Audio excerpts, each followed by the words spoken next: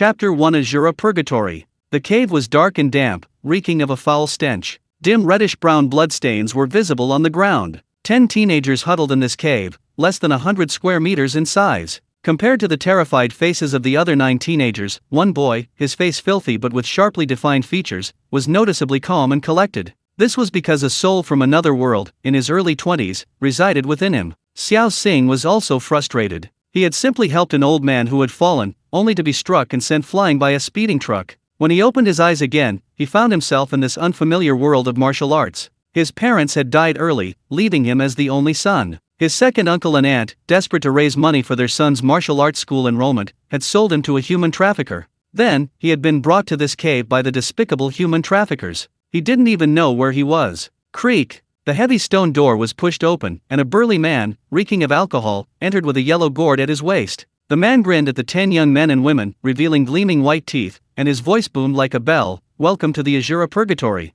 The Azura Purgatory?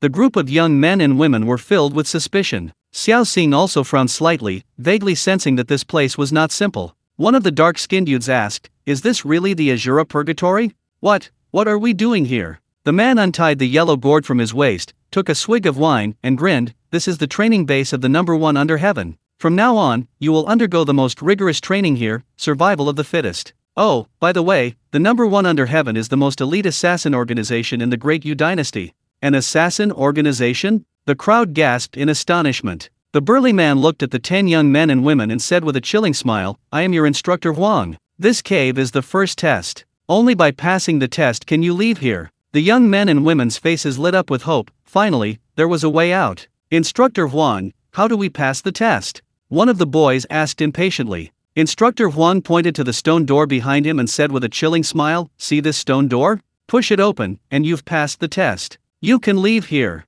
This stone door must weigh over 1,000 pounds. How can we push it open?" The boy who asked the question's face changed drastically, his voice trembling. The other young men and women also paled upon hearing this. Instructor Huang didn't answer the boy's question but turned to the man in black beside him and said, "Distribute them." "Yes, instructor." The man in black carried the clothes out and distributed them. 1 set per person, regardless of whether it fits or not. "Put it on," Instructor Huang said in a deep voice. The young men, including Xiao Xing, didn't seem to care, but the 2 girls present hesitated. "Change into it, or die." Instructor Huang looked at the 2 women, his tone gentle, yet it sent a chill down everyone's spine. Faced with the danger of death, the 2 girls disregarded their shame, took off their outer garments, and changed into the matching outfit. Only then did they notice the numbers 1 through 10 on their uniform black attire. Xiao Xing was number 8. Instructor Huang looked at the group of young men and women and said in a deep voice, "From now on, in this base, you will have no names, only code names. Remember that?"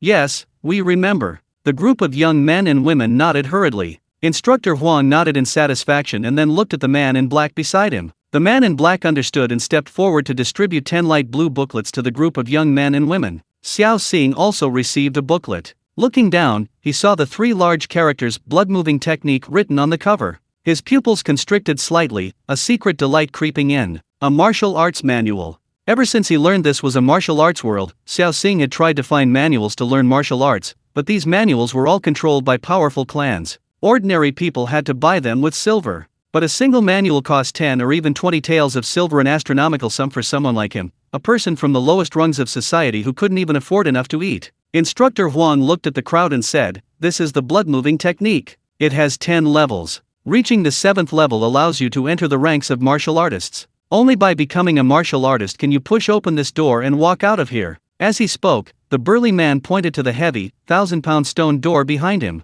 "Alright, next, I'll demonstrate the blood-moving technique. Watch carefully." Instructor Huang took another swig of wine and began demonstrating the postures of the blood-moving technique. The blood-moving technique consists of 72 postures. These postures are somewhat strange, resembling the movements of various animals, somewhat similar to yoga from his previous life, and some even require lifting large rocks. Xiao Xing stared wide-eyed as the burly man demonstrated the blood-moving technique postures, afraid of missing a single movement. After the demonstration, Instructor Huang looked at the group of young men and women, grinning, "Little brats, practice well." With that, he turned and walked out. But halfway there, Instructor Huang seemed to remember something, turning back to the group of young men and women, revealing a chilling smile, and said, "We'll only provide food for 2 months." The group of young men and women gasped in shock. One of the boys hurriedly asked, "And what about after 2 months?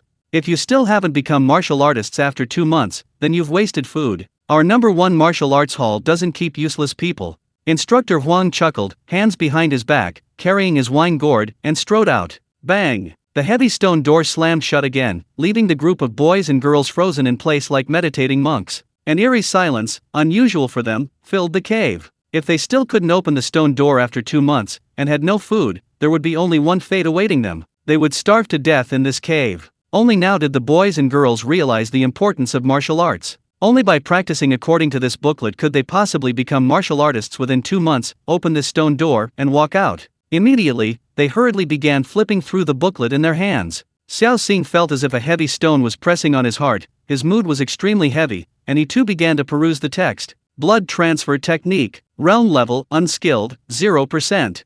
A panel? Xiao Xing's eyes lit up. The standard equipment for transmigrators has indeed arrived. At this moment, some people had already begun clumsily practicing the blood-moving technique. Xiao Xing didn't dare to waste any time either. He calmed down, recalled Instructor Wang's demonstration of the blood-moving technique, and combined it with the movements in the booklet. He began clumsily practicing as well. Chapter 2 Heaven? Or Purgatory? As time passed, Xiao Xing clumsily practiced the movements once. At this moment, the panel changed. Blood-moving technique. Realm not yet entered, 1%. That's only 1%? The system is quite powerful. Suddenly, his mind cleared, and the movements that Instructor Huang had demonstrated earlier were deeply etched into his mind as if carved by a knife and axe. At the same time, he felt that his body seemed to have become much more coordinated. He had a feeling that he had mastered all 72 movements of the blood-moving technique. Xiao Jingming looked up at the other 9 boys and girls. At this moment, they were all staggering, and they probably hadn't even mastered 10 of the 72 movements.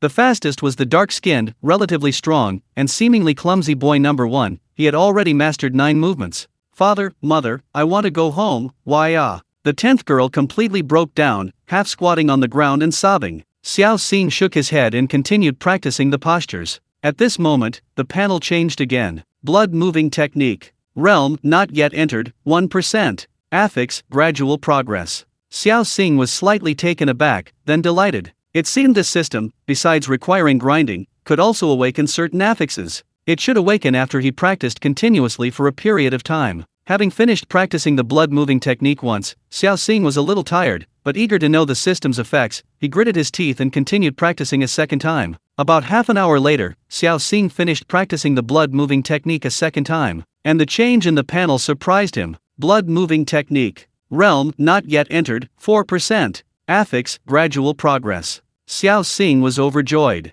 This was the first time he had practiced the blood-moving technique without any affix enhancements, and his progress was only 1%. But with the gradual progress attribute boosting his progress, his blood transfer technique improved by a whopping 4% after just one practice session. That means, with the gradual progress attribute, his progress increased by a full 3%. This greatly boosted Xiao Xing's confidence, and he couldn't resist gritting his teeth and practicing the blood transfer technique again. At this point, Xiao Xing was extremely tired, his forehead covered in fine beads of sweat, but he still persevered. The attribute changed accordingly, from gradual progress to twice the result with half the effort. And the progress was changing rapidly. After Xiao Xing forced himself to complete the third practice session of the blood transfer technique, he collapsed to the ground, and his stats underwent a dramatic transformation. Blood-moving technique. Realm unskilled, 10%. Entry, twice the result with half the effort. In other words, with the boost from the twice the result with half the effort entry, his cultivation speed was astonishing. One practice session of the blood-moving technique increased his progress by a full 6%. This speed was truly terrifying. Unfortunately, Xiao Xing was exhausted and could no longer practice the blood-moving technique. The entry also dissipated when Xiao Xing stopped cultivating. Xiao Xing sighed inwardly in regret. However, after only 3 practice sessions of the blood-moving technique, his progress had reached a terrifying 10%. 1/10 of the progress was already complete. Xiao Xing lay on the ground, looking at the group of young men and women who were still practicing their movements. The fastest learner was still the dark-skinned boy number 1, he had already completed half of the movements. Just then, the scholarly-looking boy number 4 stepped forward, cupped his hands in greeting to Xiao Xing, and smiled. "Brother, your memory is excellent. You've memorized all 72 movements. Why don't you give us some pointers?" Xiao Xing was too tired to speak, and said faintly, "I'm very tired. Just watch carefully when I practice." "Okay, all right." The boy number 4 nodded. Creak. Just then, the heavy stone door was pushed open again. Instructor Huang entered again with several men in black. "You little brats, time to eat," Instructor Huang shouted loudly. The men in black left several boxed meals there, and Instructor Huang led his group away. After practicing the blood-moving technique for several hours, everyone was quite hungry. Looking at the fragrant food, everyone's eyes widened, and their mouths watered. The boxed meals contained rice, vegetables, and even beef. "This isn't hell, it's paradise," one of the boys exclaimed joyfully. They all came from impoverished backgrounds, rarely getting a full meal all year round. Here, they were being given meat. Wasn't this heaven? Ha! There are 10 of us, but only 9 portions of food? Just then, the 6th boy noticed something amiss and spoke up suspiciously.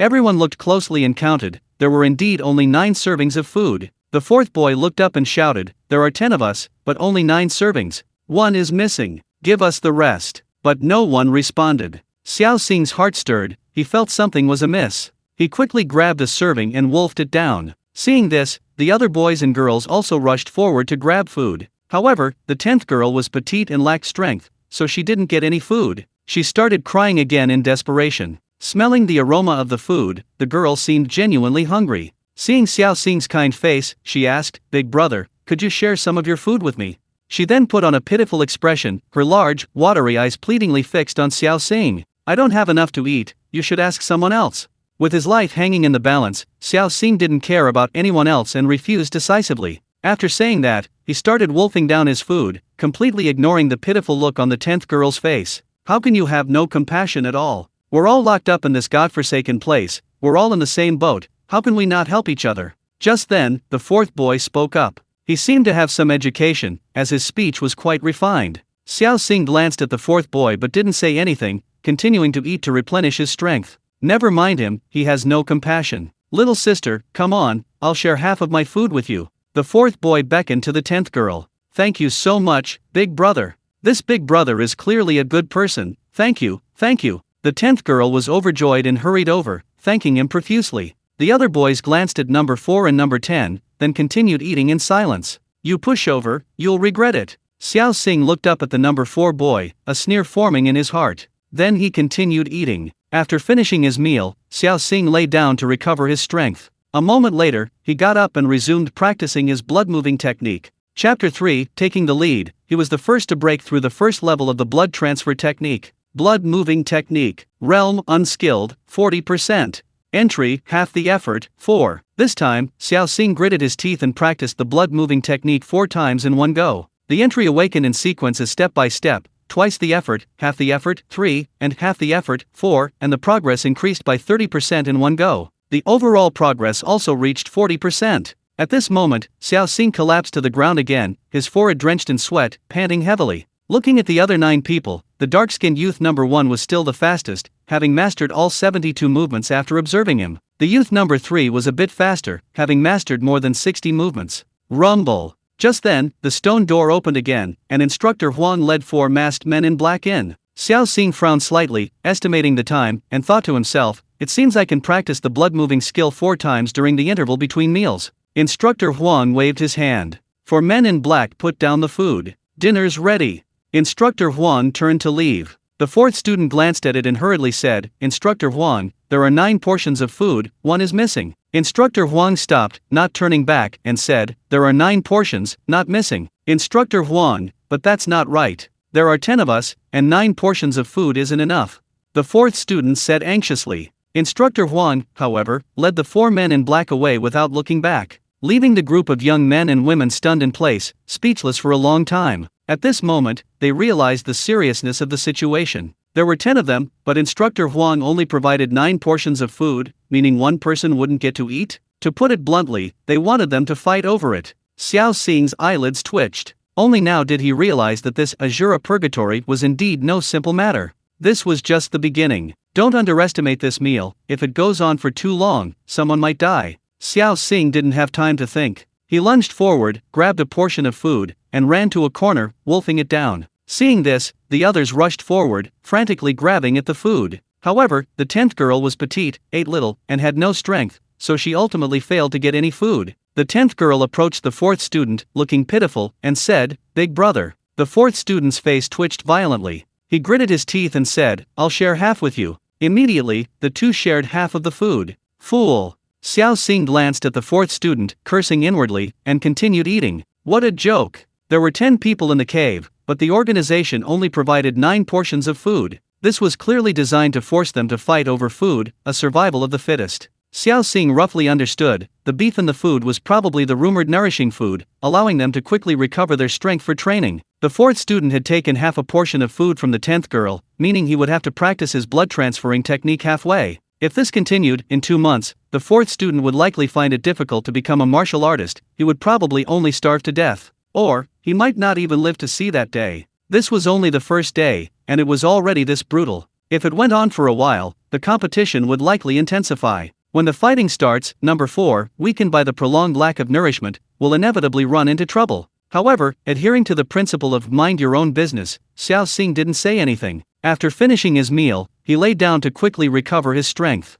A short while later, feeling refreshed, Xiao Xing got up and continued practicing the blood-moving technique. Moving stones, monkey grasping the moon, Mount Tai pressing down, he practiced all 72 movements repeatedly. After 4 repetitions, Xiao Xing collapsed to the ground, exhausted. Fortunately, he had made significant progress. The progress bar had reached 70%. Xiao Xing waited for his food, but nothing arrived. Xiao Xing guessed it was evening, time to rest. After everyone finished eating, they gradually went to rest. After practicing the blood-moving technique all day, they were exhausted. Xiao Xing, however, gritted his teeth and got up to practice again. Damn, do we have to push ourselves so hard? The third boy, who had been silent until now, saw Xiao Xing get up and continue practicing the blood-moving technique, so he struggled to his feet and began practicing as well. The first boy, seeing this, also got up and joined in. Following him, the fifth and sixth boys also got up and began practicing. The second boy was fat. He glanced at everyone, his eyelids drooping, but ultimately couldn't overcome his laziness. He rolled over and went to sleep. Hoo-hoo. Soon, thunderous snoring echoed throughout the cave. You guys keep rolling around, I'm going to sleep. The seventh boy cursed and also went to sleep. A moment later, snoring also began. The fourth student and the 10th girl, having eaten little and exhausted, went to sleep to replenish their energy. On the other hand, the 9th girl also got up and gritted her teeth to practice her skills. This time, Xiao Xing practiced the blood-moving technique 4 more times in one go, increasing his progress by another 30%. Finally, the panel popped up again. Blood-moving technique. Realm, first level, 0%. Entry, half the effort, 4th grade. At the same time, a booming sound came from within Xiao Xing's body, as if something had undergone a qualitative change. Xiao Xing carefully sensed it and discovered a thick stream of blood and qi within him. He mobilized this blood and qi, feeling his entire body filled with explosive power. Xiao Xing's eyes revealed a look of surprise. He knew he had broken through. According to the blood-moving technique manual, breaking through to the first level of the blood-moving technique would increase one's strength by 50 to 60 jin. He looked up at the other boys and girls. Even the fastest 2 boys, number 1 and number 3, could only barely manage to practice all 72 postures of the blood-moving technique once. Everyone here is trash. Xiao Xing really wanted to stand up and point at the remaining 9 boys and girls, shouting loudly. But he restrained himself. According to instructor Huang, the training base of the number 1 pavilion under heaven was a hell of a Jura. In such a dangerous place, he had to be patient and learn to lie low in order to cope with the unknown dangers. Xiao Xing didn't continue practicing the blood-moving technique. Instead, he went to sleep. Diligence is good, but moderation is key. Sacrificing sleep, forcing oneself to practice might backfire and damage the body, which would be a net loss. Seeing Xiao Xing asleep, number 1, number 3, and the others breathed a sigh of relief and also lay down to sleep. Nothing happened that night. The next day, Xiao Xing got up early again and continued his practice. However, after practicing the blood-moving technique continuously without any beef for nourishment, Xiao Xing could only practice it once that morning before he couldn't take it anymore,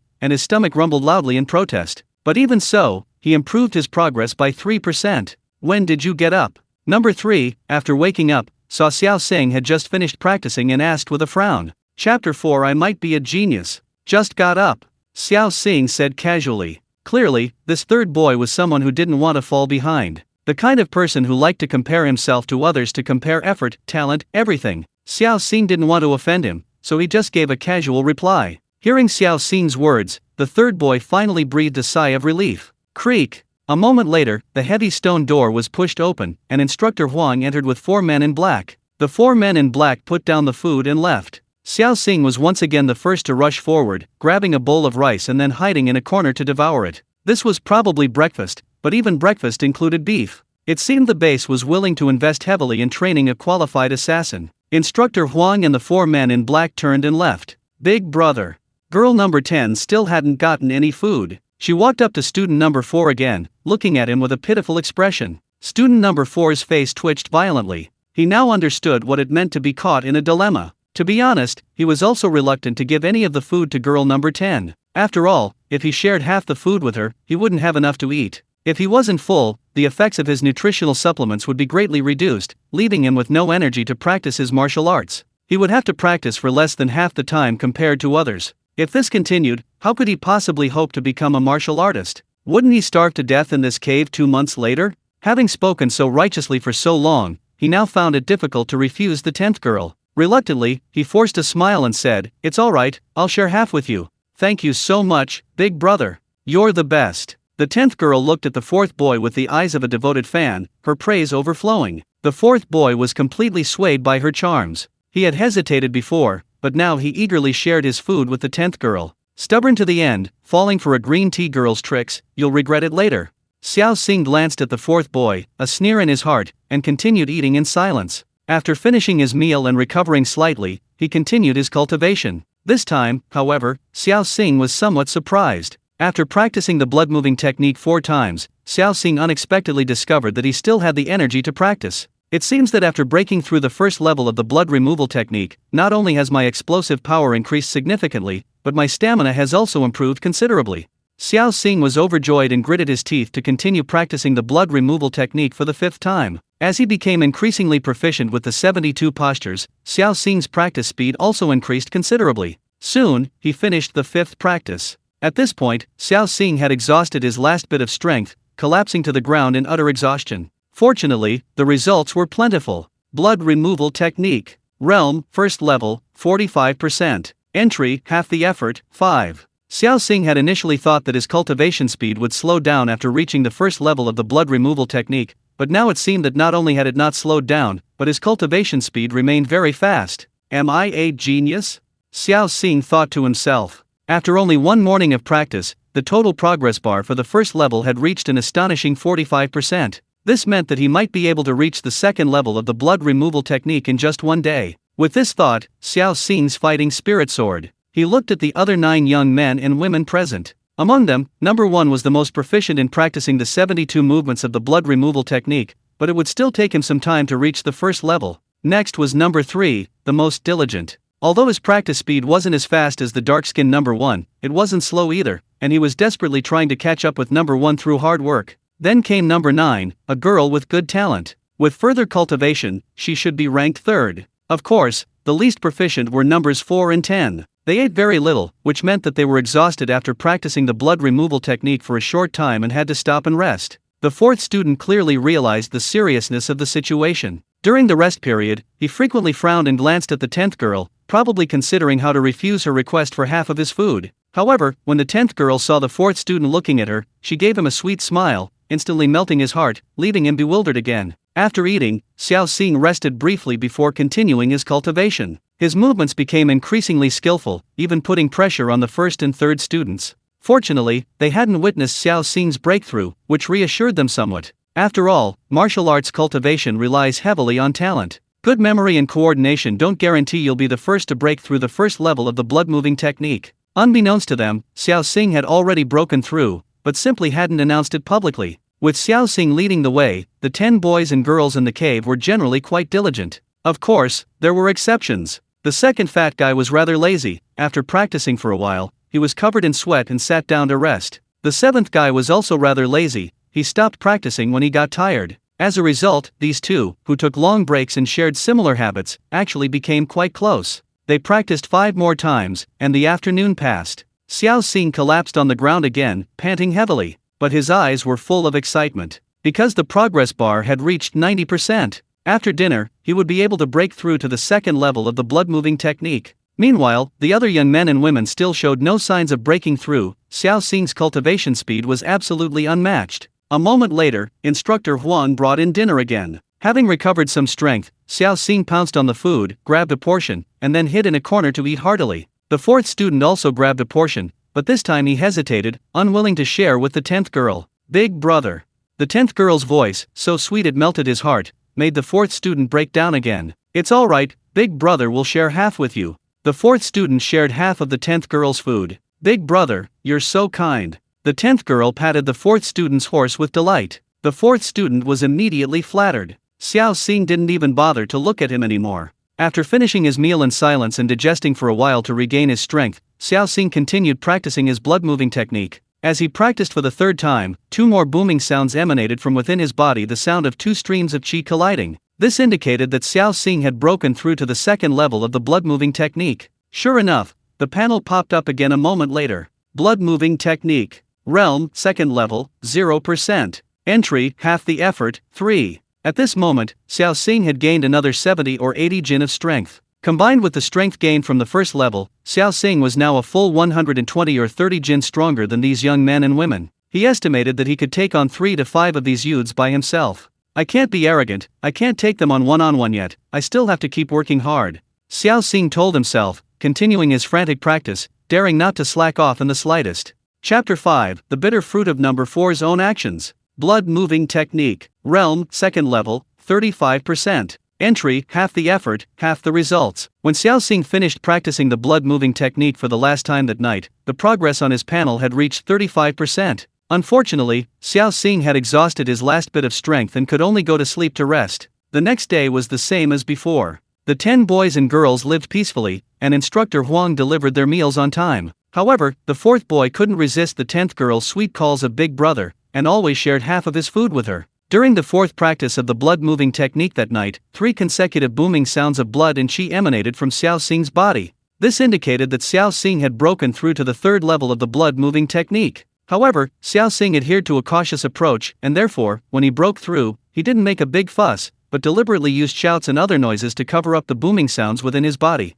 After practicing the blood-moving technique for the 5th time, he collapsed to the ground, exhausted once again. Blood-moving technique. Realm, 3rd level, 25%. Entry, half the effort, half the results. Xiao Xing's face was full of joy. He turned to look at the other 9 young men and women. None of them had even reached the 1st level. Even the fastest cultivators, number 1 and number 3, hadn't broken through. You're all trash. Xiao Xing scoffed inwardly, then went to sleep. The next day, Xiao Xing gritted his teeth and got up early again. But as soon as he got up, number 3 got up. Then number 1 got up too. Following him, everyone else got up to cultivate. Only number 2 and number 7 remained fast asleep. Boom! After cultivating for a while, a loud booming sound of blood and qi suddenly rang out. Everyone was startled and looked in the direction of the voice, only to see that the owner was none other than the dark-skinned youth, number 1. Ha ha ha, I did it! I did it! I broke through to the 1st level of the blood refining technique. The dark-skinned youth, number 1, excitedly danced with joy.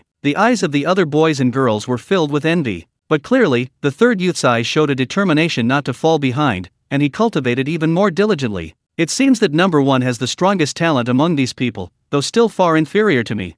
Xiao Xing thought to himself. The fact that the dark-skinned youth, number 1, broke through first was within his expectations, and he wasn't too surprised. Rumble! Just then, the heavy stone door was pushed open, and Instructor Huang entered again with 4 men in black. Instructor Huang, I broke through to the 1st level of the blood refining technique. The dark-skinned youth, number 1, looked at Instructor Huang with delight, as if seeking praise. Not bad. Instructor Huang nodded, looking at the dark-skinned youth with approval. Thank you for the praise, Instructor Huang. The dark-skinned youth was overjoyed. Instructor Huang looked at the dark-skinned youth and said with a smile, "Oh, I forgot to tell you, dietary supplements are very effective for martial arts training. For example, eating 1 serving of beef versus 2 servings of beef has completely different effects." Hearing this, Xiao Xing's pupils constricted sharply, thinking to himself, here it comes. He thought providing them with good food and drink every day for their training was too simple. So this was what they were waiting for. After the first dark-skinned youth broke through to the next level, Instructor Huang told them about the effects of dietary supplements,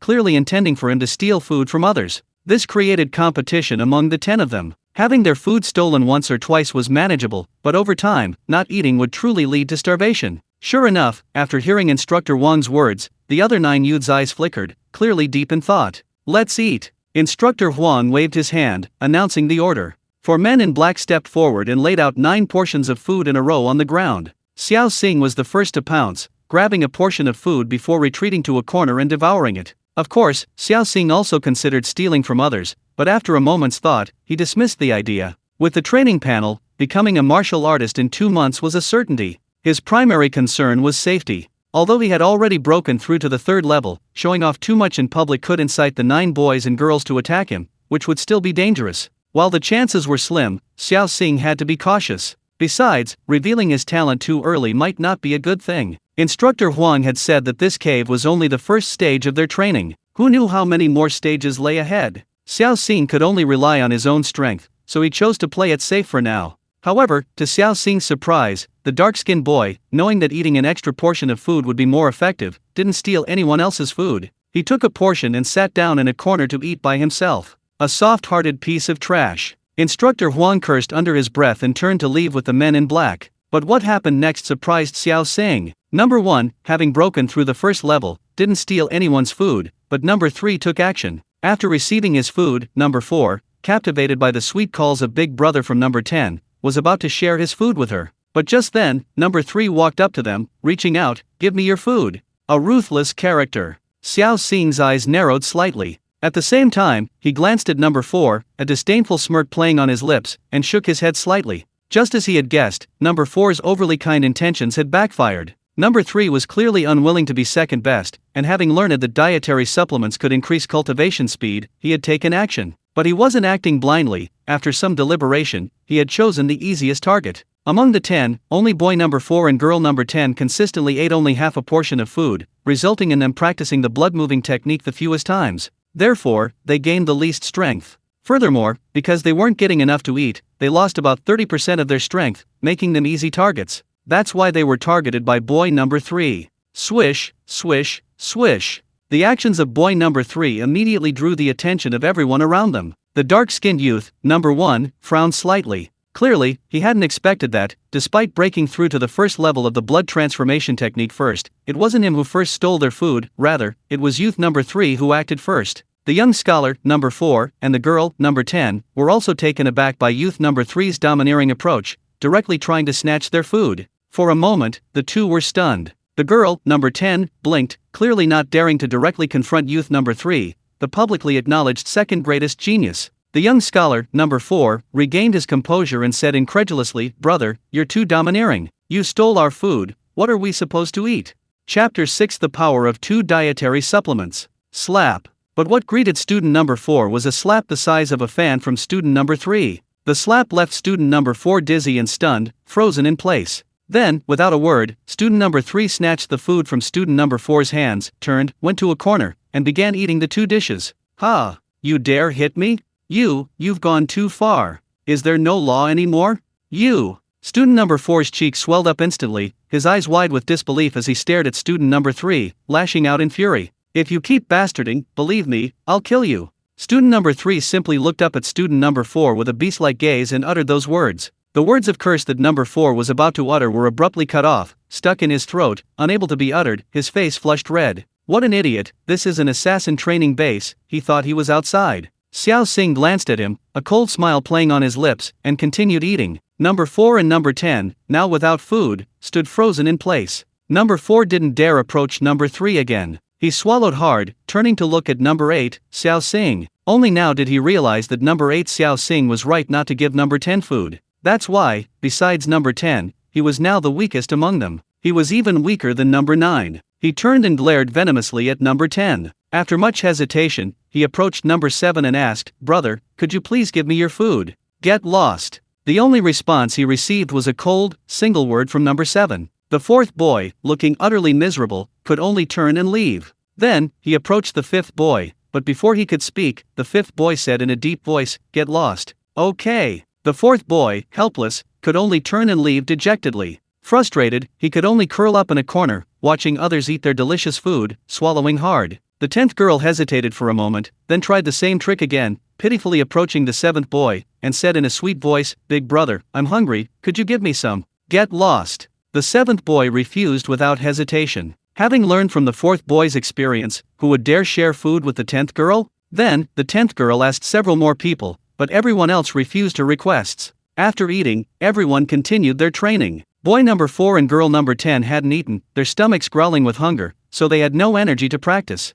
They both huddled in a corner, watching the others practice with envy. Boy number 3, having eaten 2 meals, managed to force himself to practice the blood-moving technique 4 times. Rumble. At noon, the heavy stone door was pushed open again, and Instructor Huang entered with 4 men in black. Instructor Huang ordered the 4 men in black to put down the food and then turned to leave. Boy number 1 took a meal, but ultimately didn't take a second one, and began to eat by himself. Xiao Xing also took a meal, turned around, and huddled in a corner to eat. The third boy, however, arrogantly took 2 portions of food. The fourth student panicked, hurriedly saying, "Brother, if you take our food again, we'll starve to death. Your starvation is none of my business. If you keep nagging, believe me, I'll kill you." The third boy chuckled and said in a deep voice. The fourth student and the 10th girl had no choice but to leave miserably. This time, the 2 of them were left without food again. After eating, everyone resumed their practice of the blood-moving technique. Boom! Not long after the practice began, a loud roar of blood and chi emanated from the third boy's body.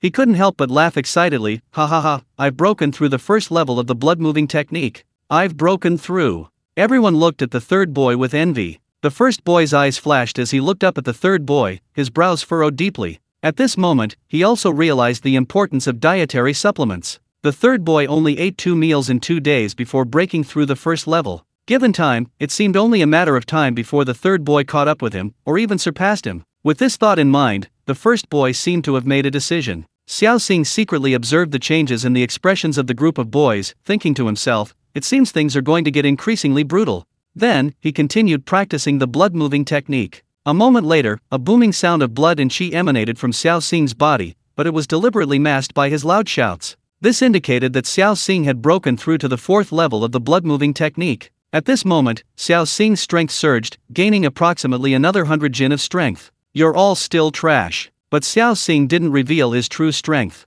However, he was also considering appropriately revealing some of his strength to deter those with ill intentions. At this moment, he saw boys number 5 and 6 huddled together, seemingly pondering something. Girls number 4 and 10, also huddled together, occasionally glanced at him. In fact, at this moment, boy number 4 and girl number 10 were indeed plotting to steal Xiao Xing's food. "Number 10, if we don't eat soon, we might really starve to death," boy number 4 said in a low voice. Girl number 10 frowned deeply and asked softly, "What's your plan?" "Since others can steal from us, then we can steal from others," boy number 4 said through gritted teeth. Whose person are you planning to steal from?" girl number 10 asked softly. "Well," boy number 4 glanced in the direction of Xiao Xing. He had a grudge against Xiao Xing, so naturally, he would first and foremost try to steal Xiao Xing's food. However, he didn't know that Xiao Xing had seen everything. Xiao Xing's lips curled into a smile. After a moment's hesitation, he circulated his internal energy, and a loud pop echoed from within his body.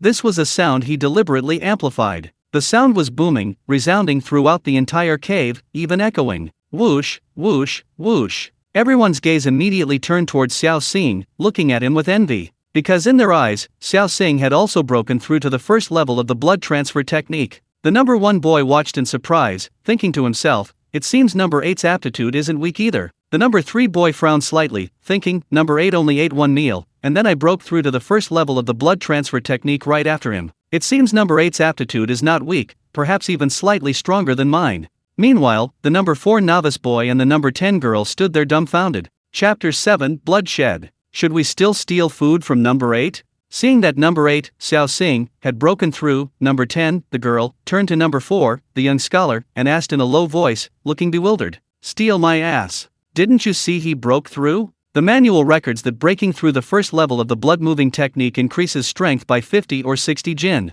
They've been hungry for 2 meals and are exhausted. Rushing to steal Xiao Xing's food would probably only earn them a beating from him. Number 4, the young scholar, could only shake his head helplessly. Number 10 opened her mouth but didn't speak, her eyes flickering, her thoughts unknown. The group continued practicing. However, Xiao Xing was somewhat frustrated because his progress slowed significantly when breaking through to the 4th level. Blood-moving technique, realm, 4th level, 10%. Half the effort, 5. According to Xiao Xing's mental calculations, his progress should have reached 15, but now it was only 10. This left Xiao Xing feeling somewhat helpless. He guessed that the blood-moving technique would become increasingly difficult to master as one progressed. Or perhaps, he should just steal someone else's food for a double dose of nourishment? After finishing their practice, the group rested for a while, when the stone door rumbled open. Instructor Huang entered with 4 men in black. The third boy hurriedly said, "Instructor Huang, I've also broken through to the first level." "Me too," Xiao Xing felt he should secure a spot in the top 3.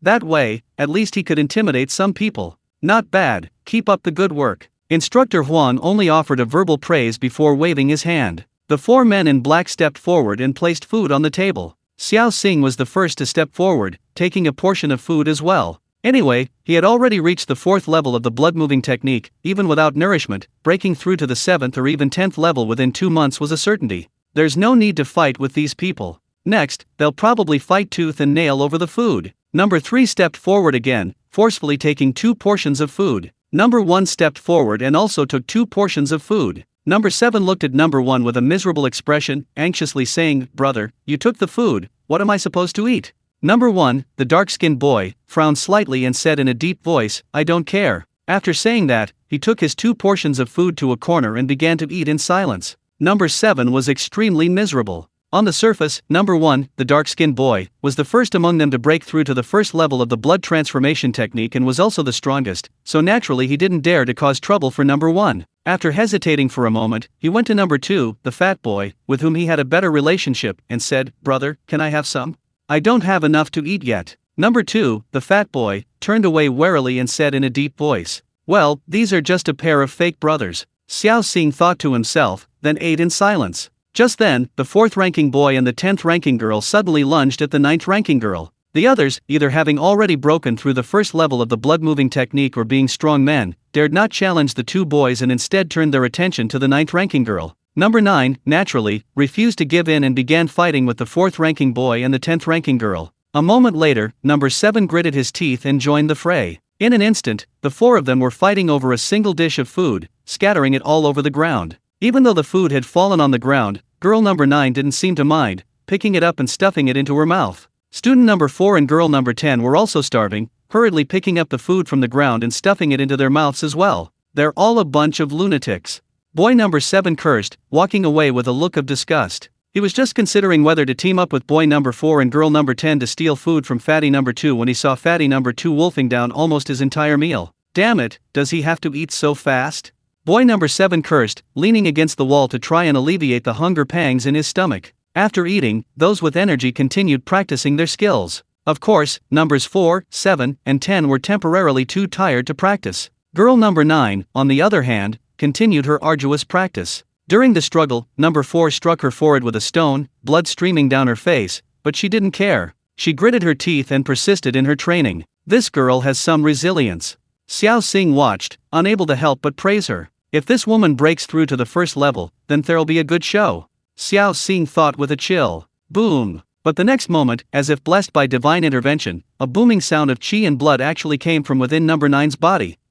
Number 9 broke through? Xiao Xing was slightly taken aback, a look of anticipation appearing on his face. Sure enough, after breaking through, number 9's eyes revealed a fierce look as she turned and glared menacingly at number 4 and number 10. Number 4 and number 10's faces twitched violently, a bad premonition rising in their hearts. The 4th student, in a panic, quickly looked at the 7th boy and said, "7th, I think we should form an alliance, sharing both glory and shame." The 7th boy rolled his eyes and scoffed, "Come on, I'm not playing with you guys." Clearly, he was somewhat wary of the 9th girl and dared not ally with the 4th and 10th. The 10th girl's eyes flickered, glancing at the 1st and 3rd boys from time to time. She was obviously already thinking about her escape route. These guys are all cunning. Xiao Xing thought to himself, continuing his practice. After finishing his practice, Xiao Xing glanced at his panel. Blood transfer technique. Realm, 4th level, 40%. Entry, half the effort, half the results. Clearly, after reaching the 4th level, Xiao Xing's cultivation speed slowed down. Before, he was based on level 3, now he was based on level 2, doubling his progress each time.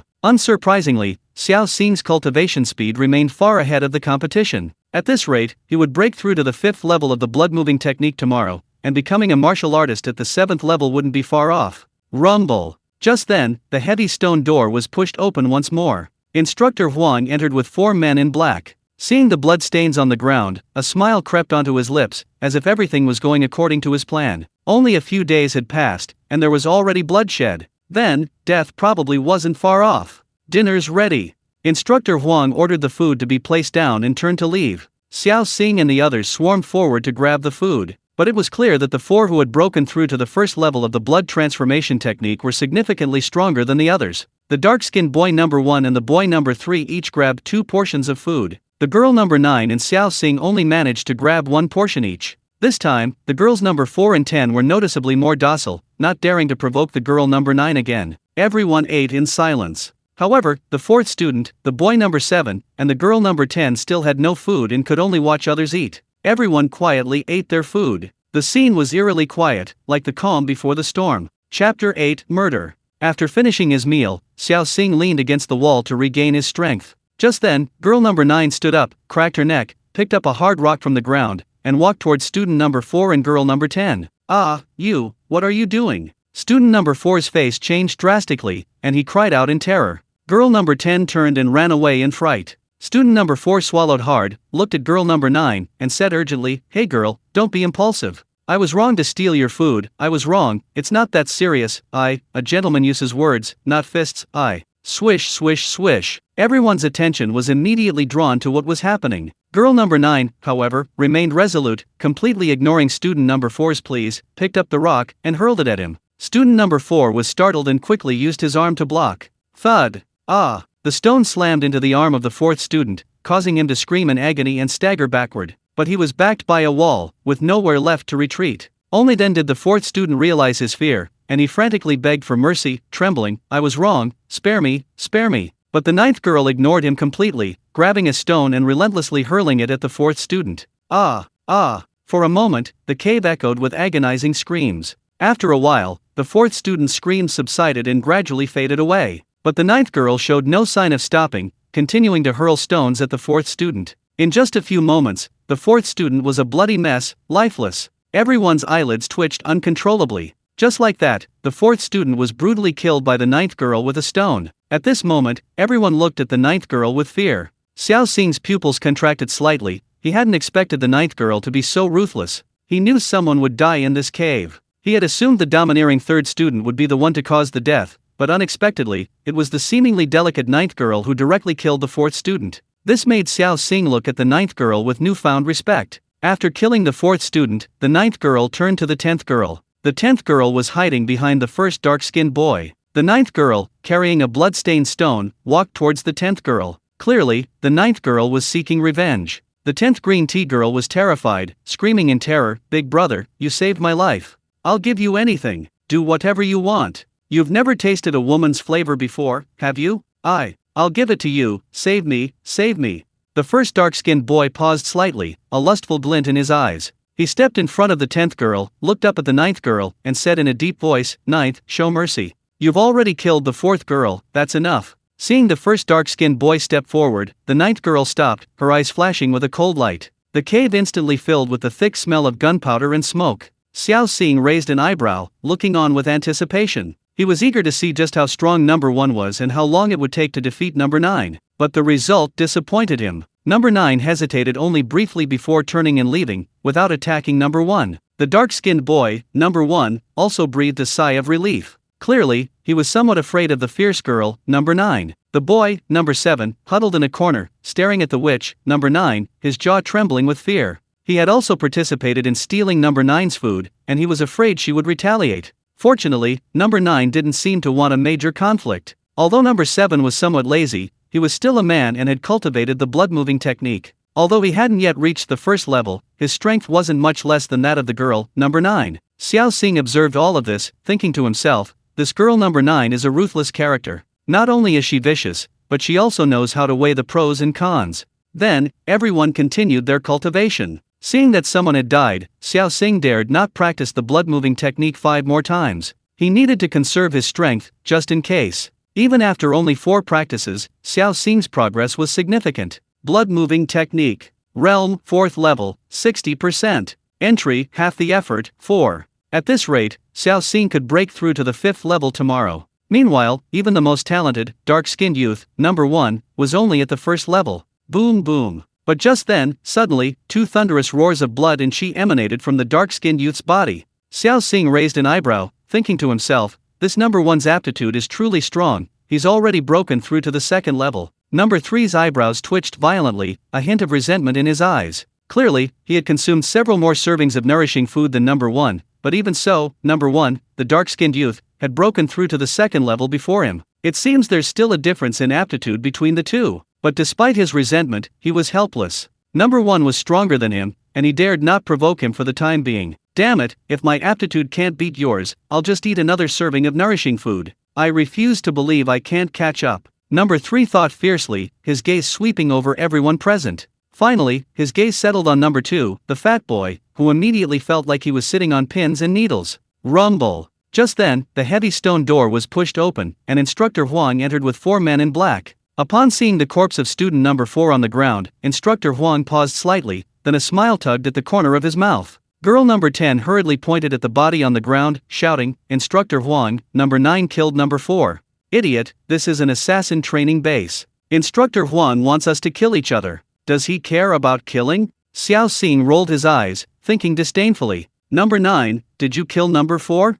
Instructor Huang turned to look at girl number 9, asking in surprise. Clearly, he hadn't expected that the first person to die would be this seemingly frail girl, number 9. Yes, girl number 9 didn't deny it, but admitted it directly. Instructor Huang laughed loudly. "Good, not bad." As he spoke, Instructor Huang turned to one of the men in black behind him and said, "Give number 9 half a pound of spirit rhinoceros meat." "Yes, sir." The man in black nodded hurriedly and placed a portion of meat in front of the girl, number 9. Seeing the girl looking at him blankly, Instructor Huang grinned and said, "The spirit rhinoceros meat is even more nourishing than beef. It will greatly benefit your cultivation." Chapter 9, Have I Become an Easy Target? The 9th girl's eyes lit up, and she quickly bowed to Instructor Huang, saying, "Thank you, Instructor Huang." She truly hadn't expected that after killing someone, Instructor Huang not only wouldn't punish her, but would even give her the spirit rhinoceros flesh. Could it be that Instructor Huang was encouraging murder?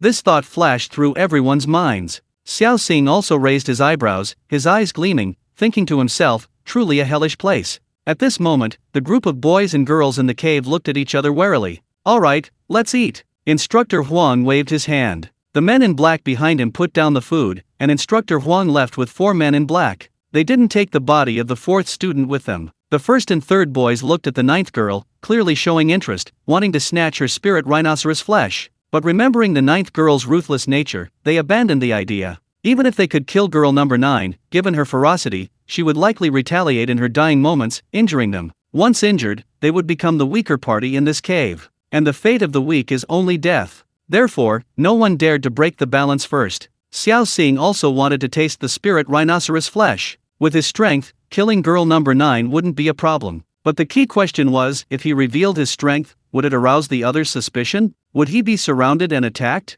Although the probability of being surrounded and attacked was small, Xiao Xing still felt it was better to be cautious. In any case, with his strength, he was far ahead. Becoming a martial artist in 2 months was a certainty, so there was no need to compete with him. After Instructor Huang left, the 3rd boy stood up, approached the 2nd fat boy, and said in a deep voice, "Give me your food." The 1st boy's eyes twitched violently. He hadn't expected the 3rd boy to be so greedy, actually trying to steal a portion of his food. 3 portions of food? Could you even finish them? The 2nd fat boy hurriedly shielded his food behind his back, glaring at the 3rd boy, and cried out, "Why? This is my food." Xiao Xing ate his meal while watching the spectacle with interest. "You're asking for death." The 3rd boy was ruthless and taciturn. He snorted coldly and stepped forward, raising his fist to strike. The 3rd boy had already mastered the 1st level of cultivation, his strength had increased significantly, and breaking through to the 2nd level was only a matter of time. On the other hand, the 2nd fat boy was lazy and gluttonous, cultivating the least.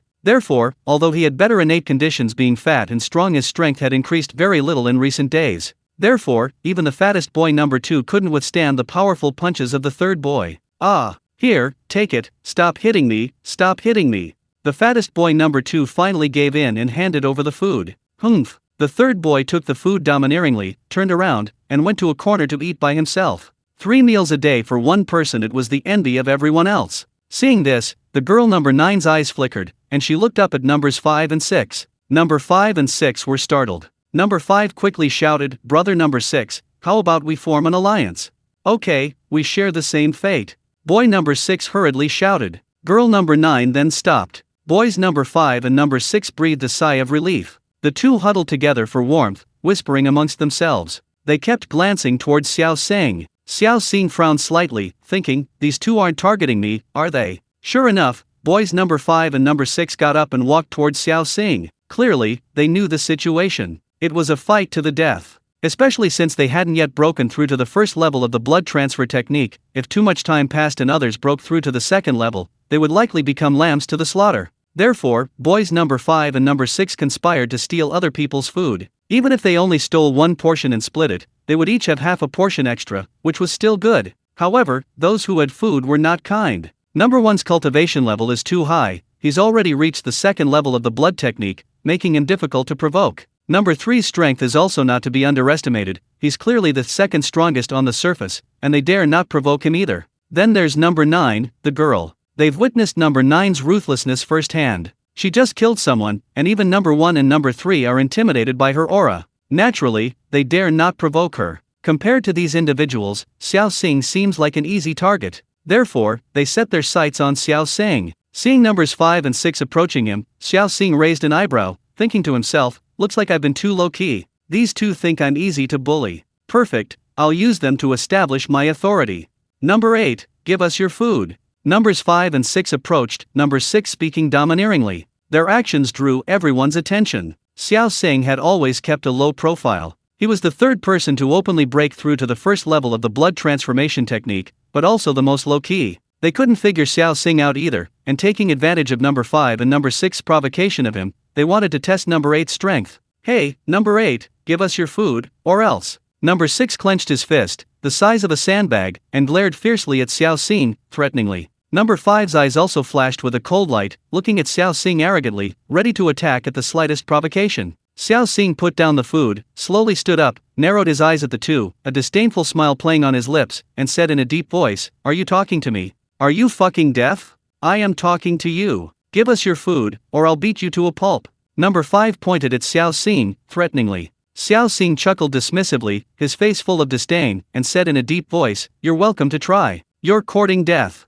The two boys, number 5 and number 6, exchanged a glance, shouted, and simultaneously threw punches at Xiao Xing. Xiao Xing had now broken through to the fourth level of the blood-moving technique, his strength far surpassing theirs. Their fists came hurtling towards Xiao Xing, but he wasn't intimidated at all. He stretched out his large hand and firmly grasped their fists. A cold smile curled at the corner of his mouth, and he suddenly exerted force. Ouch! Boom! Boys number 5 and 6 were immediately thrown to the ground by Xiao Xing, landing face-first in the dirt. Xiao Xing stepped forward, raised his hand, and slapped each of them hard across the cheek. The two slaps were powerful and heavy, instantly swelling their cheeks and even knocking out 2 of their front teeth. Xiao Xing stepped on boy number 5's fist with his left foot, pressing it against boy number 5's cheek, and smiled sinisterly, saying, "What? You want to die? Then I'll grant your wish." Another person died in Chapter 10. "I was wrong, brother, spare me, spare me." Number 5 was terrified, begging for mercy in a trembling voice.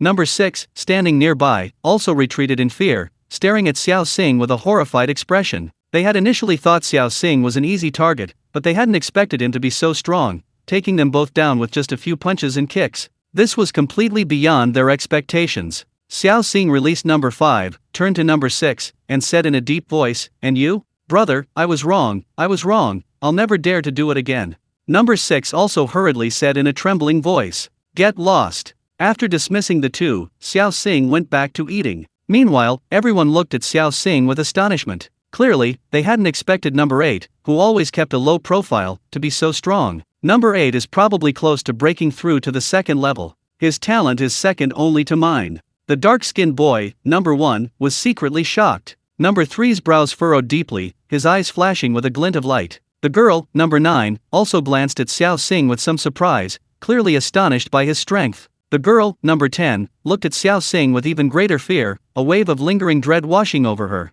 Luckily, she hadn't listened to number 4 and joined in attacking number 8, otherwise she probably would have been beaten up by him too. Numbers 2 and 7 swallowed hard, abandoning their thoughts. Their food had been stolen by numbers 1 and 3, leaving them hungry. Therefore, they also decided to steal food from others. Of course, in their eyes, the 3 most dangerous people numbers 1, 3, and 9 were excluded. So, the only ones they could steal from were numbers 5, 6, and 8. Numbers 5 and 6 were allies, so they initially plotted to steal Xiao Xing's food. However, they hadn't expected Xiao Xing to be so strong. He single-handedly beat numbers 5 and 6 to a pulp. Would they just be throwing their lives away? They were now somewhat apprehensive. But then, they secretly groaned. Since they dared not steal from number 8, Xiao Xing, their only targets were numbers 5 and 6. However, numbers 5 and 6 were also stronger than them, but if they didn't have food for a while, they would truly starve to death. Therefore, numbers 2 and 7 also set their sights on numbers 5 and 6. Xiao Xing observed everyone's expressions while eating. After the meal, everyone resumed practicing the blood-moving technique. At this moment, they understood the importance of martial arts training. In this cave, without the constraints of law and etiquette, might makes right. If one's strength is insufficient, even food can be stolen, and people could actually die. Even the usually lazy number 2 and number 7 began cultivating. However, number 7, having gone without food for so long, was clearly struggling. But number 2, the fat guy, was different. He had stored a lot of fat, so even if he skipped a meal or two, he still had enough energy. Boom! After cultivating for a short time, a booming sound of exploding blood and chi suddenly came from number 2's body. Clearly, number 2 had also broken through. Xiao Xing raised his eyebrows, thinking to himself, I never expected this fat guy's talent to be so amazing. This guy's talent is probably no less than number 1's, and perhaps even surpasses it. He just wasn't as good as him before because he was lazy. Xiao Xing hadn't expected that among these 10 people, there were truly hidden talents. Seeing that number 2 had also broken through, number 7 was getting anxious. He and number 2 had been slacking off and sleeping, but who would have thought that number 2 not only had more fat but also higher talent? Number 2 had broken through to the first level of the blood transfer technique, while his breakthrough was still nowhere in sight. This filled number 7 with despair. Xiao Xing continued cultivating, but this time he only cultivated 4 times before stopping. He lay down in a corner and pretended to sleep. To be honest, in this situation, he didn't dare to actually fall asleep like before. He was afraid that if he fell asleep, he would be ambushed and killed. Now, Xiao Xing's progress to the 4th level was 60% complete, and he would be able to break through to the 5th level tomorrow. He was still far ahead. As long as he could hold on and protect himself, there shouldn't be any problems. Then, everyone else also went to rest. While everyone was fast asleep, a sudden, piercing scream rang out. Xiao Xing jumped in fright, instantly waking up. Looking up, he witnessed a scene that sent chills down his spine. The girl number 9 was wielding a large rock, smashing it repeatedly against number 6's face. In moments, number 6 was a bloody mess, lifeless. Not far away, number 5 jumped in fright, scrambling to his feet, staring at the girl number 9 in terror. Even numbers 1 and 3 watched, their eyelids twitching. While they might be stronger, in terms of ruthlessness, none of them could match the girl number 9. The girl number 9's cruelty far exceeded their imagination. They never imagined that the girl number 9 would kill number 6 while he slept. Thump, thump, thump. The cave was filled with terrifying commotion. Only the 9th girl remained, relentlessly smashing the 6th boy's mangled face with a stone. Blood streamed down his face, leaving him unrecognizable, a gruesome sight. 9th is truly ruthless. Xiao Xing was also somewhat surprised. At the same time, he secretly vowed that from now on, even when sleeping, he would keep one eye open. For the rest of the night, no one slept. After all, no one could guarantee that if they fell asleep, the 9th witch wouldn't use stones to crush them to death like she did with the 6th boy. Even Xiao Xing was in a half-asleep, half-awake state during the latter part of the night. Damn it, should I just kill that crazy woman, 9th? Xiao Xing was also somewhat annoyed. But after thinking about it, he decided against it. Even if he killed the 9th witch, he couldn't guarantee that others wouldn't attack him while he slept. After all, 9th had set a precedent, others might follow suit. Meanwhile, on the other side, girl number 9 lay comfortably down, her breathing steady. It was unclear whether she was asleep or not, as if she hadn't been the one to smash number 6 to death. So, the next day, everyone sported dark circles under their eyes, staring at each other in bewilderment. Girl number 9, however, looked refreshed and energetic. Rumble! The heavy stone door was pushed open, and Instructor Huang entered with 4 men in black. Upon seeing number 6's corpse, Instructor Huang couldn't help but smirk. Just then, the 9th witch stepped forward, bowing respectfully, and said, Instructor Huang, I killed number 6. Is there still the reward of spirit rhinoceros flesh? Damn it! This witch killed someone just to get spirit rhinoceros flesh? A madwoman, utterly insane. The name witch is truly well-deserved. Everyone was horrified. Chapter 11, Number 1 with unparalleled talent. Huang, the instructor, stared at the 9th witch with gleaming eyes, laughing loudly. Yes, of course. Someone, give me half a pound of spirit rhinoceros meat as a reward.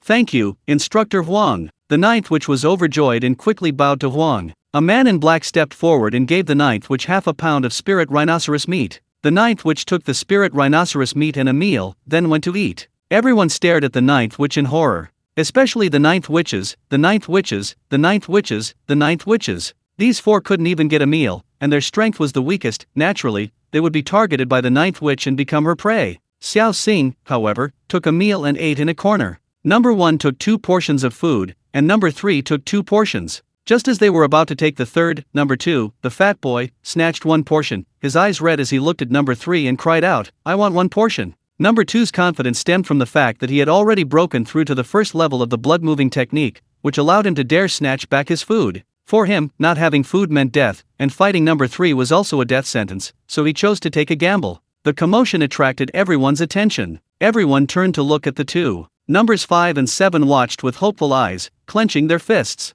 They clearly hoped that number 3 and number 2 would fight. Although number 3 had successfully cultivated the first level of the blood-moving technique first, number 2 had a better foundation, he had stronger blood and energy. If the two really fought, the outcome was uncertain. Of course, number 5 and number 7 most hoped the two would fight to the death, so they could seize the food. Xiao Xing watched with interest as the two boys, number 2 and number 3, seemed on the verge of a fight. The number 1 boy's gaze remained relatively calm. The number 9 witch's eyes flickered uncertainly, her thoughts unclear. "Fine, here you go." Just when everyone hoped number 2 and number 3 would start fighting, number 3 backed down, taking only 2 portions of food before going to eat in a corner. The number 2 fat boy breathed a sigh of relief and also picked up his food to eat in a corner. Number 5 and number 7, on the other hand, looked utterly disappointed. Starving, they leaned weakly against the wall, their faces filled with despair. After eating, Xiao Xing resumed his cultivation. At this point, everyone was familiar with the 72 postures, it was now a matter of aptitude and resources. The situation was becoming increasingly tense. Numbers 1, 3, and 9 were watching closely from all sides, while numbers 2, 5, 7, and 10 were starving. A desperate person would do anything. Xiao Xing dared not cultivate too much, saving his strength for self-defense. This time, he only practiced 4 times before daring not to practice anymore. Even so, his overall progress had reached 80%. One more time, and he would be able to break through to the 5th level of the blood-moving technique. In contrast, even the fastest cultivator, the dark-skinned youth number 1, was only at the 2nd level. Still stable. Xiao Xing felt slightly relieved. After finishing his cultivation, Xiao Xing lay down in a corner to doze off. In the current situation, he could be ambushed even at night, so he could only sleep whenever he had a spare moment. Boom, boom, boom. Just then, 3 more booming sounds of blood and chi erupted from the body of the dark-skinned youth number 1. Clearly, he had broken through to the 3rd level of the blood-moving technique. Xiao Xing couldn't help but open his eyes, looking at the dark-skinned youth with astonishment. This guy's talent was indeed ridiculously strong. Xiao Xing, even with the system, had only reached the 4th level, while this guy had already reached the 3rd. Xiao Xing felt a rare sense of crisis. As for the others, they all stared at the dark-skinned youth in shock. This youth's talent was indeed the strongest among them on the surface. The 3rd youth frowned deeply, his eyes flashing with a glint of determination, filled with resentment. He had been eating 3 meals a day for a while, but still hadn't broken through to the 2nd level. The 1st youth, on the other hand, had broken through to the 3rd level first, demonstrating that the difference in their talents was enormous. The 9th witch also frowned deeply. She had already eaten 2 meals of spirit rhinoceros meat, which was even more nourishing than beef, but she still hadn't broken through to the 2nd level. Currently, the number 1 youth was clearly far ahead. Rumble. Just then, the heavy stone door was pushed open again. Instructor Huang entered with 4 men in black. The number 1 dark-skinned youth looked at Instructor Huang with a boastful expression, excitedly saying, "Instructor Huang, I've broken through to the 3rd level." Instructor Huang was also surprised, nodding and saying, "Not bad, not bad. That's it?" The number 1 youth's face twitched violently, a look of helplessness on his face. He had originally thought that by showing off his quick breakthrough to Instructor Huang, he could get spirit rhinoceros meat like number 9, but now it seemed that Instructor Huang had no intention of giving it to him at all. "Serve the meal." Instructor Huang waved his hand. The 4 men in black stepped forward and placed the food down. Instructor Huang then led them away. Just as everyone was about to rush forward to grab the food, the dark-skinned youth number 1 suddenly flashed forward, blocking their path. "Number 1, what do you mean?" Youth number 3 frowned deeply and asked. Xiao Xing also raised an eyebrow, looking at youth number 1. Youth number 1, having now broken through to the 3rd level, was completely unafraid of youth number 3. He couldn't help but chuckle and said in a deep voice, "I've now broken through to the 3rd level of the blood-moving technique. I'm the strongest here, so naturally I should be the one calling the shots." Ha! Is he going to enjoy the pleasures of being a king? Xiao Xing grinned inwardly, his gaze fixed on youth number 1. If youth number 1 gave him the food, that would be fine. But if not, he wouldn't mind showing him who the real king was. Youth numbers 2, 3, and 9, though displeased, dared not disobey youth number 1 due to the vast difference in strength. Number 1 chuckled and said in a deep voice, "Number 2, number 3, number 8, number 9, each of you come forward and take a meal." Well, they're quite cooperative. Seeing that number 1 didn't take his food away, Xiao Xing gave up his idea of killing him. Number 1 was unaware that he had just narrowly escaped death. Number 9, the girl, only ate one meal anyway, so she didn't object. She went forward, took a meal, and went back to her corner to eat. Number 2, seeing he also had a meal, was delighted. He stepped forward, took his share, and grinned at number 1, saying, "Thanks." Then, he turned and went back to his corner to eat. Number 3, however, stared intently at number 1, his eyes gleaming. He had been eating 3 meals before, one of which was taken by number 2, and now number 1 had taken another away from him. Naturally, he was the most resentful. Number 3's eyes flashed coldly, his fists clenched, clearly very unwilling to accept defeat. Number 1, the dark-skinned boy, chuckled, rolled up his sleeves, and said in a deep voice, "What?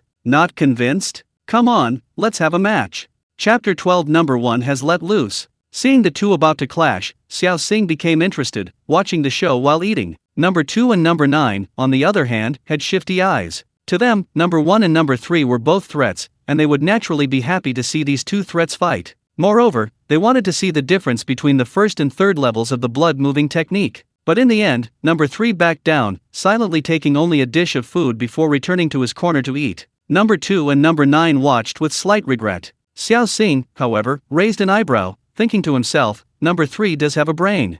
The manual already recorded that the difference in strength between the first and third levels of the blood-moving technique was roughly 100 and several tens of kilograms, even 200 kilograms. That's practically an adult fighting a child. Number 3's decision to temporarily avoid conflict with number 1 was the right one. Ha ha ha. Seeing even number 3 give in, number 1 couldn't help but burst into laughter, displaying an air of arrogance. 5 dishes remained on the ground. The dark-skinned number 1 picked up one and handed it to number 10, saying, "Eat." "Thank you, thank you." Number 10 hadn't eaten for several meals. Seeing number 1 give her food, she was overjoyed and gratefully accepted it. "Big brother, please give me some food. I'll follow your lead from now on. You're my big brother now, my dear big brother." Number 5, always eager to form cliques, immediately knelt down after seeing number 1 give food to number 10, pleading earnestly, "Big brother, please accept me too. From now on, I'll follow your lead. If you say east, I'll never go west. If you say west, I'll never go east." Seeing this, the 7th boy followed the 5th boy's example and knelt down as well.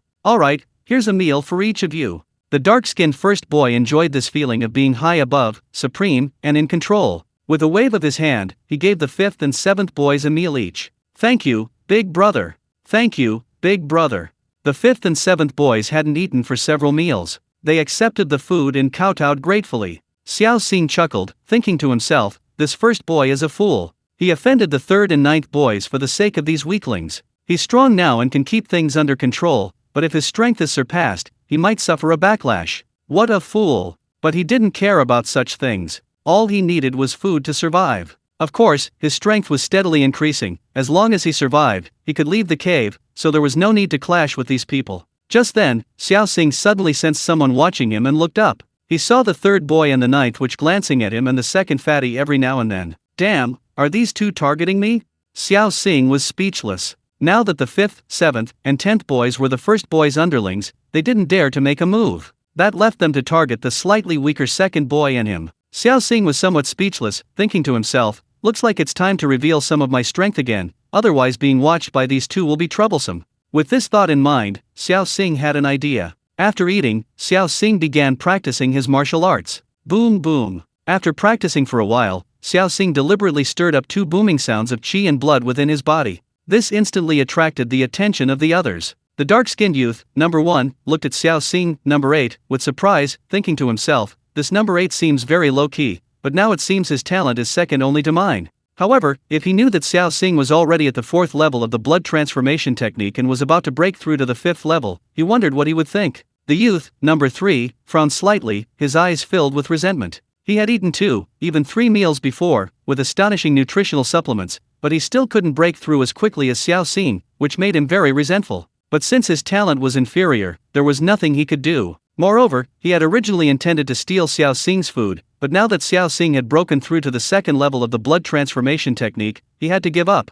Number 3's gaze shifted back to number 2, the fat man. Seeing that number 8, Xiao Xing, had broken through, number 9 also withdrew her gaze and turned to number 2, the fat man. In an instant, number 2, the fat man, felt like he was sitting on pins and needles, his hair standing on end. Number 8, your aptitude is quite good. Keep up the good work. Number 1, the dark-skinned youth, looked at Xiao Xing with the air of a boss. Xiao Xing simply smiled, ignoring this idiot, and continued practicing. The others also continued practicing. But number 1 did something that left everyone dumbfounded. This guy actually pulled girl number 10 aside and started doing that thing in front of all of them. Girl number 10 had no choice but to obediently comply. Which number 9's pretty face flushed slightly, a rare sight, but she quickly turned her head away to continue practicing her martial arts. Number 3's face also turned bright red. They were all hot-blooded young men. Seeing this scene, it would be a miracle if they didn't blush. Xiao Xing was speechless. Clearly, this dark-skinned youth, after breaking through to the 3rd level, felt he was far ahead, possessing astonishing talent, and believed that with just a little more training, he could surpass others. As a result, he became completely arrogant, let himself go, and began to enjoy life. That green tea bitch number 10, anyone who gets involved with her is doomed. Number 1 will probably follow in number 6's footsteps. Xiao Xing inwardly grumbled. What kind of time is this? It's a life or death hell, and you still have the nerve to do this kind of thing? Isn't this exhausting? Doesn't it deplete your vital energy? Couldn't you use this time to cultivate more? Xiao Xing was annoyed by his lack of ambition. Okay, actually, he was somewhat envious. However, Xiao Xing restrained his desires. In this hellish environment, he felt that survival was the most important thing. As for everything else, he could consider it later when he was stronger. Suppressing his burning anger, Xiao Xing diligently cultivated. As evening approached, 5 more booming sounds of vital energy emanated from his body, but he deliberately concealed them with shouts. Finally, I've reached the 5th level of the blood transformation technique. Everyone here is still trash. After finishing his training, Xiao Xing leaned against the wall to rest and recover his strength. Meanwhile, number 1, having done it several times that afternoon, had entered a state of sage-like bliss, simply sitting there enjoying the massage services from numbers 5 and 7. Look, now that's what you call enjoying life. Xiao Xing was filled with envy and jealousy. With lunchtime approaching, number 2, fearing that numbers 3 and 9 might take action against him, suddenly felt a little apprehensive. Number 2 gritted his teeth, went to number 1, the dark-skinned youth, and knelt down with a thud, loudly proclaiming, "Big brother, please protect me. From now on, I'm your little brother. Whatever you say, I'll do." Chapter 13. A brief calm. Xiao Xing was speechless for a moment, thinking to himself, this fat guy is such a coward. No, I mean, he's flexible and adaptable. Plus, he's got some talent, sir. On second thought, Xiao Xing's eyes filled with admiration as he looked at the fat guy. In the current environment, lacking strength, relying on a stronger person isn't cowardice, it's just a temporary measure. Number 3 and number 9's faces twitched violently. They hadn't expected this fat guy to be so slippery. They had just been thinking of attacking number 2 when he turned around and directly sided with the strongest, number 1. This left them instantly without a target. Seeing this, the dark-skinned number 1 couldn't help but burst into laughter. He stepped forward and helped number 2 up, saying, "Good, not bad. From now on, you'll follow me, and I'll never treat you badly." The number 1 youth was ambitious and enjoyed this feeling of being high above, the only one who mattered, and everyone else submitting to him. He could take on underlings like number 5 and number 7, who hadn't even broken through to the 1st level of the blood refining technique, let alone number 2, the fat guy who had already broken through to the 1st level. Naturally, he was happy to take in number 2. "Thank you, big brother." Number 2 hurriedly cupped his hands in thanks. He turned around and saw that number 3 and number 9 weren't looking at him anymore. He breathed a sigh of relief and secretly wiped the cold sweat from his brow. The situation was now very clear. On the surface, number 1 was the strongest, having reached the 3rd level of the blood refining technique, and he had a bunch of underlings. Next was number 8, Xiao Xing, who had broken through to the 2nd level of the blood refining technique. Then came number 3 and number 9. For a time, with number 1, the strongest on the surface, maintaining order, the cave was less dangerous. Rumble. Just then, the heavy stone door was pushed open, and Instructor Huang entered with 4 men in black. Instructor Huang glanced at the situation in the cave, understood immediately, waved his hand to signal the men in black to put down the food, and then turned and left. The dark-skinned youth, seeing this, naturally stepped forward, once again acting as the leader, and said in a stern voice, "The rules are the same as last time. I'll take 2 portions of food, and the rest of you will each have 1. No fighting. If anyone breaks the rules, humph." The group stepped forward, each taking a portion of food, and then each went their own way, retreating to their respective corners to eat. It's better for everyone to be harmonious. Xiao Xing thought to himself, eating his food without a care. After finishing their meal, the group continued their training. Boom boom. Just as Xiao Xing was practicing the blood-moving technique for the third time, two more booming sounds of blood and chi suddenly emanated from the body of the second fat man. Xiao Xing was astonished, thinking to himself, this fat man's talent is amazing, he's actually broken through to the second level. The others looked at the fat man, equally surprised. The dark-skinned youth number 1 paused slightly, then stepped forward and patted the second fat man's shoulder, saying, "Not bad, keep up the good work." "Yes, big brother." The second fat man bowed deeply, his posture very humble. The third youth and the ninth witch frowned deeply. It seems that talent is extremely important in martial arts. This second fat guy had been slacking off and had his food stolen, yet he still managed to break through to the second level before them, which left them somewhat helpless. It was just his talent, there was nothing they could do. If I were the second fat guy, I'd be urging the first one to kill the third and ninth right now. Xiao Xing thought to himself. But the second fat guy clearly didn't do that, he was only trying to protect himself. Then, everyone continued practicing. After 4 more rounds of the blood-moving technique, Xiao Xing's progress to the 5th level reached 40%. At this rate, practicing the blood-moving technique 4 more times would increase his progress by 20%, meaning that by tomorrow night at the latest, Xiao Xing would be able to break through to the 6th level of the blood-moving technique. Becoming a martial artist was a certainty for him. He was somewhat grateful to the dark-skinned boy, the first one, for providing him with a relatively stable training environment. Of course, while others practiced, the boy, the first one, was enjoying himself, occasionally dragging the 10th girl along to mess around.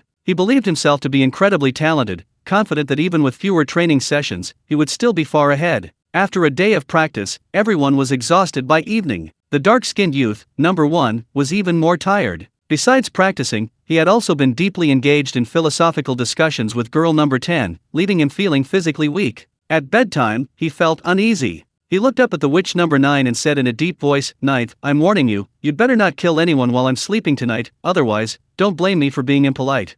"Understood." Girl number 9, unusually humbled, actually agreed. Ha ha ha. Seeing that even the fiercest witch number 9 had yielded to him, the dark-skinned youth, number 1, became even more arrogant. He couldn't help but laugh loudly, saying, "My beloved concubine, come and serve me to sleep." With that, he embraced girl number 10 and went to sleep. See, this is what life is all about. Xiao Xing mentally scoffed twice and turned to sleep as well. Of course, even with number 1's warning to number 9, he still dared not fall into a deep sleep. Who knew if number 9 would listen to number 1? Fortunately, number 1's intimidation was still effective, and everyone managed a rare good night's sleep. Rumble. The next day, everyone was awakened by the sound of the heavy stone door being pushed open. After days of training, they were all quite tired, and the added challenge of outsmarting everyone had left them exhausted. Of course, number 1, the dark-skinned youth, was the most tired. He was tired from enjoying it. "Lazy bones, get up and eat." Instructor Huang looked at everyone and said in a deep voice. The group then got up and walked towards the food. With number 1, the dark-skinned youth, around, no one bothered to ask for money. They obediently took only one dish and went back to their corner to eat.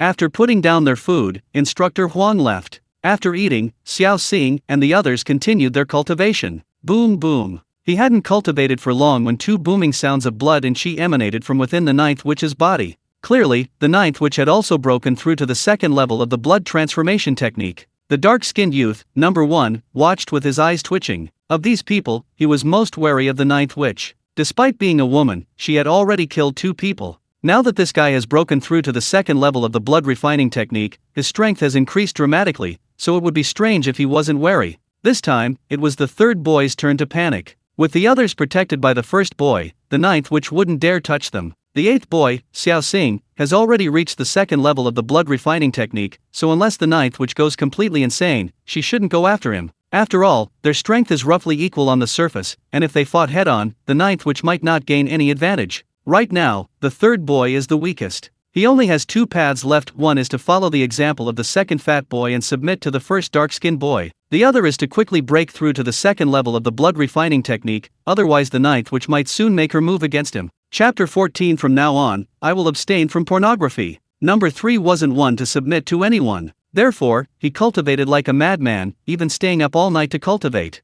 Ha ha ha, I broke through. I finally broke through to the 2nd level. Early the next morning, number 3 excitedly danced and laughed heartily. The others were also awakened by his noise. Xiao Xing looked at number 3 and thought to himself, it seems the power of dietary supplements is quite good. Seeing that number 3 had also broken through, the 9th witch's gaze softened considerably. Number 3 finally breathed a sigh of relief. Then, everything returned to normal. With number 1's presence as a deterrent, number 3 and the ninth which didn't dare cause trouble for a while, the cave became peaceful. The group of youths either ate or cultivated with all their might. However, human talent is ultimately limited, and numbers 5 and 7 still hadn't reached the first level. When Instructor Huang brought the food, his gaze towards number 5 and number 7 was filled with disdain. That evening, 6 booming sounds of qi and blood resounded from Xiao Xing's body once again, though he deliberately concealed them and masked them with sound. This marked Xiao Xing's official entry into the 6th level of the blood transformation technique. You're all trash. Having widened the gap between them once more, Xiao Xing felt a surge of pride,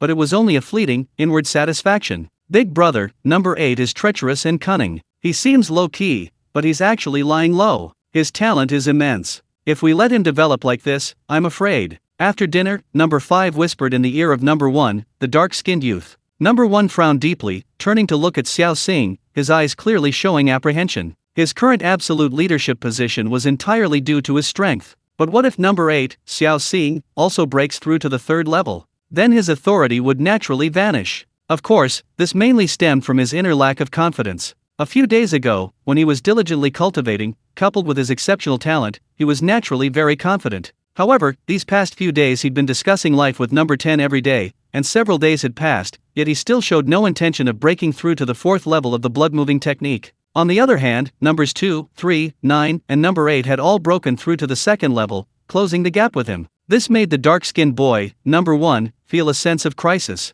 Hearing number 5's words, the boy, number 1, developed a deep sense of apprehension towards Xiao Xing. After all, he had also witnessed number 8 Xiao Xing's talent. Damn it, that bastard number 5. Xiao Xing cursed inwardly, his brows furrowing deeply. Clearly, number 5 was holding a grudge against Xiao Xing for the beating he'd received before, which was why he was sowing discord in front of the dark-skinned youth, number 1. At this moment, for the first time, Xiao Xing felt an urge to kill number 5. However, Xiao Xing wasn't in a hurry. He had now broken through to the 6th level of the blood transformation technique, far ahead of others. If anyone dared to provoke him, he wouldn't mind sending them to their doom and giving them half a pound of spirit rhinoceros meat to taste. The dark-skinned youth, number 1, narrowed his eyes, coldly watching Xiao Xing, his thoughts unknown. The night passed without incident. Boom! The next day, Instructor Huan brought the food. This time, the dark-skinned youth number 1 was the first to step forward, blocking the others from grabbing the food. The dark-skinned youth number 1 looked at the crowd and said, "Number 3, number 9, you two take your food first." Number 3 and number 9 remained silent, each taking their own food. Xiao Xing frowned slightly, annoyed. What did number 1 mean? Giving food to number 3 and number 9, but not letting him take any? Was he being made a fool of? Xiao Xing narrowed his eyes, coldly staring at number 1. The dark-skinned youth, number 1, also looked at Xiao Xing, snorted coldly, and said in a deep voice, "Number 8, you're not eating today. I need 3 meals to break through to the 4th level of the blood transformation technique. You'll have to make do." Xiao Xing chuckled and said in a deep voice, "Your breakthrough to the 4th level has nothing to do with me." With that, Xiao Xing went forward to get the food. Seeing that number 8 wasn't giving the dark-skinned youth, number 1, any face, number 3 and number 9 raised their eyebrows, intrigued, and looked over while eating. The fat boy, number 2, watched with twitching eyelids. The youth, number 7, secretly grinned. Number 5, however, brightened up and said urgently, "Big brother, look, he's not giving you any face at all. He clearly doesn't respect you." The youth, number 1, turned as black as the bottom of a pot, watching as number 8, Xiao Xing, came forward to get the food right in front of him. He couldn't hold back any longer and roared, "You're courting death." With that, the dark-skinned youth, number 1, sprang into action, throwing a punch at Xiao Xing. Xiao Xing, unfazed, met the attack with his own fist. Boom! Their fists collided violently, separating instantly. The dark-skinned youth, number 1, staggered back 6 steps before barely regaining his footing. Xiao Xing retreated even further, 8 steps, before regaining his balance. Of course, Xiao Xing was faking it, he wanted to conserve his strength. Who knew if Instructor Huang knew he was hiding his strength and would use some means to investigate him, or if he would be thrown into the next level after breaking through to the 7th level. To be on the safe side, Xiao Xing felt it would be more prudent to go to the 2nd level only after reaching the 10th level. Silence. The cave was eerily silent. Everyone stared wide-eyed at the scene. They truly hadn't expected that Xiao Xing, at the 2nd level of the blood refining technique, could actually fight the number 1 youth, at the 3rd level, to a standstill. Of course, on the surface, Xiao Xing was slightly weaker. But judging from the momentum, he wasn't much weaker. After all, number 8 Xiao Xing had only taken 2 more steps back than number 1. Numbers 3 and 9 were also slightly taken aback. Clearly, they hadn't expected the difference between the two to be so small. It seems number 8 is about to break through to the third level. This was the thought in everyone's mind at that moment. Of course, they didn't think that the third level of the blood refining technique was so weak. As for why number 1 was so weak, it was entirely because he had indulged himself these past few days, harming his health with beautiful women. After exchanging a punch with the number 1 youth, Xiao Xing went forward to get a meal and turned to walk towards a corner. Throughout the entire exchange, the dark-skinned number 1 youth only stared fiercely at Xiao Xing, without saying a word or making a move. After all, his strength was roughly equal to Xiao Xing's. In his view, even if he were to defeat Xiao Xing, he would likely pay a considerable price. Then, number 3 and number 9 would probably attack him, making it a losing proposition. Therefore, he ultimately held back. At this moment, number 3 and number 9's eyes also flickered. Beauty harms the body, beauty has ruined me. The dark-skinned boy, number 1, didn't think Xiao Xing was strong, but rather that his own indulgence had weakened his body. From now on, abstain from lust. The boy, number 1, glared at the girl, number 10, turned his head away, and shouted loudly. Chapter 15, Successive Breakthroughs. Ha! Girl number 10 hadn't expected that the competition between number 1 and number 8 would end with her being the one hurt. Girl number 10 suddenly panicked. What would she do if boy number 1 abstained from sex and didn't give her food? Wouldn't she starve to death? Therefore, girl number 10 turned to look at boy number 5, harboring some resentment towards him. It was all this guy's doing, and now the boomerang had landed on her. Big brother, do you think I'm pretty? Big brother, please look at me, big brother. For girl number 10, the most urgent matter was to please boy number 1 so she could survive. To please boy number 1, girl number 10 used every trick in the book. And so, boy number 1, who had previously been shouting about abstaining from sex, quickly succumbed to girl number 10's onslaught, falling into her gentle embrace. The last time, the last time. These were the words boy number 1 always said to her. However, he kept repeating those words. A fool who can't control his lower body. Xiao Xing sneered inwardly, his face full of disdain. Even the gazes of the third boy and the ninth witch towards the first boy carried a hint of contempt. Time flew by, and another day passed. After this day, Xiao Xing's blood-moving technique had reached the 6th level, 60% complete, still far ahead. The next day, after breakfast, everyone began their frantic cultivation again. Boom boom boom. But suddenly, 3 thunderous roars of blood energy emanated from the second fatty's body. Whoosh whoosh whoosh. Instantly, the second fatty attracted everyone's attention. 3 roars of blood energy. The second fatty's talent was astonishing. He had actually broken through to the 3rd level of the blood-moving technique. The 7th boy's face twitched violently, a look of utter misery on his face. Back then, when fatty number 2 slept, he slept too. Little did he know, fatty number 2 had already mastered the 3rd level of the blood-moving technique, while he hadn't even succeeded in the first. It's truly infuriating to compare oneself to others. Of course, the most interesting expression on the face belonged to the dark-skinned youth, number 1. All along, the dark-skinned youth, relying on his far superior cultivation level, considered himself the leader of the group, even taking fatty number 2 under his command. Now, unexpectedly, this underling had also broken through to the 3rd level of the blood-moving technique, reaching the same level as him. He was immediately filled with a bitter taste. The 3rd youth and the 9th which were also somewhat surprised. Clearly, they hadn't expected fatty number 2's talent to be so astonishing. You see, the 2 of them ate 2 or 3 meals a day, and consumed spirit rhinoceros meat, while fatty number 2 only ate 1 meal a day, and even went hungry several times along the way. Even so, fatty number 2 still broke through to the 3rd level of the blood transformation technique faster than them, demonstrating a clear difference in their aptitudes. Number 5's eyes flickered, his gaze constantly shifting between fatty number 1 and fatty number 2, his thoughts unreadable. The girl, number 10, also had a gleam in her eye. Number 2, not bad, amazing talent, second only to me. After a long pause, number 1 finally walked up to number 2, the fat guy, and patted him on the shoulder. Of course, he didn't forget to flatter himself. If it were anyone else, they probably would have slapped number 1's hand away long ago. But number 2, being timid, still chuckled sheepishly. I certainly can't compare to you, big brother. Seeing that number 2 still addressed him as big brother, number 1, the dark-skinned youth, secretly breathed a sigh of relief. He patted the fat guy's shoulder, adopting an elder brother's posture, and said, not bad, cultivate well. Yes, thank you, big brother. Number 2 nodded hurriedly. Coward. Numbers 3 and 9 cursed under their breath and went off to cultivate.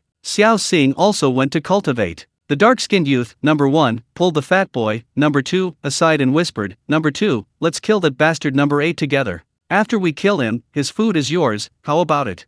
The fat boy, number 2, grimaced and said bitterly, brother, no way. We'll just focus on our own cultivation, why should we care about others? The dark-skinned youth, number 1, frowned deeply and snapped, don't you have any manly spirit? What are you afraid of? We too can easily beat him. Brother, I'm scared, let's forget it. The fat boy, number 2, simply wouldn't listen. The dark-skinned youth, already dark-skinned, grew even darker with anger and couldn't help but yell, "How can you be so cowardly? Useless coward." With that, the dark-skinned youth, number 1, went off to cultivate. Little did they know, it was precisely the fat boy, number 2, yielding that saved their lives. Seeing the two whispering and glancing at him every now and then, Xiao Xing knew that number 1 was resentful of his challenge to his authority and was planning to team up with the fat man to deal with him. Xiao Xing sneered inwardly. This number 1 is really courting death. If he wants to die, Xiao Xing wouldn't mind sending him to the afterlife. Fortunately, number 2, the fat man, was cowardly and saved their lives. But number 1, the dark-skinned youth, was still on Xiao Xing's blacklist. If he had the chance to send him to the afterlife without revealing his identity, Xiao Xing decided to do it again. Big brother. Number 10, the girl, approached number 1, the dark-skinned youth, and said sweetly, "Beauty." The dark-skinned youth, who had just prepared to cultivate, saw the alluring number 10 and was immediately captivated, his body once again controlled by his lower half. A piece of trash. Xiao Xing cursed inwardly and continued cultivating. Another day passed, and Xiao Xing's progress in the 6th level of the blood transformation technique reached 60%. Tomorrow, Xiao Xing would break through to the 7th level and become a rank 1 martial artist. Thinking about it, Xiao Xing was already excited. He was finally about to become a true martial artist. Time flew by, and the next day arrived. In the afternoon, everyone was cultivating. The dark-skinned boy number 1 was still deeply discussing the philosophy of life with the girl number 10. Just then, 3 thunderous booms of blood and chi resounded within the body of the witch number 9. This also indicated that the witch number 9 had broken through to the 3rd level of the blood transformation technique. The witch number 9's breakthrough immediately put everyone on edge, especially number 3. Xiao Xing, however, was indifferent. He was pondering whether he should reveal some of his strength. Number 3, however, was instantly terrified, cold sweat pouring down his forehead. After all, the 9th witch was capable of killing for the spirit rhinoceros flesh. Numbers 5, 7, and 10 had all sided with the dark-skinned youth, number 1. The fat man, number 2, was also at the 3rd level of the blood transformation technique. Now, only number 8, Xiao Xing, and he were the weakest in the cave. It would be a miracle if number 3 wasn't nervous. Of course, there was one other person who was extremely frustrated, the dark-skinned youth, number 1. Chapter 16. Number 1's mentality collapsed, and number 9 which killed 2 people in a row. At this moment, number 1 was practically spitting blood from frustration. What was going on? It was one thing for fatty number 2 to break through, since he was weak-willed and could be controlled. But witch number 9 was a ruthless woman who had killed 2 people, he couldn't afford to offend her. Witch number 9's breakthrough also signified the shattering of his authority, his position as the boss had been shaken. The dark-skinned boy, number 1, shoved girl number 10 aside, gritting his teeth and saying, "Beauty has ruined me. Beauty has ruined me. From now on, I'll abstain from lust, abstain from lust." Girl number 10 was extremely frustrated, her gaze frequently glancing at fatty number 2, clearly, she was already looking for a way out. Boom boom boom. But after a moment, 3 thunderous booms also came from within boy number 3's body. Clearly, boy number 3 had also broken through to the 3rd level of the blood transformation technique. I finally broke through. Boy number 3 breathed a sigh of relief. Once he broke through to the 3rd level of the blood refining technique, he figured the 9th witch wouldn't bother with him anymore, and he'd be safe. Driven by his inner resentment and the intense sense of crisis instilled by the 9th witch, number 3 finally succeeded in breaking through to the 3rd level of the blood refining technique as well. He did break through, but it dealt another devastating blow to number 1. If number 9's breakthrough foreshadowed a weakening of his dominance, then number 3's breakthrough could be said to have completely shattered it. Everyone else has broken through to the 3rd level of the blood refining technique, why should I listen to you? Of course, number 5, number 7, and number 10 were filled with fear. When number 1 held an absolute advantage, they could only survive by siding with the dark-skinned number 1. But once the dark-skinned number 1 lost all his advantages, these vassals would no longer be safe. First of all, their food was out of the question. They might even be targeted by witch number 9, killed and exchanged for spirit rhinoceros meat. All of this is possible. The 5th boy's eyes flickered. He walked up to the 1st boy and gritted his teeth, saying, "Big brother, if you kill number 8 and get the spirit rhinoceros meat, you might be able to break through to the 4th level of the blood-moving technique."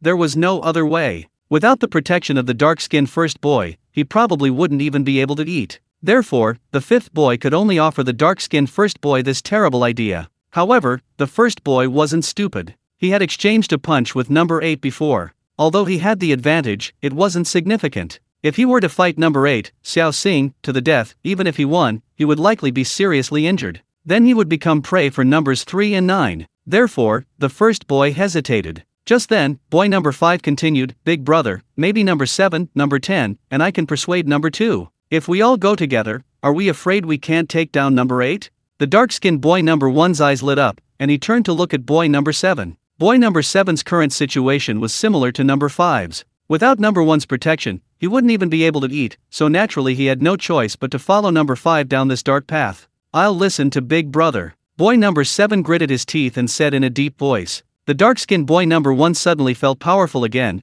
turned to look fiercely at the fat boy number 2, and threatened through gritted teeth, "Number 2, what's your opinion?" I don't like fighting, The second fat guy took a few steps back. The first dark-skinned boy was so angry his nose almost twisted, but he didn't dare push the second fat guy too far. After all, the other was also at the 3rd level of the blood refining technique, no weaker than him. If the other guy turned against him, that would be bad. Boom boom boom. But just then, 3 thunderous roars of blood energy interrupted their standoff, drawing their attention. The owner of these voices was none other than Xiao Xing. Seeing so many people break through to the 3rd level of the blood refining technique, it would be unreasonable for him not to break through as well. Xiao Xing then once again circulated his blood energy, emitting 3 roars of blood energy. Seeing that the 8th Xiao Xing had also broken through to the 3rd level of the blood refining technique, the first dark-skinned boy suffered another devastating blow, almost spitting blood in anger. Should he even continue? What the hell? Boys number 5 and number 7 were also dumbfounded. Xiao Xing looked at the group with amusement, then turned to the witch number 9, smiling broadly, and said, "Number 9, numbers 5 and 7 are yours." The witch number 9's eyes suddenly lit up, flashing with a bloodthirsty light. She bowed to Xiao Xing, number 8, and said, "Thank you." As she spoke, she picked up a stone from the ground and slowly walked towards numbers 5 and 7. Seeing the witch number 9 approaching them, numbers 5 and 7 were instantly terrified, screaming in terror, "Big brother, save me, save me. Big brother, save me." Numbers 5 and 7 hid behind the dark-skinned boy number 1. The witch number 9 stopped, turned to Xiao Xing, number 8, raised her head, and said, "Number 8. Xiao Xing's lips curled into a sinister smile, and he also walked towards number 1. Seeing 2 individuals at the 3rd level of the blood refining technique approaching, the dark-skinned youth, number 1, immediately cowered. He turned and shoved numbers 5 and 7 aside, hurriedly saying in a trembling voice, "They're yours. I don't care anymore. Big brother, you can't abandon us, big brother. Big brother, don't joke around, big brother, this joke isn't funny at all." Numbers 5 and 7 were instantly terrified. They hadn't even mastered the 1st level, facing the 9th demoness and number 8 Xiao Xing, both at the 3rd level of the blood refining technique. They were like lambs facing hungry wolves. Thump! Meanwhile, seeing numbers 5 and 7 pushed aside by the dark-skinned youth, the 9th demoness immediately moved. Her right foot slammed into the ground, and she shot forward like a cannonball, charging towards numbers 5 and 7. Boom! Which number 9 smashed a rock into number 5's head. Number 5's head exploded like a watermelon, blood gushing out, and he fell straight to the ground. The blood instantly stained the ground red. Seeing this, number 7 was terrified, his soul nearly leaving his body. He screamed and ran away. But witch number 9 was too fast. He only ran a few steps before witch number 9 caught up, grabbed the blood-stained rock, and smashed it hard into the back of number 5's head. Thud! A loud crash rang out, the sound of a skull being smashed open. The poor boy number 7's head exploded, brains splattering everywhere, and his body slumped to the ground. The onlooker's eyelids twitched uncontrollably. This witch number 9 was a born killer, ruthless and merciless, killing without batting an eye. The eyes of boys number 1 and 3 were filled with deep dread. Xiao Xing, on the other hand, remained calm and collected. After all, his cultivation level far surpassed that of witch number 9, it was normal for him not to be afraid of her. Chapter 17 is now in the top tier. Rumble. The heavy stone door was pushed open, and Instructor Huang entered with 4 men in black. Instructor Huang stared at the 2 corpses on the ground, slightly taken aback. Before he could speak, the 9th witch stepped forward, cupped her hands in a gesture of respect, and said, "Instructor Huang, I killed them. Good, reward me with a pound of spirit rhinoceros meat." Instructor Huang waved his hand. A man in black promptly brought over a pound of roasted spirit rhinoceros meat. The 9th witch took the meat, delighted, and said, "Thank you, Instructor Huang." Instructor Huang nodded and placed down 9 servings of food. Xiao Xing stepped forward and took 2 servings of food. For him, dietary supplements weren't very useful, he needed a quiet environment for cultivation. After all, with his cultivation speed multiplied, he didn't care about dietary supplements. He ate 2 portions of food simply to conserve his energy, just in case. Number 3 stepped forward and took 2 portions. Number 9, the witch, also stepped forward and took 2 portions. Number 2, the fat man, only took 1 portion. Finally, 2 portions remained, and number 1 stepped forward and took them. As Instructor Huang turned to leave, number 1, the dark-skinned youth, called out loudly, "Instructor Huang, wait." Instructor Huang stopped and turned to look at number 1, asking, "What is it?" The dark-skinned youth looked at Instructor Huang and said, "Instructor Huang, this junior has a question. Please enlighten me." "Speak." Instructor Huang, hands behind his back, looked at number 1 and said calmly. The dark-skinned youth, number 1, looked at Instructor Huang and cupped his hands, saying, "Instructor Huang, I previously surged ahead, reaching the 3rd level of the blood-moving technique while others were only at the 1st. But why have I stagnated since then, unable to even touch the threshold of the 4th level? What else could it be? It's because you can't control your lower body." The crowd thought to themselves, filled with disdain. Instructor Huang hesitated for a moment, glancing at the 10 girls behind the dark-skinned youth, and said, "There are 2 reasons. First, you were misled by beauty, but that's not the main reason." "What is the main reason?" the dark-skinned youth, number 1, hurriedly asked. Instructor Huang stood with his hands behind his back, saying calmly, "You've probably encountered a bottleneck." "A bottleneck?" The dark-skinned youth, number 1, frowned deeply. Instructor Huang looked at the crowd and said calmly, "The path of martial arts is unfathomable. A bottleneck means that when you reach a certain level, you will stagnate. For example, the 4th level of the blood-moving technique is a small bottleneck." The crowd frowned deeply upon hearing this. Xiao Xing raised an eyebrow, thinking to himself, "I have a system. It seems the concept of a bottleneck doesn't exist." Then, he looked at everyone with a disdainful expression, thinking to himself, "Everyone here is trash." The dark-skinned youth number 1 frowned deeply, his eyes twitching violently, his voice trembling slightly as he hurriedly asked, "Instructor Huang, how long does it usually take to overcome this bottleneck?" Instructor Huang looked at the dark-skinned youth number 1 and said calmly, "I don't know. Maybe it'll be quick, 3 to 5 days, maybe, it'll never be over." "A lifetime?" The first dark-skinned youth's heart skipped a beat, his burly body trembling. After a moment's hesitation, he asked, "Instructor Huang, how can we quickly overcome this bottleneck?"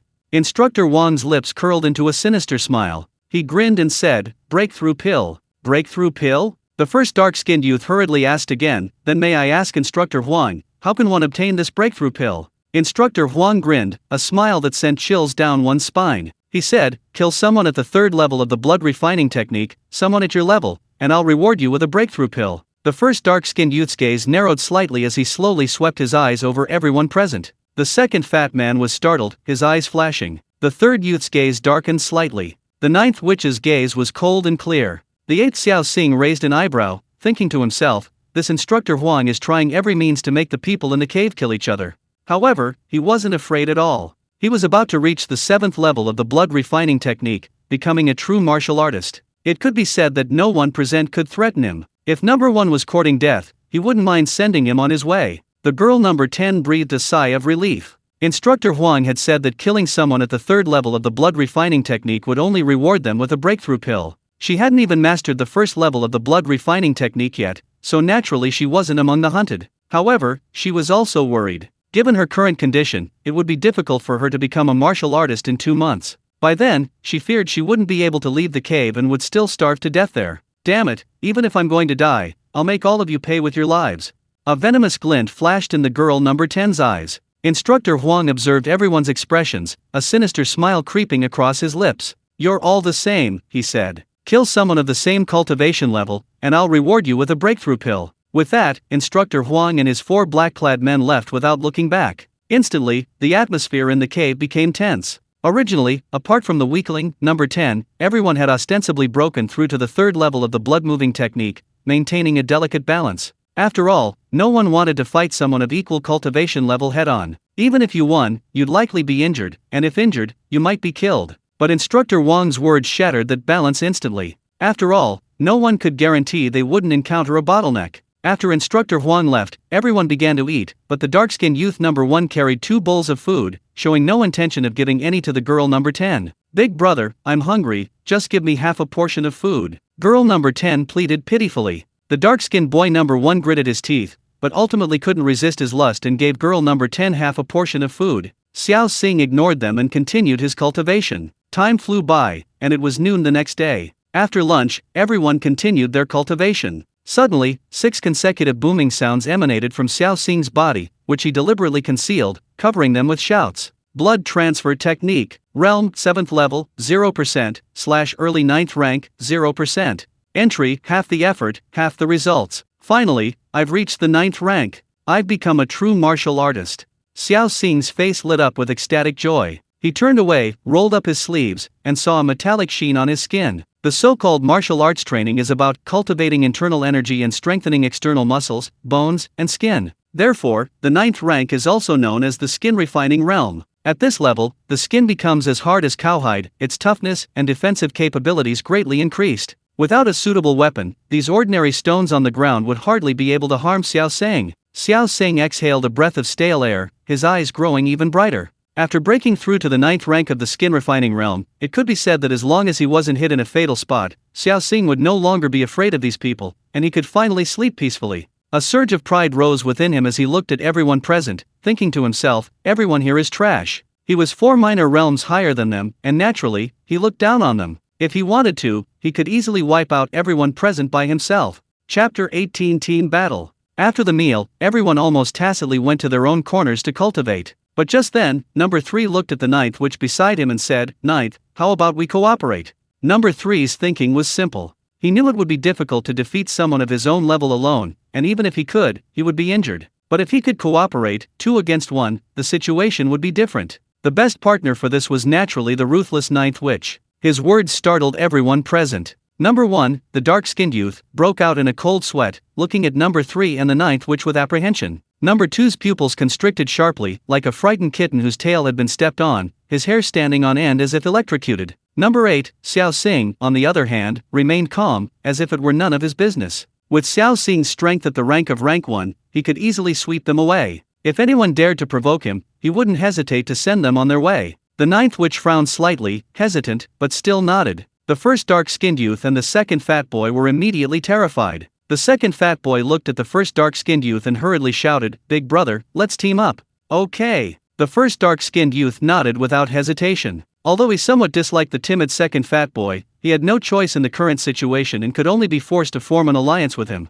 Otherwise, he would be at a disadvantage and might be hunted down by the third youth and the 9th witch. Swish, swish, swish. The next moment, everyone's eyes turned to the 8th Xiao Xing. Xiao Xing was speechless. Suddenly, he was all alone, the target of everyone's attacks. Logically, Xiao Xing should have felt fear and dread, but he remained calm. Number 3 frowned slightly, looked at number 8, Xiao Xing, and said, "Number 9, let's take down number 8 first." Number 9, however, frowned slightly, hesitated for a moment, and then shook her head, saying, "Number 8 won't do." Xiao Xing was slightly taken aback. He hadn't expected number 9 to refuse number 3's suggestion. "Why not?" Number 3 frowned deeply and asked. Number 9 looked at number 3, her brows furrowed, and said, "Number 8 helped me before, I can't be ungrateful." Number 9 was referring to the time when Xiao Xing had helped her intimidate numbers 1 and 2, allowing her to successfully hunt down numbers 5 and 6. Xiao Xing was surprised. He hadn't expected that although number 9 was ruthless, she still had loyalty and remembered his kindness. This made Xiao Xing look at the 9th witch with newfound respect. Number 3, speechless for a moment, snorted coldly and said in a deep voice, "Women are indeed indecisive and incapable of getting anything done." With that, number 3 walked towards number 1 and number 2, looked at them, and said in a deep voice, "Number 1, number 2, how about we team up as a trio?" Number 1, the dark-skinned youth, his eyes lit up with joy, and he hurriedly nodded in agreement, "Okay." Originally, he had teamed up with number 2, but he disliked number 2 for being timid and cowardly, putting them at a disadvantage. However, number 3 suddenly switched sides and teamed up with them, giving them 3 people at the 3rd level of the blood transferring technique. This gave them an absolute advantage. Number 9, the witch, frowned deeply, her pretty face changing slightly. She hadn't expected number 3 to change so quickly. He had only refused to hunt number 8, yet he had immediately turned to cooperate with number 1 and number 2. Number 9, her brows furrowed, knew she was at a disadvantage. She quickly moved closer to number 8, Xiao Xing, saying, "Number 8, let's team up." Xiao Xing smiled and nodded, "Okay." The alliances were now quite clear. Number 1, number 2, and number 3 were on one team, number 9 and Xiao Xing were on the other. 3 against 2 on the surface, number 1, number 2, and number 3 held an absolute advantage. The dark-skinned boy number 1 and the boy number 3 picked up stones from the ground and slowly walked towards the witch number 9 and the flute number 8. The two turned around and saw the fat boy number 2 huddled in a corner, trembling. They were instantly furious. How could they have such a pathetic teammate? 3 black lines appeared on their foreheads, they were speechless. "Come on, follow me," number 1 said impatiently. Okay. The fat boy number 2, on the verge of tears, had no choice but to pick up a stone and follow the two. The three approached menacingly, causing the ninth witch to furrow her brows, her face hardening with a grim expression. She stared intently at them, saying without turning her head, "Number 8, stick close to me. Catch one, beat them to death, yeah, beat them." Then, the ninth witch abruptly turned to number 3, her voice low and menacing, "Beat number 3 to death." Clearly, she was holding a grudge against number 3 for betraying her and teaming up with number 1.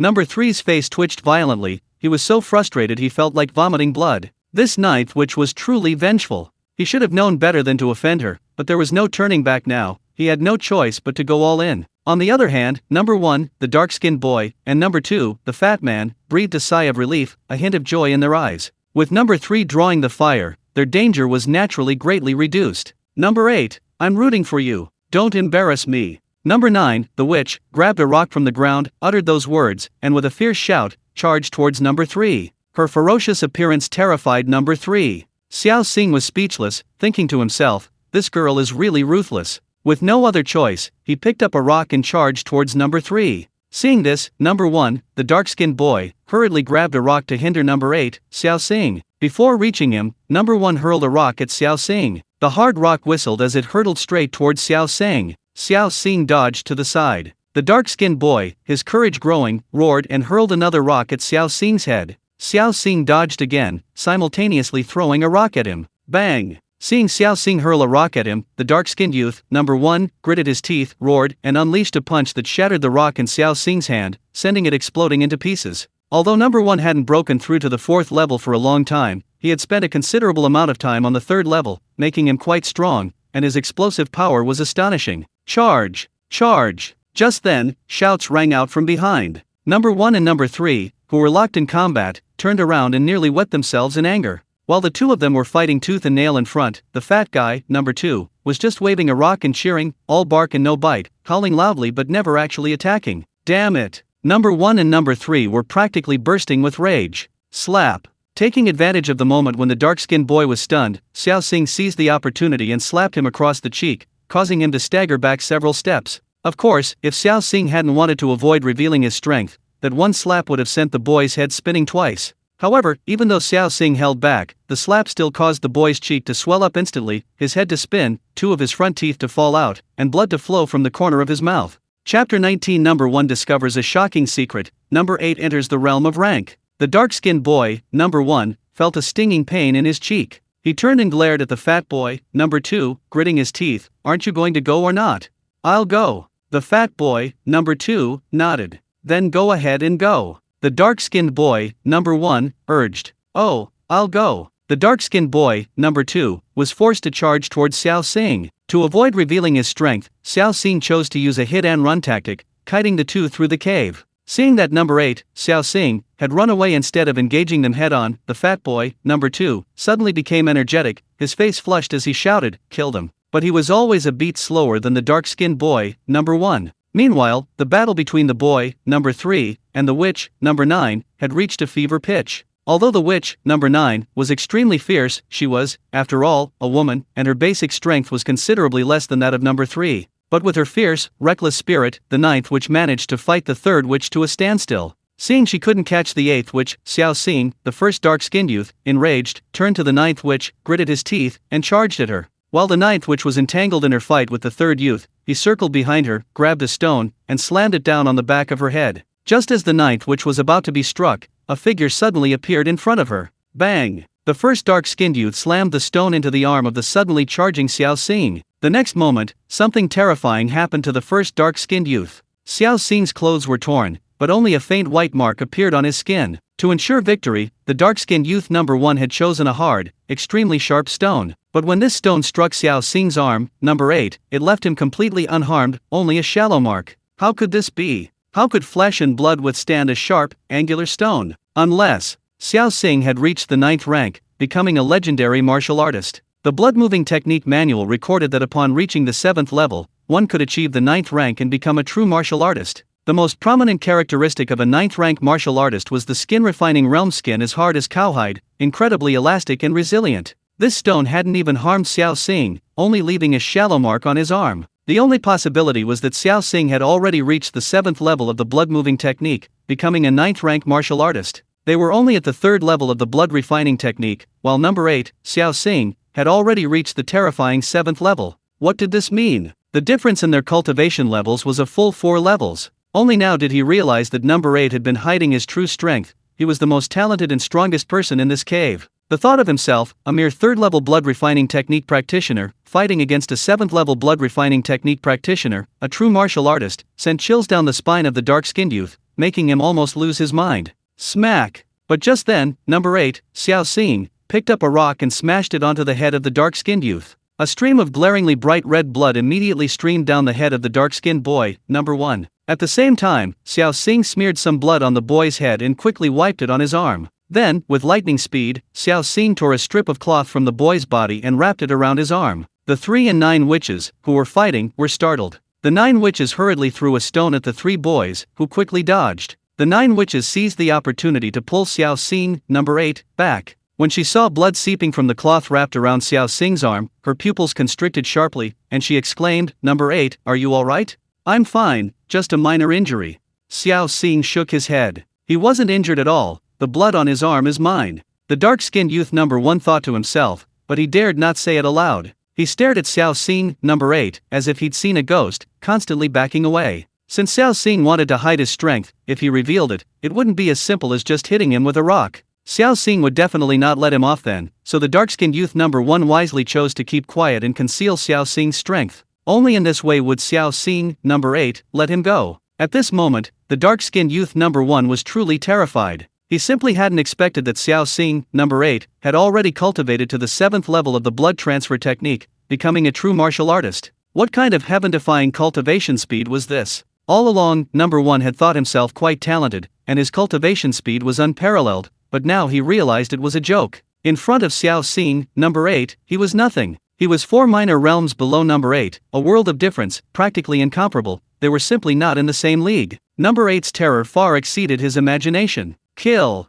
Seeing the 9th witch retreat, the 3rd youth was overjoyed and prepared to advance, stone in hand. But he was horrified to discover that the first dark-skinned youth had fled. As for number 2, that fatso was a complete swindler, utterly unreliable. The 3rd youth panicked and hastily retreated to the first dark-skinned youth's side. "Number 1, let's go all out, take down number 8 and number 9, and exchange them for the breakthrough pill," the 3rd youth exclaimed excitedly. The first dark-skinned youth shook his head violently, looking at number 8, Xiao Xing, with the fear of a mouse before a cat. What a joke! Previously, he didn't know that number 8 had already cultivated to the 7th level of the blood transformation technique, becoming a true martial artist, which was why he dared to rush forward and risk his life. Now that he knew number 8's true strength, asking him to rush forward wasn't just risking his life, it was suicide. Naturally, he wouldn't dare go even if his life depended on it. Number 1, don't be a coward. We can take them down. Number 3, unaware of the situation, was still urging number 1, the dark-skinned boy. However, number 1, the dark-skinned boy, seemed to have been stimulated by something, shaking his head like a rattledrum, refusing to go forward no matter what.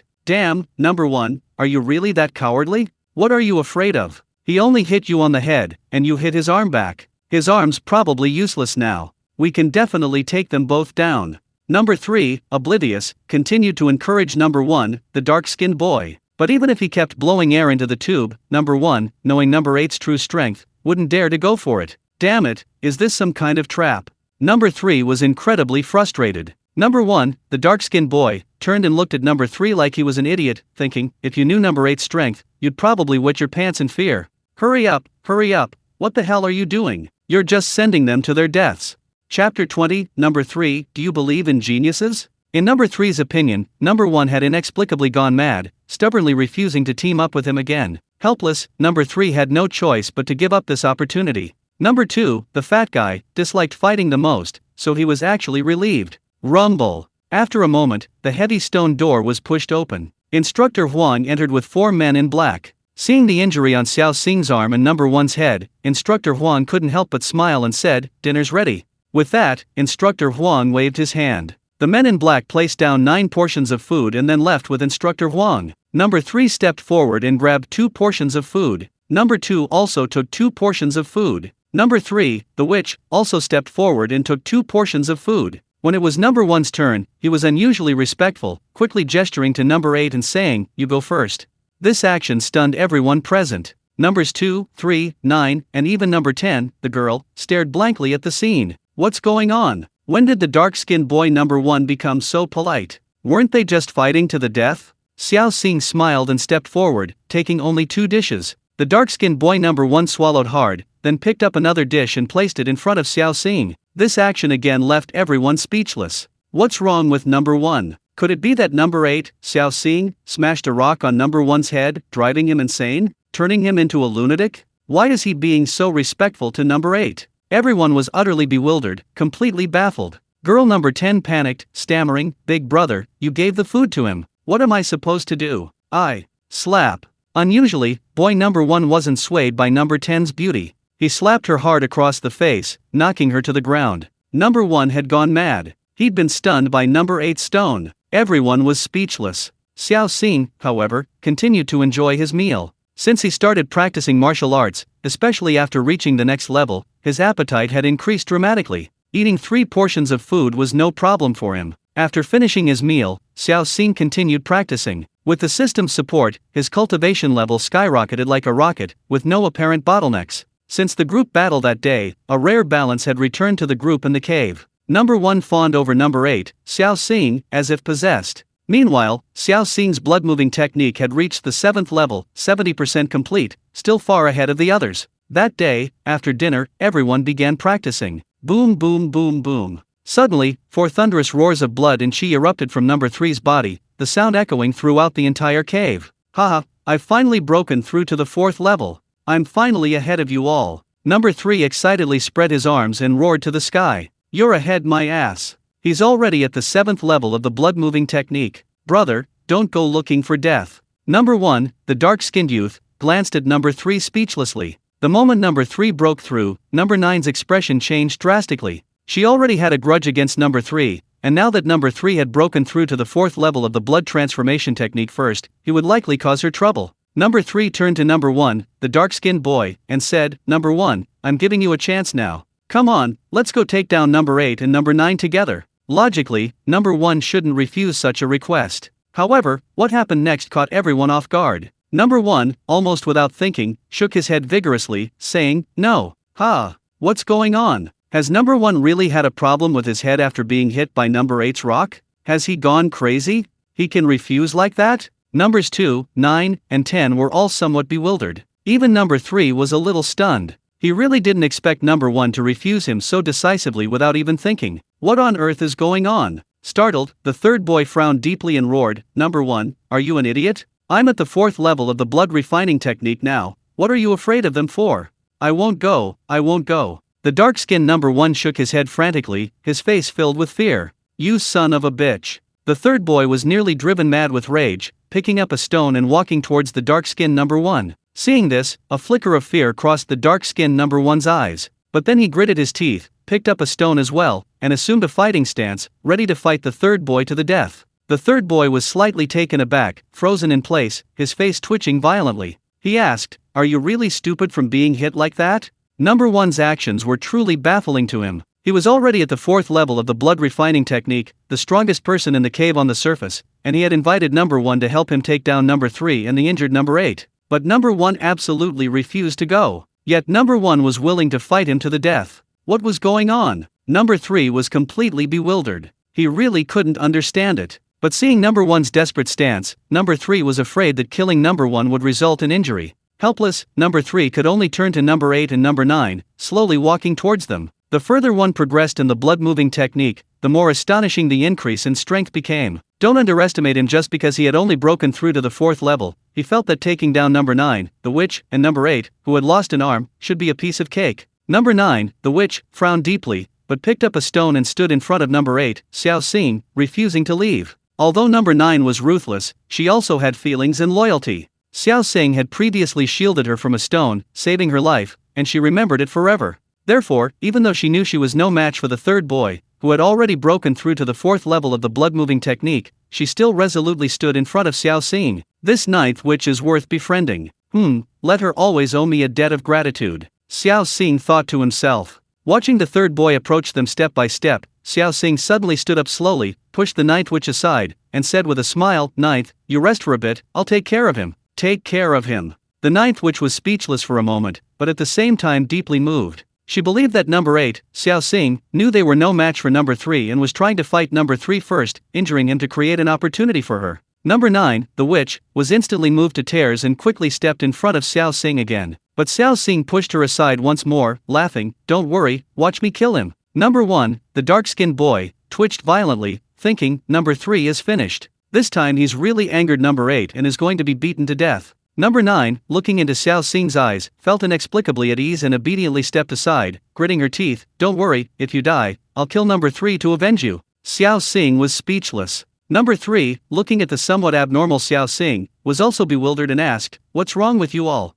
Have you all lost your minds? Since you want to die, then I'll grant your wish." With that, number 3 was about to attack. "Wait!" Xiao Xing stopped the third boy with a gesture. The third boy was slightly taken aback, then frowned and asked, "What? Number 8, are you scared? If you're scared, I can spare your life, but you'll have to kowtow 3 times and call me Big Brother." Number 3 is hopeless. The dark-skinned number 1 boy's face twitched violently, silently mourning for number 3. Xiao Xing, however, looked at the third boy with a smile and asked, "Do you believe in geniuses?" Chapter 21 3 punches kill number 3. A genius? The third boy paused slightly, then chuckled, glancing at the dark-skinned first boy with disdain. "I thought number 1 was a genius, but now it seems he's nothing special. As for number 2, he does have some talent, but too much to worry about, not worth considering." As he spoke, a confident smile spread across the third boy's face. He patted his chest and said, "And me, after years of accumulation, I've broken through to the 4th level of the blood refining technique. I am the true genius." Xiao Xing rolled his eyes, looking at the third boy with a sneer. "Number 3, how about I put on a show for you?" A show? The third boy was completely bewildered, but he was absolutely confident in his abilities. He chuckled and said, "What? Number 8, you want to curry favor with me with a show? Fine, if you perform well, I might consider not killing you."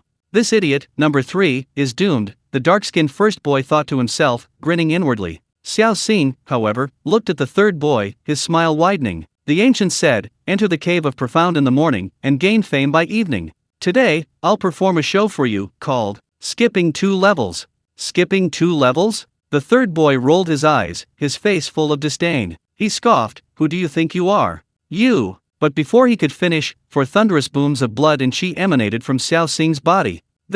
How is this possible? The third boy's face changed drastically, exclaiming in shock. But before he could react, the next moment, another series of silent booms of blood and chi rippled from Xiao Xing's body. This time, the third boy was completely dumbfounded. He had thought that by breaking through to the 4th level of the blood transformation technique, he was the strongest, able to overpower others with his cultivation level and defeat the 8th and 9th boys. But to his utter surprise, Xiao Xing actually broke through 2 levels in a row, directly advancing from the 3rd level of the blood transformation technique to the 5th level, even surpassing his own level by 1 level.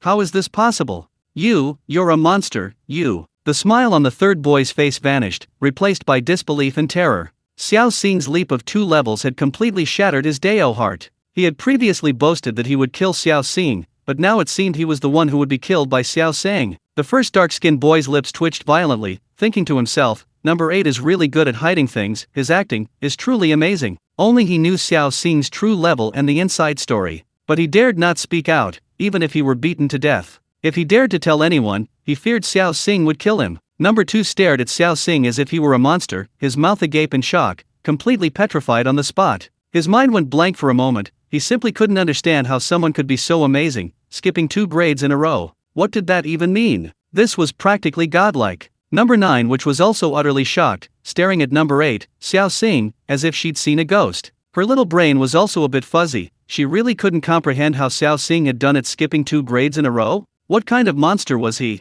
Xiao Xing cracked his neck, smiling as he looked at the terrified number 3, and said, "Number 3, do you know what a genius is now?" Number 3 swallowed hard, chuckled awkwardly, and said, Number 8, it's a misunderstanding, a misunderstanding. We didn't actually have to fight to the death. We could get out of here peacefully, Finally, number 3 was so shocked he couldn't even speak coherently. Xiao Xing's smile grew even more chilling, and he said in a deep voice, "Too late." With that, Xiao Xing slammed his foot into the ground. Bang! Cracks appeared in the stone beneath his feet, and Xiao Xing's statue shot out like a cannonball, hurtling towards number 3. The speed was astonishing. By the time number 3 reacted, Xiao Xing was already in front of him. Number 3's face changed drastically in fear, and he hurriedly assumed a defensive stance. Bang! Xiao Xing slammed a rock into number 3's arm. The immense force caused number 3's arm to crack with a loud crack, the bone breaking, and blood instantly staining his sleeve. Ah! Number 3 let out a piercing scream, staggering backward.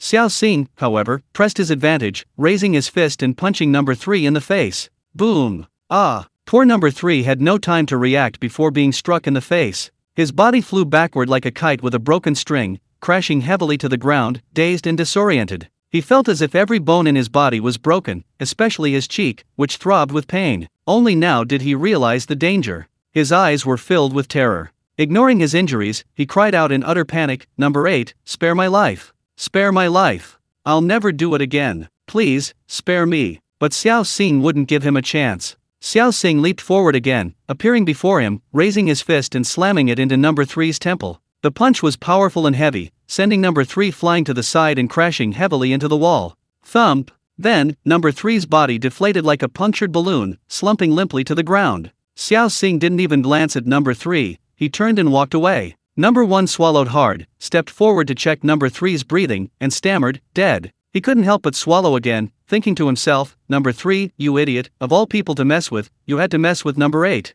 Now you're dead, are you relieved?" 3 punches. From beginning to end, Xiao Xing only threw 3 punches, yet he had killed number 3, a 4th-level blood-moving technique cultivator. This violent scene instantly stunned everyone. Is the 5th level of blood-moving technique this strong? Numbers 2 and 9 were dumbfounded. Number 10, the girl, turned pale, her face filled with fear. The thought of how she had cooperated with number 7 to ambush number 8, Xiao Xing, made her heart tremble. "He's dead, what are you staring at?"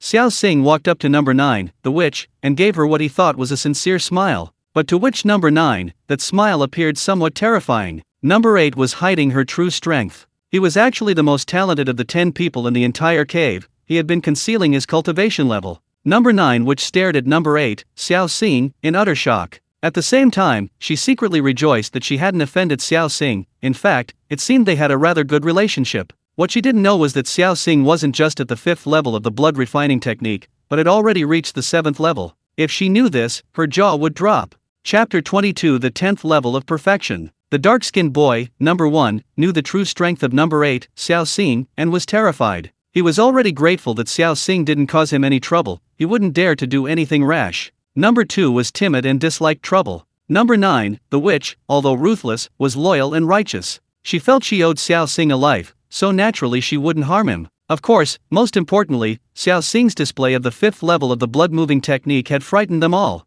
The entire cave returned to silence once more. Xiao Xing looked at the dark-skinned boy, number 1, and said, "Number 1, kill number 10, and our grudges will be wiped clean. Otherwise, don't underestimate the girl, number 10. This woman was quite beautiful, keeping her alive would be a menace. She had to be eliminated first. Big brother, no, no. You won't kill me, right? You won't kill me." The girl, number 10, was immediately terrified, looking at the dark-skinned boy, number 1, and screamed. The dark-skinned boy, number 1, turned to look at the girl, number 10, his eyes flickering. He ultimately picked up the stone from the ground and slowly walked towards her. In truth, the dark-skinned boy also harbored some resentment towards the girl. He felt she was responsible for his downfall, preventing him from breaking through to the 4th level of the blood transformation technique. Furthermore, he knew Xiao Xing's true strength. Even though he was reluctant to harm the girl, he had no choice but to kill her with a heavy heart. Ah! The sound of a stone hitting someone's forehead echoed in the cave, along with the girl's piercing scream.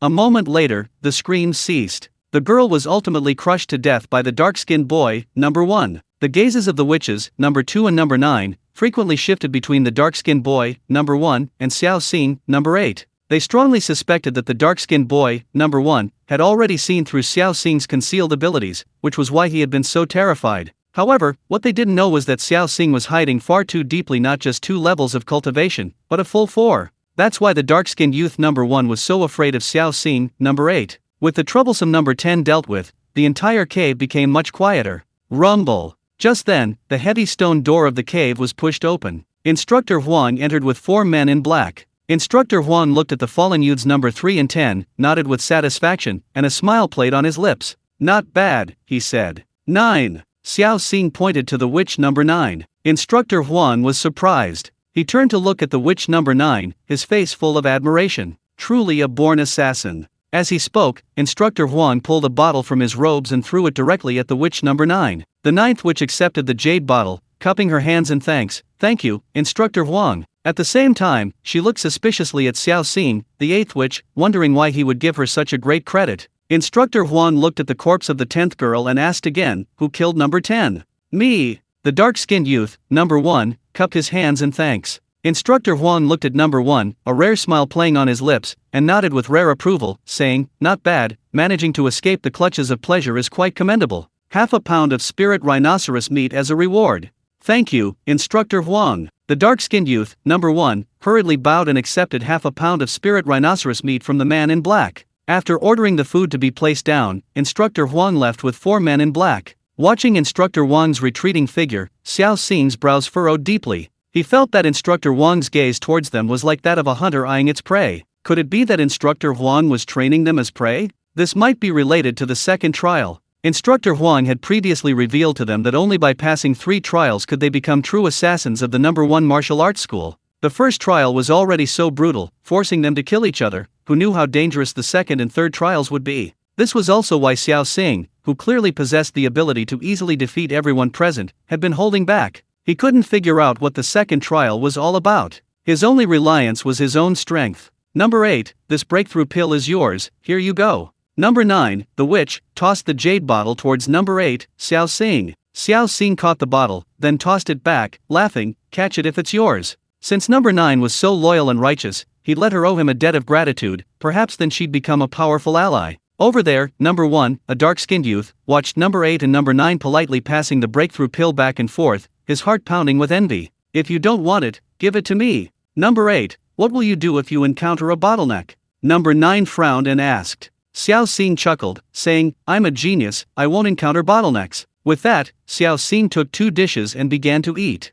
The dark-skinned youth, number 1, wholeheartedly agreed that Xiao Xing was a genius. He had never seen anyone cultivate so quickly. While they were still struggling at the 3rd and 4th levels, Xiao Xing had already reached the 7th. The difference was like heaven and earth, incomparable. For the next few days, the 4 cultivated peacefully, without further conflict. Without conflict, Xiao Xing could finally cultivate in peace. Given a stable environment, coupled with his current rank 9 martial artist physique, Xiao Xing could even cultivate the blood-moving technique continuously for 8 rounds without a break. On this day, Xiao Xing finally reached perfection in his blood-moving technique. Blood-moving technique. Realm 10th level, 100%, / 9th rank perfection, 100%. Entry, half the effort, 7. A smile tugged at the corner of Xiao Xing's mouth as he turned to look at the heavy stone door. Now that he had finally reached the pinnacle of his blood-moving technique, with no further room for improvement, it was time for him to leave. Meanwhile, the dark-skinned youth, the fat man, and the witch had all reached the 7th level of the blood-moving technique.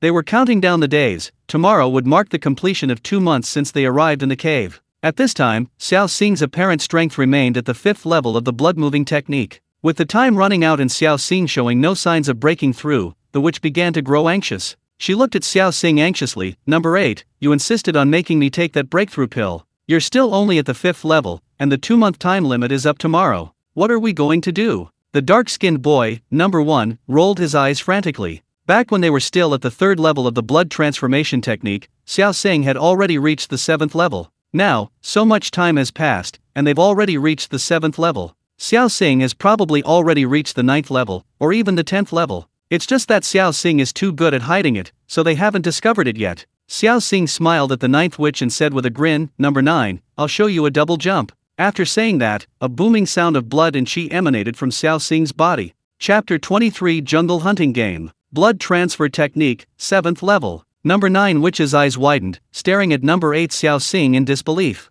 She exclaimed, You broke through to the 7th level long ago, didn't you? You've been hiding it well. Number 8's acting skills are still so impressive. Number 1, the dark-skinned youth, thought to himself. Number 2 was somewhat dumbfounded. Xiao Xing wore a faint smile and said, It's been 2 months. We should go out now. Yes. The other 3 nodded. The 4 held their breath and walked towards the heavy stone door. Among the 4, Xiao Xing's special abilities were obvious. Number 2's aptitude was the strongest besides Xiao Xing's. Number 1's aptitude was also strong, after breaking through to the 3rd level, he had also soared to the 7th level of the blood transfer technique. Number 9 followed suit. Xiao Xing took a deep breath, walked to the heavy stone door, and pressed his large hand against it, giving it a sudden burst of strength. Rumble! The heavy stone door was slowly pushed open, letting in a ray of long-awaited sunlight. Xiao Xing continued to exert force, and the door was finally pushed open. "Brothers, I'll wait for you outside." Xiao Xing stepped out. Then, the heavy stone door was closed again by the men in black.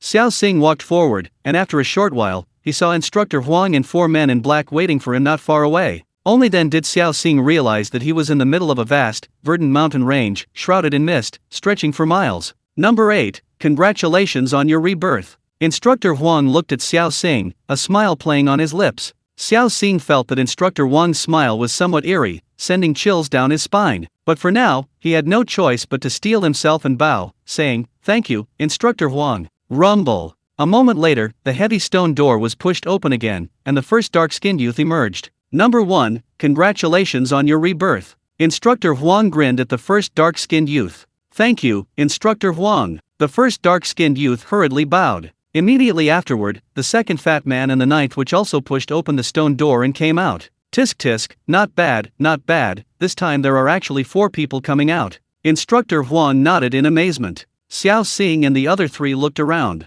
"Follow me." Instructor Huang walked forward. The 4 followed. They traversed a winding mountain path and arrived at a spacious square. At this moment, other instructors led their youths over. Of course, some instructors didn't bring a single one with them, meaning none of the 10 boys and girls they taught emerged from the cave. "Hey, old Huang, not bad. You've got 4 talents under your command this year." One of the instructors grinned at Instructor Huang. Not bad." Instructor Huang grinned. Xiao Xing's pupils constricted sharply, his heart filled with shock. "Talents? What does that mean?" He was incredibly anxious. Soon, the 4 of them followed Instructor Huang into a room. Instructor Huang looked at the 4 and said, "I'll give you 2/4 of an hour to wash up and get ready." "Yes, Instructor Huang." The 4 bowed and turned to get ready. A moment later, the 4 returned. The 4, who had previously been disheveled, had returned to their youthful appearance, radiating youthful energy. Instructor Huang waved his hand. The men in black behind him stepped forward and handed each of them a booklet and a longsword. Xiao Xing glanced at the booklet, noticing the 4 large characters Spirit Serpent Sword Manual on the cover. He secretly pondered that this was where they should be taught external cultivation techniques. Martial arts are divided into internal and external cultivation methods. Internal cultivation focuses on self-improvement, forming the foundation. External cultivation focuses on martial arts techniques, which are of many kinds, including offensive, defensive, and agility techniques. This Spirit Serpent Sword Manual in their hands was likely a cultivation technique. Whoosh! Instructor Huang drew his longsword, looked at the 4 boys and girls, a smile playing on his lips, and said, "I'll only demonstrate the Spirit Serpent Sword technique once. The rest, you'll have to learn on your own." With that, Instructor Huang began to demonstrate. Spirit Serpent emerges from its cave. Spirit Serpent spits its tongue. Spirit Serpent climbs the tree. Instructor Huang intentionally slowed down each move, allowing Xiao Xing and the other 3 to see clearly. After demonstrating once, Instructor Huang sheathed his sword, smiling at the 4, and asked, "Any questions? Ask away." The dark-skinned boy hesitated for a moment, then asked, "Instructor Huang, when you were demonstrating just now, was that sword energy at the tip of the sword?" Instructor Huang shook his head, saying, "That's not sword energy, it's sword light." "Sword light?" The dark-skinned boy was suspicious. Instructor Huang suddenly jerked his longsword, producing a clear, ringing sound, and a bluish-green light trembled at the tip. He looked at Xiao Xing and the other 3, saying, "You've all reached the rank now. By channeling your own blood and chi to the tip of your sword, you create sword light. Similarly, there are saber light, spear light, and so on. As for sword chi..." He paused, then grinned. "It's the transformation of sword light after swordsmanship has reached perfection and entered a state of mastery. Sword chi, in terms of both destructive power and range, is incomparable to mere sword chi." The 4 understood. Instructor Huang looked at Xiao Xing and the other 3, and continued, "Any other questions?" The 9th which hesitated for a moment, then asked, "Instructor Huang, how many levels are there in this sword technique?" Instructor Huang took a deep breath and patiently explained, "Generally, external training methods are divided into 6 levels: beginner, proficient, minor success, mastery, major success, and perfection. Of course, after perfection comes entry into the chi realm, where the sword light transforms into sword energy, and everyone's sword energy is different." Everyone nodded in agreement. Instructor Huang looked at the group and said with a smile, "Anyone else?"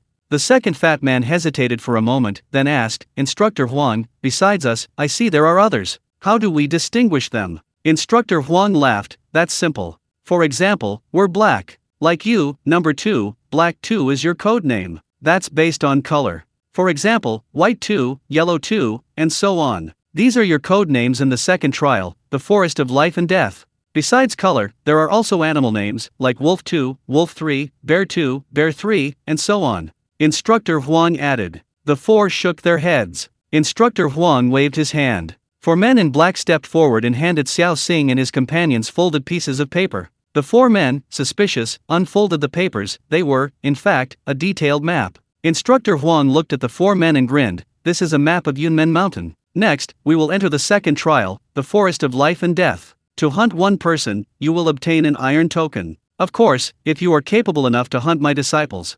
As he spoke, Instructor Huang pointed to the four men in black behind him and continued, you will receive a bronze token. And, if you can hunt an instructor like myself, you will receive a silver token. Of course, if you can hunt a head instructor who is even more powerful than us, you will receive a gold token. The exchange rate for each token is 10 to 1, and this is the only way for you to obtain resources in the forest. Xiao Xing and his companions felt a chill run down their spines. What does this mean? Is Instructor Huang going to hunt them down? They all learned their skills from Instructor Huang. The thought of him hunting them down is terrifying. Alright, the hunt begins. According to the rules, you'll have 3 days to run. Instructor Huang smiled at the four of them. Xiao Xing and the other 3 froze on the spot. Instructor Huang looked at them and grinned, 3 days. You'd better not waste any time. Xiao Xing was the first to recover and started running into the jungle. The other 3 also recovered and followed suit. Chapter 24. All the time spent hiding was worth it at this moment. Whoosh! The ninth witch drew her longsword and chopped off the head of a black venomous snake from a tree,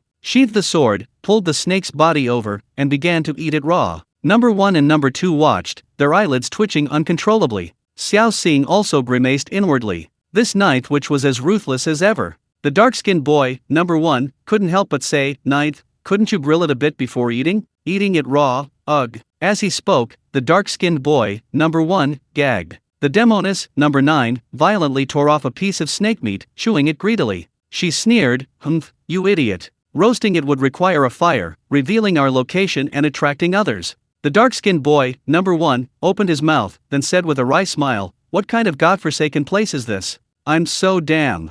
In this Cloud Dream Mountain, they not only had to evade the teaching assistants, instructors, head instructor, and even their fellow students, but they also had to be wary of the poisonous insects and ferocious beasts. Some even said there were demons in these mountains. Just thinking about it sent chills down their spines. They had been in Cloud Dream Mountain for 3 days now. Alright, stop complaining. Use that time to cultivate a bit more, practice the serpent sword technique, and strengthen yourself. Number 9, a natural-born powerhouse, quickly adapted to her surroundings. After finishing the snake meat in a few bites, she threw it on the ground and, with a whoosh, drew her longsword, beginning to practice the serpent sword technique. However, her gaze kept glancing at number 8, Xiao Xing. She felt something was off about him. These past few days, Xiao Xing had been frequently lost in thought. Unbeknownst to him, Xiao Xing wasn't daydreaming, he was engaging in a mental storm. Ever since Instructor Huang demonstrated the serpent sword technique that day, he had been surprised to discover that he could actually engage in mental storming to enhance his strength. Of course, this mental storming seemed only suitable for external cultivation methods. At this moment, in his mind, a tiny figure was wielding a longsword, frantically practicing the serpent sword technique. The serpent spits its tongue. The tiny figure in Xiao Xing's mind finished practicing the serpent sword technique once. The panel before him changed once more. Spirit serpent sword technique. Realm, beginner, 80%. Entry, half the effort, 3. These past few days, whenever Xiao Xing had a spare moment, he would engage in mental brainstorming, frantically practicing the spirit serpent sword technique. Now, his swordsmanship had long since reached the beginner level, and he was even close to reaching the proficient level. Of course, this was also due to the constant interruptions to his mental brainstorming sessions caused by his frantic escape over the past 3 days, but even so, his progress was quite rapid. Keep in mind that number 1, number 2, and number 9 hadn't even reached the beginner level of the spirit serpent sword technique yet. Practice, practice, practice, practice my ass. These past few days I've been on high alert, I can't even sleep, I'm about to collapse. Number 1, the dark-skinned youth, couldn't help but curse. How could he not collapse? The thought that their pursuers were the assistant instructor, the head instructor, and the head instructor kept their nerves on edge for a moment. The teaching assistant was an outstanding graduate from the previous year. While their skills might not be on par with the instructors, they were certainly far superior. Clang! Just then, a sharp clang of a sword rang out, and a figure suddenly burst from the jungle, thrusting his sword fiercely at number 1, who was cursing incessantly. Number 1, watch out! The ninth witch spotted the newcomer and swiftly raised her sword, slashing with all her might. Clang! Although her sword deflected the newcomer's blade, the newcomer instead unleashed a punch aimed at number 1. The dark-skinned boy, number 1, was startled and hurriedly crossed his arms in front of his chest to block. Boom! The newcomer's punch sent the dark-skinned boy, number 1, staggering back several steps with a single blow. Ugh! The dark-skinned boy, number 1, regained his footing, his face flushed, a sweet taste rising in his throat, and he couldn't help but cough up a mouthful of blood. Xiao Xing and the fatty number 2 were also startled, quickly raising their swords to look at the newcomer. The newcomer was dressed in white, with a large 8 tattooed on his chest, indicating his codename was White 8. White 8 looked at Xiao Xing and his companions, his arms suddenly trembling, and a layer of blood-red energy enveloped his body. Blood-moving technique, 9th level, late stage of 9th rank, hiss. Seeing the newcomer's strength, fatty number 2 couldn't help but let his pupils shrink, exclaiming in a trembling voice. The realm divisions for internal and external cultivation methods differ slightly. Internal cultivation methods are divided into 9 ranks, with 9th rank being the lowest and 1st rank the highest. In addition, each rank is further divided into 4 minor realms: early, middle, late, and perfect. The 7th level of blood-moving technique is the entry level, which is the early stage of the 9th rank. After that, each level corresponds to a minor realm. For example, the 8th level of blood-moving technique corresponds to the middle stage of the 9th rank. And this youth codenamed White 8 had already cultivated to the 9th level of blood-moving technique, which is the late stage of the 9th rank. The 9th witch's expression changed drastically, staring warily at the white-haired youth, by BA. The first dark-skinned youth's expression also shifted slightly, but he kept glancing at Xiao Xing, the 8th youth. BA withdrew his blood aura, coldly eyeing the 4 of them, sword in hand, and said in a deep voice, "Since you know my cultivation level, hand over your iron tokens, and I might show mercy and spare your lives." The second fatty swallowed hard, turning to the 9th and the others, and said anxiously, "What should we do? Should we hand over the iron tokens?" The higher the level of the blood refining technique, the greater the difference between each level, like an insurmountable chasm. They were currently only at the 7th level of the blood refining technique, which was the early stage of the 9th rank, still quite a distance from the white-haired youth, by BA. It could be said that even if all 4 of them attacked together, they might not be a match for by BA. Hand over what? Number 8, kill him. The dark-skinned youth, number 1, wiped the blood from the corner of his mouth and turned to look at number 8, Xiao Xing. In his view, Xiao Xing had already reached the 7th level of the blood refining technique when they were still at the 3rd level. Now, Xiao Xing was at least at the 9th level, perhaps even the 10th level at its peak. This Xiao Xing, number 8, was simply courting death by showing off in front of Xiao Xing. The witch number 9 was slightly taken aback, her face full of suspicion. She didn't understand what the dark-skinned youth, number 1, meant. Number 2 was also somewhat bewildered. But just then, number 8, Xiao Xing, moved. Xiao Xing, number 8, slammed his right foot into the ground, the earth beneath him exploding with a loud bang. His figure shot forward like a cannonball, his sword aimed straight at the white-haired youth. His sword strike was a move called snake emerging from its hole. Swish, swish, swish. The sword light of martial arts roared, erupting from the tip of his sword, heading straight for the white-haired youth. 9th level of blood transformation technique? The beginner level of the snake sword technique? The white-haired youth's pupils constricted sharply, startled. His face changed drastically, and he hurriedly held his longsword horizontally in front of his chest to block. Clang, clang, clang. The sword light struck the blade, producing a crisp metallic clang. He staggered backward, struck by the attack. Before he could react, Xiao Xing's figure flashed past him, a flash of silver light, then a burst of blood-red light. Chapter 25, Winning Over Teammates, the Uncrowned Captain. A thin red line appeared on the neck of the young man surnamed Bai, then rapidly widened, blood gushing uncontrollably. The young man hurriedly tried to cover it, but blood seeped through his fingers. He seemed to want to say something, but only a series of hoarse sounds escaped his throat. His eyes were bloodshot, fixed on Xiao Xing, number 8, his gaze filled with resentment, disbelief, and shock. With these emotions, he finally collapsed. Xiao Xing searched his body, and after a moment, pulled out 3 black iron tokens and a sword manual titled Poison Dragon Sword Technique. This guy has already killed 2 students using his 9th level blood-moving technique. Xiao Xing grinned inwardly, stuffing the 3 tokens into his pocket. Then, he looked at the Poison Dragon Sword Technique manual, lost in thought. It seems each instructor teaches a different swordsmanship. However, one thing they all have in common is that the sword manuals they teach emphasize lightness and swiftness. After all, they are training assassins. Assassins are all about hiding, waiting for the right moment, and then striking with deadly precision. Next, Xiao Xing also slung the white-clad youth's longsword over his back. He carried one sword on his back and another in his hand, serving two purposes. Firstly, it was to intimidate others, preventing them from easily attacking him. After all, carrying two swords meant that Xiao Xing had already killed a student to obtain his longsword. Secondly, it was a precaution. In combat, the blade of the longsword might bend, develop a nick, or be lost. Having two swords would prevent him from being left without one. After slinging the swords over his back, Xiao Xing slowly stood up, glanced at the white-clad youth's corpse on the ground, and felt a surge of relief. He had been hiding in the cave, concealing his strength, fearing problems in the second stage, such as encountering a master of the 9th level of the blood-moving technique like the young Bai Ba. Luckily, he remained cautious and didn't emerge prematurely. Otherwise, if he had encountered a master of the 8th or 9th level of the blood-moving technique, or even a master at the 10th level of perfection, he would have been utterly helpless. At this moment, Xiao Xing felt that all his previous hiding had been worthwhile. With a sigh, Xiao Xing turned around, only to find number 1, number 2, and number 9 all staring at him with wide eyes, as if he were a monster. Number 2, the fat man, had his mouth agape, enough to fit his chubby fist, looking at Xiao Xing with an expression of utter disbelief. Number 9, the witch, also stared at Xiao Xing with an incredulous expression, similarly looking like she had seen a ghost. She had assumed Xiao Xing was hiding some of his cultivation, but she hadn't expected that Xiao Xing's blood-moving technique had actually reached the 9th level. This guy was really hiding his true strength. I knew it, I knew it. The dark-skinned boy, number 1, looked at Xiao Xing excitedly and shouted, "Cough, cough, cough." Due to his excessive excitement, he aggravated his injuries and couldn't help but cough violently. Number 2 and number 9 simultaneously looked at the dark-skinned boy, number 1. The witch, number 9, frowned slightly and asked, "Number 1, did you already know that number 8 was hiding his strength?"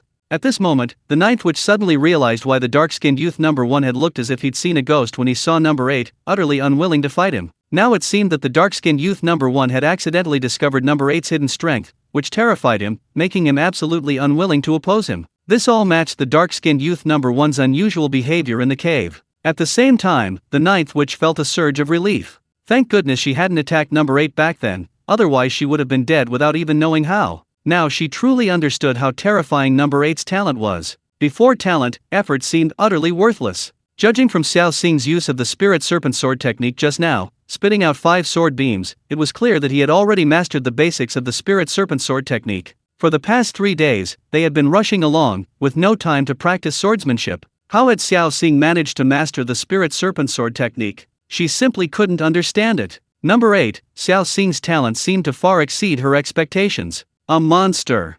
Number 9, the witch, looked at number 8, Xiao Xing with a resentful expression and muttered, "Number 9, why are you swearing?" Xiao Xing rolled his eyes. Number 9 also rolled her eyes wildly, her gaze towards Xiao Xing now filled with a hint of awe. Xiao Xing looked at the 3 of them and said, "The 3 of you, perhaps I think we should divide the work.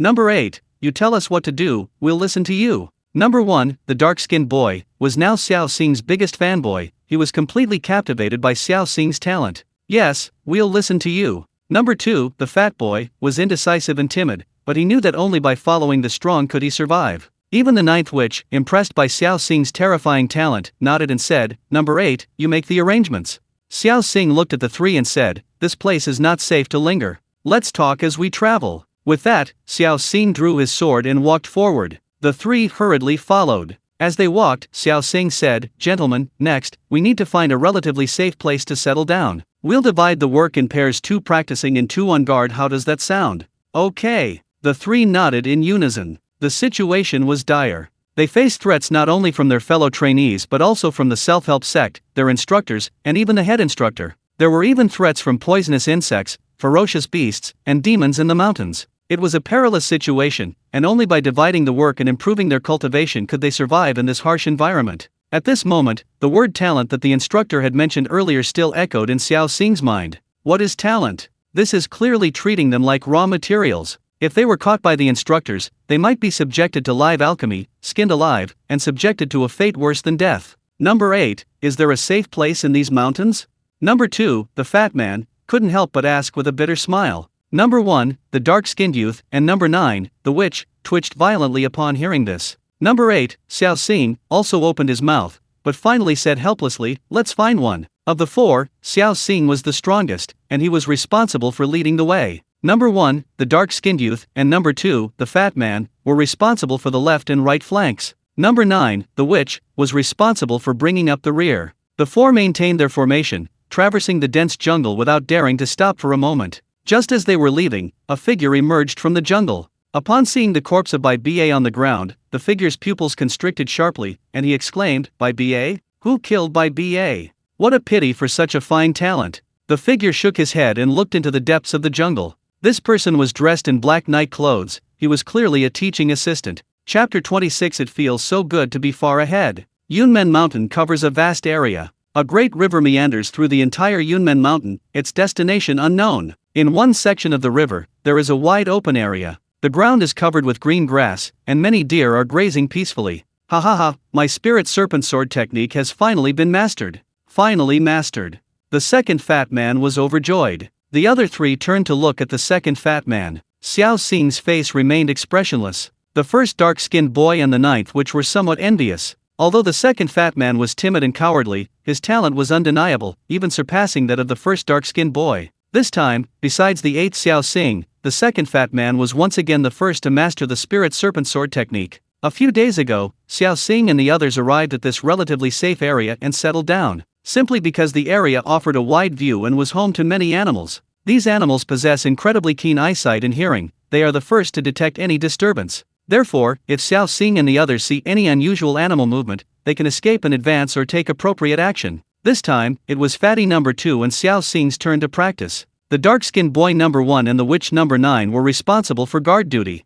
Number 8, what level are you at with your spirit serpent sword technique? The dark-skinned boy number 1 couldn't help but ask. Spirit serpent sword technique, level, proficient, 85%. Entry, half the effort, 4th level. Poison dragon sword technique, level, proficient, 76%. Entry, step by step. Looking at the panel, Xiao Xing smiled without saying a word. The other three were speechless. In my opinion, number 8 spirit serpent sword technique is probably close to the proficient level. The dark-skinned boy number 1 guessed. No way, that's fast. I haven't seen number 8 practicing his sword these days. Number 9, the witch, sighed. Number 9, you know nothing about number 8's talent. Number 1, the dark-skinned boy, scoffed. I think number 8's swordsmanship is almost at the proficient level. Number 2, the fat boy, also spoke up, a rare occurrence. They never imagined that Xiao Xing's serpent sword technique had already reached the proficient level, and his progress was a terrifying 85%, almost reaching the minor completion stage.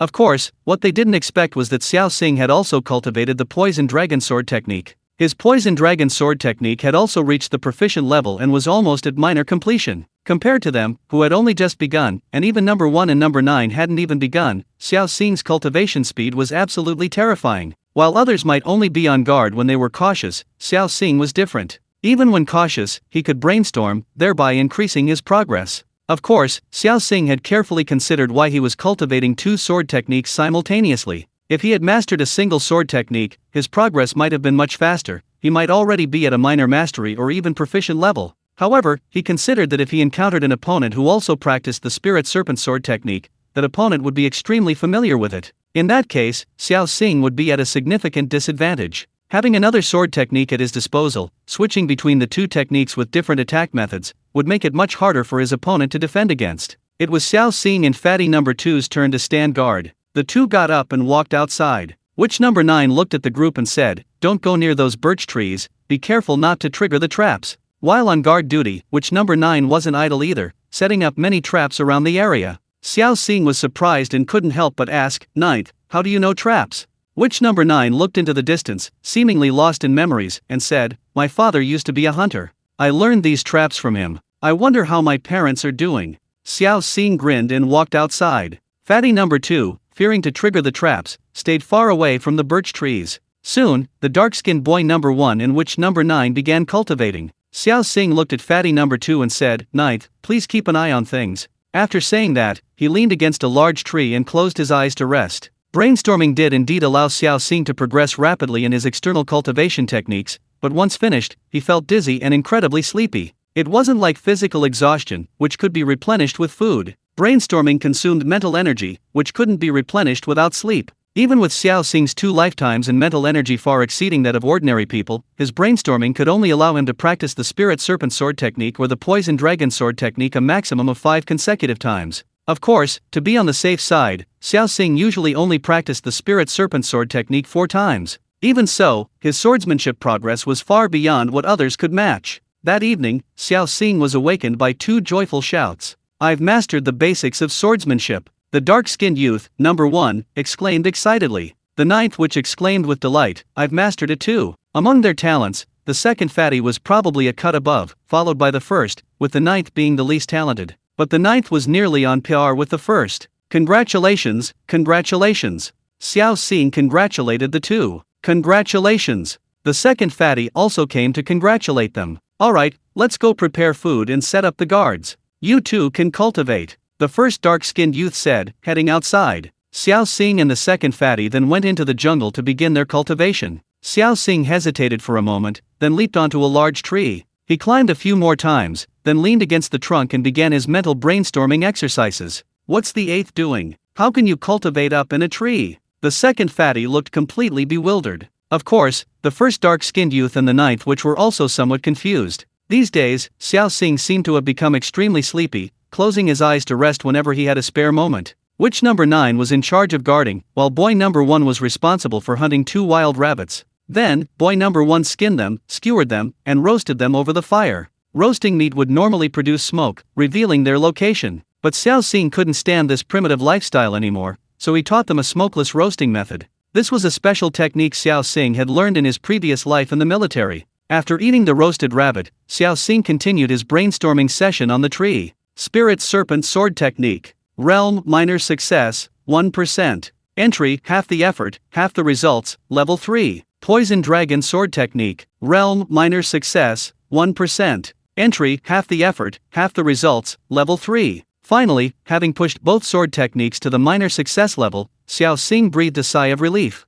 He looked at number 1, number 2, and number 9, a hint of pity appearing in his eyes. These 3 also practiced their swordsmanship frantically whenever they had free time. But after all that practice, they had only barely grasped the basics of the Spirit Serpent Sword technique. People can't be compared to each other. A smile curved Xiao Xing's lips. This feeling of being far ahead intoxicated him. Whoosh! Squeak, squeak, squeak. Just then, Xiao Xing saw many birds soaring into the sky from the nearby woods. The deer, rabbits, and other animals in the forest also cried out in alarm and scattered in all directions. "Someone's coming. Let's go." Xiao Xing hurriedly stood up from the tree trunk, looked around, and his face was extremely gloomy. Chapter 27 The Teaching Assistant Arrives. Upon hearing that someone was approaching, fatty number 2 turned and ran almost without hesitation. Number 8, Xiao Xing, number 1, the dark-skinned youth, and number 9, the witch, also turned and ran without hesitation. Although Xiao Xing felt he was probably invincible among his fellow students. Of course, this was just his guess, he wasn't entirely sure.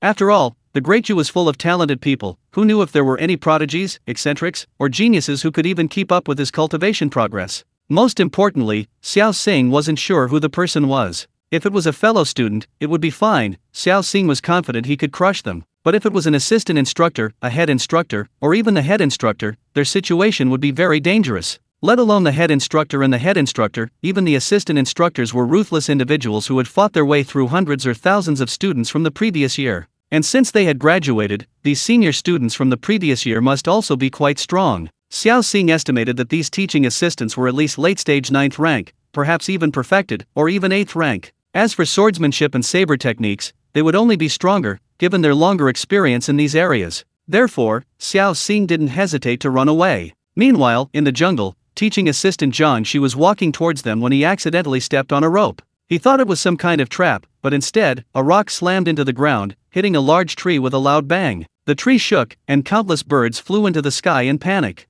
This was actually an alarm system set up by witch number 9, designed to create a commotion, disturb the animals, and alert them. Interesting, interesting. A smile crept onto teaching assistant Zhang's lips, his eyes suddenly brightening. Although he had triggered the trap and possibly alerted the enemy, it also meant he hadn't gone astray. There were definitely people here. Junior students, your senior Zhang is here. Zhang slowly drew his longsword from his waist, a confident smile playing on his lips, and walked forward. What kind of person would become a teaching assistant? It would be someone like him, someone with some strength but unable to break through. Like Zhang Shi, who had been stuck at the ninth grade perfection level for a long time, without the resources to break through. Being a teaching assistant would be an excellent opportunity for them, because here, they could not only enjoy the thrill of hunting, but also quickly accumulate tokens. After all, his junior students were normally not as strong as him, hunting them would be a piece of cake for him. Those tokens were useful to the students, and they were equally useful to them as teaching assistants. Clatter, clatter, clatter. The ground trembled, the sound of countless forest animals being startled and running wildly in all directions. Zhang Happy, however, walked unhurriedly towards the front of the jungle. Soon, he came to a wide open area. He glanced ahead, his smile widening, and said, "Junior brothers and sisters, don't go yet, your senior brother is here." As he spoke, he continued walking forward. But after a few steps, he suddenly stepped on a rope. Whoosh! This time, a trap was triggered, and several sharp arrows made from tree branches whistled towards him. Zhang Shi frowned slightly, drawing his longsword to parry left and right. Clang clang clang. Zhang Shi blocked all the arrows. His brow furrowed, and he said in a low voice, "Not bad." Then, he continued forward. As he passed a birch tree, Zhang Shi lost his footing and began to plummet downwards. Zhang Shi was terrified. He quickly stretched out his limbs, barely managing to steady himself. Looking down, he saw the bottom of the pit filled with upside-down, sharp logs. Zhang Shi broke out in a cold sweat. Rumble! Just then, he suddenly heard a sound behind him. Turning around, he saw a large rock hurtling towards the bottom of the pit. Zhang Happy was terrified. He quickly mustered all his strength and leaped upwards. Boom! The boulder crashed into the deep pit, shattering the barbs and sending dust flying. Zhang Shi's expression changed rapidly, cold sweat beading on his forehead. He exclaimed in shock and anger, "Good, very good." With that, Zhang Shi drew his sword and charged forward. These traps, especially the last one, had nearly killed him, thoroughly enraging Zhang Shi. Unleashing his ninth grade perfected strength, coupled with his mastery of a certain lightness technique, he moved with incredible speed, darting back and forth through the jungle. Soon, he spotted 4 figures ahead. He, junior brothers and sisters, don't run away. Senior brother will have some fun with you. Zhang Shi was overjoyed, dragging his sword forward and galloping, laughing maniacally. Hearing the sound, Xiao Xing and his 3 companions turned around and saw the teaching assistants in black. They were terrified. These teaching assistants were the tough guys who had passed all 3 rounds of the previous year's competition. If they encountered them, it would almost certainly be a death sentence. Xiao Xing's heart sank. Although he was quite confident in his own abilities, he was genuinely unsure of himself against these formidable individuals who had passed all 3 rounds. The 4 of them sprinted ahead. Holy crap! At that moment, the second fat guy unleashed his extraordinary potential, his speed increasing dramatically, surpassing Xiao Xing and the others by a considerable margin. That fat bastard. The first dark-skinned boy's forehead creased with anger, and he couldn't help but curse. Because at this moment, outrunning his teammates could mean victory. While the second fat guy was fast, the teaching assistant Zhang Shi was even faster. Zhang Happy, clearly skilled in lightness techniques, suddenly increased his speed. He quickly closed the distance with them. Junior brothers and sisters, you can't escape. Zhang Shi chuckled, wielding his longsword and slashing fiercely at the last dark-skinned boy. The dark-skinned boy hurriedly turned and raised his sword to block. Boom! A sword beam whistled through the air, blasting the dark-skinned boy backward, tumbling and crashing. Boom! Finally, the dark-skinned boy crashed through 3 large trees before finally coming to a stop. Ugh! The dark-skinned boy steadied himself, coughing up blood incessantly. Everyone watched in horror. This teaching assistant is incredibly strong. He's clearly cultivated the blood transformation technique to the 10th level, which is the peak of the 9th rank. Such strength is far beyond their reach. Xiao Xing raised an eyebrow, thinking to himself, thank goodness, at least the newcomer isn't an 8th rank expert, so he still has a fighting chance. Number 1. The 9th witch exclaimed, gritting her teeth. She drew her longsword and slashed at the teaching assistant behind her. The sharp sword light whistled out, but teaching assistant Zhang Shi easily dodged it. At the same time, Zhang Shi flashed forward, instantly appearing in front of the 9th witch. The 9th witch raised her sword and slashed at Zhang Shi. Zhang Shi also met the attack with his own sword. Clang! The 2 swords clashed, a crisp metallic clang rang out, sparks flew, and the sword in the 9th witch's hand was knocked away, her hand split open, blood flowing freely. Zhang Shi reached out and grabbed the 9th witch by the neck, lifting her up. A sinister smile crept across his lips as he chuckled, tisk, a little beauty, huh? Later, after I kill those 3, I'll show you some mercy. Chapter 28, The Assassination of Teaching Assistant Zhang Happy shocks number 1. Whoosh! Just then, a long sword hurtled towards Zhang Happy at incredible speed. Zhang Happy was startled and quickly threw the 9th witch aside. Boom! The 9th witch crashed into a large tree, her neck lolling to the side, and she fainted. The one who suddenly attacked with the sword was none other than the eighth witch, Xiao Xing. Xiao Xing's sword was so fast that Zhang Shi had to concentrate on dealing with him. Swish! Another sword struck, and Zhang Shi frowned deeply, forced to drift backward, retreating several steps. He looked up at the eighth witch, Xiao Xing, in astonishment, exclaiming, "Your spirit serpent sword technique has already reached a minor level of mastery." "What? A minor level of mastery of the spirit serpent sword technique?" The dark-skinned youth number 1 and the fat man number 2 were dumbfounded, their faces filled with disbelief. They had initially guessed that Xiao Xing's swordsmanship was at best at the proficient level, but unexpectedly, it had already reached a minor mastery, once again leaving them 2 realms behind. Comparison is truly infuriating. "Quick, come help." Xiao Xing thrust his sword towards Zhang Shi, shouting at the same time. Zhang Shi frowned deeply and also drew his sword to meet Xiao Xing's attack. The dark-skinned youth, number 1, seeing this, hurriedly drew his sword to assist. The fat man, number 2, gritted his teeth, also shouted, and slashed at Zhang Shi with his sword. Of course, among the 3, Xiao Xing was the absolute main force. Not only had he mastered the spirit serpent sword technique, but his cultivation had also reached the 9th grade perfection level. Every move he made was incredibly powerful, forcing Zhang Shi to defend with all his might. Clang! Xiao Xing's sword slashed down, and Zhang Shi frowned deeply, quickly blocking with his longsword. 2 longswords clashed, producing a deafening metallic clang and sparks flying. Simultaneously, the dark-skinned youth number 1 and the fat man number 2 also thrust their swords at Zhang Shi. "Watch out!" Xiao Xing exclaimed. Sure enough, the next moment, Zhang Shi dodged the dark-skinned youth's sword to the side, simultaneously raising his left leg to trap the sword thrust by the fat man number 2. The fat man number 2, terrified, struggled to pull out his sword. But the difference in their strength was too great. No matter how hard he tried, he couldn't pull out the sword. Boom! Instead, the fat man number 2 was punched in the chest by Zhang Shi, his body flying backward like a kite with a broken string, crashing directly into a large rock. The poor fat man number 2 also lost consciousness, his neck lolling to the side. Xiao Xing hurriedly changed his sword techniques to defend himself. Clang, clang, clang. The 2 fought with lightning speed, their longswords clashing like 2 nimble snakes, sparks flying. Coincidentally, Zhang Shi also practiced the serpent sword technique, taught by instructor Huang. However, Zhang Shi's serpent sword technique was already at a master level, and with the added advantage of his lightness skill, he could advance and retreat with perfect control, making it difficult for Xiao Xing to harm him. This emboldened Zhang Shi. After seizing an opportunity and kicking the dark-skinned youth to the ground, he began to relentlessly attack Xiao Xing. He was confident that with his mastered serpent sword technique and his 9th grade perfect strength, he could completely overwhelm Xiao Xing. But the more he fought, the more alarmed he became. Because he discovered that, based solely on their cultivation levels, he couldn't suppress Xiao Xing. You've already reached the 9th rank perfection realm," Zhang Happy exclaimed in surprise. On the other side, the dark-skinned youth, number 1, was slightly stunned, his face also filled with disbelief. Then a smile appeared on his face, and he excitedly said, "Indeed, I guessed right." He was about to step forward to help when suddenly, Xiao Xing's swordsmanship changed. This time, his swordsmanship was completely different from the spirit serpent sword technique. This was the poison dragon sword technique. Poison dragon entanglement. Xiao Xing's figure turned, and his longsword thrust out fiercely. The longsword curved strangely, directly entangling the longsword in Zhang Shi's hand. At the same time, sword light surged on the tip of the sword, fiercely pointing towards Zhang Shi's large hand. At this moment, if Zhang Shi didn't let go, his hand would likely be crippled.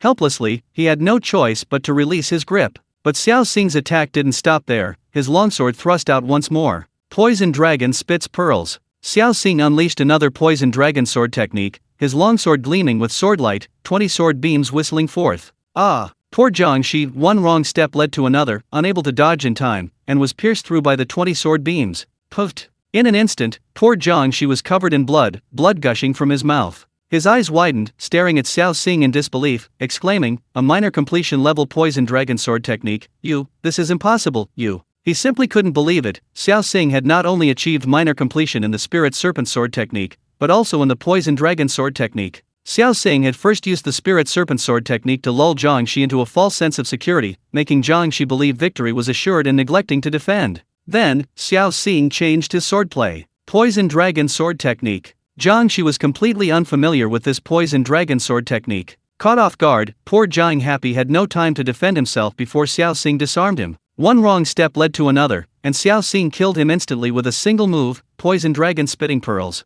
Nearby, a dark-skinned youth stared in utter disbelief, his eyes nearly popping out of their sockets, his mouth agape, looking at Xiao Xing as if he were a monster. He thought he understood Xiao Xing. He had guessed that Xiao Xing was at the 10th level of the Great Perfection, 9th grade perfection, and while the partially mastered Spirit Serpent Sword technique surprised him, it was still within acceptable limits. But he never expected that Xiao Xing had cultivated another sword technique. His Poison Dragon Sword technique had also reached a partially mastered level. This was completely beyond his expectations, he could never have imagined it. What kind of monster was this? Xiao Xing's talent was truly astonishing, leaving him momentarily speechless. Compared to Xiao Xing, they were worlds apart. At this moment, the dark-skinned youth's gaze towards Xiao Xing was filled with even greater fear and dread. Xiao Xing's growth rate was simply too fast, so fast that even he couldn't comprehend it. Having killed Zhang Shi, Xiao Xing exhaled a breath of stale air, then leaned on his longsword, panting heavily. The fierce battle with Zhang Shi had greatly depleted his stamina. After resting briefly, Xiao Xing rose and went to Zhang Shi's side, searching his body. Finally, he found a light blue booklet, a bronze plaque, and an iron plaque on Zhang Shi's person. Wind-chasing step. Xiao Xing's eyes suddenly lit up as he looked at the booklet. Clearly, Zhang Shi carried the wind-chasing step technique with him, intending to review it at any time. After all, in his view, as a teaching assistant, this was a completely unequal cat-and-mouse game. He never imagined he would be caught off guard and suffer such a setback. On the contrary, it was Xiao Xing who benefited. Furthermore, there was the bronze medal. 1 bronze medal was equivalent to 10 iron medals. Xiao Xing had truly struck it rich this time. Chapter 29 Breaking into the Black Market, 8th Rank Cultivation Technique. With money in hand, naturally, one must spend it. Now that he had cultivated the blood-moving technique to its peak, reaching the pinnacle of its power, Xiao Xing needed to find a cultivation method of rank 8 or higher to advance further. He checked the map and saw a black market not far away. Many black markets existed within Yunmen Mountain, designed for students, teaching assistants, and instructors to make purchases. Xiao Xing decided to try his luck at the nearby black market. He threw away his battered and nicked longsword and took the longsword belonging to teaching assistant Zhang Shi. Zhang Shi's longsword was clearly far superior to his own. His sword was riddled with nicks and the blade was badly bent, while Zhang Happy's sword was flawless, the two being worlds apart. Xiao Xing turned to the still-conscious, dark-skinned youth, number 1, and said, "Number 1. Here." Although the dark-skinned youth, number 1, was in excruciating pain in his chest, he was completely impressed by Xiao Xing's talent and hurriedly approached, enduring the agony. Xiao Xing looked at number 1 and said, "There's a black market here. I'll go buy some healing medicine. You wait for me here." "Okay." The dark-skinned youth, number 1, nodded hurriedly, his obsequious manner quite comical. Xiao Xing chuckled and was about to leave when he suddenly noticed the teaching assistant Zhang Shi's clothes. After hesitating for a moment, he stepped forward, stripped Zhang Shi's clothes off, and put them on himself. They fit perfectly, haha. A smile appeared on Xiao Xing's face. With the teaching assistant's clothes as his cover, the other students would keep their distance from him, making him much safer. Of course, the most significant reduction was in the threat posed by other teaching assistants, as well as the instructors and head instructor. The teaching assistants were students who had already passed the assessment and graduated last time, so the instructors and head instructors generally wouldn't make things difficult for them. Since the teaching assistants were of similar strength, they would simply avoid each other when they met. After all, fighting wasn't worthwhile for them, and hunting down students was much faster. Teaching assistants not attacking each other was practically an unwritten rule. After dressing, Xiao Xing turned and headed towards the black market, following the map's directions. While traveling, having nothing else to do, Xiao Xing took out the wind-chasing step lightness skill manual and began practicing. Following the manual's instructions, Xiao Xing carefully sensed the movement of the surrounding wind. He gradually began to run with the wind, his speed increasing. As he neared the black market, Xiao Xing seemed to grasp the essence, leaping into the wind and sprinting forward on the tips of the wind blades. Wind Chaser Step. Realm, Beginner, 3%. Entry, half the effort, 4th grade. Ha ha ha. The brief low-altitude flight filled Xiao Xing with excitement. Before long, he arrived outside the black market.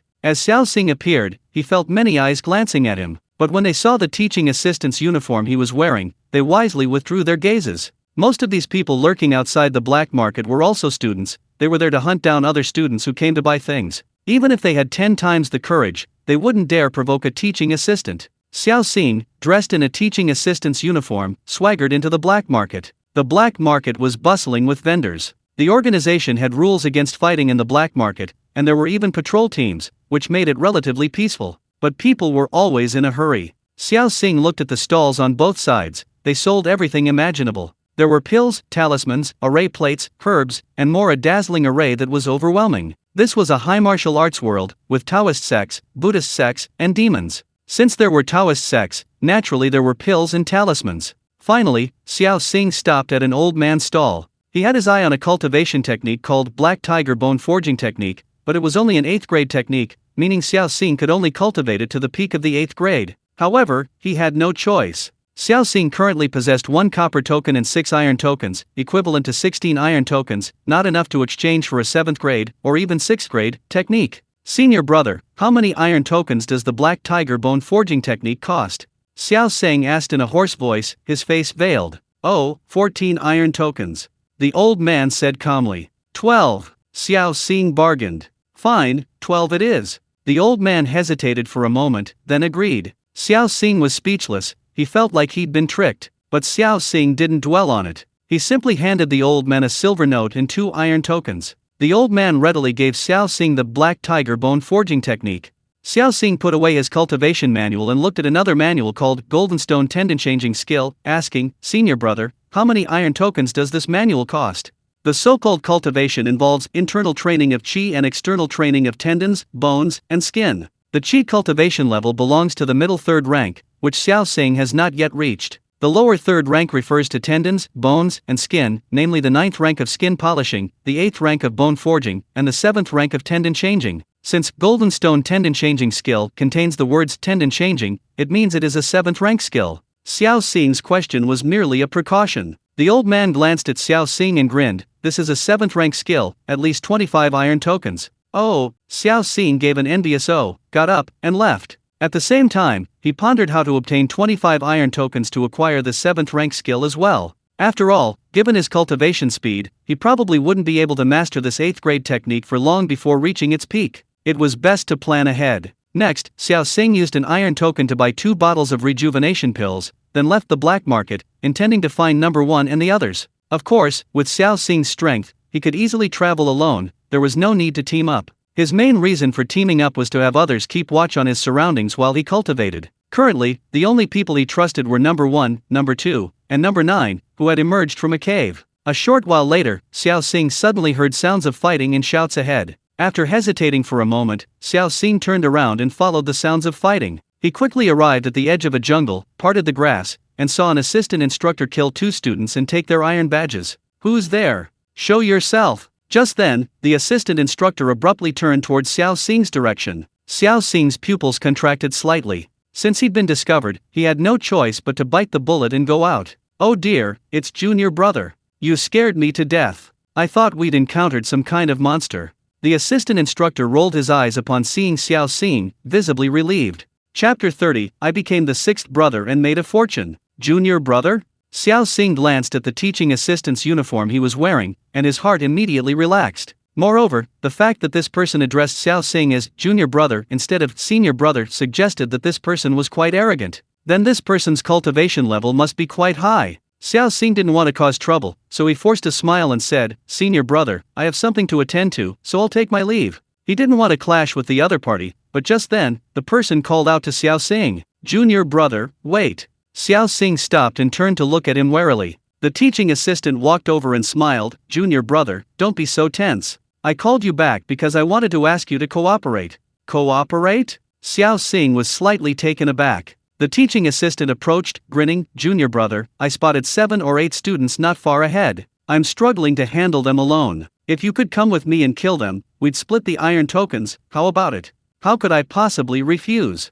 Xiao Xing thought to himself, but nodded anyway, all right. Junior brother, follow me. The teaching assistant led the way. Xiao Xing followed behind. Soon, the two arrived at a spot. They parted the bushes and saw 7 students huddled together, eating a roasted wild boar. These 7, confident in their numbers, weren't afraid of revealing their location. Little did they know, they would pay a heavy price for their arrogance. Clang! The teaching assistant struck first, his longsword aimed directly at one of the students, his speed astonishing. Puffed! The poor student hadn't even reacted before the teaching assistant pierced his throat with a single sword strike. His neck lolled to the side, he was beyond dead. At the same time, the teaching assistant swung his sword at another student. Meanwhile, Xiao Xing moved as well. Using the wind-chasing step, his figure flashed like lightning, passing a student. A bloody gash appeared on the student's neck. The gash rapidly widened, blood gushing out. The poor student collapsed, twitched a few times, and then remained motionless. Immediately afterward, Xiao Xing charged towards the remaining students.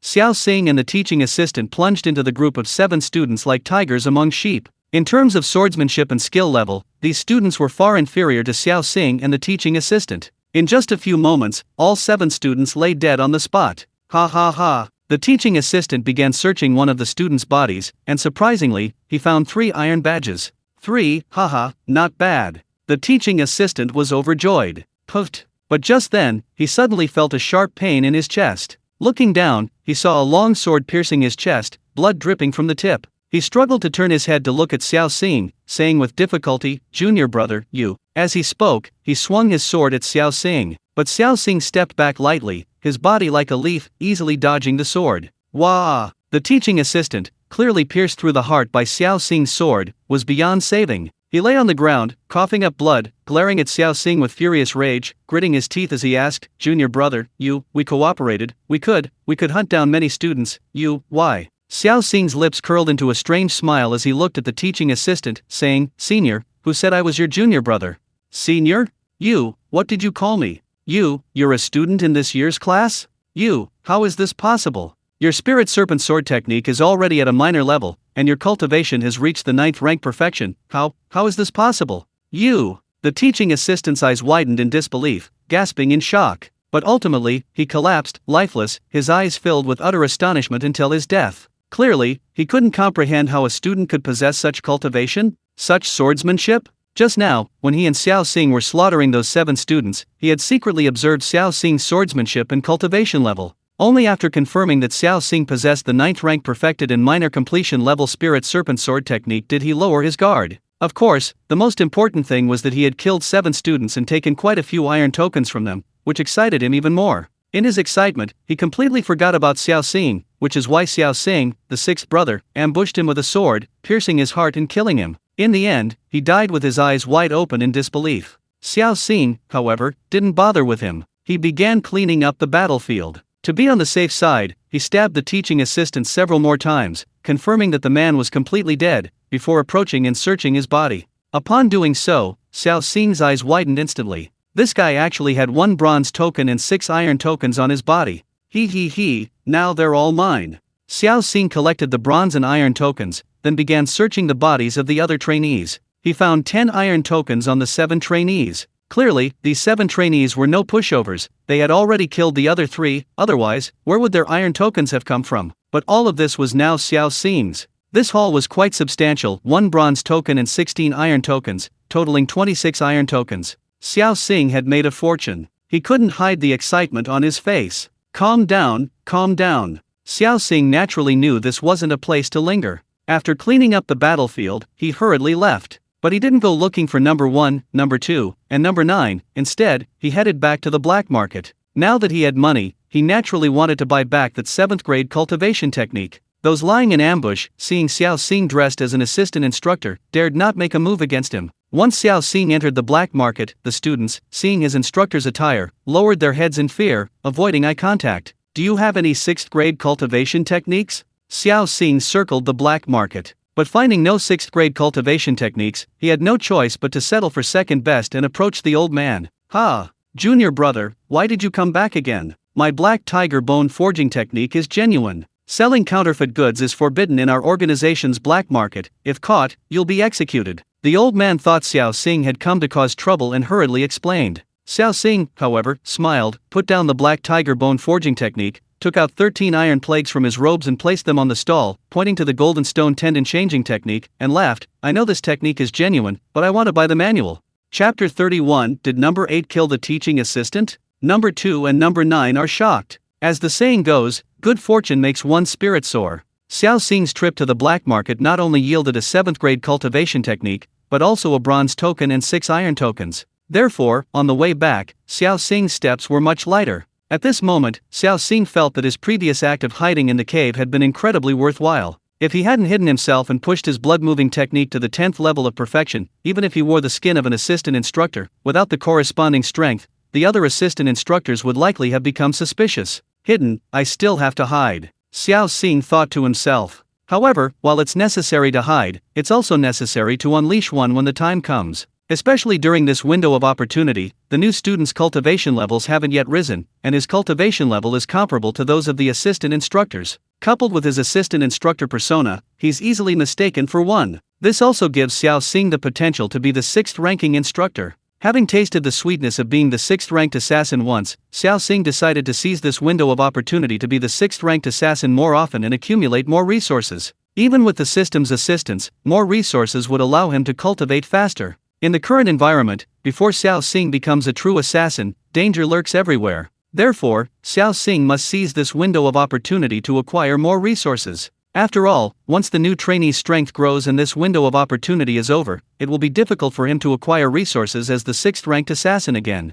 Furthermore, Xiao Xing didn't know how long this second trial would last. He needed to improve his strength as quickly as possible to feel at ease. When Instructor Huang sent them into the jungle to hunt for the second trial, he didn't say when it would end. Meanwhile, after Xiao Xing left, the dark-skinned youth number 1 awakened the fat boy number 2 and the witch number 9. Seeing Xiao Xing absent, the 9th witch's pretty face changed drastically. She exclaimed in alarm, "Where's number 8? Where did number 8 go?" Having gone through life and death together, she considered Xiao Xing her most steadfast companion. "Yes, where's number 8? The fat second asked with equal worry. The dark-skinned youth number 1 grinned and said, "Don't worry, number 8 is fine. Look." As he spoke, the dark-skinned youth number 1 gestured, pointing to the naked teaching assistant Zhang Shi not far away. This is that teaching assistant?" The 9th witch exclaimed in surprise. The dark-skinned youth number 1 nodded and smiled. "Yes." The 9th witch stared at the dark-skinned youth number 1, her eyes wide, her breathing rapid. She hurriedly asked, "Who killed him?"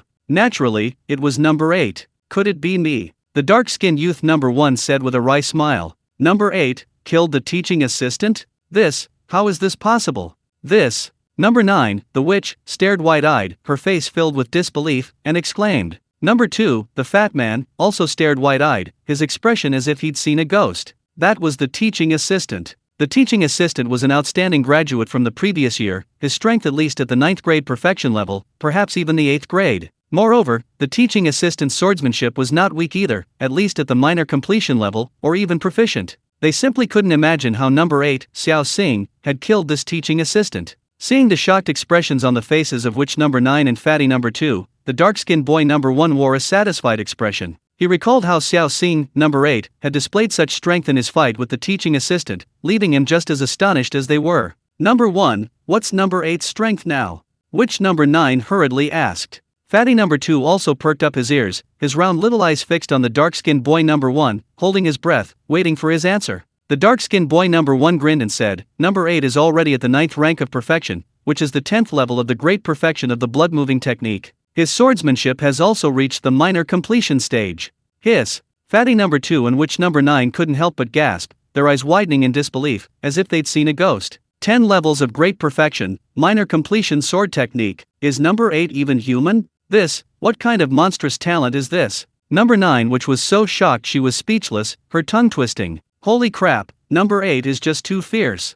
Number 2 fatty blurted out a curse. Meanwhile, number 1 dark-skinned youth was still debating whether to tell them that number 8, Xiao Xing's sword technique was a dual-level technique, the spirit serpent sword technique and the poison dragon sword technique, both already at the minor completion level, not just one. Never mind, I'd better not tell them, lest they faint from shock. Number 1 dark-skinned youth thought to himself. It seems number 8 had already pushed the blood-moving technique to the 10th level while in the cave. Number 8 is incredibly good at hiding this. Number 9, which felt a surge of relief. She was extremely relieved that she hadn't clashed with number 8 in the cave, otherwise, if she had angered him, she probably wouldn't even know how she died. Number 8's talent far exceeded their expectations. Number 2, the fat man, secretly grinned. For a time back in the cave, number 2 had considered himself the most talented. But now, compared to number 8, Xiao Xing, his talent was utterly insignificant, not even in the same league, a complete joke. Number 1, the dark-skinned youth, stood up, picked up the body of assistant instructor Zhang Shi, and threw it directly into the river.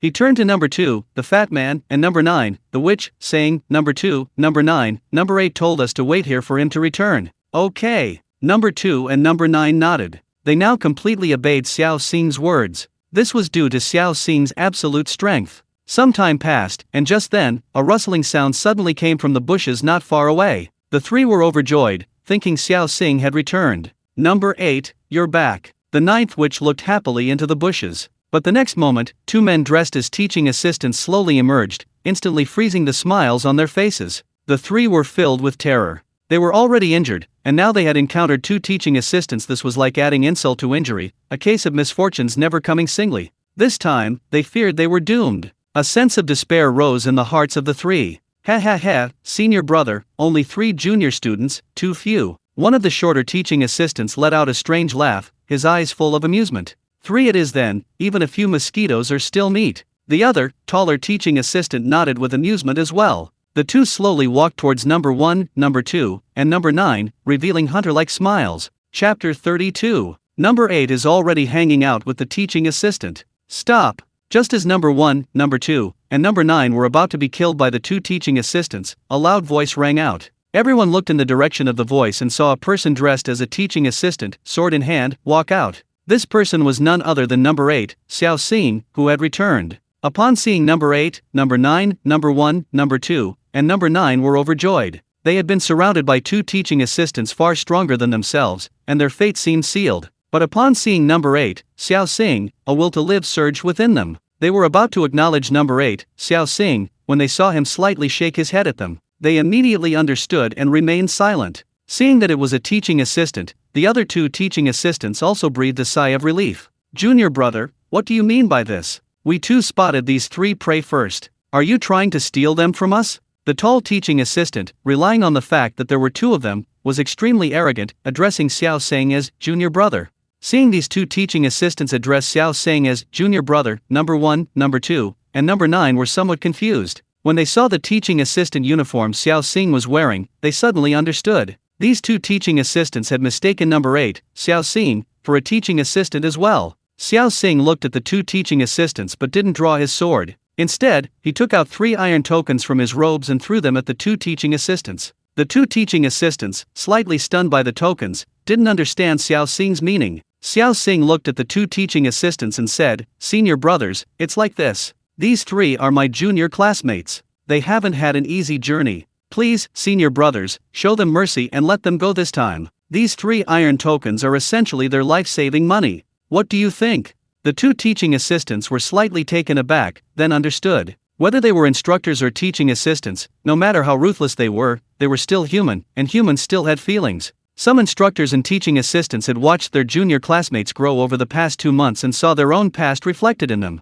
Therefore, they tended to have a better relationship with these junior classmates. If they encountered any danger, these instructors or teaching assistants were more willing to lend a hand. In their eyes, Xiao Xing should belong to this type of teaching assistant. Seeing the misunderstanding cleared up, the tall teaching assistant pocketed the 3 iron tokens and laughed. "We'll give our junior brother face, alright, let these 3 brats go." Their goal in hunting the students was the iron tokens, and Xiao Xing had already given them. Their goal was achieved. If they were still so ungrateful and insisted on hunting these 3 students, they might offend Xiao Xing, their teaching assistant. They didn't need to make enemies, which is why they readily agreed to Xiao Xing's conditions. "Thank you, senior brothers." Xiao Xing bowed to the 2 of them. Number 1, number 2, and number 9 secretly breathed a sigh of relief. They hadn't expected Xiao Xing to resolve the crisis so skillfully without even fighting the 2 teaching assistants. Xiao Xing was not only extremely talented, but his wisdom was also considerable. Furthermore, Xiao Xing's willingness to sacrifice 3 iron tokens to save their lives deeply moved the 3. Especially the loyal and righteous 9th witch, Xiao Xing had saved her life again, and she was thinking about how to repay him. "Alright, junior brother, how about we team up?" Seeing Xiao Xing's loyalty and generosity, the tall teaching assistant extended an invitation. "Okay." Xiao Xing nodded, readily agreeing. But after a moment's hesitation, he looked at the 2 teaching assistants and said, "Senior brothers, please wait a moment." With that, he walked towards number 1, number 2, and number 9. Upon reaching her, he knelt down and placed a bottle of rejuvenation pills into the hand of which number 9, smiling broadly. "Listen up, you 3, he said, "your future paths are your own to walk. I can protect you once, but not many times." "Thank you, senior, we'll remember." The 3 hurriedly nodded in agreement. However, the way he addressed her as senior felt incredibly awkward to them. They were clearly from the same batch of students, so how did Xiao Xing suddenly become their senior? The 3 were somewhat bewildered. "Alright, let's go." Xiao Xing stood up and walked towards the 2 teaching assistants. Then, he and the 2 assistants, arm in arm, chatted and laughed as they walked away into the distance. Number 1, number 2, and number 9 watched, their faces twitching violently. How could the difference between people be so vast? They were clearly students from the same cohort, yet they had all nearly been killed several times, and now they were all wounded and injured. Meanwhile, Xiao Xing, number 8, had already broken free of their circle and was mingling with the teaching assistants. The three exchanged glances, all seeing the shock and helplessness in each other's eyes. On the other side, after Xiao Xing and the two teaching assistants left, he pondered how to escape. Of course, he also considered whether to secretly finish off the two. But this method was clearly not feasible. One of them was at the early stage of the 8th rank, and the other was at the peak of the 9th rank. Even if he ambushed and killed one, he feared being hunted down by the other, especially the early stage 8th rank bone forging realm expert, which made him hesitant to act rashly. An 8th rank bone forging realm expert possessed a body of steel and iron, with greatly increased defense and strength, far surpassing that of a 9th rank expert. Therefore, Xiao Xing was wary and dared not act rashly. "Junior brother, there's a teaching assistant exchange meeting up ahead. Want to go listen?"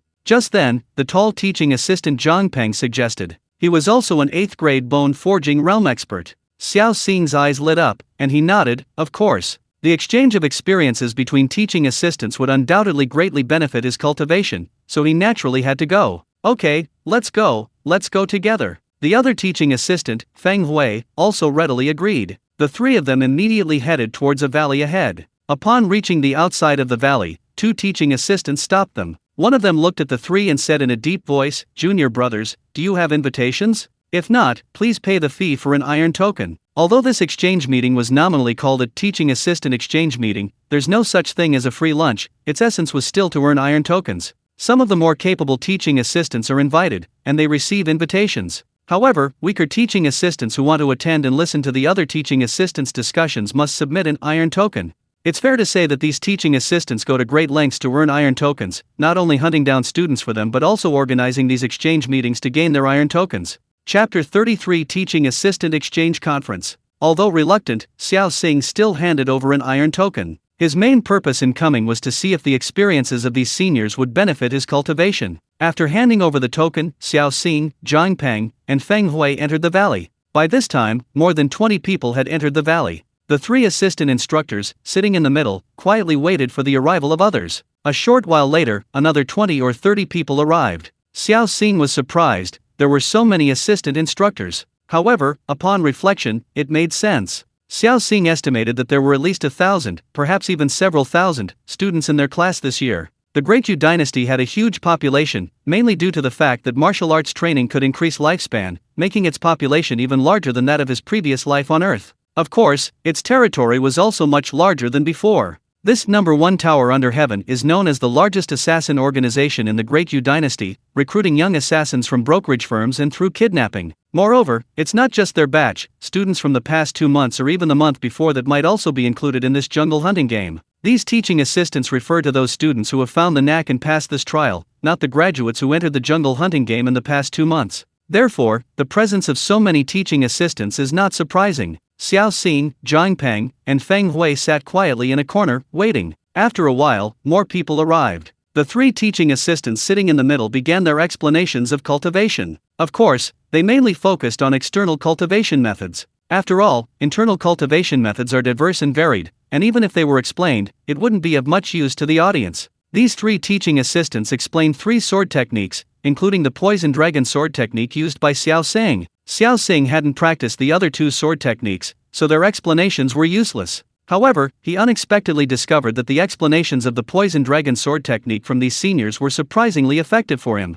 Simultaneously, Xiao Xing engaged in a brainstorming session. Here, he didn't have to worry about being assassinated. Therefore, he could unleash his full potential and engage in a brainstorming session without restraint. Thus, Xiao Xing multitasked, listening to the seniors' explanations while simultaneously engaging in a brainstorming session. He discovered that his basic growth rate had reached an astonishing 5. That is, with the support of the gradual progression attribute, practicing the poison dragon sword technique once resulted in a 5-fold increase in progress. Don't underestimate this 5-fold progress. With the support of the multiplier attribute, the effect is completely different. He was the first person to explain the poison dragon sword technique, so he had more free time afterward. Xiao Xing gritted his teeth and frantically engaged in a brainstorming session, doing it 4 times in a row. After 4 attempts, Xiao Xing stopped. Poison dragon sword technique. Realm, minor success, 65%. Entry, half the effort, 4th grade. During his previous brainstorming session, Xiao Xing had already progressed 15% on the poison dragon sword technique. This means that this brainstorming session increased his progress by a full 50%. That's incredibly impressive. In other words, if Xiao Xing does one more brainstorming session like this, his poison dragon sword technique will reach the mastery level. It's important to know that the teaching assistant explaining the poison dragon sword technique has already reached a high level of mastery. This means that Xiao Jingming's basic progress in the poison dragon sword technique will increase by 5% at a rate until he reaches mastery. This exchange meeting was worthwhile. Xiao Xing was secretly thrilled. Just then, Xiao Xing felt someone glancing in his direction. He looked up and saw a slightly thin, medium-sized young man staring at him. The young man had a black mole on his left eyebrow. Seeing this young man, Xiao Xing's heart skipped a beat. He recognized him. This guy was their cave's teaching assistant, one of the 4 men in black that instructor Huang had brought. Clearly, the other man recognized him, which was why he kept glancing at him. Of course, the other man was probably just suspicious. After all, Xiao Xing had just been a student, and now he was suddenly a teaching assistant. The change in status was too rapid. Even with suspicion, Xiao Xing harbored murderous intent towards the other party. This guy's existence was a danger to Xiao Xing, and he would never allow danger to sprout. He would nip it in the bud. Alright, thank you all for your support, fellow disciples. This exchange meeting is now concluded. Just then, one of them stood up and looked at the many teaching assistants, saying, "Thank you, 3 senior brothers." The teaching assistants all stood up and bowed to the 3. Then, the teaching assistants left one after another. Xiao Xing, Zhang Peng, and Feng Hui also left the valley, wandering aimlessly ahead. Clang! Upon reaching a certain spot, suddenly a sword's cry rang out, and a sword beam shot towards Xiao Xing with lightning speed. Senior brothers, get out of the way. Ever since Xiao Xing learned he was being watched, he had been on guard. Sensing danger, he acted first, pushing Zhang Peng and Feng Hui aside. Simultaneously, he drew his longsword with a whoosh, blocking the divine spear. Clang! A sword beam struck the blade, producing a crisp metallic clang, sparks flying. The next moment, the teaching assistant Wu Sanhei, with a black mole on his left eyebrow, suddenly leaped forward, thrusting his sword at Xiao Xing.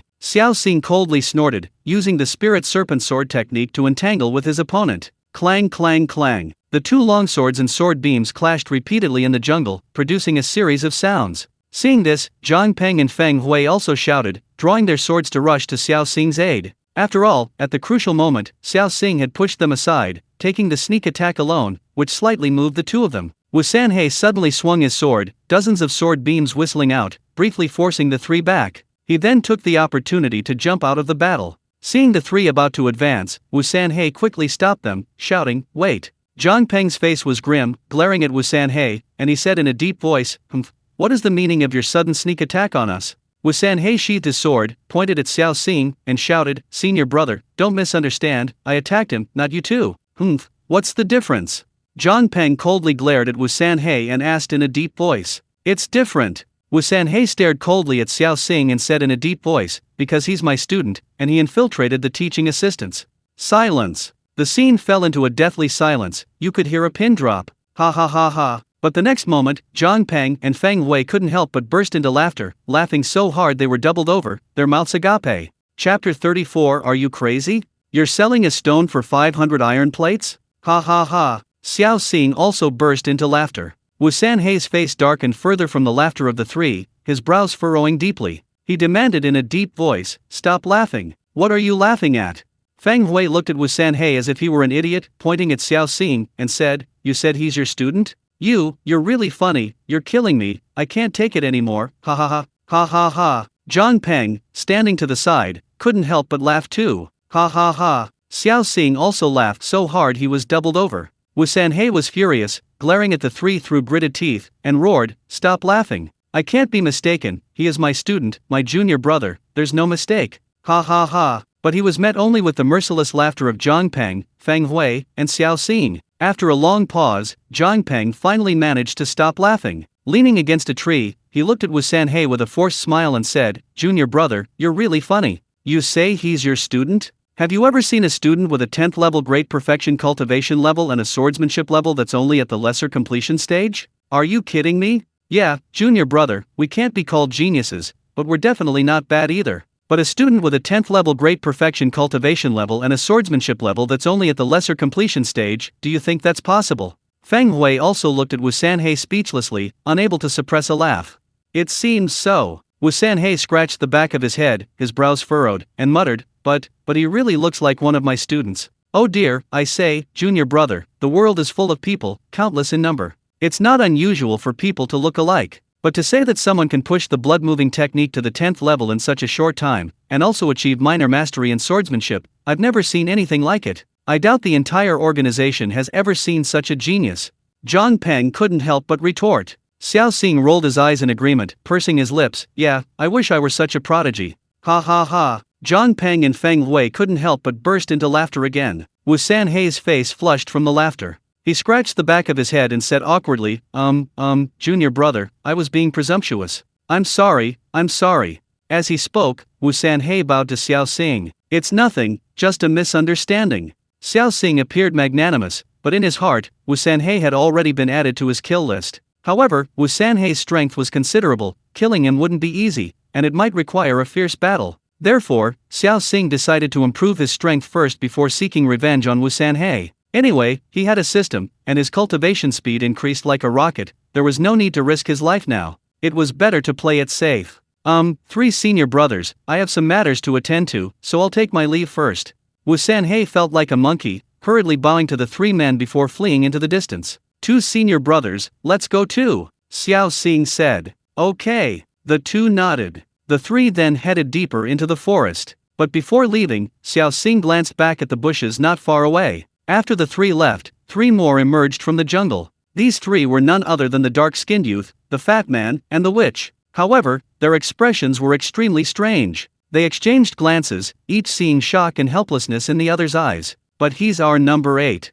After a long pause, the witch uttered these words. Number 8's talent is absolutely the greatest in the organization's history. This kind of person is truly terrifying. He's already working alongside the teaching assistants, while we are still struggling at the bottom. That's the difference. The dark-skinned youth, number 1, felt bitter and shook his head repeatedly. Number 8 is truly amazing. The fat man, number 2, couldn't help but say as well. Meanwhile, on the other side, Xiao Xing, after walking forward with Zhang Peng and Feng Hui for a while, stopped. Junior brother, what's wrong? Seeing Xiao Xing suddenly stop, Zhang Peng couldn't help but ask. Xiao Xing looked at the 2 men and said, Senior brothers, I suddenly remembered something, so I'll take my leave. Very well. Fate brings us together and fate separates us, let it be. Feng Hui, a man who believed in fate, nodded slightly, looked at Xiao Xing, and said, Junior brother, I look forward to our next meeting. Alright, farewell. Xiao Xing waved to the 2 men and turned to leave. To be honest, for a moment, Xiao Xing was prepared to be the 6th man and kill Zhang Peng and Feng Hui. After all, in this jungle hunting game, it's either you die or I live. There was nothing wrong with Xiao Xing killing them. But then he thought, these 2 had a good network of connections, and since Xiao Xing was impersonating a teaching assistant, if anything happened, these 2 were acquaintances who could prove his identity. Of course, the most important reason was strength. With Xiao Xing's current strength, he couldn't completely crush the 2 men, and he would even be suppressed by Zhang Peng, who was at the 8th rank. Therefore, Xiao Xing still didn't plan to make a move. The reason Xiao Xing bid farewell to the 2 was that he had thought of an excellent place for cultivation. The black market. Xiao Xing's cultivation was most vulnerable to disturbance and assassination attempts, but the black market was different. Organization rules forbade fighting within its walls. Therefore, no one dared to act recklessly in the black market. This was absolutely the perfect place for Xiao Xing. Here, Xiao Xing wouldn't have to worry about danger, he could simply unleash his full potential for brainstorming. Spending time in the black market would undoubtedly greatly improve his swordsmanship. Thinking it through, Xiao Xing immediately headed towards the black market. However, before entering, Xiao Xing was somewhat troubled. What to buy? Or rather, what to sell? Buying things would require him to constantly move around the black market, unable to settle down and thus unable to calmly brainstorm. That meant he could only sell things. But what to sell? And selling things was also a problem. After all, if you sell something, people will come and ask the price, which will interrupt Xiao Xing's cultivation. This has become a problem. Suddenly, Xiao Xing saw a fist-sized stone by the roadside, his eyes lit up, and a smile appeared on his lips. He picked up the stone and strode towards the black market. Upon arriving at the black market, Xiao Xing paid the stall fee, which included a metal plaque. A single iron plaque could be displayed for 5 days, meaning Xiao Xing could quietly cultivate for 5 days, a very good deal. Upon entering the black market, Xiao Xing found his stall. He placed the stone on his stall, picked up a pen, and quickly wrote a line on a plaque. Divine Stone, 500 Iron Plagues, no bargaining, no buyers allowed. Chapter 35. A crazy brainstorming session in the black market, mastery of the poison dragon sword technique. Senior brother, have you heard? Something strange happened at the Kilian Valley black market recently. A teaching assistant has gone mad, actually setting up a stall to sell a stone, an ordinary stone. Senior brother, guess how many iron coins it costs? How much? 500 iron coins. Hiss, an ordinary stone for 500 iron coins? Has he gone mad? Yeah, what's even more ridiculous is that the teaching assistant called it a god-slaying stone. Isn't that absurd? Such a strange thing exists in the world? Tisk tisk tisk, I want to see this crazy teaching assistant. Let's go to Qilian Valley. In the Yunmen Mountains, two teaching assistants talked as they headed towards the Qilian Valley black market. Xiao Xing was also quite annoyed. He priced an ordinary stone at 500 iron coins to avoid being bothered. But some busybody spread the word. This caused the Qilian Valley black market to instantly become incredibly popular, overflowing with people. His stall was especially crowded, packed with people who pointed and whispered amongst themselves. Holy crap, someone's actually selling a regular stone for 500 iron coins? Are they crazy? A divine stone? What the hell? Stall owner, say something. Let me see what's so special about your divine stone. This teaching assistant is absolutely insane. This is clearly just a regular stone. What divine stone? And 500 iron coins? You really dare to ask for that? Being surrounded by so many people initially made Xiao Xing a little uncomfortable, but as time went on, he gradually got used to it. Ignoring the whispers and pointing, he remained unmoved, brainstorming on his own. As a result, towards the end, Xiao Xing was brainstorming like crazy, completely oblivious to the noise outside. This even alerted several big shots in the black market. Xiao Xing consistently delivered his iron tokens on time every day, without transgressing the rules in the slightest, so they couldn't say anything. The stall was packed with people, but Xiao Xing was immersed in his own world. He rested when he was tired and exchanged his iron tokens for food when he was hungry. 5 days passed quickly. One day, Xiao Xing suddenly opened his eyes, and his interface appeared. Poison Dragon Sword Technique.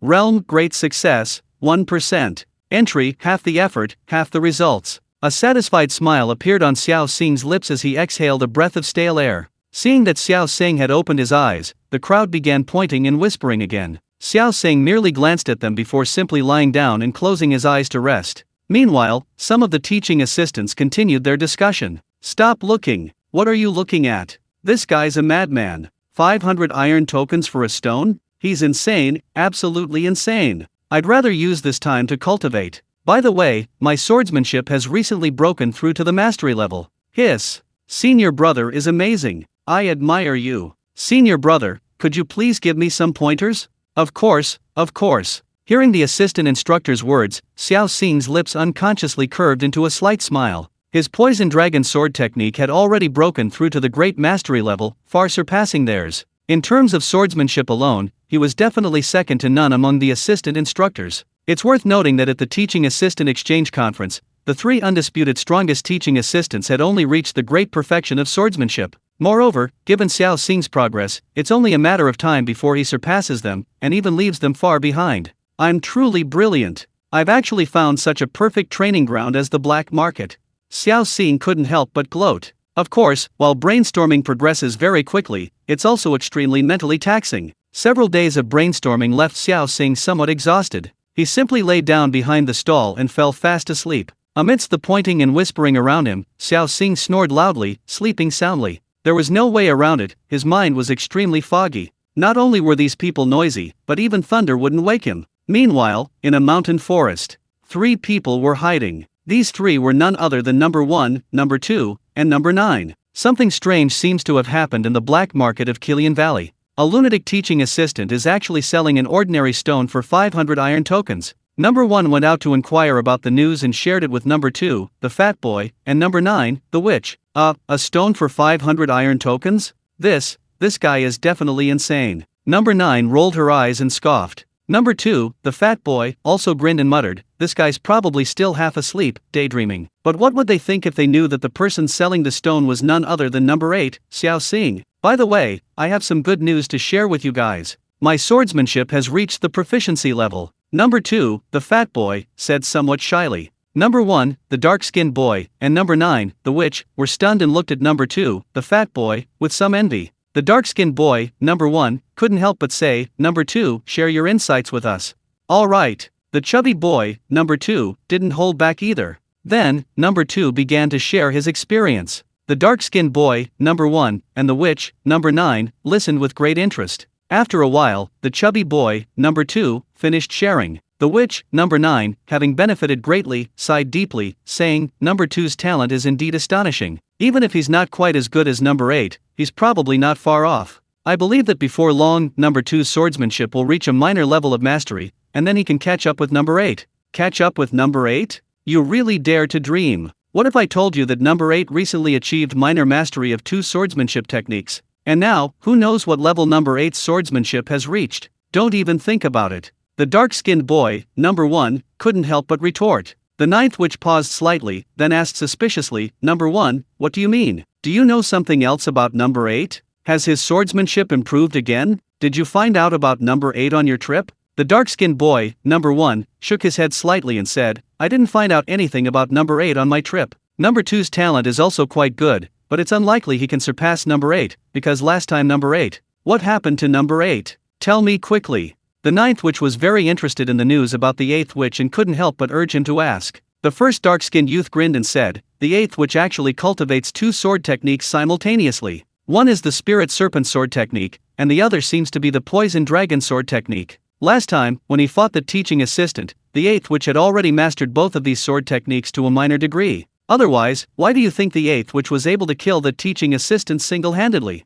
Chapter 36. So what if I'm 19th on the Xiantai ranking? I don't give face to anyone. Silence. A deathly silence fell over the scene. You could hear a pin drop. The second fat boy and the 9th witch stared wide-eyed, their faces filled with disbelief. They had thought that Xiao Xing, number 8, achieving minor mastery of one sword technique was already incredibly terrifying, but they never imagined he was simultaneously practicing 2 sword techniques, and both at the minor mastery level. This heaven-defying talent completely exceeded their imagination. At this moment, their little heads could hardly contain the weight of the first dark-skinned boy's words. Seeing their expressions, the first dark-skinned boy couldn't help but smile with satisfaction. He had been even more astonished than the two of them when he first saw Xiao Xing suddenly display 2 minor mastery sword techniques. If he hadn't seen it with his own eyes, he would never have believed it. After a long silence, the second fat man broke the stillness. He looked up at the 9th witch and said, 9th, please don't compare me to 8th anymore. I am not worthy. He was afraid he'd become depressed if he was compared to 8th too often. He had been feeling quite pleased with his improved swordsmanship,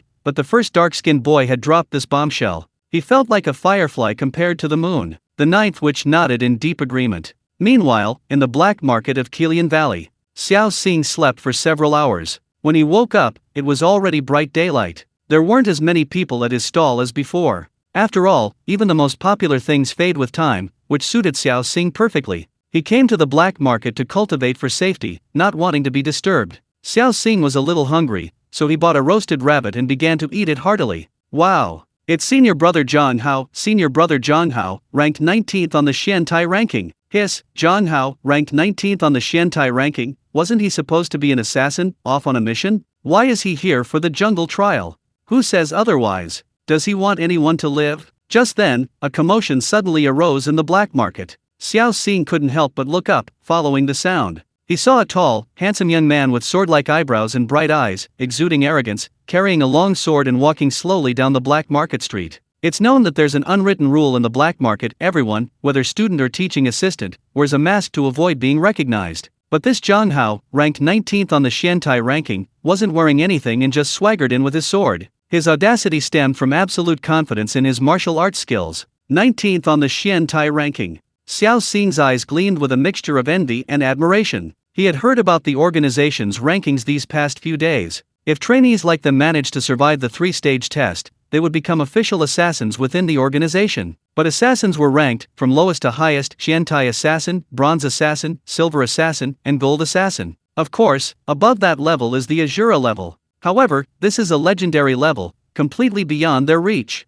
Since there are levels, then rankings naturally arise: the Profound Iron ranking, the Bronze ranking, the Silver ranking, the Gold ranking, and the legendary Azura ranking. It can be said that those who can make it onto these rankings are absolutely the cream of the crop, the most ruthless of the ruthless. Like Zhang Hao, ranked 19th on the Profound Iron ranking, he is definitely one of the best from the previous year, the current teaching assistant class. But a genius assassin of this caliber shouldn't be working as a mere teaching assistant. He wouldn't even consider such resources. So why is Zhang Hao here? Xiao Xing was also somewhat puzzled. But the next moment, something that made Xiao Xing's heart tremble happened. This 19th ranked figure on the Profound Iron ranking walked straight towards his stall. Xiao Xing's heart skipped a beat, a bad premonition rising within him. Zhang Hao, expressionless and basking in the adulation, approached Xiao Xing's stall, half squatting down and examining the stone on display. Boss, what are you doing here looking at my stone? Xiao Xing was somewhat speechless. Zhang Hao reached out to touch the stone, but Xiao Xing, sword sheath in hand, blocked his hand, saying in a deep voice, "No touching unless you're buying."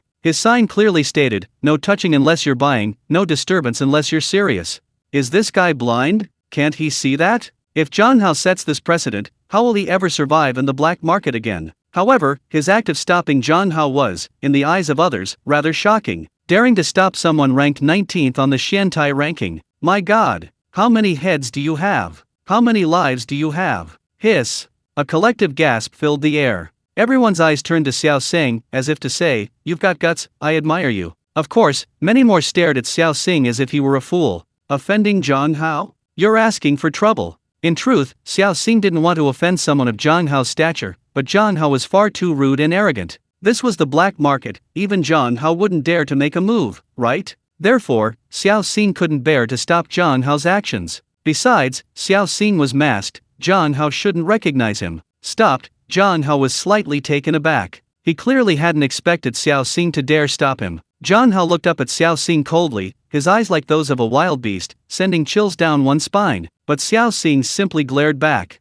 So what if you're a top talent on the Xiantai ranking? This is the black market. You dare to try and make a move? Since you don't dare, why should I be afraid of you? You dare glare at me? Then I'll glare back. Zhang Hao hadn't expected this mere teaching assistant to be so bold, not only stopping him but also daring to glare at him. This instantly ignited Zhang Hao's fury. But just as Xiao Xing had predicted, this was the black market. Even if Zhang Hao was the 19th ranked talent on the Xiantai ranking, he wouldn't dare to act recklessly. Helpless, he withdrew his hand, coldly staring at Xiao Xing, and asked in a deep voice, "Junior brother, this is just a broken stone, how can you sell it for 500 iron tokens? Do you think we're all fools?" Xiao Xing rolled his eyes and scoffed, "I said it's a god-slaying stone, so it is a god-slaying stone. Have you ever seen a god-slaying stone before?"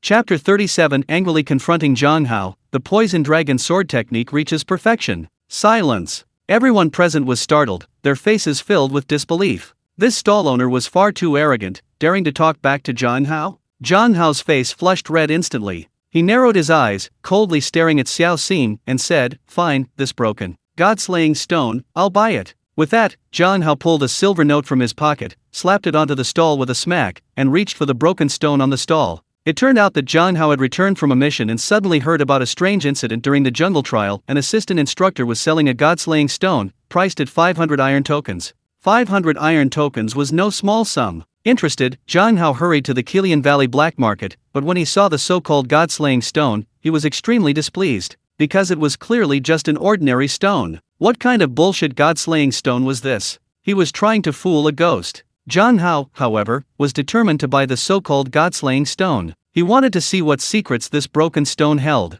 Of course, if this guy dared to cheat him, he'd kill him. But just then, Xiao Xing once again drew his longsword, using the scabbard to block Zhang Hao's hand. Once stopped, Zhang Hao was annoyed. He glared at Xiao Xing and said in a deep voice, "What do you mean? I've already paid." Xiao Xing pointed to the sign beside him with his other finger and said with a sneer, "Look carefully, it's 500 iron tokens, not 500 silver notes." Zhang Hao was furious. His eyes reddened as he glared at Xiao Xing, gritting his teeth. "Silver notes are accepted in the Great Yu, even the entire continent. Aren't they much more valuable than your 500 iron tokens?" "I don't care, I only want the iron tokens." Xiao Xing rolled his eyes and scoffed. Silver notes were indeed valuable, the hard currency of the continent, but the key was that Xiao Xing was currently in the assassin training base of the #1 tower under heaven. He had no use for silver notes. Iron tokens, on the other hand, could buy him what he wanted. If Zhang Hao could produce 500 iron tokens, he wouldn't mind selling him this broken stone. Zhang Hao was furious. He snatched the silver notes, stuffed them into his pocket, slowly stood up,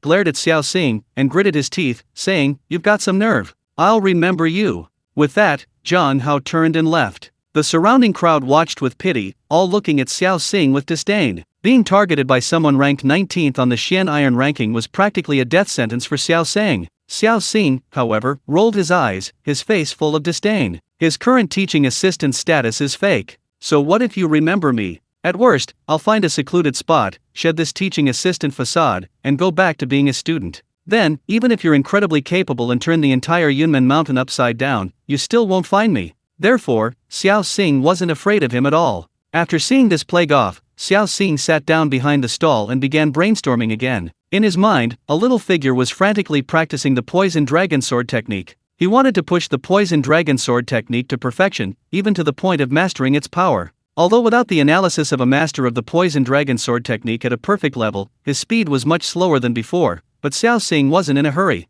A base speed of 3% is already incredibly fast. It's ridiculously fast. After 5 more brainstorming sessions practicing the poison dragon sword technique, Xiao Xing's poison dragon sword technique improved by another 45%, reaching a terrifying 60%. In other words, 1 more brainstorming session and his poison dragon sword technique would reach the perfection level. Keep in mind that at this point, students number 1, 2, and 9 are still struggling to reach the proficiency level. Even the most talented students have only reached the minor completion level at best. Xiao Xing is already charging towards the perfection level. He's still far ahead, so far that his peers can't even see his taillights. However, Xiao Xing's focus is no longer on comparing himself to his peers, his sights are now set on the level of the teaching assistants, and even surpassing them. After 5 consecutive mental drills practicing the poison dragon sword technique, Xiao Xing was once again drenched in sweat and panting heavily. The stall owner at the nearby stall, seeing Xiao Xing covered in sweat every 2 or 3 hours, couldn't help but feel suspicious.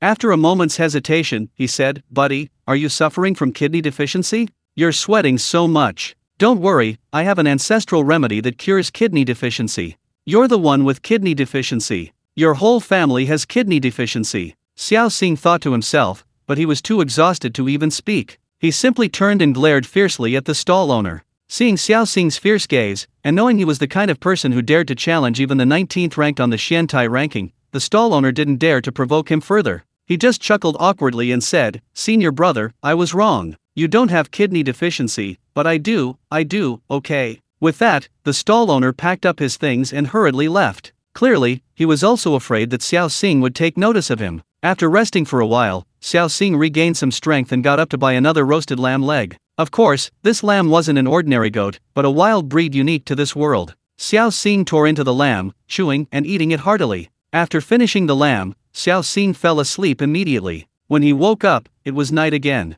He didn't care about the time of day. Whenever he felt energetic, he would start a mental storm, frantically practicing his swordsmanship. As the sun rose, and the first rays of sunlight shone into the forest, Xiao Xing's long eyelashes fluttered, and he slowly opened his eyes. At this moment, Xiao Xing was still covered in sweat, panting heavily, but his eyes were full of excitement. Poison Dragon Sword Technique. Realm Perfect, 1%. Entry, half the effort, half the results. At this moment, his Poison Dragon Sword Technique had finally reached the perfect level. The most distinctive feature of these 6 minor realms of swordsmanship is the number of sword beams. The beginner level has only 5 sword beams, the proficient level 10, the minor mastery 20, the advanced level 40, and the mastery level as many as 80. As for the perfect level, it reaches a terrifying 100 sword beams. Therefore, a perfect level swordsman, regardless of other techniques, can directly overwhelm an opponent with the sheer number of sword beams, leaving them breathless. But Xiao Xing was far from satisfied with this. His ambition was to reach the pinnacle of power. After entering the realm of mastery, a significant qualitative change occurs. The sword aura evolves into sword energy. What is a light? It's a single point. What is energy? It's a linear or streak-like form. Therefore, sword aura and sword energy are not even in the same league. Whether in terms of attack range or destructive power, the two are completely incomparable. If Xiao Xing were to cultivate sword energy, he was confident that even at the 9th rank level, he could severely injure even an 8th rank expert with a single strike. Sword energy, here I come. Xiao Xing's eyes were filled with unwavering determination. After resting briefly and recovering some strength, Xiao Xing went to buy food again. The mental storm consumed mental energy, and it also greatly depleted his physical strength. After eating, Xiao Xing fell into a deep sleep. Outside the black market, however, undercurrents were surging, not for any other reason than that Zhang Hao, ranked 19th on the Xiantai ranking, was waiting for Xiao Xing to emerge. He waited and waited, until the flowers withered, but Xiao Xing still didn't appear. Damn it, this guy's actually living in the black market.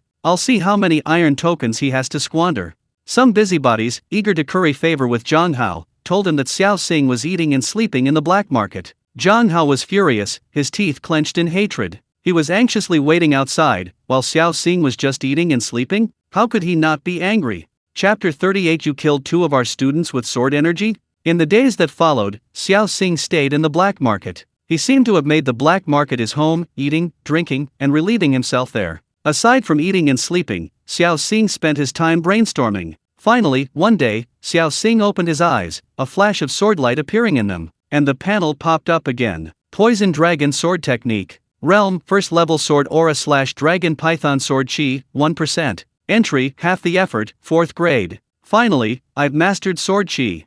Xiao Xing was overjoyed. Then, he went back to sleep. Upon waking, he was refreshed and energetic once more. Xiao Xing bought some food and ate heartily. After a satisfying meal, Xiao Xing resumed his cultivation. However, to his dismay, after entering the realm of Sword Aura, his cultivation speed noticeably slowed down. Basic progress, only 1.5%. Xiao Xing cultivated for a long time, but his progress only increased by 6%. Too slow. Xiao Xing exhaled a breath of stale air and got up to leave. Of course, he had run out of tokens these past few days, and if he stayed any longer, he would go hungry. As for that damn god-slaying stone, he didn't even bother taking it. It was just a broken stone, whoever wanted it could have it. Of course, leaving behind the god-slaying stone, worth 500 iron tokens, was also to mislead his enemies. People would think he had gone to the restroom. After getting up, Xiao Xing noticed that many people were staring at him, but he wasn't in a hurry. He immediately lowered his head and blended into the crowd, weaving through them. After about an hour, he finally shook off his pursuers.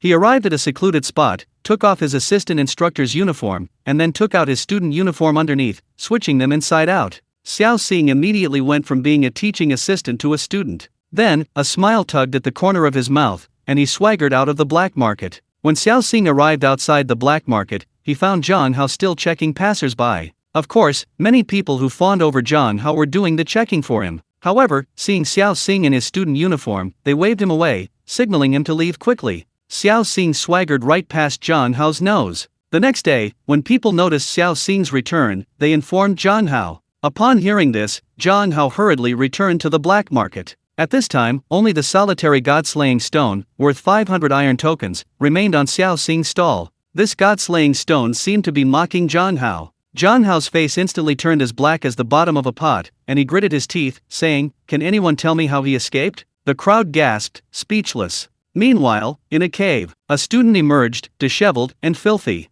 This student was named Li Sunren. Li Sunren possessed exceptional talent, considering himself the most talented student in his cohort. However, upon entering the second trial, the forest of life and death, he felt the outside was too dangerous. After all, outside were assistant instructors, and the head instructor. Let alone the instructors and head instructor, he couldn't even withstand an assistant instructor. Therefore, Li Sunren was a ruthless individual. He plunged into the cave, secluded himself for intensive, lifelong cultivation. One day, Li Sunren finally mastered his swordsmanship. He even advanced his blood transferring technique to the 9th level, reaching the late stage of the 9th rank. Feeling his strength was now comparable to some ordinary teaching assistants, he decided to emerge from seclusion. After emerging, he first went to the riverbank to freshen up. Shaving his beard and washing himself, Li Sunren regained his handsome appearance. The era of Li Sunren has arrived. Li Sunren, sword in hand, strode forward. He planned to display his skills, seize some students' iron tokens, purchase 8th rank cultivation techniques, and make further plans for his future.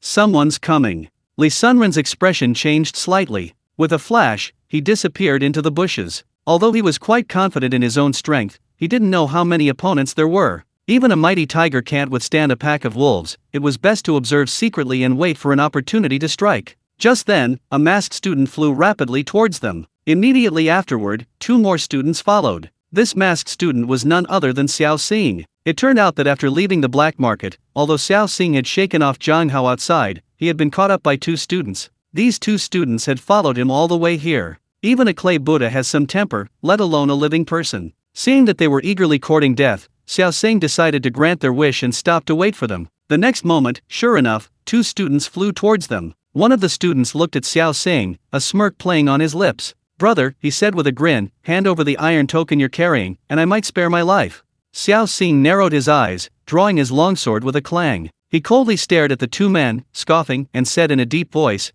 "You can try taking it yourselves." Li Sunren, hiding in the bushes, watched with interest. A smile crept across his face as he thought, "I want to see just how far this year's students have gone." One of the students coldly stared at Xiao Xing and said in a deep voice, "You're courting death." With that, he charged towards Xiao Xing, sword in hand. The other student also drew his sword and followed, charging towards Xiao Xing. Seeing the 2 charging towards him, Xiao Xing merely smiled coldly. He had just mastered sword chi, he'd use these two to test its power. Die! Xiao Xing swung his longsword fiercely, unleashing a magnificent crescent-shaped sword aura that shot straight towards the two students. The sword aura even emitted bursts of dragon roars. Its power was astonishing. Ah, sword aura! Sword aura! The two students were startled and hurriedly used their techniques to defend themselves. Puffed! But the dragon python sword aura completely ignored their defenses, passing directly through their swords and bodies. Silence! The scene was deathly silent. You could hear a pin drop. Crack! Crack! Two crisp metallic clangs rang out.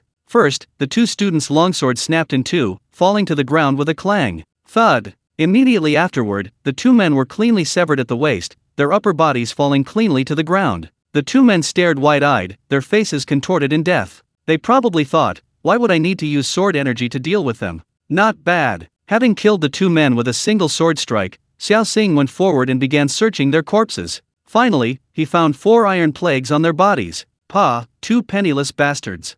Xiao Xing cursed, then turned and rode away on the wind, leaving behind Li Sunren, who had been hiding in the bushes, dumbfounded, standing motionless like a meditating monk. Chapter 39. Li Sunren is somewhat withdrawn. After a long while, Li Sunren finally snapped out of his daze. He swallowed hard, cold sweat beating on his forehead, his whole body trembling, and his voice shaking. Sword chi? That strong? This. At that moment, Li Sunren felt his world collapse. He had thought that his secluded cultivation in the cave, without venturing out, had pushed his swordsmanship to its peak. He believed that among this year's students, he was definitely among the best. But he never expected that upon emerging from seclusion, he would encounter a supreme master capable of wielding sword chi. Sword chi. This meant that the opponent's swordsmanship had reached the entering the momentum stage. You must know that the first 6 minor stages of external cultivation can be completed with enough time, but entering the momentum stage requires extremely high talent. Some people never manage to comprehend sword momentum in their entire lives, but that student's swordsmanship had already reached a certain level of mastery. If he hadn't witnessed it with his own eyes, he probably wouldn't have believed it even if he were beaten to death. Of course, even though he had seen it with his own eyes, he still found it hard to believe. Are all the students in this year's class this strong? Li Sunren swallowed hard, his voice trembling. Composing himself, Li Sunren frowned and said, that must be an exception. Yes, definitely an exception. Apart from that top-tier student, I should still be the strongest. After numbing himself for a while, Li Sunren finally managed to steady himself. He shakily crawled out of the bushes and turned to head in the opposite direction from Xiao Xing. What a joke! He didn't want to encounter that expert. Meanwhile, after confirming it was safe, Xiao Xing removed his face mask and walked forward a short distance. Suddenly, he saw a mark on the trunk of a large tree. This was the mark he had agreed upon with number 1, number 2, and number 9. Ha! Looks like number 1 and the others went in the opposite direction from me. Immediately, Xiao Xing changed direction and headed in the direction they had marked. Meanwhile, number 1, number 2, and number 9 were also in trouble. Although they had all reached the 8th level of the blood refining technique, which was the mid-stage of the 9th rank, and their swordsmanship had also broken through to the proficient level, this time they had encountered a tough opponent. This student's talent was clearly higher than theirs. He had actually reached the 9th level of the blood refining technique, and even his swordsmanship had reached the minor completion level. Of course, he also had 2 other helpers. Immediately, the 6 of them engaged in a melee.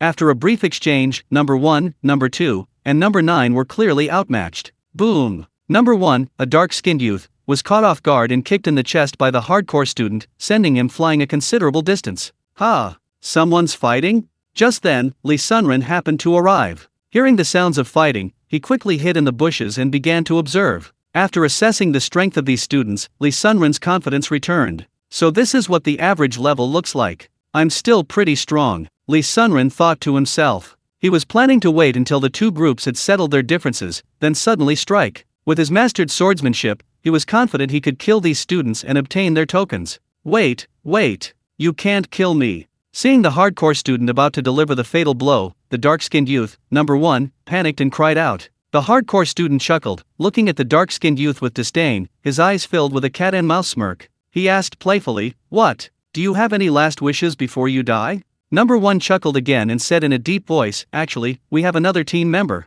That team member is number 8, Black 8. Black 8's strength has reached the great perfection of the blood-moving technique. As for swordsmanship, he has already mastered 2 sword techniques. If you dare kill me, he will definitely not let you go." Finally, the dark-skinned youth threatened viciously. This was now his only hope for survival. Hidden in the bushes, Li Sunren was slightly taken aback. his brow furrowed, and his heart skipped a beat. He thought to himself, this Black 8 is truly a formidable opponent. Not only has he reached the great perfection of his blood-moving technique, but he's also cultivated 2 minor-level sword techniques. This guy is definitely my match.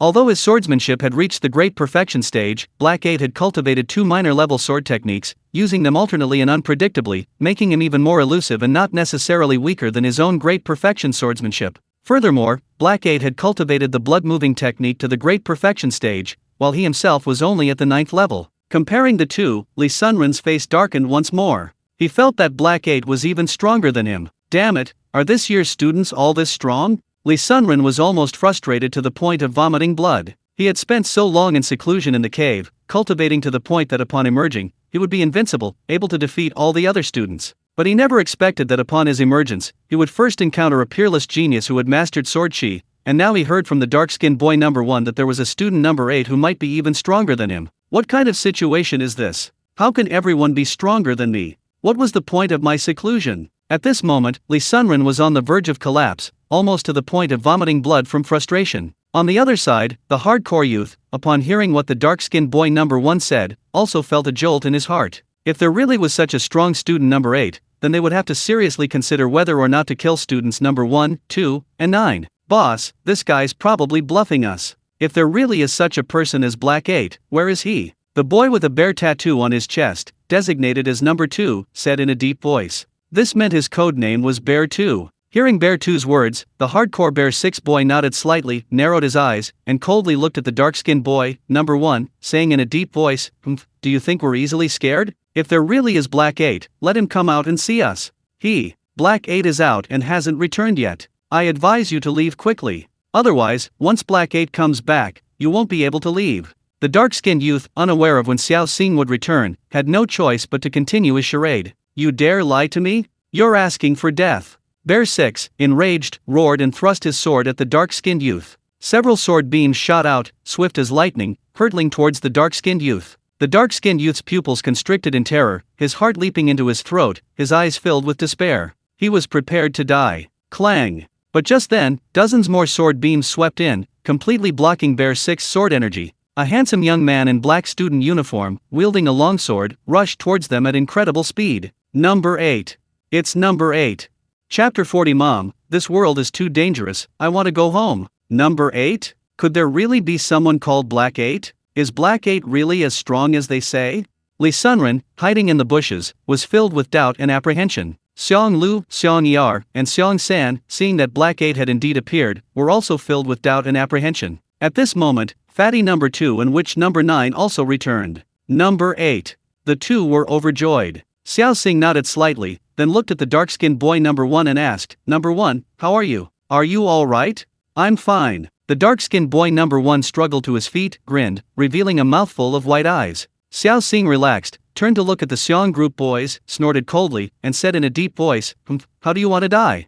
The 3 Xiong group boys were slightly taken aback. Xiong Lu, arrogant as ever, laughed in anger upon hearing this. He raised his longsword, pointed it at Xiao Xing, and shouted in a deep voice, Hey, Black 8, others may fear you, but I don't. You're courting death. Xiao Xing didn't bother with further words. His pupils contracted slightly, he snorted coldly, and swung his longsword sharply. Swish, swish, swish. Dozens of sword beams roared out, shooting straight towards the young Xiong Lu. Judging by the number of sword beams, there were a full 40. This meant that Xiao Xing's poison dragon sword technique had reached the proficiency level. The young Xiong Lu was startled and hurriedly swung his sword to defend. Clang, clang, clang. But his sword technique was only at the minor completion stage, allowing him to only unleash 20 sword beams at a time. He blocked half of the sword beams, while the other half roared straight towards him. The young man was quite skilled, displaying considerable ability as he wielded his longsword with rapid, deceptive movements. Clang, clang, clang. The sounds of sword light clashing against longswords were like the popping of chestnuts, ringing out repeatedly. This young man, Xiong Lu, managed to block many more sword beams, but his clothes were still torn by several, and he was even pierced by some of them. The young man, Xiong Lu, also sustained some injuries. He was horrified and hurriedly raised his hand to beg for mercy, but at that moment, Xiao Xing flashed towards him with incredible speed. The two figures passed each other in a flash. Puffed! A flash of sword light, a glint of blood. A head the size of a bucket rolled to the ground, the headless corpse spurting blood before collapsing with a thud. Number 8's strength has increased again. His poison dragon sword technique has reached the mastery level, so powerful. The witch number 9 stared at Xiao Xing in shock. The dark-skinned boy number 1 and the fat boy number 2 stared wide-eyed, exclaiming in astonishment. From the bushes, Li Sunren watched in disbelief, his face filled with disbelief. It truly was master-level swordsmanship. Moreover, the dark-skinned boy number 1 had previously stated that Xiao Xing knew 2 swordsmanship techniques, one master level and the other a minor completion level technique. Add to that the strength of the 10th level of the blood-moving technique.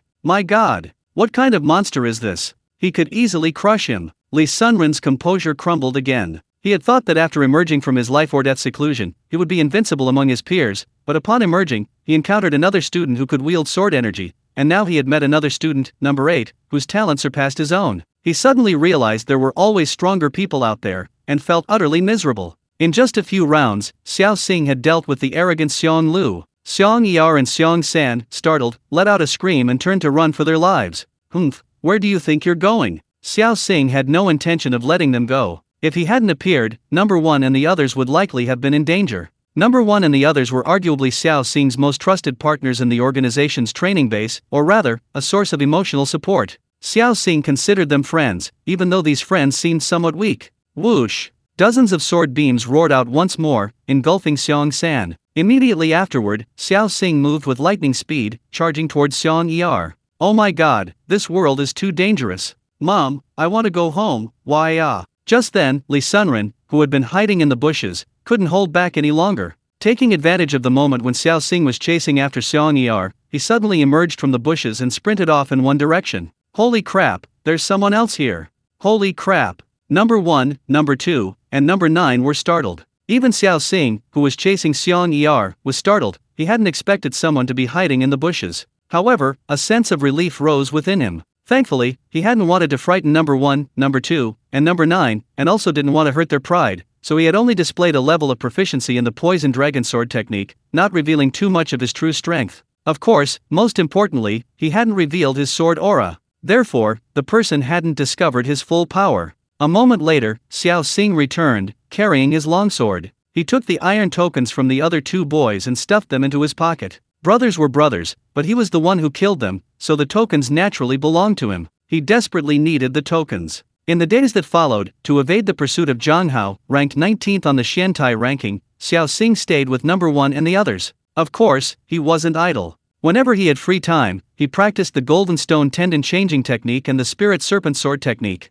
As for the poison dragon sword technique, because his progress was too slow, Xiao Xing put it on hold and didn't practice it anymore. Xiao Xing wondered if his poison dragon sword technique was too low level, only reaching the first level of the force realm. Perhaps if he pushed the spirit serpent sword technique to the entering the force realm, there might be unexpected surprises. After all, the spirit serpent sword technique and the poison serpent sword technique should belong to the same category: ruthless, agile, and swift sword techniques, sharing similar principles. To Xiao Xing's delight, after mastering the poison dragon sword technique, it actually enhanced his cultivation of the spirit serpent sword technique. The basic progress of the spirit serpent sword technique reached a terrifying 5%. With this incredible speed of advancement, after several days, Xiao Xing finally pushed the spirit serpent sword technique to the formidable level of mastery. As for his internal cultivation method, progress was still somewhat slow. However, through Xiao Xing's tireless practice day and night, he finally made a breakthrough. Crack, crack. That afternoon, a gentle breeze blew, and the weather was perfect. Xiao Xing, who was cultivating under a large tree, suddenly opened his eyes, his heart filled with joy. I've finally broken through to the 8th rank of the bone forging realm. He exclaimed. Number 8, good news. Huge good news. You're on the list. Just then, number 1, a dark-skinned youth who had gone out to gather information, rushed over excitedly. Number 2, the fat man, and number 9, the witch, were suspicious, unsure what number 1 was talking about. What? You're on the list? Xiao Xing was equally puzzled. Chapter 41, Blood Yama, the number 1 rising star. The rising star ranking. Number 1 exclaimed excitedly. Xiao Xing was completely bewildered. Number 2, the fat guy, and number 9, the witch, were also somewhat confused. There were the black iron ranking, the bronze ranking, the silver ranking, and the gold ranking, and the legendary Azura ranking. There were only 5 major rankings. He'd never heard of a rising star ranking. Number 1, the dark-skinned youth, said excitedly, "Oh, this rising star ranking is a newly released ranking. It was created by our graduating class. It ranks the students in our class according to their strength. There are 20 people on the list." Xiao Xing was speechless. This year's new students really know how to create something interesting, even making a rising star ranking. It's truly speechless. Number 1 looked at Xiao Xing and said, "Number 8, you're ninth." Ninth? Xiao Xing raised an eyebrow. Ninth out of 20, that's acceptable, not too high, not too low. He wasn't one to flaunt his strength in public, so this ninth place ranking suited him perfectly. Firstly, it could intimidate others, and secondly, it could conceal his true power. The 10th ranked one is someone named Li Sunren, never heard of him before. The dark-skinned youth number 1 muttered to himself. Oh, right, the top 5 are all geniuses, 3 men and 2 women. The dark-skinned youth number 1 started another topic. The fat man number 2 asked, who are the 5th ranked ones? To be honest, he didn't care who they were, nor did he envy them, but he was afraid of dying. He wanted to remember their names so he could stay far away from them in the future. The dark-skinned youth number 1 said, the 5th ranked one on the rising star list is named Lin Wanning. I've heard she's a great beauty, but I don't know what she looks like. Number 1 was clearly still unable to control his lust. The 4th ranked one is Guo Yongtian. His strength is said to have reached the 8th rank, his power is unparalleled. The dark-skinned boy number 1 said enviously. The fat boy number 2 wrote all these names inside his clothes. The dark-skinned boy number 1 looked bewildered and asked, Number 2, why are you writing their names inside your clothes? Do you want these geniuses to bestow power upon you? Or perhaps, no, I just want to remember their names so I can stay far away from them in the future. The fat boy number 2 chuckled. The dark-skinned boy number 1 was speechless, and said with a sneer, this number 3 is named Han Futong. His strength is also extremely high, 8th rank, perfect swordsmanship, and he's the undisputed male god of our generation, the strongest man. Swish swish swish. The fat boy number 2 also wrote Han Futong's name inside his clothes. Xiao Xing also silently memorized these names. He himself had only just reached the 8th rank in cultivation, yet these people had also reached the 8th rank. Their talent was truly astonishing. He'd better be careful when he encountered these people in the future. Number 1, and who's number 2? The fat number 2 urged. The dark-skinned youth, number 1, grinned, becoming increasingly excited, and said, this number 2 is another legendary figure. Her name is Luo Shi. I've heard she's incredibly beautiful, like a celestial being, breathtakingly beautiful, otherworldly. Xiao Xing was speechless. This guy is truly blinded by lust. Back in the cave, he almost stagnated in his cultivation because of a woman, nearly getting stuck there. If it weren't for Xiao Xing's guidance, he probably would have starved to death there long ago. Even after coming out, he hasn't changed. He gets excited at the mention of women. Truly, old habits die hard. Swish, swish, swish. The second fat guy wrote Luo Shi's name on his undergarment. For him, beauty didn't matter, he only wanted to survive. What about the number 1? The second fat guy hurriedly asked. He naturally wanted to know everything about the most dangerous person, otherwise, if he encountered them, he might not even know how he died. The number 1 ranked person. Mentioning the number 1 person, the first dark-skinned youth's brows furrowed deeply. What's wrong with number 1? Tell me quickly. The second fat guy urged. If he didn't figure this out, he probably wouldn't be able to sleep at night. The dark-skinned youth number 1 grinned and said, no one has ever seen what the number 1 ranked person looks like. This person is quite mysterious. Rumor has it that he wears a mask, is handsome and elegant, like a celestial being. No name. The fat boy number 2 was somewhat stunned. Xiao Xing was also a little confused. The fat boy number 2 couldn't help but ask, he doesn't even have a name, how did he get to the top of the list? The dark-skinned youth number 1 said, originally, Luo Shi was ranked 1st, but Li Sunren, who was ranked 10th, said he had seen an even more powerful and extraordinary person. That person was masked and had cultivated sword energy a long time ago. Hiss. Sword energy? Doesn't that mean that person's swordsmanship has already reached a certain level? The fat boy number 2 exclaimed in surprise. Xiao Xing's pupils contracted sharply upon hearing this, thinking to himself, he's reached the realm of sword aura? Someone has indeed cultivated sword aura. It seems I still need to keep a low profile and not be too high profile. Since this person has cultivated sword chi, naturally no one can rival him, and he's naturally ranked 1st. The dark-skinned youth number 1 said with longing. Little did he know, the person he admired at the top of the rankings was both far away and right before his eyes. Of course, Xiao Xing also didn't know that the person ranked 1st was himself.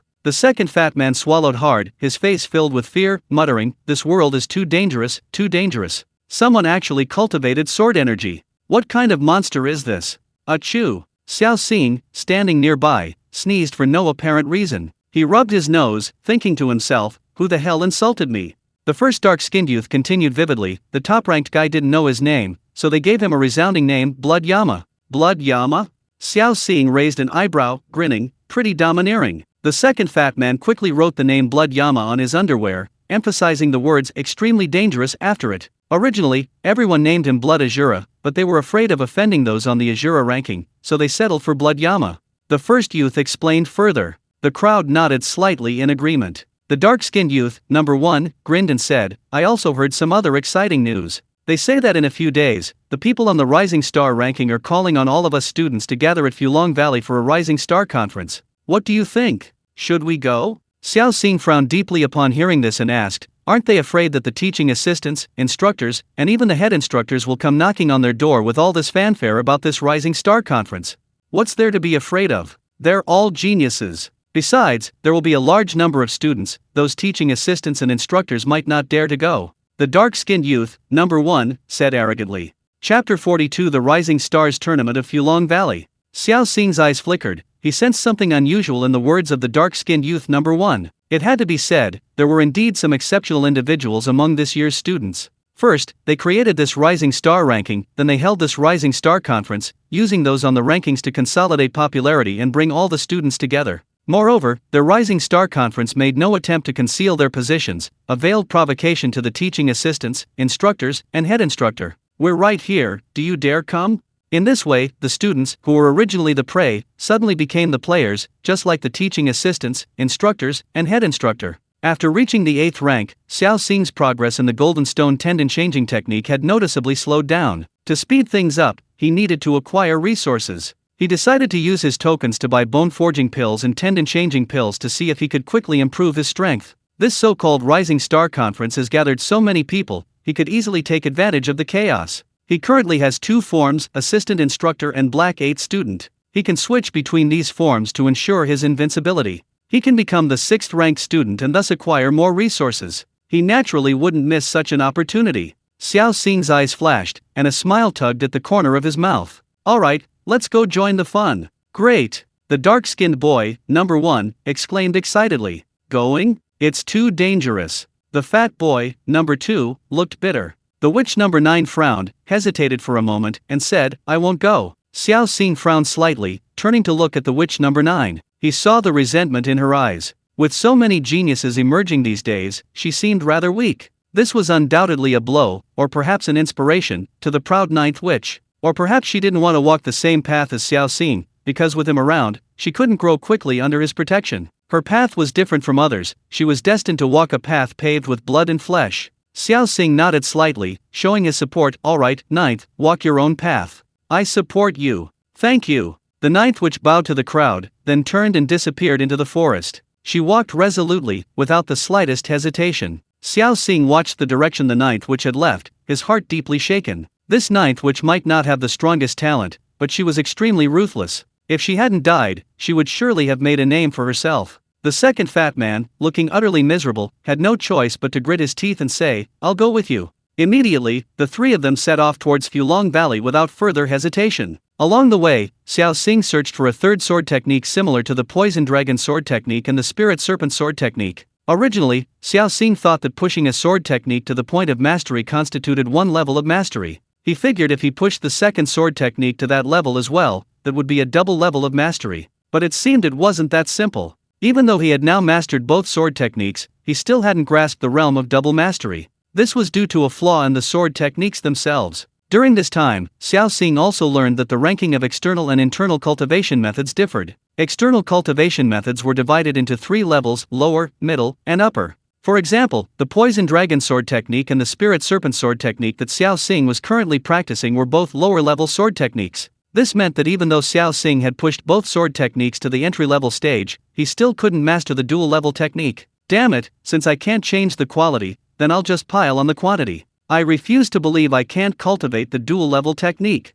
Xiao Xing cursed inwardly. After all, middle-level or even upper-level sword techniques were probably only possessed by instructors, or even the head instructor. He didn't want to provoke an instructor-level figure at the moment. The progress of the Golden Stone Tendon Changing Technique was slightly slow, while the 2 sword techniques had reached the entry-level stage. Now that Xiao Xing had nothing left to cultivate, he began to ponder the lightness skill, the wind-chasing step. Sometimes, the lightness skill is extremely crucial. Not only can it be used to escape, but it can also be used to hunt down others. It can be said that mastering lightness skill makes one virtually invincible. This statement is not without merit. It's just that people generally prefer offensive techniques, thus overlooking the importance of lightness skill. On the way to Fulong Valley, Xiao Xing was constantly brainstorming. Perhaps because of the Rising Star tournament, they encountered many students along the way, but these students didn't attack them. Instead, they were much more amicable. The atmosphere among the students has become more harmonious? Xiao Xing was somewhat bewildered. When they arrived at Fulong Valley, Xiao Xing's lightness skill had already reached a minor level of mastery. The three entered the valley. The valley was now packed with people. While not exactly shoulder to shoulder, it was bustling and lively. Unusually, these students were all very harmonious, showing no intention of fighting. Instead, they were all peaceful and friendly. Some students even started discussing cultivation levels and swordsmanship. The person behind this is a master. Xiao Xing's eyes flashed with a glint of light as he thought to himself. Black 8, it's Black 8, the 9th ranked Black 8 on the Rising Star ranking.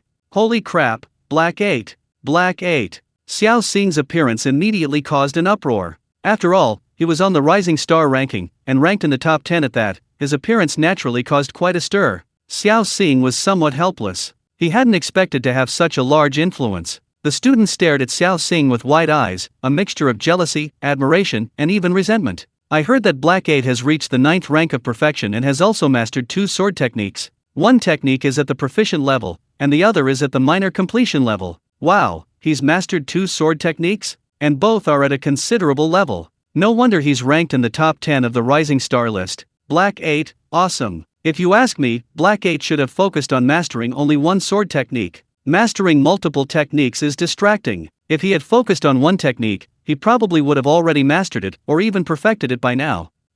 Yes. The crowd discussed and pointed at Xiao Xing. Xiao Xing raised an eyebrow, a smile playing on his lips, thinking to himself, what? I've already mastered both of my sword techniques, okay? You weaklings. So you're Black 8? Just then, a young man wielding a long sword blocked Xiao Xing and his group's path, staring intently at Xiao Xing, and asked in a deep voice. Chapter 43 The Mastermind Behind the Nova Tournament. Xiao Xing raised an eyebrow, looking at the tall, imposing young man wielding a knife before him, and nodded. Not bad, I'm Black number 8. Not all trainees use swords. It depends on the weapon their instructors use. Of course, since they are assassins, swords and daggers are more suitable. After all, knife techniques are mostly characterized by wide, sweeping movements. However, a few instructors are accustomed to using knives and have trained in knife techniques. Since arriving at this assassin training base, Xiao Xing hadn't yet faced anyone using any other weapon. This young man clearly had a provocative air about him, and Xiao Xing could use this opportunity to familiarize himself with a knife-wielding opponent.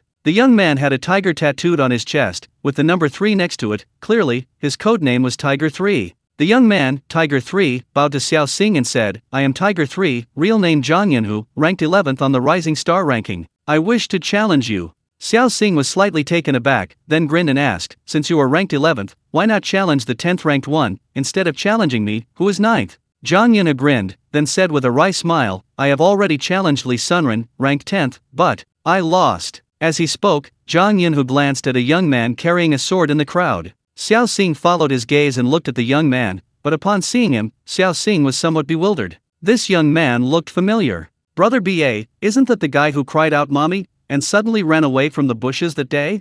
The dark-skinned young man, number 1, leaned close to Xiao Xing and whispered in his ear. Xiao Xing was slightly startled, remembering the person who ran away that day. So it was this guy. This guy is so timid, how can he be ranked 10th? Seeing Xiao Xing looking at him, Li Sunren blushed and lowered his head. Xiao Xing looked at Zhang Yunhu and asked, then why do you think you can defeat me when you've already failed to challenge the 9th ranked person? Zhang Yunhu, however, remained resolute, saying, the rankings are based on individual strength, and apparent strength doesn't represent actual combat power. Xiao Xing nodded slightly. He quite agreed with Zhang Yunhu's statement. For example, Fatty number 2 and Witch number 9, their strengths are roughly equal. It can't be said they're equally powerful. If they were to fight, Witch number 9, with her ruthlessness, would likely chase Fatty number 2 all over the mountain. Zhang Yunhu looked at Xiao Xing, cupped his hands in greeting once more, and said, Zhang Yunhu, ranked 11th on the Rising Star ranking, codename Tiger 3, issues a formal challenge to you, Black 8. May I ask your real name, Black 8? Xiao Xing hesitated for a moment, then revealed his real name, Xiao Xing. Zhang Yunhu slowly drew his long sword, narrowed his eyes, and coldly stared at Xiao Xing, saying in a deep voice, come on. Xiao Xing raised his hand to block Zhang Yunhu, asking, wait a moment. Brother Xiao, is there anything else? Zhang Yunhu asked. Xiao Xing looked at Zhang Yunhu and asked with a smile, will our battle be a friendly spar, or a fight to the death? Zhang Yunhu was slightly taken aback, hesitated for a moment, and then said, let's stop here. After all, this is Fulong Valley, we can't break the rules. Very well. Xiao Xing nodded slightly, withdrawing his killing intent. At the mountaintop, beneath a large tree, two men sat on a large rock, playing chess. If Xiao Xing and the others were there, they would see that these two were dressed in the uniforms of the head instructors. In other words, the two playing chess were the two head instructors. One wore a headband and was named Wu Hong, the other had a strand of white hair at his temples and was named Ge Tian. Brother Ge, who do you think will win between black number 8 and tiger number 3? Wu Hong suddenly asked. Ge Tian smiled and said, it should be black number 8. Wu Hong nodded slightly and smiled, how many moves do you think black number 8 will take to win? Ge Tian hesitated for a moment and said, it should be more than 20 moves. It should be, after all, their rankings are almost the same, and to determine a winner, it would take. However, head instructor Wu Hong's words trailed off. Brother Wu, what's wrong?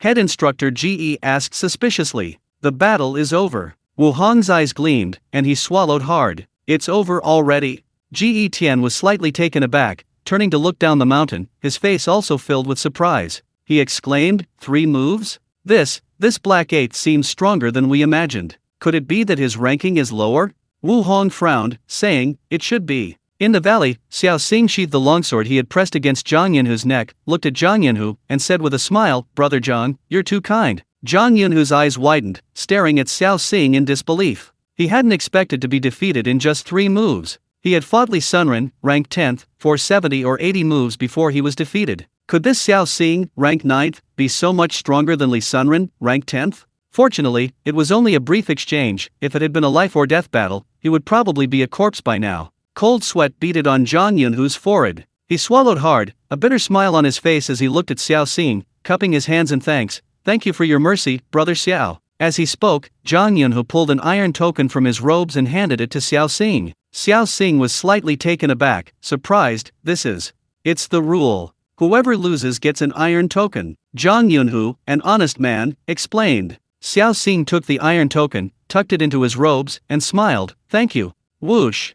The surrounding crowd erupted in cheers. Wow, Xiao Xing, ranked 9th, is that strong? 3 moves? He defeated Zhang Yunhu, ranked 11th, in just 3 moves. My god, the time of geniuses. I really don't understand. So strong. Beside him, the dark-skinned youth number 1's eyes lit up. Pointing at Xiao Xing, he patted his chest and laughed loudly. Black number 8, Xiao Xing, my brother, my 8th brother. Yes, he's also my brother, my 8th brother. The fat guy number 2 hurriedly chimed in. Just kidding, with Xiao Xing as his golden thigh, anyone who wants to mess with him has to think twice. At the mountaintop, under a large tree, the 2 head instructors, after watching the competition below, began to concentrate on playing chess. Head instructor Ge smiled and said, this black number 8 is quite a talent. Pass down the order. When you close the net later, don't hurt him. Yes. An instructor turned and went to relay the order. If any student heard this again, they would be utterly astonished. This Rising Star tournament of Fulong Valley was clearly a scheme orchestrated by the 2 head instructors,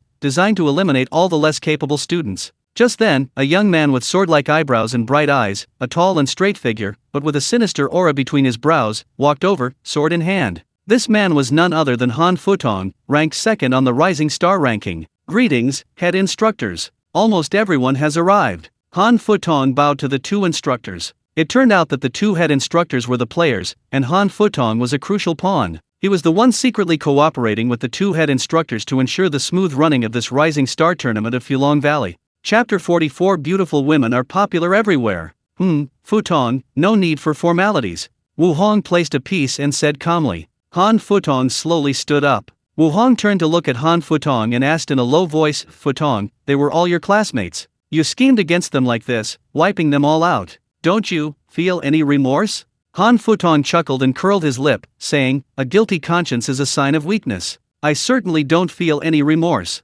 Besides, what do you mean by classmates? Those weaklings, do they even deserve to be my classmate? Wu Hong and Ge Tian frowned slightly upon hearing this. Wu Hong placed another piece and said in a low voice, you seem to be born to be a cold-blooded killer.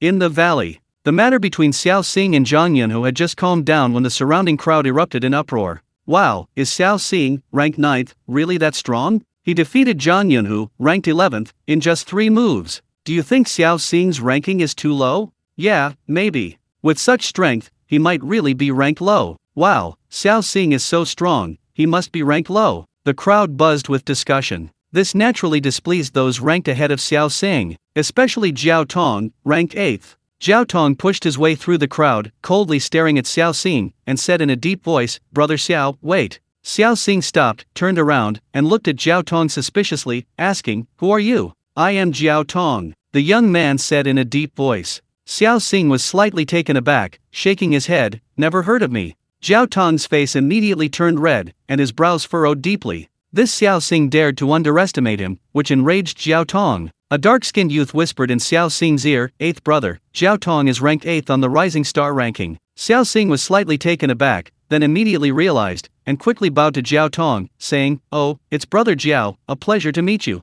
Jiao Tong, however, kept a cold face, narrowed his eyes, and stared coldly at Xiao Xing, saying in a deep voice, "Brother Xiao, I'd like to ask you to teach me a few moves."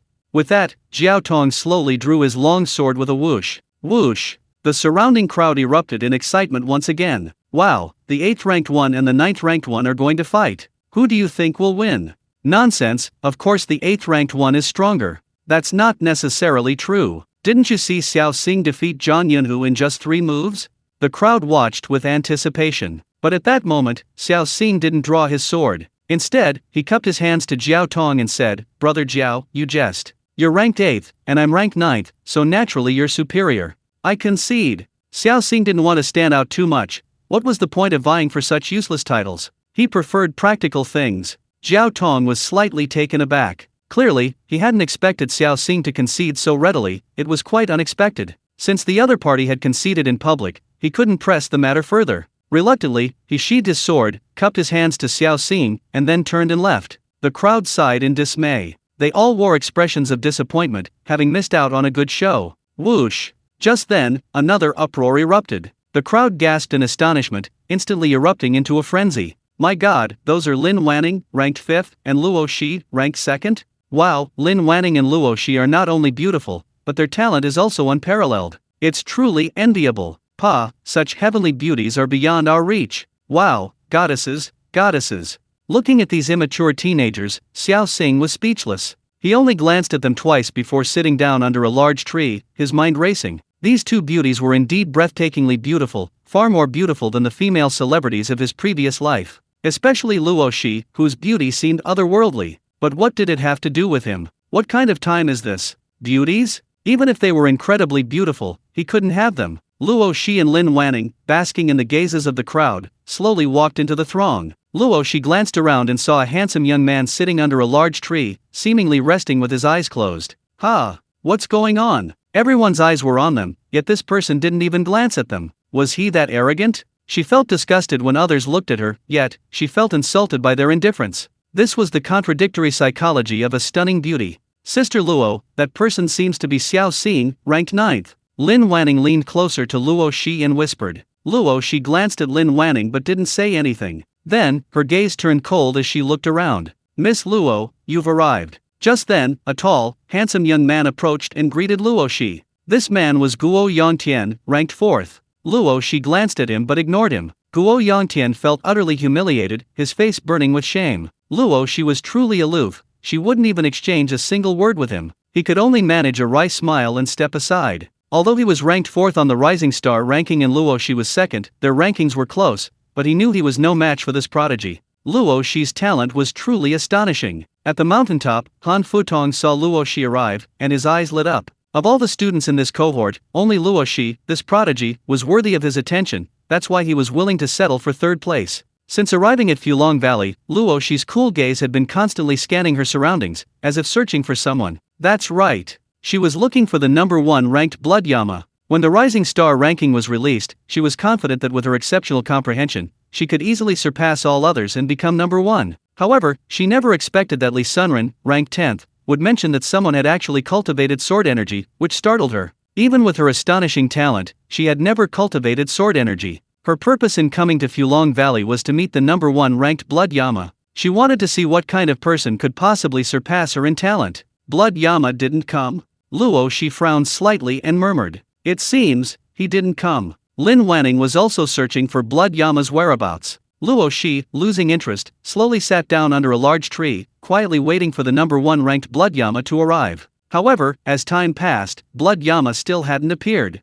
This made Luo Shi slightly impatient. Just then, a young man walked onto a high boulder. He looked at the crowd and loudly proclaimed, "Everyone, I am Mu Ye, rank 6th. We've gathered you all in Fulong Valley to." Mu Ye began a passionate speech. At the mountaintop, Wu Hong and Ge Tian, the two head instructors, glanced down into the valley. Wu Hong frowned and asked, "Hasn't the number 1 ranked Blood Yama shown up yet?" Han Futong shook his head and said, "No." In fact, he was also curious about Blood Yama's identity. Since such a person could cultivate sword energy, he wanted to see who he was. Wu Hong looked up at Ge Tian, who nodded slightly. Wu Hong kept his eyes fixed on the chessboard and said, "Let's close the net."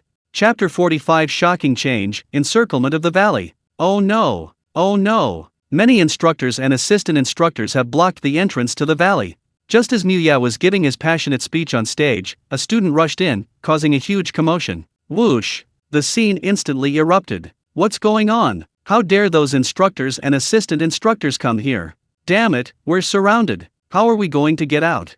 I have a feeling we've been set up. Some people in the audience, only now realizing the situation, understood that this so-called Rising Star Mobilization Conference might be a trap. Xiao Xing was also shocked. While others suspected it was a trap, Xiao Xing suddenly understood it was definitely a trap. Xiao Xing had only come here to loot. Who would have thought he'd been set up? Xiao Xing initially thought it was just a gathering organized by the students, something they wanted to do, but he never imagined it was a scheme orchestrated by the instructors. In fact, it was entirely a scheme orchestrated by the two unseen head instructors. The goal was simple: survival of the fittest, eliminating the incompetent and useless students. After all, the number 1 instruction under heaven trained powerful assassins, not useless bums. In an instant, the entire Fulong Valley descended into chaos. Some students rushed to the valley entrance. Then they witnessed a scene that filled them with despair. Many assistant instructors and head instructors were gathered together, staring at them with chilling expressions, their eyes clearly those of prey. "Don't be afraid, everyone. We outnumber them.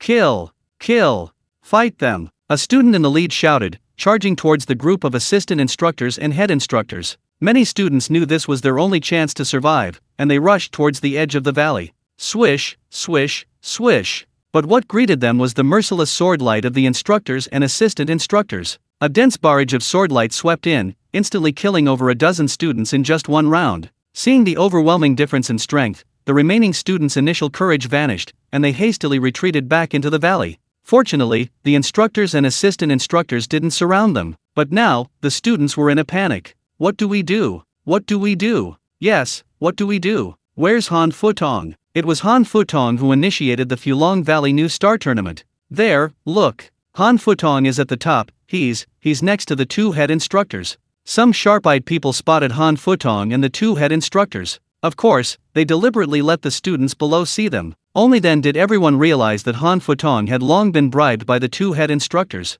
He had initiated this Rising Star Tournament to lure them in and then wipe out all the trainees. Han Futong's heart was undeniably ruthless. Han Futong, you bastard, you just wait. When I get out of here, I'll chop you to pieces and feed you to the dogs. Do you think you can beat him? I can't beat him, but someone else can. He's only ranked 3rd. There's Luo Shi ranked 2nd, and Shuiyan Luo ranked 1st. Someone will take care of him. Didn't you see Shuiyan Luo hasn't shown up? Has he also sided with the head instructor and the others? That's unlikely. Shuiyan Luo probably disdains our gathering, or perhaps he already saw through Han Futong's scheme, which is why he didn't come. The crowd cursed loudly towards the mountaintop. Han Futong, however, stood atop the mountain, coldly observing his fellow students, his eyes filled with icy indifference. In his eyes, these people below were no different from pigs and dogs. Except for Luo Shi, of course. Meanwhile, he was also searching for a figure. The number 1 ranked Shuiyan Luo. That legendary Shuiyan Luo had yet to appear. What a pity I can't fight you. If you dare to come, I will personally kill you. Han Futong murmured coldly to himself. In his eyes, his own talent was invincible. Even Luo Shi was only ranked ahead of him because he had let her pass. As for that Blood Yama, if he dared to show himself, he would prove himself with his strength, making Blood Yama a stepping stone on his path to fame. Despicable. In the valley, Luo Shi also looked up at Han Futong on the mountaintop, her beautiful eyes flashing with murderous intent, squeezing out these 2 words through gritted teeth. This guy is really a scoundrel. Lin Wanning couldn't help but curse as well. Xiao Xing's eyes flickered as he scanned his surroundings, searching for a way out. Eighth brother, what should we do? The dark-skinned youth asked anxiously. Yes, eighth brother, what should we do? The fat man was almost crying with worry. Xiao Xing frowned, remaining silent. To be honest, he didn't know what to do in this situation either. Only a desperate fight remained. But just then, a shout rang out from outside the valley. The top 20 students on the Rising Star ranking are allowed to leave the valley, we will not stop them. These words ignited another explosion in the valley, causing an uproar once more. What? This organization is so discriminatory. I knew why they created this Rising Star ranking. It's an exemption list. I'm so angry, I didn't make it. Do you think the top 20 already knew about this? Did they conspire with the instructors to betray us? That's unlikely. Didn't you see how panicked those top 20 students were just now? It has to be said, the organization is quite opportunistic. Everyone in the valley was prepared for a desperate fight, but then this shout from outside. The eyes of those in the top 20 on the Rising Star ranking lit up, they saw hope. Sister Luo, what should we do? Lin Wanning asked Luo Shi beside her. Luo Shi frowned, hesitated for a moment, and said, let's go see. With that, Luo Shi picked up her sword and walked out of the valley. Lin Wanning gritted her teeth and followed. When the two reached the outside of the valley, under the watchful eyes of the crowd, the instructors and assistant instructors did not harm them but allowed them to leave. With the two having spoken, the remaining 20 on the Rising Star ranking also stepped forward and headed out. As a result, the instructors and assistant instructors didn't stop them and let them all leave. Brother BA, you should go. We don't want you to leave. The dark-skinned youth, number 1, looked at Xiao Xing and said. The fat man, number 2, though terrified, gritted his teeth and said, Brother BA, you should go. Every one of us who survives is a lifesaver. At least one person survived in our cave. Xiao Xing's eyes flickered. He leaned closer to the two and lowered his voice, saying, go to the northeast corner. Perhaps there's still a glimmer of hope there. After speaking, Xiao Xing walked out. After stating his name, the instructors began to verify it. Instructor Huang stepped forward, grinning, let him out. My student, black number 8, Xiao Xing, that's right. Thank you, Instructor Huang. Xiao Xing bowed to Instructor Huang and walked out. The dark-skinned boy and the fat boy exchanged a glance and hurriedly headed towards the northeast corner as Xiao Xing had instructed. They had initially given up hope and resigned themselves to their fate, but now that Xiao Xing had offered them a glimmer of hope, they naturally wanted to seize it. Chapter 46 Blood Yama has come to our rescue. After leaving the valley, Xiao Xing found a secluded spot.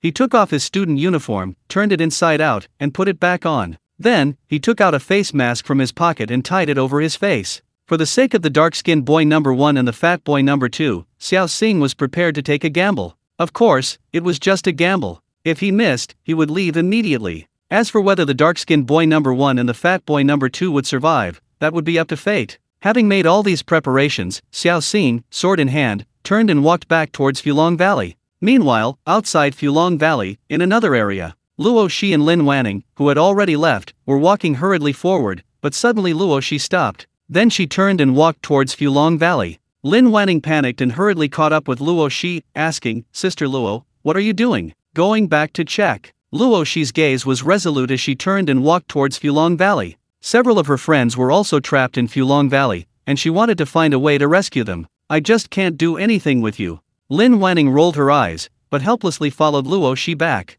Once outside Fulong Valley, the two women hid in the shadows, staring intently at the valley entrance. Although the exit of Fulong Valley was quite large, several hundred meters long, there were still quite a few instructors and assistant instructors blocking the entrance. There were more than 10 instructors alone, and dozens, even nearly 100, of assistant instructors. The two women didn't take any risks, they simply hid quietly behind a large rock, waiting for an opportunity. Whoosh! Just then, a magnificent sword aura suddenly roared out, slashing directly towards the northeast corner. The first to be struck was an instructor. Caught off guard, the instructor reacted too late, the sword aura was already upon him. He could only hastily unleash his blood chi to defend. Boom! Caught completely off guard, the instructor was blasted backward by the sword aura, falling a considerable distance. Ugh! The poor instructor coughed up a mouthful of blood, his breath weakening rapidly, he had clearly suffered a very serious injury. Whoosh! Just then, another magnificent sword aura slashed down. Several assistant instructors were terrified and hurriedly tried to defend themselves. Crack! Boom! But they hadn't cultivated sword aura, how could they defend themselves? Furthermore, caught completely off guard, their longswords were instantly severed, the sword aura engulfing them. In the blink of an eye, two teaching assistants died under Xiao Xing's sword energy. A gash was also torn open in the northeast corner. This scene happened so suddenly that no one present could react. Of course, the first to react were the dark-skinned youth number 1 and the fat boy number 2. After all, Xiao Xing had warned them beforehand. Seeing that Blood Yama had seriously injured a head instructor, killed 2 teaching assistants, and torn open a gash, the 2 were immediately overjoyed. They immediately ran out with all their might. "Where do you think you're going? Where do you think you're going?" The 2 teaching assistants, realizing what was happening, were about to give chase to number 1 and number 2. Whoosh! Just then, another magnificent sword aura, like a dragon coiling, swept towards them. Boom! Ah! The 2 teaching assistants reacted, but they couldn't withstand the power of the sword aura and were blasted backward by Xiao Xing's sword energy. This time, the gap widened even further. "It's the number 1 ranked Blood Yama who's come to save us. It's Blood Yama who's come to save us. Everyone, run! Run! Blood Yama is come to save us. Everyone, run! Long live Blood Yama!" The students, who had already given up hope, never expected that the legendary number 1 ranked Blood Yama would suddenly appear, unleashing several sword auras that tore open a gap for their escape. The students' eyes immediately turned red, shouting, "Long live Blood Yama!" and other slogans, as if they had been injected with stimulants, howling as they rushed towards the gap torn open in the northeast corner. In an instant, many students rushed out. "Blood Yama!" Luo Shi's pupils constricted slightly, her voice filled with shock. She had initially thought Blood Yama was just a fabricated character created by Li Sunren, ranked 10th. But today, Blood Yama had appeared. Moreover, he had truly cultivated sword energy, his strength ridiculously powerful, tearing open a gap with his bare hands, opening an escape route for the students. There really is a Blood Yama. This Blood Yama is quite righteous, even tearing open a gap for the students. Lin Wanning stared at the imposing figure, equally astonished. "Kill!" But at that moment, Luo Shi had already drawn her sword and charged out, attacking several teaching assistants. "Kill!" Helpless, Lin Wanning could only grit her teeth and charge out as well. With Blood Yama, ranked number 1 on the Rising Star ranking, leading the way, Luo Shi, ranked 2nd, and Lin Wanning, ranked 5th, also charged out. The scene instantly descended into chaos. The breach that the instructors and assistant instructors had been trying to close was torn open once more. "Kill!" Just then, several more students ranked in the top 20 of the Rising Star ranking returned. Seeing Blood Yama's loyalty, they were not to be outdone and charged out as well. Instantly, the breach widened. "Kill! Fight your way out. Brothers, Blood Yama has come to save us. Fight your way out. Blood Yama has come for us. Kill!" The students saw a glimmer of hope for escape, and like they were on steroids, they roared and charged outwards. With Luo Shi, Lin Wanning, and others launching sneak attacks from the outside, the defensive line formed by the instructors and assistant instructors collapsed instantly. Xiao Xing was also somewhat bewildered. How did he become Blood Yama? Just because he had also cultivated sword aura? Had these people mistaken him for someone else? But when he saw Li Sunren, ranked 10th, pointing at him and shouting Blood Yama, Xiao Xing suddenly realized this was Blood Yama himself. All along, Xiao Xing had thought there was another exceptionally talented person who had also cultivated sword chi, but he never imagined it was all a huge misunderstanding. He had been quite startled when he first heard the name Blood Yama. So, it turned out he himself was Blood Yama. It must have been Li Sunren who witnessed Xiao Xing using his sword energy to kill some people, which led to the spread of the Blood Yama's name. Regaining his composure, Xiao Xing drew his sword and charged towards the injured instructor. Ah! The instructor, seeing Xiao Xing approaching, prepared to defend himself, but Xiao Xing's sword energy was faster, piercing him through. The instructor fell to the ground, unwilling to accept his fate. Xiao Xing swaggered forward and, in front of everyone, took the silver badge, along with several iron and bronze badges, from the instructor's body. No one dared to intervene during the entire process. Even the instructors avoided Xiao Xing like the plague. It was no joke, the organization had instructed them to avoid killing anyone ranked in the top 20 of the Rising Star ranking, especially the top 5. They had to be treated with extreme caution. Moreover, they dared not approach a genius like Blood Yama who had cultivated sword energy. Chapter 47 Luo Shi stops the Blood Yama. It wasn't that Xiao Xing could definitely defeat someone at the instructor level. After all, these instructors were all late stage or even peak stage 8th rank cultivators. It was just that Xiao Xing's sword energy already posed a significant threat to them. Furthermore, with geniuses like Blood Yama destined for great things in the organization, they had no reason to risk a deadly fight and offend him. You see, who becomes an instructor? They're people who haven't been able to break through their limits and haven't received any assignments from the organization. These people become instructors out of desperation. In short, assistant instructors and instructors are usually among the weaker members of their cohort. They didn't want to offend someone like Blood Yama, a future pillar of the organization, so they chose to avoid him. Xiao Xing, seeing his advantage, took the silver token from the instructor and turned to leave. At the mountaintop, the two head instructors watched in amazement. Head instructor Ge Tian hesitated to place his chess piece, then exclaimed in surprise, "There really is a student like Blood Yama. He's actually cultivated sword chi." Wu Hong's face twitched violently, his voice tinged with envy and bitterness. You see, the two of them, being head instructors, were indeed at a high level, having reached the early stage of the 7th rank. But the key point was that even at the 7th rank, they hadn't cultivated sword chi, because entering the realm of sword chi requires comprehension, not time. And this Blood Yama, at such a young age, had cultivated sword chi, demonstrating just how astonishing his comprehension was. Atop the mountain, Han Futong, watching Blood Yama kill an instructor with a single sword strike, also twitched violently, his heart filled with horror. With his current abilities, killing a head instructor was practically impossible. But Blood Yama, ranked number 1, did it. Don't be fooled by his previous arrogance, thinking he'd challenge Blood Yama when he appeared. But when Blood Yama truly appeared invincible, he chickened out.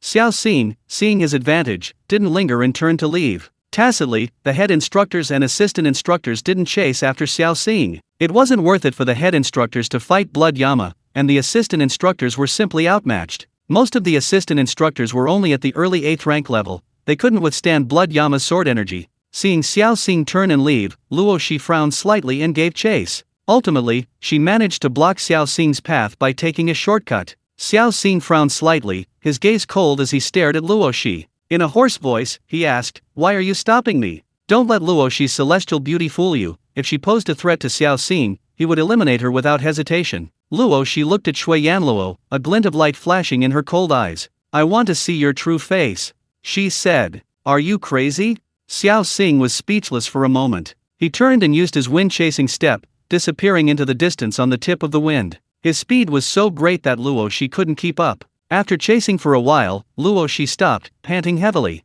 She thought to herself in surprise, this man's lightness skill is also so profound. Am I really inferior to him? Even this proud young woman paled in comparison to Blood Yama, a sight that filled her with resentment. Meanwhile, on the other side, the entrance to Fulong Valley was becoming increasingly difficult to block. Blood Yama's appearance ignited the students' will to survive, and they charged desperately towards the valley entrance. The students outnumbered them, even though the instructors and assistants were quite skilled, they were still far outnumbered by the overwhelming tide of students. Therefore, they didn't hold the entrance, but wisely opened it to allow for a small-scale pursuit. Meanwhile, in a mountain forest, the dark-skinned boy number 1 and the fat boy number 2, after running for a while, stopped, panting heavily. But both of them were now filled with excitement. Number 1, we escaped. We escaped. The fat boy number 2 was overjoyed at his narrow escape. The dark-skinned youth, number 1, was also beaming with excitement. We're alive. We're alive, he exclaimed. Composing himself, number 1 looked at the fat man, number 2, and said excitedly, I never imagined number 8 could summon Blood Yama to help us.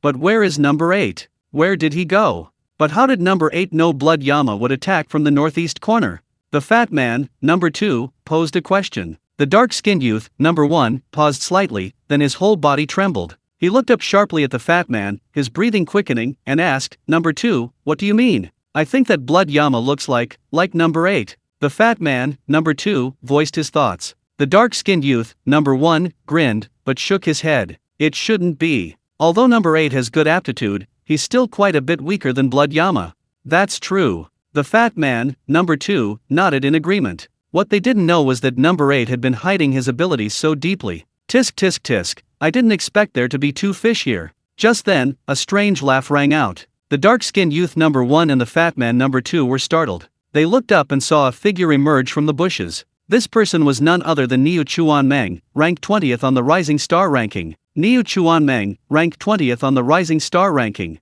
Seeing the newcomer, the fat man number 2 was terrified, secretly cursing his luck. The dark-skinned youth number 1's face also twitched violently as he slowly drew his longsword to defend himself. Composing himself, he cupped his hands towards Niu Chuanmeng and said, Brother Niu, we are friends of the 8th ranked Xiao Xing. Please spare us, we would be eternally grateful. Pa! Niu Chuanmeng spat on the ground, his face full of disdain, and sneered, What are you? You dare to call me brother? The dark-skinned youth number 1 and the fat man number 2's pupils constricted slightly. Clearly, Niu Chuanmeng had no intention of letting them go. Niu Chuanmeng sneered, drew his sword, and approached the two of them, coldly saying, So what if I'm 8th? If I kill you, how will he know who killed you? Not bad, ruthless enough, quite the potential assassin. But just then, another voice rang out. Everyone was startled and hurriedly looked in the direction of the voice. Just then, another person emerged from the bushes. This person was dressed in a teaching assistant's uniform. It was none other than Wu Sanhei, the teaching assistant. Upon seeing that it was a teaching assistant, Niu Chuanmeng was immediately startled and secretly watched Wu Sanhei warily. Meanwhile, the dark-skinned boy number 1 and the fat boy number 2 were overjoyed to see Wu Sanhei. After all, he was their teaching assistant. The dark-skinned boy number 1 hurriedly cupped his hands and said, "Teaching assistant brother, it's us, Hei Yi and Hei Er." Wu Sanhei glanced at the two of them disdainfully, then turned to Niu Chuanmeng and said, "How about it? One for each person, how about it?" Chapter 48 Number 8, Do you know Blood Yama? Number 1 and number 2 initially thought that seeing assistant instructor Wu Sanhei gave them hope of survival, but they never expected that Wu Sanhei would completely ignore them and instead treat them as prey. Number 1, a dark-skinned youth, panicked and hurriedly said, "Assistant instructor, number 8 is ranked 9th on the Rising Star ranking. We have a very good relationship with him. You can't kill us, you." Wu Sanhei chuckled, rolled his eyes, and sneered, "Kill you, and number 8 won't know. Besides, do you really think number 8 would clash with us for the sake of two idiots like you?" You. Number 1, the dark-skinned youth, and number 2, the fat man, immediately panicked. Crunch, crunch. Just then, the sound of footsteps crunching on leaves rang out. Although the sound was faint, everyone present was a martial artist with keen senses, and they still caught it. Everyone looked towards the source. Upon seeing it, all of them had their pupils shrink sharply, because the newcomer was none other than Blood Yama, ranked number 1 on the Rising Star list. Blood Yama had a very distinctive feature: his eyes were exceptionally cold,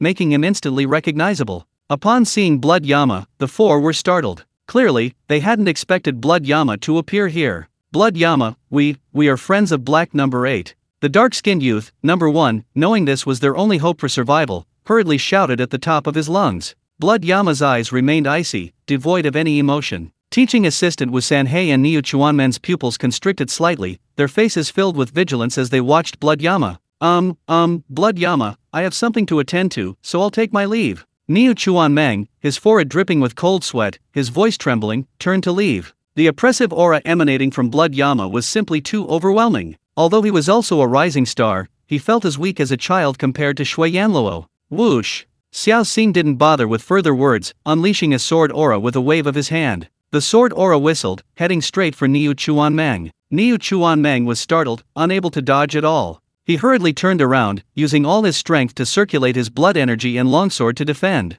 Swish! However, both his blood energy and longsword proved extremely fragile against the sword aura. The rainbow-like sword aura sliced through Niu Chuanmeng like tofu, without the slightest resistance. Boom! At the same time, the sword aura continued its momentum, cleaving a large rock behind Niu Chuanmeng into a violent explosion. Niu Chuanmeng froze. First, the blood aura surrounding him vanished, then a crisp crack rang out as his longsword snapped in two, one piece falling to the ground. Puffed. Finally, Niu Chuanmen's body was cleaved in two, his intestines spilling out, blood pooling on the ground, a gruesome sight. Wu Sanhei, witnessing this, broke out in a cold sweat, his sword-wielding hand trembling uncontrollably, his pupils shrinking, his eyes filled with terror. That was a figure ranked 20th on the Rising Star list, yet he couldn't even last a single round against Blood Yama. The name Blood Yama truly inspired fear. Not far away, the dark-skinned youth number 1 and the fat man number 2 were also deathly pale, swallowing hard. After all, they didn't know if Blood Yama would kill them. If Blood Yama wanted to kill them, they had no chance of survival.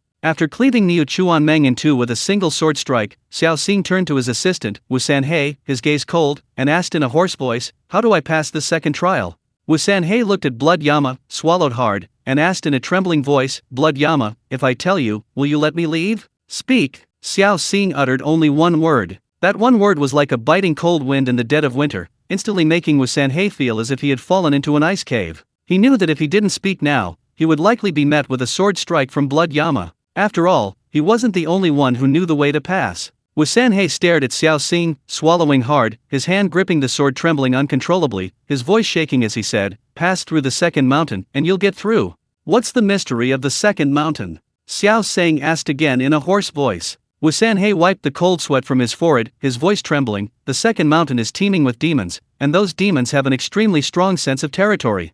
As he spoke, he suddenly sprang up, slashing his sword fiercely at Xiao Xing. Dozens of sword beams roared out, rushing straight towards Xiao Xing. Xiao Xing didn't bother with further words. His eyes suddenly widened, and he swung his longsword sharply, unleashing another magnificent sword aura. Where the sword aura passed, Wu Sanhei's sword beams were instantly extinguished, like fireflies overshadowed by the blazing sun. The sword aura continued its momentum, passing right through Wu Sanhei's body with a soft sound. Boom! The next moment, Wu Sanhei's body was also cleaved in two, intestines spilling out, flesh and blood flying everywhere, a horrific scene. The dark-skinned youth number 1 and the fat man number 2 trembled with fear, staring at Blood Yama with utter terror. They dared not overstep their bounds in the slightest, fearing they would anger Blood Yama and be cleaved in two by his sword. Xiao Xing stepped forward, rummaging through the bodies of Wu Sanhei and Niu Chuanmeng, stuffing all the tokens from their bodies into his own pocket. He slowly rose, turning to look at the dark-skinned youth number 1 and the fat man number 2. Spare us, spare us. The dark-skinned youth number 1 and the fat man number 2 knelt on the ground with a thud, closing their eyes and begging for mercy.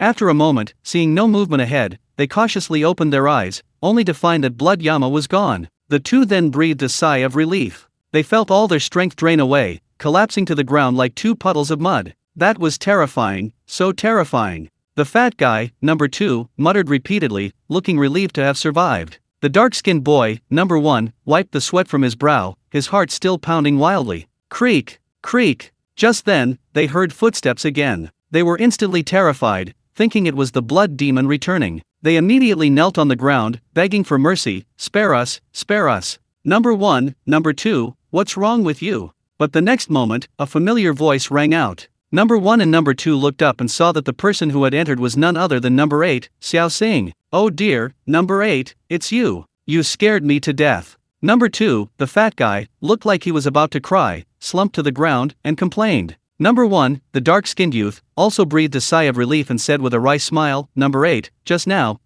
Blood Yama left. Look, those two on the ground were killed by Blood Yama. Seeing these two so frightened, Xiao Xing found it somewhat amusing. He suppressed his laughter, nodded, and said oh. Just then, number 1, the dark-skinned youth, suddenly looked up at Xiao Xing and asked, Brother 8, do you know Blood Yama? Chapter 49 Soul-Chasing Sword Technique, Undying Vajra Skill. Xiao Xing had anticipated that number 1 and number 2 would ask him, so he nodded slightly and said, I do know them. The eyes of number 1, the dark-skinned youth, and number 2, the fat man, suddenly lit up. Number 2, the fat man, immediately sprang to his feet, grabbed Xiao Xing, and said, Brother BA, could you introduce us? Tell us we're your brothers, and then we'll have a backer. Let's see who dares to mess with us. Yeah, Brother BA. If we latch onto Blood Yama's golden thigh, let's see who dares to bully us. Number 1, the dark-skinned youth, also said excitedly. Xiao Xing, however, frowned and shook his head, saying, Blood Yama has a rather strange temper, you two won't get along. I see. Number 1, the dark-skinned youth, and number 2, the fat man, nodded. Xiao Xing frowned slightly, hesitated for a moment, and said, Number 1, number 2, I think you shouldn't rely on others. Even if you get through the second trial with their help, what about the third trial, and what about when we become assassins? We can't rely on others then, can we? I think we can only rely on ourselves. Finally, Xiao Xing expressed his opinion. The dark-skinned boy number 1 and the fat boy number 2 frowned deeply, exchanged a glance, and clearly knew Xiao Xing was right. The witch number 9 had realized this long ago, which is why she left them to venture out on her own. Xiao Xing looked at the two and said, Number 1, number 2, let's split up from here on out. I hope we can both pass all 3 trials. See you at the finish line. Farewell. With that, Xiao Xing bowed to the two and walked away without looking back. These two had personality flaws, they were extremely reliant on others. Even if Xiao Xing protected them all the way through the second trial, what about the third trial, and what about the future? Therefore, Xiao Xing decided to let go. After Xiao Xing left, number 1 and number 2 stood there, speechless for a long time. After a long while, number 1, a dark-skinned youth, seemed to have made up his mind. He gritted his teeth and said, Number 2, I think number 8 is right. We can only rely on ourselves in the end. Goodbye. With that, number 1 strode off in another direction. Number 1. Number 2, the fat boy, cried out anxiously. Don't follow me. Rely on yourself from now on. We'll meet at the finish line. Number 1 waved to number 2, the fat boy, and walked away without looking back, leaving number 2, the fat boy, behind, looking like he was about to cry. Meanwhile, after bidding farewell to number 1 and number 2, Xiao Xing didn't go directly to Second Mountain.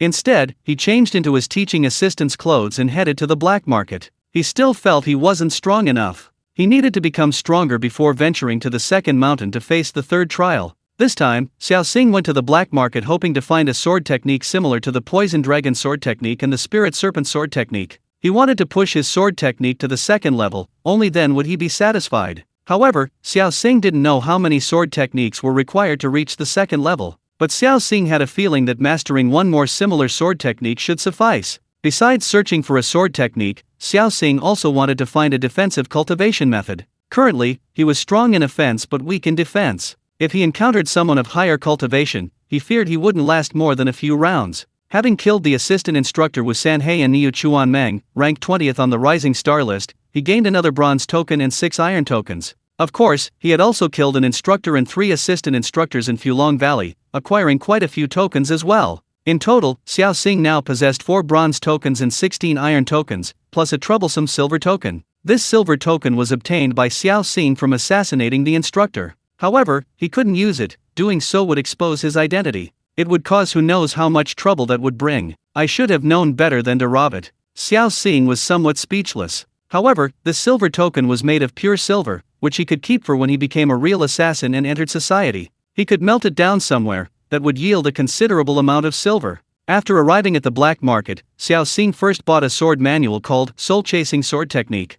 Then, he strolled around the black market. Just then, he noticed a stall ahead that was incredibly popular, packed with people. What's that? Xiao Xing, intrigued, went to investigate. What's going on here? Xiao Xing casually asked a student. Seeing Xiao Xing dressed as an assistant instructor, the student quickly replied, "They're buying the Undying Vajra technique." The Undying Vajra technique? Xiao Xing raised an eyebrow, his eyes gleaming. Judging from the name, the Undying Vajra technique should be a defensive technique. Excuse me. Xiao Xing squeezed through. He found that the person selling the technique was still an old man. This old man was quite the businessman. He had copied many copies of the Undying Vajra technique. Many students and assistant instructors surrounded him. Of course, most of these students were also from the Rising Star ranking. Almost all of the top 10 were present. After all, with such a powerful cultivation technique appearing in the black market, they naturally couldn't miss it. Of course, others couldn't afford it, only figures like them could. "Senior brother, how many tokens per set?"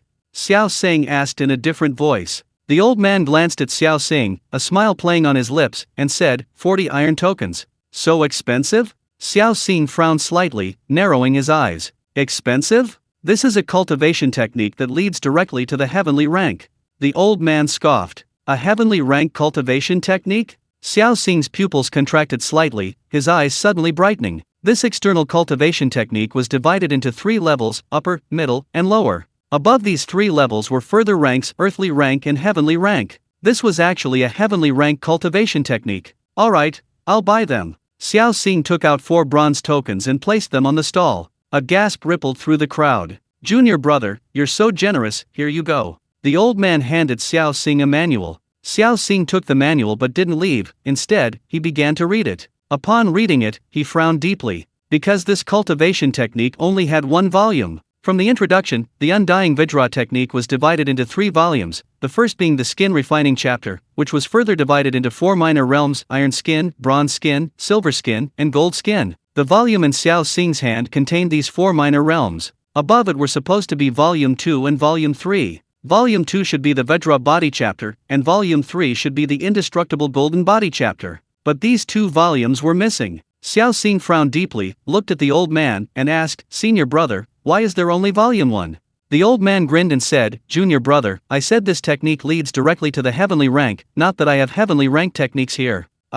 That's right. A swindler, a bait and switch, nitpicking and cheating buyers. Xiao Xing thought to himself, glancing at the old man speechlessly, stuffing the manual into his robes, and turning to leave. Volume 1 wasn't bad either. Golden skin was already a superior technique. If he could cultivate to the golden skin realm, Xiao Xing's defense would definitely increase greatly. But as he left, Xiao Xing glanced at the old man. He always felt that the old man selling such a powerful technique at this time was simply a ploy to incite instructors and students to kill each other, increasing the difficulty of passing the level. After all, this technique was so powerful that if others bought it and you didn't, you'd be at a significant disadvantage. Your only options would be to assassinate instructors or kill other students to collect tokens. It has to be said, this Al-Qaeda organization really went to great lengths to train its students. Chapter 50? What? That powerful guy is going head-to-head with the demonic ape? Undying Vajra technique. Realm Iron Skin, 2.3%. Entry, half the effort, 3rd level. In the cave, Xiao Xing opened his eyes and muttered, "I've succeeded in achieving the Iron Skin level, but the progress is too slow." Xiao Xing was somewhat frustrated. When he bought the Undying Vajra technique, the old man said it was extremely difficult to cultivate. Of course, once successfully cultivated, the effects were excellent. For example, with the iron skin level Xiao Xing had currently achieved, even an 8th rank martial artist would find it extremely difficult to break through his defenses. However, having achieved the iron skin level, it was very difficult for Xiao Xing to advance to the copper skin level, and the progress was extremely slow. Iron wire grass. Xiao Xing began to examine the manual. The manual recorded that when cultivating the first level of the Undying Vajra technique, one should use iron wire grass, applying it to the entire body. Perhaps finding this iron wire grass would speed up my progress. Xiao Xing pondered. Thinking this, Xiao Xing tucked the manual into his robes and got up to leave. Meanwhile, in another cave, 2 beautiful women sat upright in the cave. The 2 women were also practicing the Undying Vajra technique. After a while, the 2 women opened their eyes. Lin Wanning shifted her body, unable to help but complain, "Oh dear, Sister Luo, this Undying Vajra technique is really too difficult to cultivate. We've been practicing for so many days, and we haven't even gotten to the basics." Luo Shi also frowned, glanced outside, and murmured, "I wonder if that person has succeeded in cultivating it."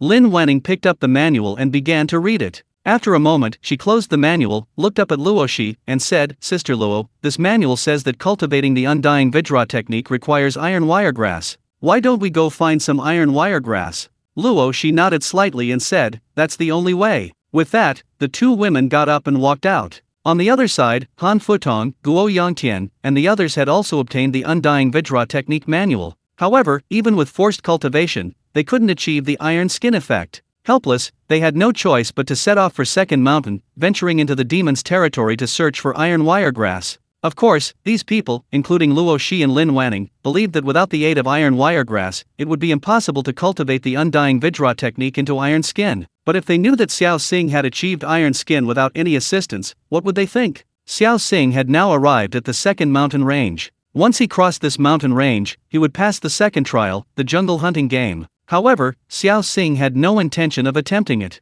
He needed to at least push his Undying Vajra technique to the copper skin realm before considering venturing into the third trial. Who knew what the third trial was? He didn't want to take any risks before he had sufficient strength. Xiao Xing unfolded a map and began to examine it. The map also marked the location of the iron wire grass in a certain place within the second mountain range, but this place was the territory of a demonic ape. If the demonic ape discovered it, it would likely lead to conflict. Why is the location of the iron wire grass marked on this map? Xiao Xing raised an eyebrow, a wry smile playing on his lips. This was clearly a pre-arranged scheme by the organization, designed to lure them to the demon ape's location and cause a conflict. It seemed this was also a test from the organization. This demon ape is an 8th grade demon, with a powerful body. Perfect for testing the power of my iron skin. Xiao Xing's thoughts stirred. He turned his clothes inside out, covered his face, and dashed into the jungle. Using his mastered wind-chasing step, Xiao Xing traversed the waves of grass at incredible speed, heading towards the location of the iron wire grass marked on the map.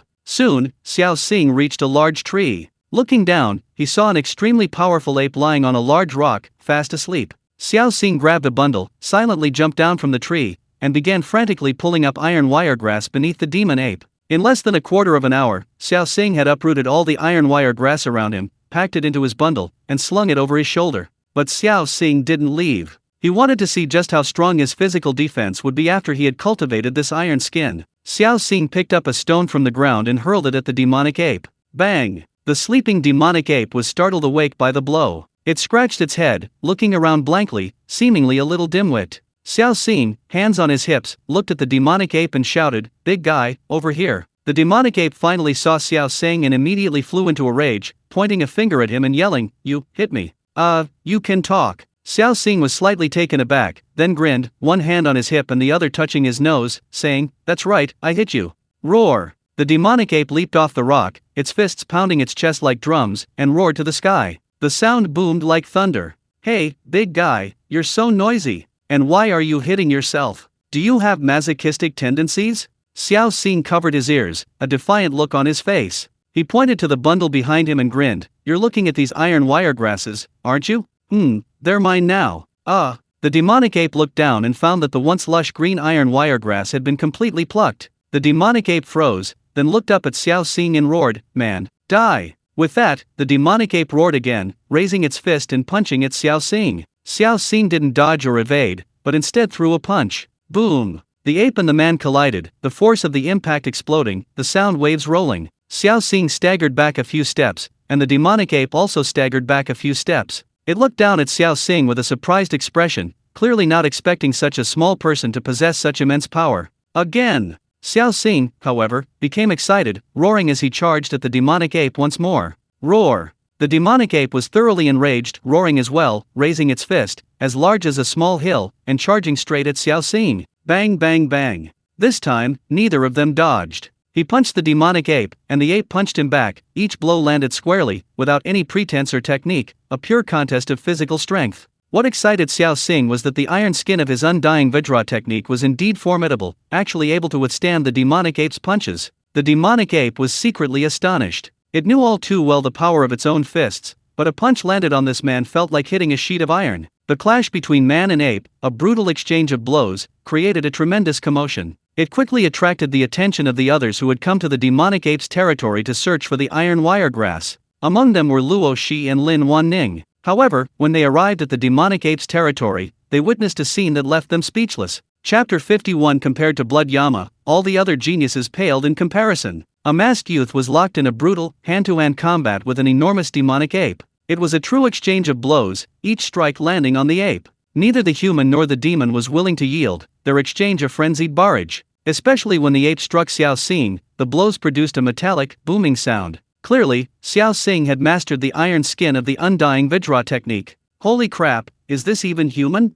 Fighting a demonic ape? This Blood Yama is terrifying beyond belief. One of them exclaimed in shock. Han Futong, hidden behind a large tree, watched with his eyes twitching violently, his heart filled with turmoil. Before coming here, he had been full of ambition, determined to be the first to master the iron skin of the undying Vajra technique. Perhaps if he mastered the iron skin, he could withstand the Blood Yama's sword energy, and then he would have the power to fight the Blood Yama. But when he witnessed Blood Yama's clash with the demonic ape, he was speechless. It was obvious that Blood Yama had already cultivated iron skin, otherwise, he wouldn't be able to fight the demonic ape like this. However, the demonic ape guarded the iron wire grass. How did Blood Yama obtain the iron wire grass? Therefore, there was only one possibility: Blood Yama, without relying on any external force or the iron wire grass, had cultivated iron skin solely through his own superior talent. Blood Yama's talent is so strong, I'm inferior to him. Han Futong gritted his teeth in hatred. Although he hated it, he dared not overstep his bounds in the slightest. He was joking. Now that Blood Yama had cultivated iron skin, coupled with the enhancement of sword energy, his offense and defense were both formidable. He was no match for Blood Yama. He was arrogant, but he wasn't stupid. He knew the consequences of provoking Blood Yama at this moment. Meanwhile, Luo Shi and Lin Wanning were also dumbfounded, unable to recover for a long time. Sister Luo, this Blood Yama is simply inhuman. He cultivated to iron skin without relying on any external force, and he's going to fight the demonic ape like this? Lin Wanning felt her mind go blank. She didn't consider herself stupid. In fact, she was quite talented, ranking 5th on the Rising Star ranking, one of the top 5. But compared to Blood Yama, she felt like a fool. The two of them had also tried to forcefully break through the iron skin of the undying Vajra technique using their own powerful aptitude, but both of them had failed. Ultimately, they concluded that without the assistance of iron wire grass, it was impossible to successfully cultivate the iron skin of the undying Vajra technique. But the fact was, Blood Yama once again proved them wrong with his monstrous talent. Blood Yama had actually cultivated to iron skin. Also hidden in the shadows were Guo Yongtian, Mu Ya, Lu Ning, and Zhao Tong. These rising stars on the new talent list watched Blood Yama clash with the demonic ape, and they all fell silent. They considered themselves prodigies, but compared to Blood Yama, they seemed rather lackluster. Meanwhile, Xiao Xing had clearly also noticed someone secretly watching his clash with the demonic ape. This was why he had come to test the power of his iron skin against the demonic ape, posing as Blood Yama. Because his clash with the demonic ape would inevitably create a huge commotion, attracting onlookers,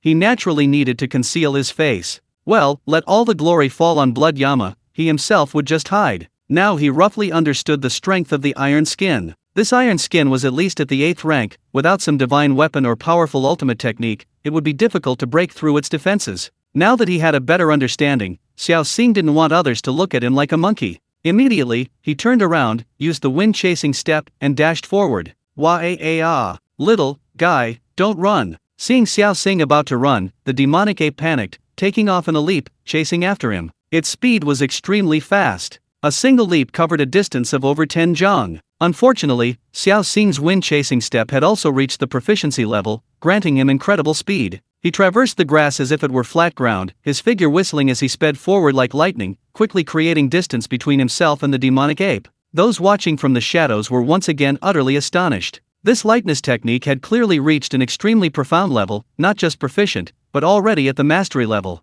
After all, Blood Yama's speed was astonishing. Han Futong, watching from the shadows, his face changed again, turning pale then red, almost spitting blood in frustration. Although he was ranked third on the Rising Star ranking, he felt he had yielded to Luo Shi, and in reality, he believed himself to be the absolute second, even comparable to the first-ranked Blood Yama. But he never expected that his heart would be repeatedly struck by Blood Yama. First, the sword energy. Then he saw Blood Yama cultivate iron skin. This was another master-level lightness skill. Each of them felt like a massive iron hammer, slamming into his chest. He had also practiced lightness skills, but his was only at a beginner level. After all, he had to cultivate internal energy and swordsmanship, leaving him no time to practice lightness skills. But Xiao Xing had mastered it, and reached an extremely high level. Xiao Xing had the time, while he didn't. What did this mean? It meant he was on a completely different level from Blood Yama. Although he was extremely unwilling to admit it, it was the truth. Luo Shi and Lin Wanning were also dumbfounded, their faces filled with disbelief. Master-level lightness skill, this Blood Yama is simply inhuman. Lin Wanning exclaimed, her eyes wide, as if she had seen a ghost. Luo Shi's eyes twitched violently as she watched, utterly stunned and speechless for a long time. As for Guo Yangtian, Muya, Lu Ning, and Zhao Tong, they were even more dumbfounded, looking as if they had seen a ghost. Their eyes were filled with awe as they looked at Blood Yama. These so-called prodigies paled in comparison to Blood Yama. Xiao Xing used his lightness skill to rush into the jungle. The demonic ape, however, did not pursue. Enraged, it pounded its chest and hurled enormous rocks a great distance. It even uprooted large trees. It probably knew that further ahead lay human territory, and even it wouldn't dare to trespass. Seeing Xiao Xing leave, Luo Shi frowned slightly, then snapped out of her reverie and said, "Let's go after him." After whom? Lin Wanning asked hurriedly. Of course, it's Blood Yama. He took all the iron wire grass. If we don't go after him, who else can we go after? Luo Shi's figure had already darted off. Lin Wanning gritted her teeth and followed. Chapter 52 The Blood Yama who doesn't know how to cherish women? Even a beauty wants iron wire grass, she has to trade something in exchange. Having shaken off the demonic ape, Xiao Xing smiled and walked forward. Just then, two figures appeared ahead, blocking his path. These two were none other than Luo Shi, ranked second on the Rising Star ranking, and Lin Wanning, ranked fifth. Immediately afterward, more than 10 others appeared, blocking Xiao Xing's way. Xiao Xing frowned slightly, his eyes suddenly turning cold, and he slowly drew his longsword. Seeing that Blood Yama was about to make his move, the crowd panicked. Luo Shi quickly called out, "Blood Yama, hold on. We're not here to cause you trouble." Xiao Xing raised an eyebrow, suspiciously scrutinizing the crowd. In a hoarse voice, he asked, "Then why are you blocking my way?" Luo Shi extended a slender, jade-like finger, pointing to the bundle on Xiao Xing's back. "Blood Yama," she said, "we're here for iron wire grass. Tell me, how many tokens will it take to exchange for some?" Xiao Xing raised an eyebrow, a realization dawning on him. His eyes remained cold as he said indifferently, "What use do I have for iron tokens? I won't exchange them. This guy is so stubborn, he won't give me any face at all." Luo Shi felt quite annoyed. She looked at Xiao Xing speechlessly and asked, "Then what will it take for you to give me some iron wire grass?" Most people would approach Luo Shi with concern and offer their greetings. Even Han Futong, ranked third on the Rising Star list, treated her with special regard. Only the Blood Yama treated her with icy indifference, which truly angered her. Of course, she loathed anyone else's flattery. Seeing that the Blood Yama wouldn't even give face to a beauty like Luo Shi, the crowd couldn't help but sigh, secretly thinking that the Blood Yama was truly unromantic and didn't know how to cherish women. Xiao Xing, however, had his own considerations. Being in this hellish hell, his life hanging by a thread, he naturally had to do everything he could to become stronger. As for women, they would only hinder his speed in drawing his sword. Cherishing women was out of the question. Xiao Xing glanced at the people around him, and a wicked plan suddenly arose in his mind. This was a perfect opportunity to extort these so-called geniuses. He couldn't miss it. Thinking this, Xiao Xing said calmly, "If you want iron wire grass, you'll have to offer something in return. I wonder if Miss Luo has anything that I'd like to see." As he spoke, Xiao Xing's eyes roamed unabashedly over Luo Shi's body. He had to admit, this girl was absolutely stunning, both in appearance and figure. If she offered her body in exchange, well, perhaps he could consider it. Feeling the unabashed gaze of Blood Yama, Luo Shi blushed slightly, feeling both ashamed and annoyed. She thought to herself, why is this guy looking at me like that? Others at least pretend, but this guy just stares so openly. This aggressive gaze is terrifying. Han Futong, seeing Xiao Xing staring so brazenly at his goddess, suddenly turned cold. His eyes flashed with a chilling light, and the veins on his hand gripping his longsword bulged from the force of his grip. He glared fiercely at Xiao Xing. He desperately wanted to draw his sword and cleave Blood Yama in two, but he dared not. He could only rage in silence, a helpless fury. Of course, there were a few others like Han Futong who dared not be presumptuous before Blood Yama. Luo Shi hesitated for a moment, then pulled a light blue booklet from her bosom, saying, I'll trade this for you. With that, Luo Shi tossed the booklet over. Xiao Xing caught the booklet and examined it closely. The cover read, Mysterious Soul Finger. Luo Shi's voice rang out, this is my family's martial art, the Mysterious Soul Finger, a superior technique. Hiss. The surrounding crowd gasped. They clearly hadn't expected Luo Shi to be willing to exchange her family's martial art for iron wiregrass with Blood Yama. Xiao Xing raised an eyebrow, looking at Luo Shi with some surprise. Her generosity had exceeded his expectations. Ah, Sister Luo, this is your family's martial arts technique. You're just going to exchange it for a few iron wiregrass? This? Lin Wanning exclaimed in surprise. Han Futong and the others also frowned, their faces filled with astonishment. They hadn't expected Luo Shi to exchange something so precious for a few iron wiregrass. Luo Shi, however, remained calm, her voice ethereal and cold, saying, it's just a mere technique. It depends on the person learning it. Let alone a superior martial art, even a heaven-rank martial art would require you to be able to learn it. Luo Shi possessed a natural Xianyin physique, so learning the Xian Soul Finger was incredibly easy for her. The reason she gave the Xian Soul Finger to Blood Yama was to prove herself. Blood Yama, you're so talented, aren't you? Then let's have a contest of Xian Soul Finger skills and see who's stronger. At this moment, driven by a touch of pride, Luo Shi didn't hesitate to exchange the Xian Soul Finger manual for Xiao Xing's technique. Everyone nodded slightly in agreement. Xiao Xing looked up at Luo Shi, his brows furrowing slightly. He thought to himself, this girl's background is probably not simple, her family's martial arts are actually top tier. Not all students were brought to the training base through shady means like Xiao Xing, such as from brokers or kidnapping. Some came voluntarily. Luo Shi possesses top-tier martial arts, her presence here is likely voluntary. What a self-torturing girl. Xiao Xing inwardly grumbled, then unceremoniously stuffed the Suanpo finger manual into his robes. He then took off his backpack from behind and opened it. It was called a backpack, but it was really just a student's uniform. Xiao Xing knew he was going to gather iron wiregrass and hadn't brought any tools, so he'd stolen a student's uniform along the way to use as a backpack. Take it yourself, Xiao Xing said calmly.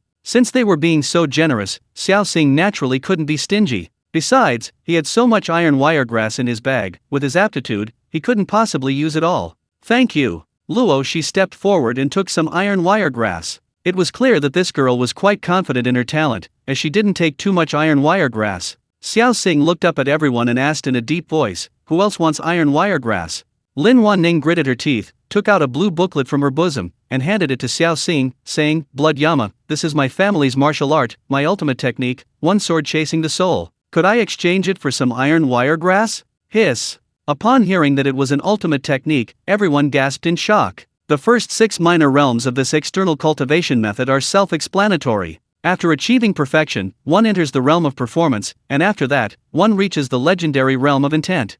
Upon reaching the realm of intent, the martial artist has attained a remarkably high level of comprehension of their practiced martial art. For example, Xiao Xing's current realm is the first level of performance. After the third level of performance, one will reach the realm of intent, demonstrating just how profound this realm is. Upon reaching the realm of intent, one will comprehend a forbidden technique. 3 realms of intent, 3 forbidden techniques, each more powerful than the last. Some elders and families, after comprehending a forbidden technique, will refine it and pass it on to their descendants for the sake of their lineage. This simplified forbidden technique is called an ultimate move. In other words, an ultimate move is a simplified version of a forbidden technique. Chapter 53, so what if it's the third one? Could it possibly block one of my sword strikes? Xiao Xing hadn't expected Lin Wanning to possess a secret sword manual, it was truly beyond his expectations. It seems this girl's identity isn't simple either. Xiao Xing thought to himself, but he still accepted the manual, tucked it into his robes, and said, take it yourself. Thank you. Lin Wanning bent down to pick up some iron wiregrass from her bundle. Xiao Xing glanced down, and what he saw made his blood boil. The voluptuous scene made him exclaim that he couldn't bear it. Luo. She clearly noticed Xiao Xing's gaze and coughed lightly to remind Lin Wanning. Lin Wanning then came to her senses, her pretty face flushing red. She quickly covered her chest, picked up some iron wire grass, and retreated. Xiao Xing looked up at the others and asked, "Does anyone else want iron wire grass?" Guo Yangtian hesitated for a moment, then stepped forward, took out a yellow booklet from his robes, and handed it to Xiao Xing, saying, "Blood Yama, this is my family's martial art, Nine Yang Blazing Fire Palm. Could I exchange it for some iron wire grass?" Xiao Xing took the booklet and put it back into his robes. At this moment, he was overjoyed. He had originally thought he was just going to pick some iron wire grass, but he hadn't expected to gain so many benefits. The profound soul finger and the Nine Yang Blazing Fire Palm, these martial arts were exactly what Xiao Xing needed. Xiao Xing's skills all lay in swordsmanship. What if, due to unforeseen circumstances, he didn't have a sword? That would put Xiao Xing at a significant disadvantage. Therefore, he needed to learn some hand-to-hand combat skills. This was like a godsend. These people were exchanging their family's martial arts for the iron wire grass he had picked up. Wasn't he making a huge profit? Of course, Guo Yangtian had his own ulterior motives. Ranked 4th, his talent second only to Han Futong, he considered himself no less capable than others. However, he was always overwhelmed by the appearance of Shui Yanluo, so he gave the Nine Yang Blazing Fire Palm to Shui Yanluo as well. "You like martial arts, right? Then practice it." With so many martial arts techniques at his disposal, Shui Yanluo's cultivation progress would inevitably be slowed down, giving him a chance to surpass him. But his wishful thinking was destined to fail. Xiao Xing relied on the system. There were no bottlenecks. As long as he practiced, he would surely achieve something. After Guo Yangtian finished collecting the iron wire grass, Xiao Xing looked up at the others and asked in a deep voice, "Does anyone else want iron wire grass?" Everyone remained silent. Of course, most of them simply didn't have anything worth exchanging with Xiao Xing. Some were unwilling to trade. For example, Han Futong. Han Futong, though of noble birth and possessing the family's secret technique One Sword Soars to Immortality, remained silent, unwilling to let others learn his swordsmanship. Seeing no one speak, Xiao Xing immediately bent down to rewrap the remaining iron wire grass, slung it over his shoulder, and prepared to leave. Han Futong turned and glanced at one of the young men. The young man gritted his teeth, pointed at Xiao Xing, and shouted, "Hey, Blood Yama, you're far too domineering. There's only this much iron wire grass, and you've taken it all. How are we supposed to cultivate the undying Vajra technique?" Xiao Xing stopped, turning to coldly stare at the young man. His gaze was like that of an ancient, ferocious beast, sending chills down one's spine. The youth felt a chill run down his spine, as if he had fallen into an ice cave. However, relying on Han Futong's backing, he gritted his teeth and said, "Blood Yama, if you release half of the iron wire grass today, I'll let it go, otherwise." Whoosh! But before he could finish speaking, Xiao Xing suddenly attacked. Clang! The sound of a longsword being drawn rang out, and a magnificent sword aura roared, shooting straight towards the youth. Han Futong's pupils constricted sharply. He hurriedly drew his sword and unleashed dozens of sword beams, attacking the sword aura. Boom! However, his sword beams, upon encountering Xiao Xing's sword aura, were like mud oxen entering the sea, instantly swallowed up, without even the slightest reduction in the speed of Xiao Xing's sword aura. The youth, terrified, hurriedly activated his sword beams and his own blood energy to defend himself. Puffed! The sword energy sliced through the youth like tofu, unstoppable, piercing straight through his sword aura and blood essence. Boom! After passing through the youth, the sword energy continued its momentum, violently blasting a large, leafy tree behind him in half, shattering it into pieces. Crack! Thump! The tree trunk fell to the ground, kicking up dust and leaves. The youth stood frozen, his face filled with disbelief. First, his longsword snapped in two with a crack, one piece falling to the ground with a clink, while the other half remained clutched in his hand. Puffed! Then, with a loud bang, the youth was cleaved in two, exploding open, his intestines spilling out, blood splattering everywhere. Silence! A deathly silence fell over the scene. You could hear a pin drop. Everyone stared at Xiao Xing in disbelief at the scene unfolding before them. The young man, ranked 17th on the Rising Star ranking, hadn't even lasted a single round against Xiao Xing. Not to mention Han Futong, ranked 3rd, who had tried to block, yet still couldn't withstand a single sword strike from Xiao Xing. The man was cleaved in two before their very eyes. The crowd's gazes towards Blood Yama were now filled with terror. Xiao Xing abruptly turned to Han Futong, who was instantly terrified. Without hesitation, he retreated sharply. Whoosh! Just as he moved, Xiao Xing slashed diagonally downwards with his sword, unleashing another magnificent crescent-shaped sword aura, accompanied by the cry of a dragon python sword, aimed directly at Han Futong. Although Han Futong retreated quickly, even his speed couldn't match the speed of the sword aura. The overwhelming sword energy rushed towards him. Without experiencing it firsthand, one could never truly understand its oppressive power. Previously, Han Futong had been somewhat dismissive, but now, facing the imminent threat, he felt the terror of the sword energy, the aura of death. At this moment, Han Futong felt enveloped by the aura of death, a feeling that sent chills down his spine. He even regretted shielding the young man from Xiao Xing's sword, but even regret was too late. In this life or death situation, Han Futong had no choice but to desperately unleash his sword energy and blood essence to defend himself. Whoosh! Unsurprisingly, his sword light was completely swallowed up by Xiao Xing's sword energy, which howled and slashed straight towards him. Ah! Han Futong's pupils constricted in terror, and he let out a heart-wrenching scream. Cold sweat poured down his forehead, soaking his entire body. But even with all his might, he couldn't stop Xiao Xing's sword energy. Just as Han Futong was about to be slain, a figure flashed in with incredible speed, blocking his path. The person shuddered, his blood and chi surging, and a thick, almost solidified blood aura erupted from him. Chapter 54, Are the head instructors all trying to curry favor with Blood Yama? Boom! A deafening roar erupted as sword energy and blood energy collided violently, unleashing a terrifying gust of wind that swept through the surrounding area, sending several people staggering back several steps. The person blocking Han Futong's path was also blasted backward, causing Han Futong to stumble and fall along with him. Boom! Han Futong, propelled by the immense force, slammed heavily into a large tree. With a loud crash, the tree behind him snapped in two, crashing to the ground and kicking up a cloud of dust. Ugh! Han Futong felt his internal organs shudder violently. A sweet taste rose in his throat, and he coughed up a mouthful of blood, his breath becoming weak and feeble. He looked up at Blood Yama with a face full of terror, his heart pounding with fear, the terror still etched on his face. He was truly terrified. The sword energy unleashed by Blood Yama had brought him face to face with death. In that instant, he felt one foot already in the grave. If it weren't for the sudden appearance of the person before him saving his life, he would almost certainly be dead. Now he realized the vast difference between himself and Blood Yama, ranked number 1. The opponent had only unleashed a single sword energy, and a single move had been enough to take his life. It could be said that he had played a life or death game with his own life. Han Futong's gaze towards Blood Yama became incredibly clear, devoid of any provocation or fighting spirit. Meanwhile, the person blocking Han Futong's path landed steadily on the ground, his breath long and steady. He slightly turned his palms downwards, withdrawing his energy and exhaling a breath of stale air. This scene unfolded too suddenly. Everyone was shocked. When they recovered and looked at the newcomer, their pupils constricted sharply once again. The newcomer was none other than a head instructor dressed in the uniform of a master instructor. This man was none other than Wu Hong. Seeing that a head instructor had blocked Han Futong's sword energy, Xiao Xing's pupils constricted sharply, assuming the head instructor was some elder of Han Futong. He hurriedly assumed a defensive stance.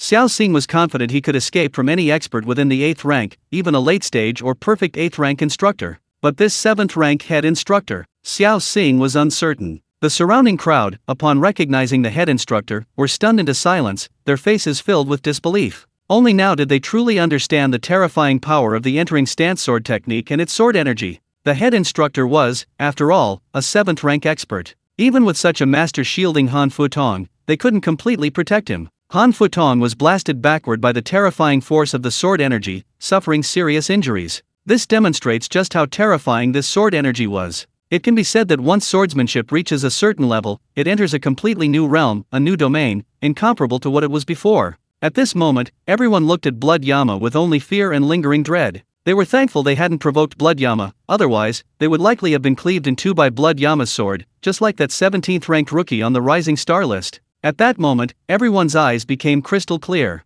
Seeing Xiao Xing's defensive posture, head instructor Wu Hong grinned, putting on as amiable a smile as possible. Blood Yama, don't panic, he said. I'm just here to rescue someone, I mean you no harm. Despite his words, Xiao Xing remained vigilant. Seeing Xiao Xing's continued alertness, Wu Hong inwardly praised him. This Blood Yama not only possesses exceptional talent and comprehension, but also top-notch character. Such a person is no ordinary individual. Wu Hong maintained his warm smile. To show he meant no harm, he put his hands behind his back and said with a grin, Blood Yama, for my sake, let Han Futong go this time, how about it? Seeing the other party's sincerity, and realizing he wasn't there to kill him, Xiao Xing slightly relaxed his guard, lowered his sword, and nodded slightly in agreement. Head instructor Wu Hong looked at Xiao Xing, extended a hand in a gesture of invitation, and said, please make yourself at home. Thank you. Xiao Xing bowed to the head instructor, turned to leave, but after a few steps, he stopped, turned back to Wu Hong, and asked, head instructor, may I make a deal with you? Make a deal with me?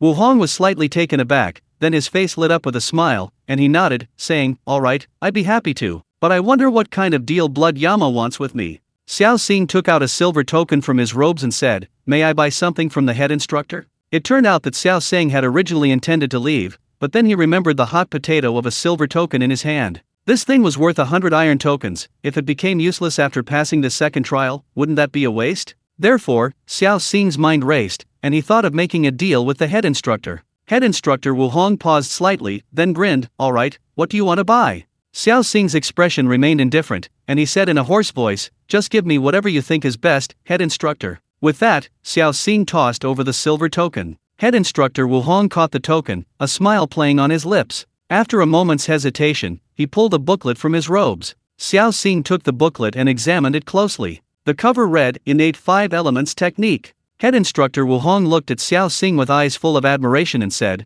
"This is a 4th grade technique. I obtained it by chance during a mission, so I'll sell it to you." Xiao Xing's pupils constricted sharply upon hearing this. A 4th grade technique. That meant this was a technique that could directly lead to the 4th grade realm. In other words, for a long time, Xiao Xing wouldn't need to change his technique. It was clear that head instructor Wu Hong was offering blood Yama benefits and currying favor with him. In fact, anyone could see that someone with blood Yama's talent had limitless potential. As long as he didn't die prematurely, he would undoubtedly secure a place among the higher echelons of the #1 instruction in the world. Such a shrewd person as head instructor Wu Hong would naturally not offend someone like that. In fact, he would invest in him in advance. As for saving Han Futong, it was simply because Han Futong was also very talented. He was merely fulfilling his duty, preserving another valuable asset for the organization. He had no other selfish motives. When the surrounding crowd heard that head instructor Wu Hong had even gifted Xiao Xing a 4th grade martial arts technique, their eyes immediately turned red with envy. Truly worthy of being called blood Yama, even the head instructor was trying to curry favor. Chapter 55 Unauthorized Trespassers Die. Chief Instructor Ge's Envy. Xiao Xing wasn't stupid, he naturally understood that Chief Instructor Wu Hong was trying to curry favor with him. Immediately, Xiao Xing also cupped his hands in thanks to Chief Instructor Wu Hong, saying in a hoarse voice, "Thank you, Chief Instructor." After speaking, Xiao Xing turned and used the wind-chasing step, disappearing on the wind. Chief Instructor.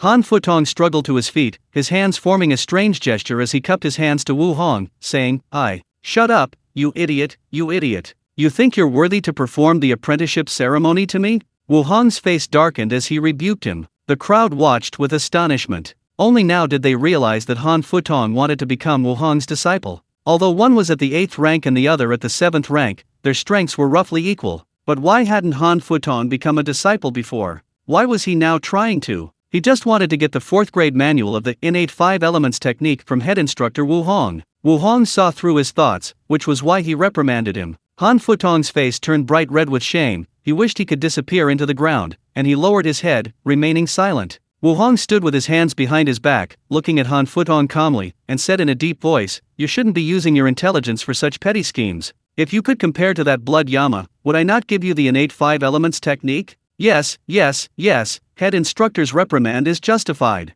Han Futong could only bow his head repeatedly in agreement. Wu Hong sighed and said, "Alright, you may go. Head instructor, farewell." The students bowed to Wu Hong and then left. Meanwhile, on the other side, after bidding farewell to Wu Hong, Xiao Xing arrived outside a mountain cave. After confirming that no one was around, Xiao Xing drew his longsword with a whoosh and swiftly carved a line of words on the outside of the cave. "Trespassers will die." Sheathing his sword, Xiao Xing strode into the cave. That's how domineering he was. Among the current students, only he had cultivated sword chi and iron skin, and even his wind-chasing step had reached the proficiency level. It could be said that with the advantage of these 3 techniques alone, he far surpassed the other students. "I'm already overpowering all the geniuses, becoming the #1 under heaven among the students, so why shouldn't I be arrogant? Why should I hide?" Not revealing his identity was already a form of hiding. Since others had given him the title Blood Yama, he naturally had to live up to this resounding name. In this cloud dream mountain, probably only he, Blood Yama, dared to write those 4 words.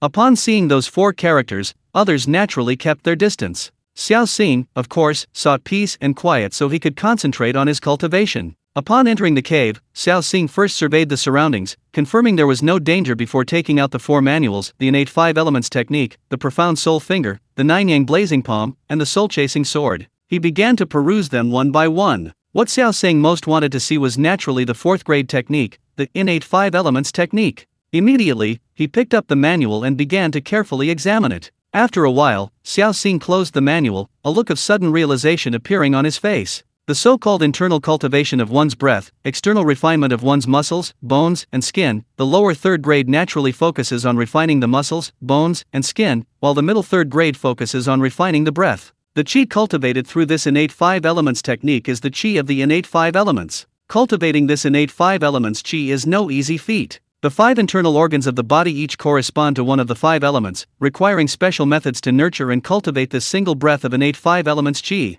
Of course, if supplemented by other cultivation methods, such as those based on other elements, the effect is even better. However, simultaneously cultivating 5 different 5 elements techniques is incredibly difficult. Most people simply don't have the energy for it. Xiao Xing watched inwardly, marveling at the difficulty of cultivating this single breath of innate 5 elements chi. It is precisely because this single breath of innate chi is so difficult to cultivate that the transition from the lower 3 ranks to the middle 3 ranks is the first major hurdle in a martial artist's cultivation path. Some people are stuck at the 7th rank their entire lives, unable to reach the 6th rank, which is the middle 3 ranks. However, Xiao Xing wasn't in a hurry. He had the system, he could simply cultivate step by step. Moreover, when Xiao Xing first acquired the profound soul finger and the 9-yang blazing fire palm, he was worried about the incompatibility of water and fire elements, making it impossible for him to cultivate both techniques simultaneously. Now, with the innate 5 elements technique, everything fell into place, and the problem was easily solved. After some reflection and calming his mind, Xiao Xing began cultivating the innate 5 elements technique. The replacement of his cultivation technique with a powerful one would allow Xiao Xing's physical strength to undergo a complete transformation. This was a necessary step. In the following days, aside from eating, drinking, and relieving himself, Xiao Xing diligently worked on replacing his cultivation technique. Fortunately, his efforts paid off, and with the system's support, he completed the replacement with the innate 5 elements technique in just a few days. At this moment, Xiao Xing clearly felt that his physical strength had increased another level. Innate 5 elements technique. Realm mid-stage of 8th rank bone forging realm, 1%. Entry, half the effort, half the results. Looking at the panel's notification, Xiao Xing's lips curled into a confident smile. Having the system's support was truly beneficial. Since breaking through to the 8th rank bone forging realm, Xiao Xing had been unable to take another step forward due to his slow cultivation progress. Now it seemed that the weakness of his cultivation technique was also a factor. Originally, Xiao Xing hadn't planned to cultivate internal energy anymore. He intended to purchase the legendary bone forging pill after leaving the realm to accelerate his cultivation. Unexpectedly, simply replacing the innate 5 elements technique had propelled him further, reaching the mid-stage of the 8th rank bone forging realm.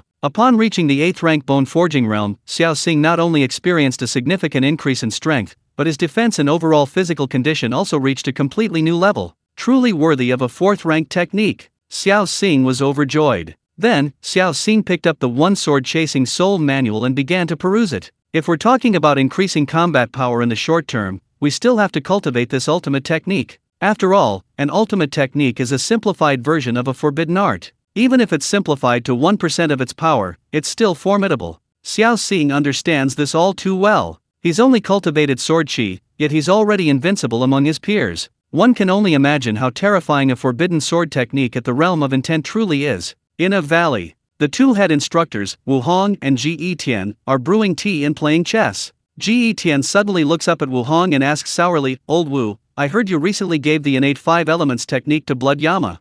What do you mean give? That's selling. He bought it with a silver token." Wu Hong rolled his eyes, refusing to admit it. In fact, a silver token was nowhere near enough to buy a 4th grade cultivation technique. Ji Tian rolled his eyes and scoffed, "Come on, you got the first move." Wu Hong held a chess piece, but hesitated to place it, his gaze deep, as if he were muttering to himself, "How long do you think it will take for Blood Yama to replace the innate 5 elements technique? Half a year, or a year?" Chapter 56. The two head instructors were shocked. Blood Yama's terrifying talent. Ji Tian frowned slightly, placed a piece on the board, and said quietly, "With Blood Yama's aptitude, it shouldn't take more than half a year. However, even if it doesn't take half a year, it will probably take, at least 3 months. Wu Hong nodded in deep agreement, placed a piece on the board, and smiled. "I really want to know what level Blood Yama's innate 5 elements technique has reached. How about sending someone to check?" Ji Tian smiled. "All right." Wu Hong nodded slightly, turned to the side, and said, "Instructor Zhou, go and ask Blood Yama what level his innate 5 elements technique has reached, and tell him that if he has any questions, he can come here to ask me." "Yes, Chief Instructor." Instructor Zhou turned to leave. "Wait a moment." Just then, Ji Tian called out to Instructor Zhou. Instructor Zhou stopped and turned to Ji Tian, asking, "Chief Instructor Ji, what brings you here?" Ji Tian pulled a booklet from his robes and handed it to Instructor Zhou, saying, "If you see Blood Yama, give him this withering and flourishing finger manual, and tell him it's from me." It turned out that after Wu Hong gave Blood Yama face, Ji Tian had also been thinking about it. He deliberately brought up the topic, sending someone to check on Blood Yama's progress, but in reality, he was also trying to curry favor by giving him the manual. Wu Hong was slightly taken aback, then realized what he meant, pointed at Ji Tian, and couldn't help but burst into laughter. Ha ha ha. Ji Tian also couldn't help but laugh. Instructor Zhou Lin took the manual, bowed, and retreated. Meanwhile, Xiao Xing was still practicing one sword chasing soul in the cave. After studying it, Xiao Xing finally understood the power of this ultimate move. The so-called ultimate move is to disrupt the sword beams, then arrange them in an orderly and purposeful manner, like a military formation. Some sword beams block your left path, some your right, and some, enhanced by special sword techniques, can even rotate to attack. In short, an ultimate move is a special kind of martial arts art. In an instant, a military formation is formed, leaving the enemy with nowhere to retreat. Of course, if the sword beams were replaced with sword energy, the power would be even greater. Take this ultimate move, one sword chasing the soul, for example. This sword move emphasizes speed, focusing on attacking a single point. With a single strike, sword beams are arranged in a pattern, moving with lightning speed, targeting a single point, making it difficult to defend against. Of course, if replaced with sword energy, the effect would be even better. Xiao Xing began practicing this ultimate move, one sword chasing the soul, in this mountain cave. Several days passed in this practice. With Xiao Xing working almost non-stop, and with the system's support, he finally mastered this ultimate sword technique. Ultimate technique, one sword chasing the soul. Realm, perfect. Entry, half the effort, half the results. Looking at the panel before him, Xiao Xing couldn't help but smile. This ultimate technique only has one move, therefore there's only the question of whether you know it or not, and only two realms, beginner and perfect. Practicing martial arts is physically demanding. Of course, Xiao Xing was expending mental energy. He only needed to mentally process these external training methods. After a good night's sleep in the cave, Xiao Xing woke up to a rumbling stomach. Helpless, Xiao Xing sheathed his sword and headed outside to find some food. The mountains were teeming with wild game, he could easily hunt some and roast it. Now, with the added prestige of the Blood Yama, Xiao Xing feared no one and wasn't worried about attracting attention by starting a fire. Anyone who saw him would probably run for their lives. Barefaced, Xiao Xing left the cave and began searching for game in the mountains. After only a few steps, Xiao Xing suddenly stopped, abruptly turned around, and with a whoosh, his longsword was drawn. Several powerful sword energies roared out, forming a straight line, shooting straight towards a large tree ahead.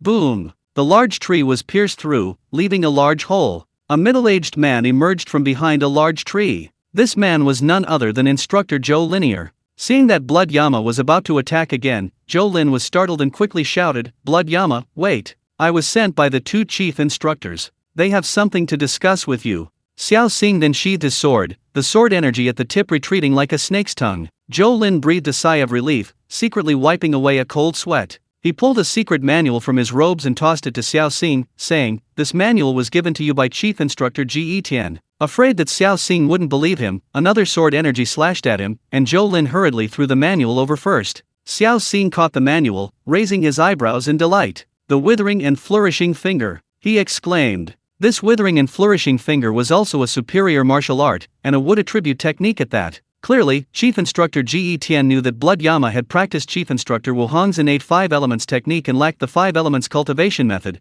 which was why he had this instructor send the withering and flourishing finger as a gesture of goodwill. Now Xiao Xing understood the true meaning of those words: when you become strong, everyone in the world will be a good person. Please thank Chief Instructor Ji for me. Xiao Xing sheathed his longsword and cupped his hands towards Zhou Linear. Zhou Lin nodded and said, "I will. Is there anything else?" Seeing that the other party had no intention of leaving, Xiao Xing frowned and asked. Zhou Lin cupped his hands towards Xiao Xing and said, "Blood Yama, Chief Instructor Wu Hong asked me to ask you, what stage has your innate 5 elements technique reached?" "Oh, that? Well, it's already been replaced." There was nothing to hide, so Xiao Xing answered truthfully. "Replaced? Completely replaced?"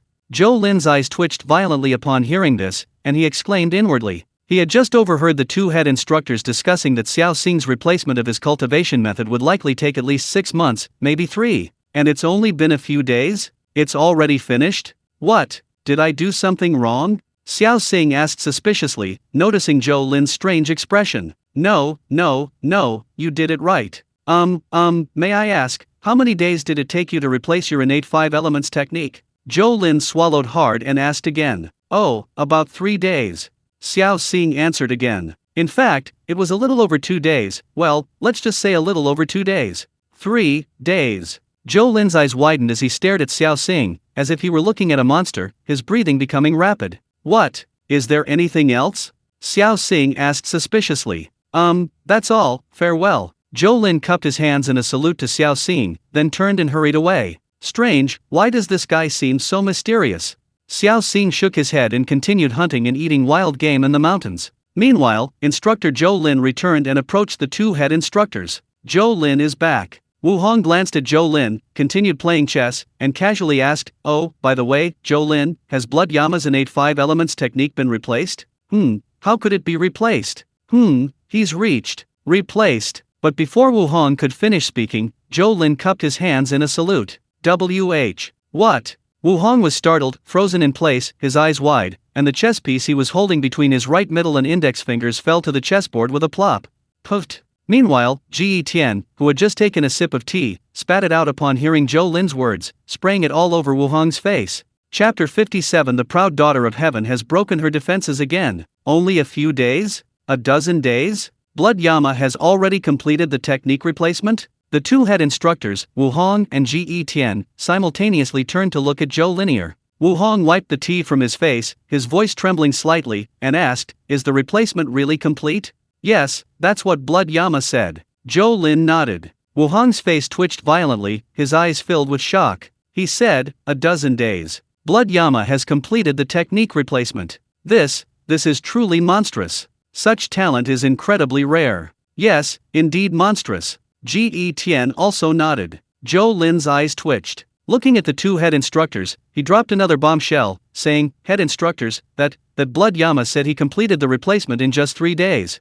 3 days? Wu Hong and Ji Tian's voices suddenly rose. They turned abruptly, their eyes widening in disbelief as they stared at Zhou Linear. Zhou Ling nodded. "That's what he said." Wu Hong and Ji Tian exchanged a glance, both seeing the shock in each other's eyes. They had initially thought that even if Blood Yama was a prodigy, replacing the innate 5 elements technique would take at least 6 months or 3 months. They were already shocked that Blood Yama had taken 10 days. But now Zhou Lin was telling them that Blood Yama had completed the technique replacement in just 3 days. This was simply beyond their comprehension. A prodigy!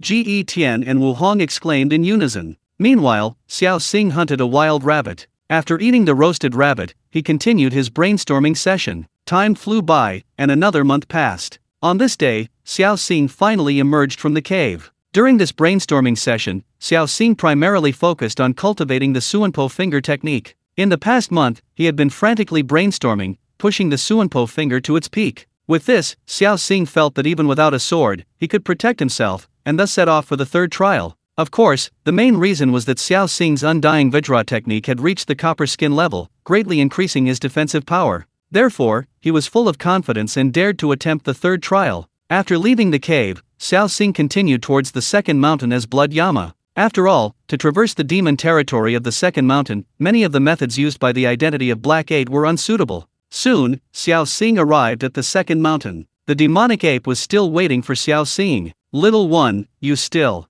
Upon seeing Xiao Xing, the demonic ape's eyes widened instantly, and it charged at him with a loud howl. Xiao Xing chuckled and shouted, "Stop." But the demonic ape ignored him, still howling and charging towards him. When it got close, it threw a punch at Xiao Xing. Xiao Xing looked helpless. He put his right index and middle fingers together and tapped the demonic ape's massive fist. The demonic ape's fist was larger than Xiao Xing's head, but it was stopped by Xiao Xing's 2 fingers. The next moment, something strange happened. Frost rapidly covered the demonic ape's fist, and the frost spread visibly up its arm. Ah! The demonic ape staggered back a few steps, then with a sudden burst of strength, crushed the frost in its hand. But it was clear that its right arm was frostbitten. This was the effect of Xiao Xing's mastered Suanpo finger technique, specifically the power of frost. Just then, Luo Shi and Lin Wanning walked over. The two women froze in place upon seeing this. Lin Wanning's beautiful eyes widened, her ample chest heaving violently. She struggled to turn her neck to look at Luo Shi and asked, "Sister Luo, Blood Yama just used the Suanpo finger, right?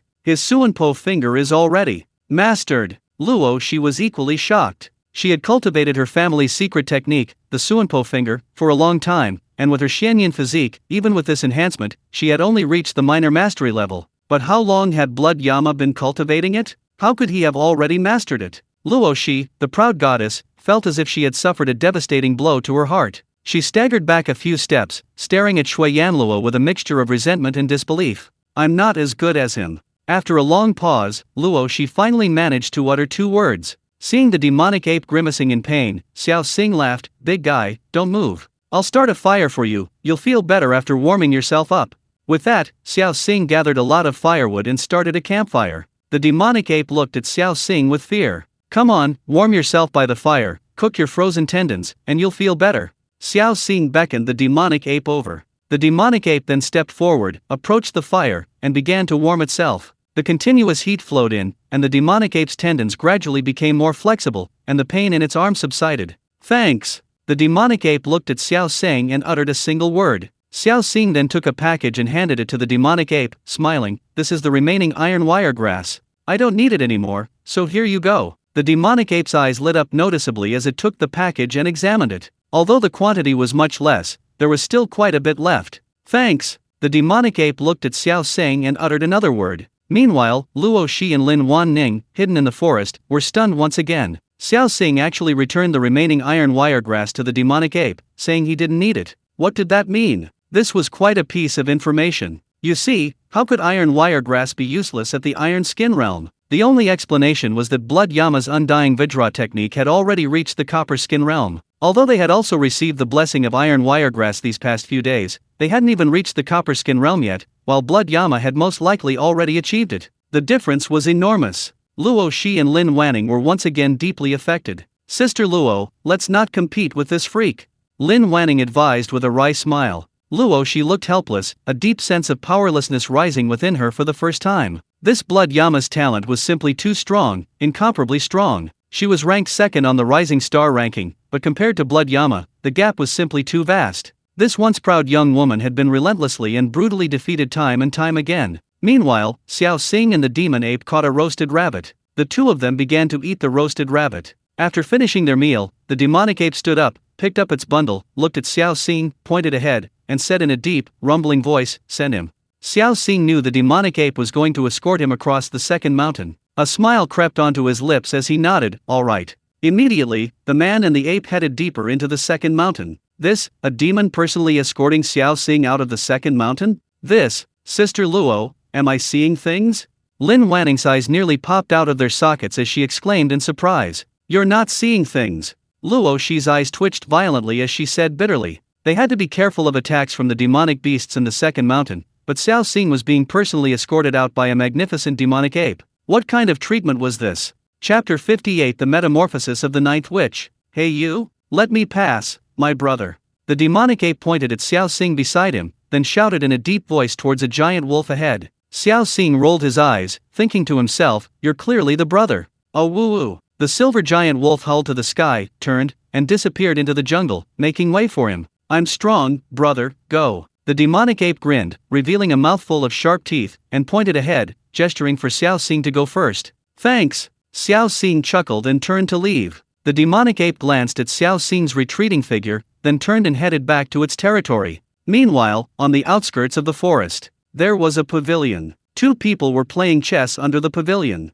They were the ones in charge of guiding people out of the second level. Just then, they saw someone emerge from the forest. "Someone's come out, go and meet them." One of them placed a piece on the board and said calmly, "Yes." The man in black beside him prepared to step forward to guide them. But just then, the man in black turned back, cupped his hands to the two leaders, and said, "Sirs, the student has returned to the forest." Ah! The two leaders were stunned. They turned to look, and sure enough, the person had returned to the jungle. It turned out that after Xiao Xing came out of the jungle, he thought that being the first to emerge might be dangerous. To be on the safe side, Xiao Xing returned to the forest. No rush, he could wait for others to come out first before he did. Who knew what the third challenge would be? Xiao Xing felt it was better to be cautious. Back in the woods, Xiao Xing jumped onto a large tree and hid there. With nothing to do, he used the treetop to brainstorm and practice his Suanpo finger technique. After an unknown amount of time, two students approached. The two students were talking. "Have you heard? A new witch has joined the Rising Star ranking.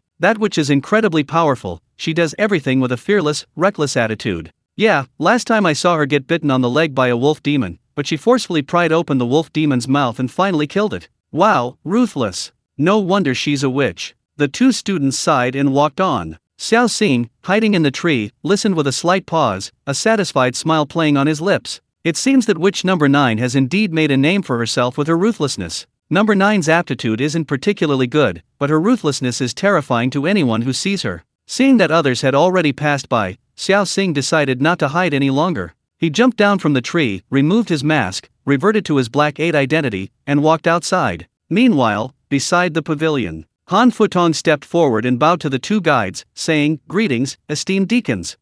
Someone, take him downstairs to wash up and tidy up, let him rest." One of the deacons said, "Yes, sir." A man in black bowed to the deacon and then led Han Futong forward. On the way, Han Futong hesitated for a moment and asked, "Excuse me, senior brother, I was the first person to leave the forest."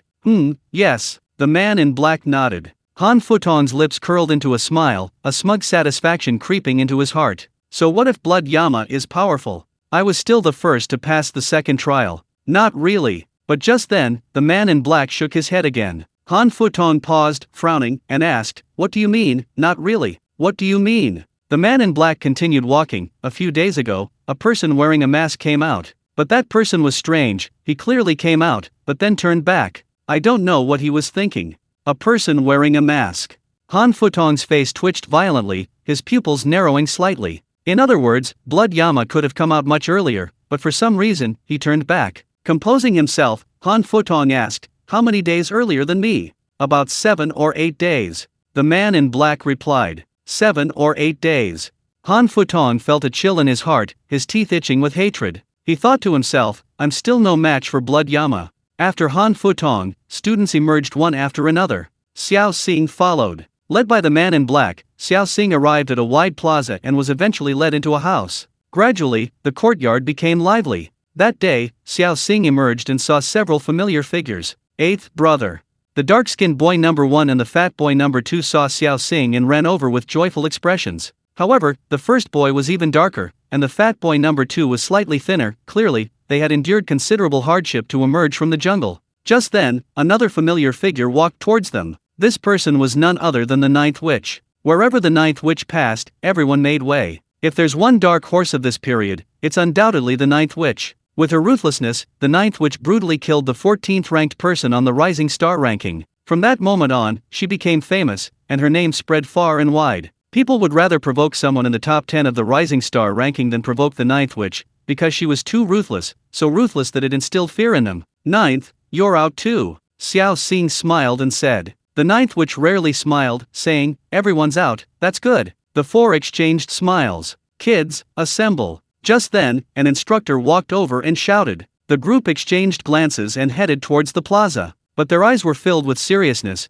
because they knew the third trial was about to begin. These 3 trials were increasingly terrifying. In the first trial, more than half the people died. In the second trial, another half died. In the third trial, the death toll would likely be even higher. The instructor first had the surviving few dozen people stand in 2 separate groups. Then, looking at the trainees on both sides, the instructor said in a deep voice, "Come forward and draw a number." The trainees stepped forward one by one to draw a number. Xiao Xing drew the blue number 5 ball. The instructor stared at them with a grim expression, grinning. "Now, blue number 1, find red number 1, blue number 2, find red number 2, and so on. Hurry up." Instantly, the plaza erupted into chaos as everyone scrambled to find their matching numbers. Xiao Xing found red number 5, a sunny and confident young man. "Dude, this is supposed to be a team challenge. Dude, we'll have to work together later."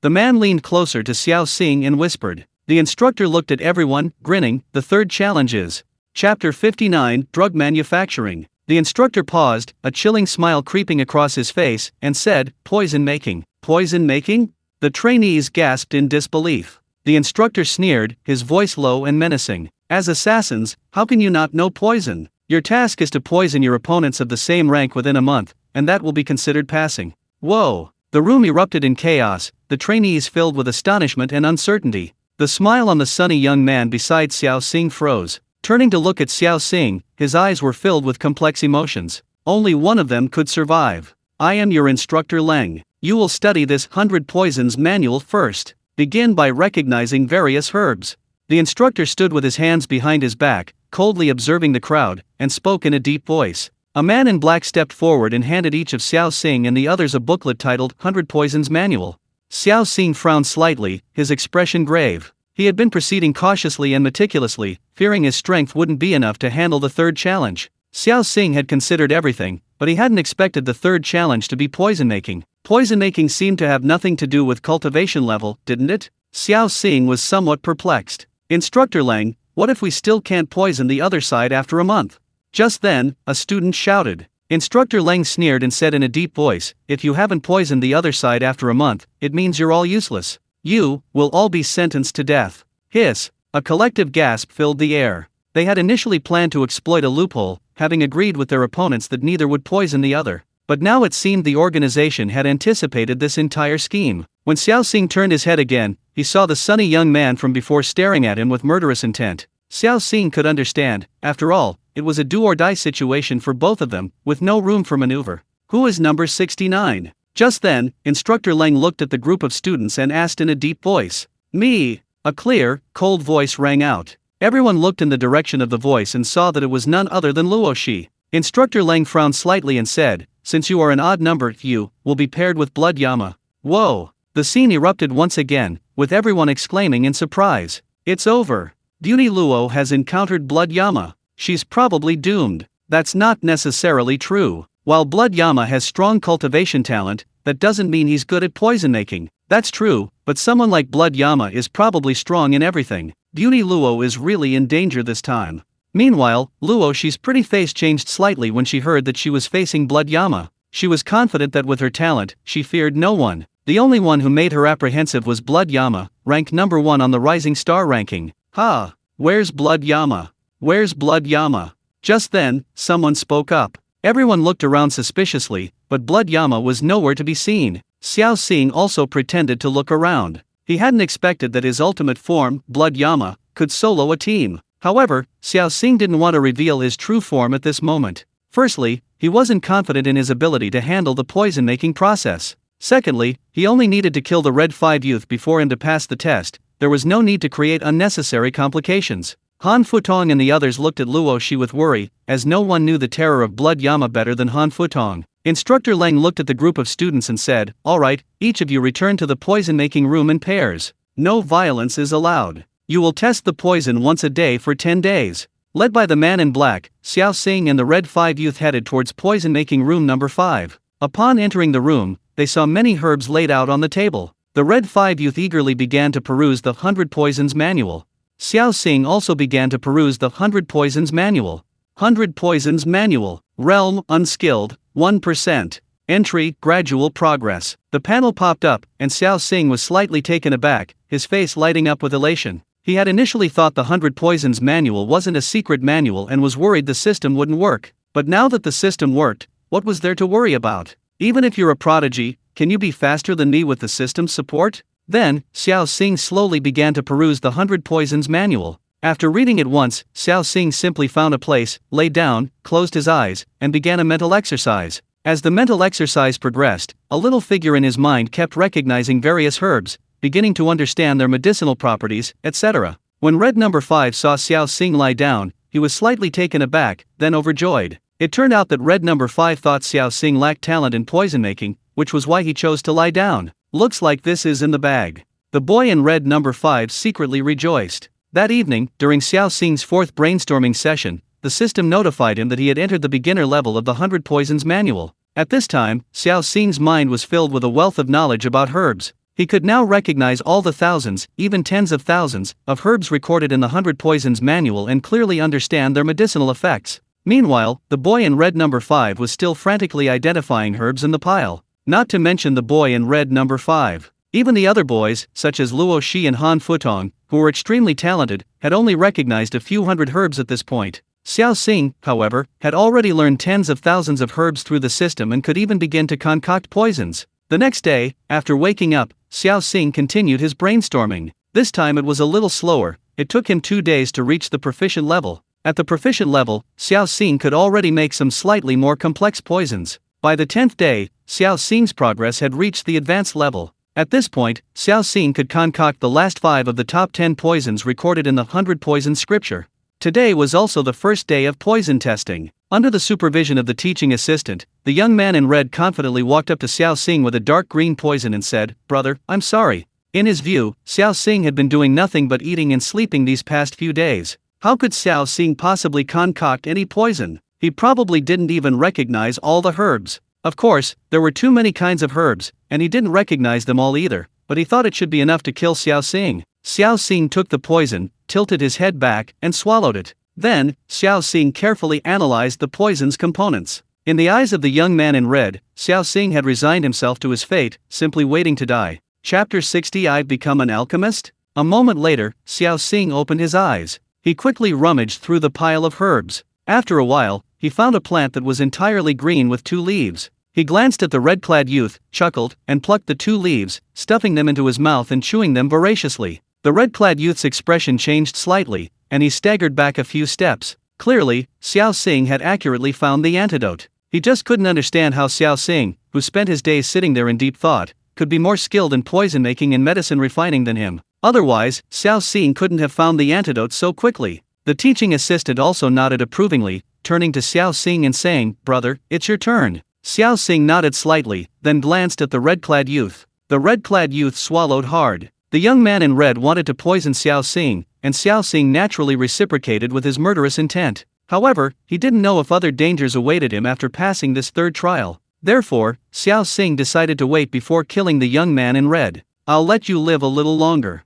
Xiao Xing randomly picked a poisonous plant from the herbs, crushed it, and handed it to the young man in red. The young man in red's eyes lit up when he saw it was this poisonous plant. He knew how to cure it. Initially, the young man in red was apprehensive, believing Xiao Xing's poison-making skills were superior to his own, but now it seemed Xiao Xing was nothing special. The young man in red swallowed Xiao Xing's poison directly, then began searching through the pile of herbs. A moment later, he actually found the antidote. After taking the antidote, the young man in red's breathing gradually stabilized. The teaching assistant nodded slightly, looked at the two, and said, "This round is a draw. We'll settle the score in 10 days. Yes." Xiao Xing and the 5-year-old boy bowed respectfully. The teaching assistant looked at the two and said, "During this time, if you have any friends, you can go out and ask them questions, and discuss pharmacology with each other." "Yes." Xiao Xing and the 5-year-old boy's eyes flashed, and they bowed again. The teaching assistant glanced at the two again, then turned and left. Xiao Xing and the 5-year-old boy exchanged a glance.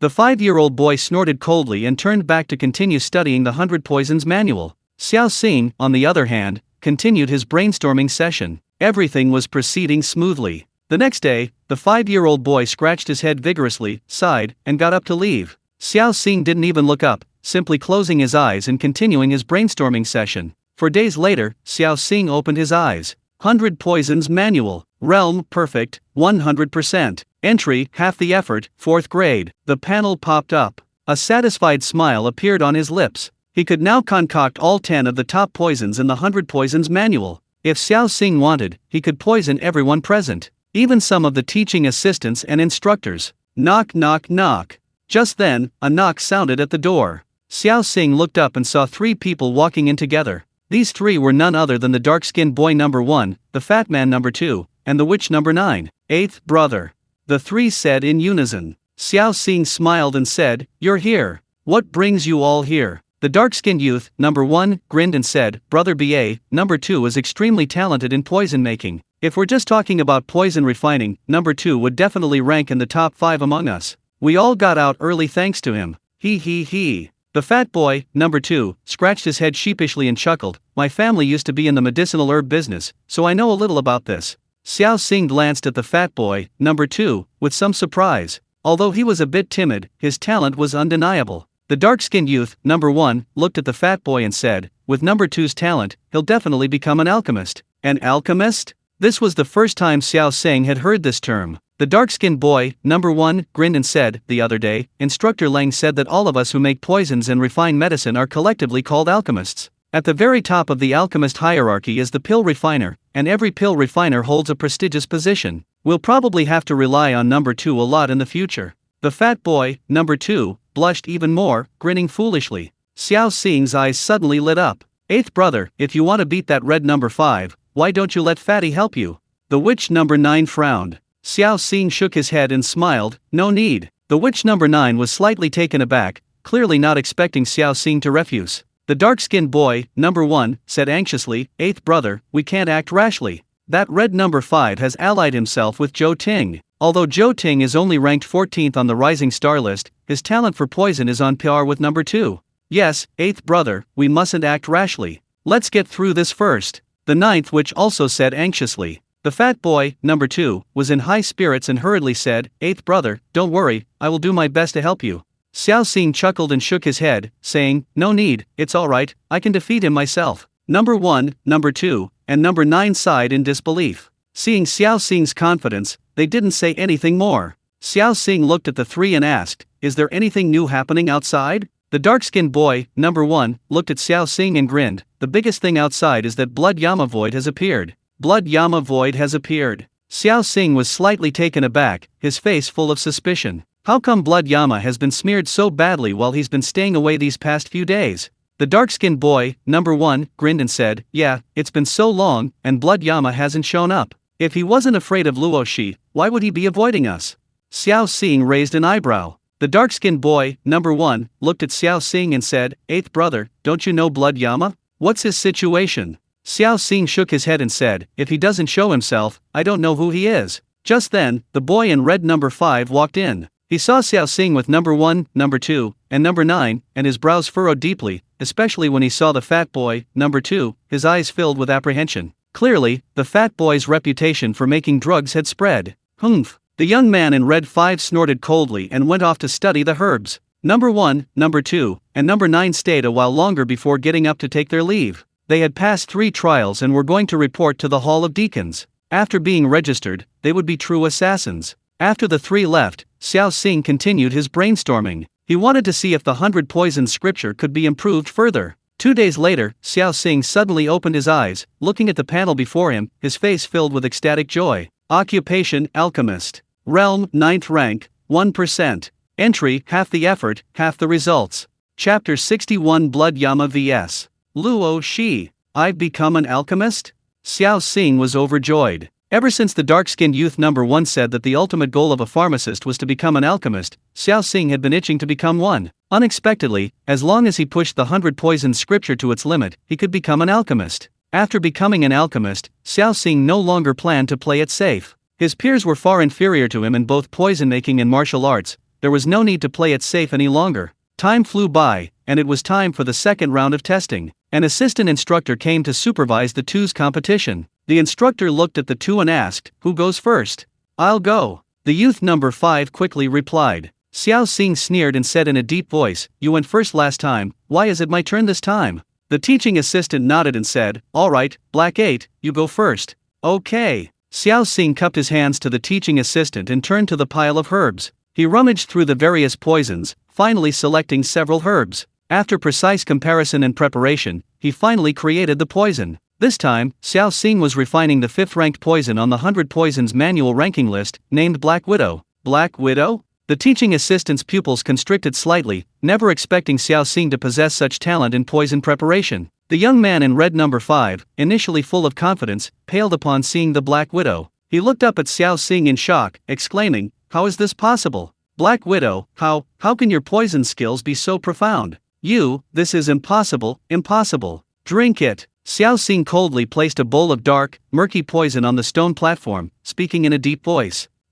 I won't drink it, Terror filled the young man's face as he struggled to run away. Humph. The teaching assistant snorted coldly, stepped forward, and pointed a finger at the young man in red number 5. The young man in red number 5 trembled violently, frozen in place. The teaching assistant picked up the Black Widow's potion and forced it down the young man's throat. I can't die, I can't die. The young man in red number 5 retched violently, but couldn't vomit. Helpless, he hurriedly crawled towards the herb table, trying to find the antidote, but he had absolutely no idea how to counteract the Black Widow's poison. Ugh. A moment later, red number 5 coughed up a mouthful of black blood, lying on the ground convulsing. Gradually, he stopped struggling, he was completely cold. Looking at red number 5, blood flowed from his 7 orifices, his eyes wide open, his death was exceptionally gruesome. The teaching assistant turned to Xiao Xing and said, "Black number 8, congratulations on passing the test and becoming a formal assassin. After leaving this room, walk straight ahead, and you will reach the Deacon's Hall.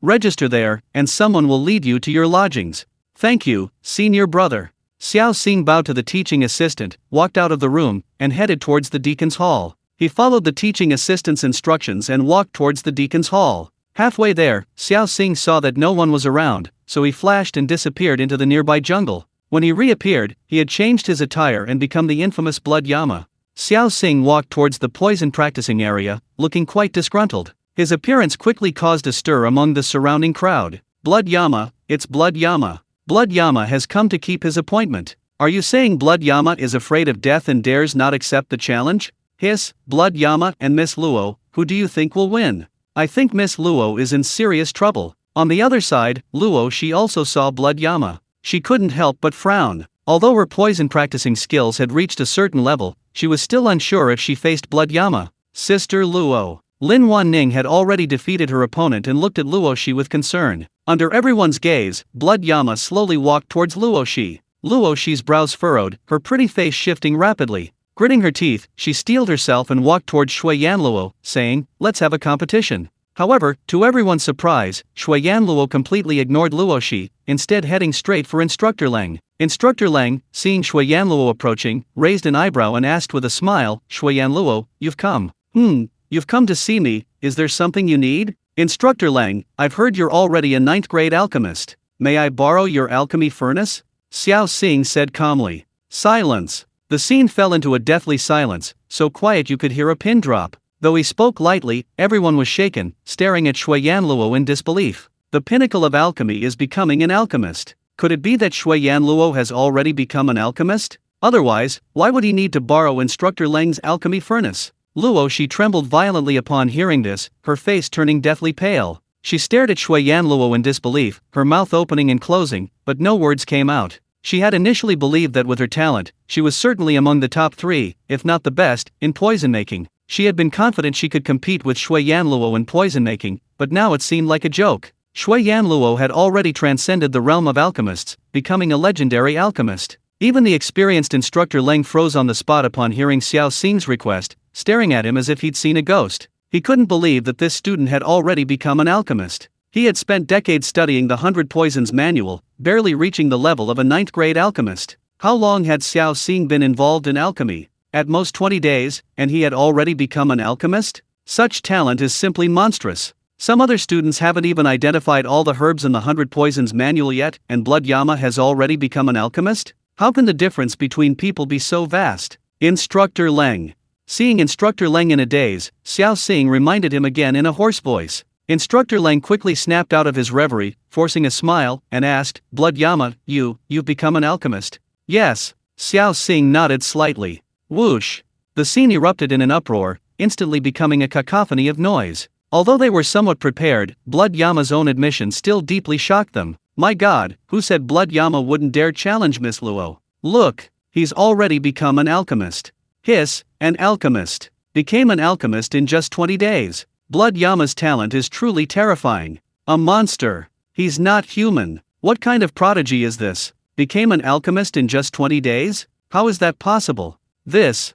Chapter 62 Assassin. Codename Poison Bee. Hiss. Instructor Leng couldn't help but gasp, his eyes widening as he stared at Xiao Xing in astonishment. Composing himself, he quickly nodded, "Yes, of course we have a pill furnace. There's natural fire at our base, and a pill refining room there. You can refine pills there. Oh, by the way, do you have any pill formulas?" Xiao Xing shook his head slightly. Instructor Leng hurriedly said, "I have pill formulas here, the formula for the Qi and Blood pill. You can certainly take it and try it. Oh, by the way, the materials for refining the Qi and Blood pill can be paid for directly through me." As he spoke, Instructor Leng took out a piece of paper from his pocket and solemnly handed it to Xiao Xing. Each pill formula was extremely precious. Xiao Xing accepted the formula, cupped his hands, and said, "Thank you, Instructor Leng." You're welcome, you're welcome." Instructor Leng was naturally happy to befriend such a heaven-defying figure. Xiao Xing nodded slightly, turned, and left. He stopped abruptly as he passed Luoshi, glanced at her, and then strode towards the alchemy room. Luoshi's pretty face flushed crimson, both embarrassed and annoyed, wishing she could disappear into the ground. She had previously wanted to compete with Blood Yama, but was there any point now? There was absolutely no need to compete. Meanwhile, everyone's attention was focused on the alchemy room. A few days later, Xiao Xing emerged from the alchemy room. Instructor Leng hurriedly went to greet him, his breath quickening, and asked, "The pills are complete?" Xiao Xing nodded slightly, extending his large hand, fingers spread, revealing 8 perfectly round, plump, blood-red pills in his palm. These were qi and blood pills. How many batches of pills did you refine? Instructor Lang asked hastily. 1 batch, Xiao Xing said calmly. Hiss. Instructor Lang couldn't help but gasp again, exclaiming, 8 pills from 1 batch. An 80% success rate. And the quality of this qi and blood pill is absolutely top grade. My god, you're absolutely a genius at alchemy. Hiss. The surrounding crowd gasped in astonishment. They hadn't left, precisely to see if the blood yama pill could be successfully made. Now, not only had the blood yama pill been successfully made, but the success rate and the quality of the pill were both extremely high. This was already at the level of a 9th grade alchemist. Pills are divided into 9 grades, with grade 1 being the highest and grade 9 the lowest. An alchemist's rank is related to the grade of pills they can refine. Heavens! Blood Yama actually refined pills and became a 9th grade alchemist. It's infuriating to compare myself to others. I haven't even fully understood the 100 Poisons scripture yet, and he's already an alchemist. Genius. Prodigy. I don't even know how to describe him. It's likely that Blood Yama will become an extremely powerful alchemist in the future. The surrounding area erupted in exclamations. The news of Blood Yama becoming a 9th grade alchemist quickly spread throughout the base. This also caused a stir among the base's higher UPS. Such a talented alchemist definitely deserves the base's resources to nurture him. After confirming that he had become an alchemist, Xiao Xing hurriedly left. In a secluded place, Xiao Xing removed his disguise and went straight to the deacon's pavilion. After registering his name in the deacon's hall, a middle-aged deacon handed Xiao Xing a waste token, saying, "Congratulations on becoming a true Xiantai level assassin. From now on, your exclusive code name is Poisonous Bee." Poisonous Bee? Xiao Xing raised an eyebrow, accepted the token, and bowed, saying, "Thank you." With that, Xiao Xing turned to leave. "Wait!" The deacon called out to Xiao Xing again. Xiao Xing turned to look at the middle-aged deacon and asked, "Is there anything else?" The deacon took out a pale yellow pill from his pocket and handed it to Xiao Xing, saying, "Eat this." Xiao Xing frowned deeply, looked up at the deacon, and asked, "What is this?" "Don't worry, it's not poison, it's an antidote," the deacon said with a smile. "Antidote?" Xiao Xing's pupils constricted sharply as he stared intently at the steward, frowning as he asked, "What do you mean?" "It means exactly what you think." The steward's lips curled into a smile. "From the moment you entered the base, you've been smuggled the heart-eating pill into your food. This heart-eating pill is a 5th grade poison. Every 6 months, you need to come to the organization to collect an antidote, otherwise." At this point, the steward's smile grew even more sinister. He continued, "Otherwise, once the poison takes effect, it will gnaw through your intestines and bones, like thousands of ants gnawing at your heart, causing you unbearable pain. Eventually, you'll die from festering sores all over your body, bleeding from all 7 orifices. Therefore, swearing undying loyalty to the organization is your only choice." Xiao Xing's eyes twitched violently. Although he felt somewhat annoyed, he thought it was understandable. The organization nurtured you. If you just use a break during a mission to leave, wouldn't the organization suffer a huge loss? "I will certainly be loyal to the organization." Xiao Xing took a deep breath, calmed himself, and shouted, "Good, get on the right track. Go ahead, someone will arrange your food and lodging," the steward said. Then, a woman led Xiao Xing to a small courtyard. This entire courtyard belonged to Xiao Xing. The treatment was excellent. Back in his room, Xiao Xing began to peruse a booklet titled The Number 1 Assassin's Handbook Under Heaven. This booklet was issued by the organization and contained some simple introductions and records about the organization. The number 1 assassins under heaven are divided into 5 tiers. These are iron, bronze, silver, and gold assassins, with the highest tier being the Azura assassin. Xiao Xing was currently an iron tier assassin, also known as the mysterious iron assassin. The booklet recorded that iron tier assassins are assigned 3 fixed missions each year by the organization. In addition to these fixed missions, assassins can also proactively accept missions from the mission hall. Whether it's a fixed mission or a self-assigned one, the rewards are generous. Of course, to incentivize assassins to perform well, the organization has also established various elite ranking lists. These include the Profound Iron Elite Ranking, Bronze Elite Ranking, Silver Elite Ranking, Gold Elite Ranking, and Azura Ranking. Any assassin who makes it onto any of these lists receives special rewards from the organization. As for missions, they are divided into 4 ranks: Heaven, Earth, Profound, and Yellow, with the highest rank, Azura level missions. Xiao Xing is currently only a Profound Iron Elite Assassin and can only accept Yellow-level missions. Clang, clang, clang. Just then, a knock on the door interrupted Xiao Xing's thoughts. "8th brother."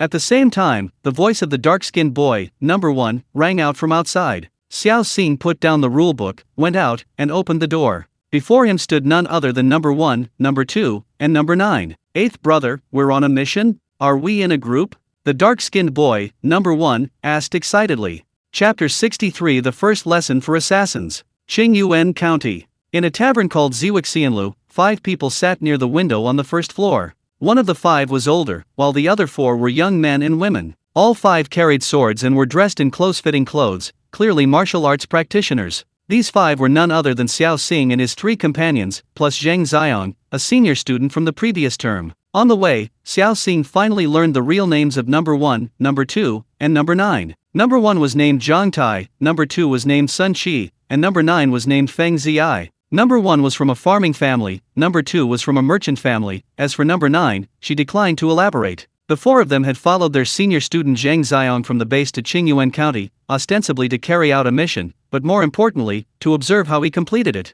Of course, this was an opportunity every student had. Remember this, the worst thing for us assassins is to be recognized. If you are recognized, you only have 2 choices. Senior Zheng Xiang lowered his voice, sipping his tea, and spoke in a very low tone. Senior Zheng, what are the 2 choices?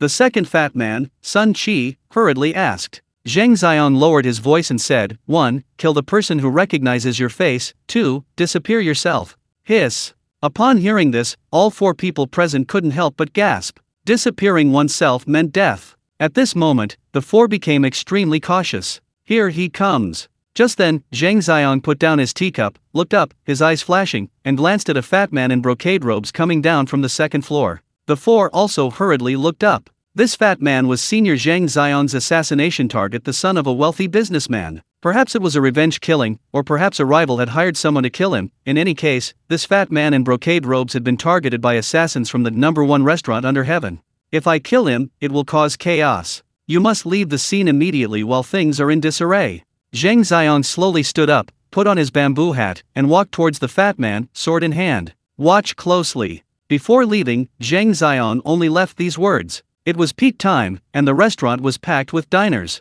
The lobby was bustling with people, and waiters were constantly moving back and forth with dishes and drinks, calling out orders. It was the perfect opportunity to act. Zheng Xiang and the fat man in brocade robes moved in close proximity. Zheng Xiang gave Xiao Xing and his 3 companions a meaningful look. Xiao Xing and his companions understood. Their senior, Zheng Xiang, had succeeded. They needed to leave quickly. Otherwise, if they were too late, the government officials would arrive, and it would be difficult to escape. Xiao Xing and his 3 companions immediately rose, donned their bamboo hats, and hurried outside. But as they left, they couldn't resist glancing curiously at the fat man in brocade robes behind them. They saw a dagger embedded in the fat man's chest, blood trickling from it, quickly staining his clothes. It hurts, wah-ah. Soon, blood also welled up in the fat man's mouth, and he collapsed backward uncontrollably. Young master!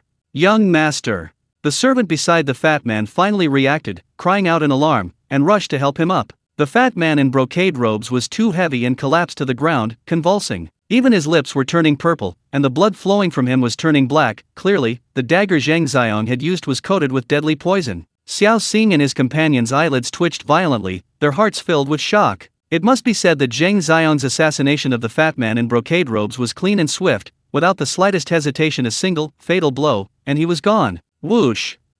Someone's dead. Someone's dead. Heavens! Young Master Zhao has been assassinated. Young Master Zhao is dead. Quickly, report to the authorities. Quickly, report to the authorities. The next moment, the restaurant erupted into chaos, filled with shouts and screams. Meanwhile, Xiao Xing and his group of 5 had already left the restaurant and quickly departed. When officials approach, don't bow your head, just walk normally.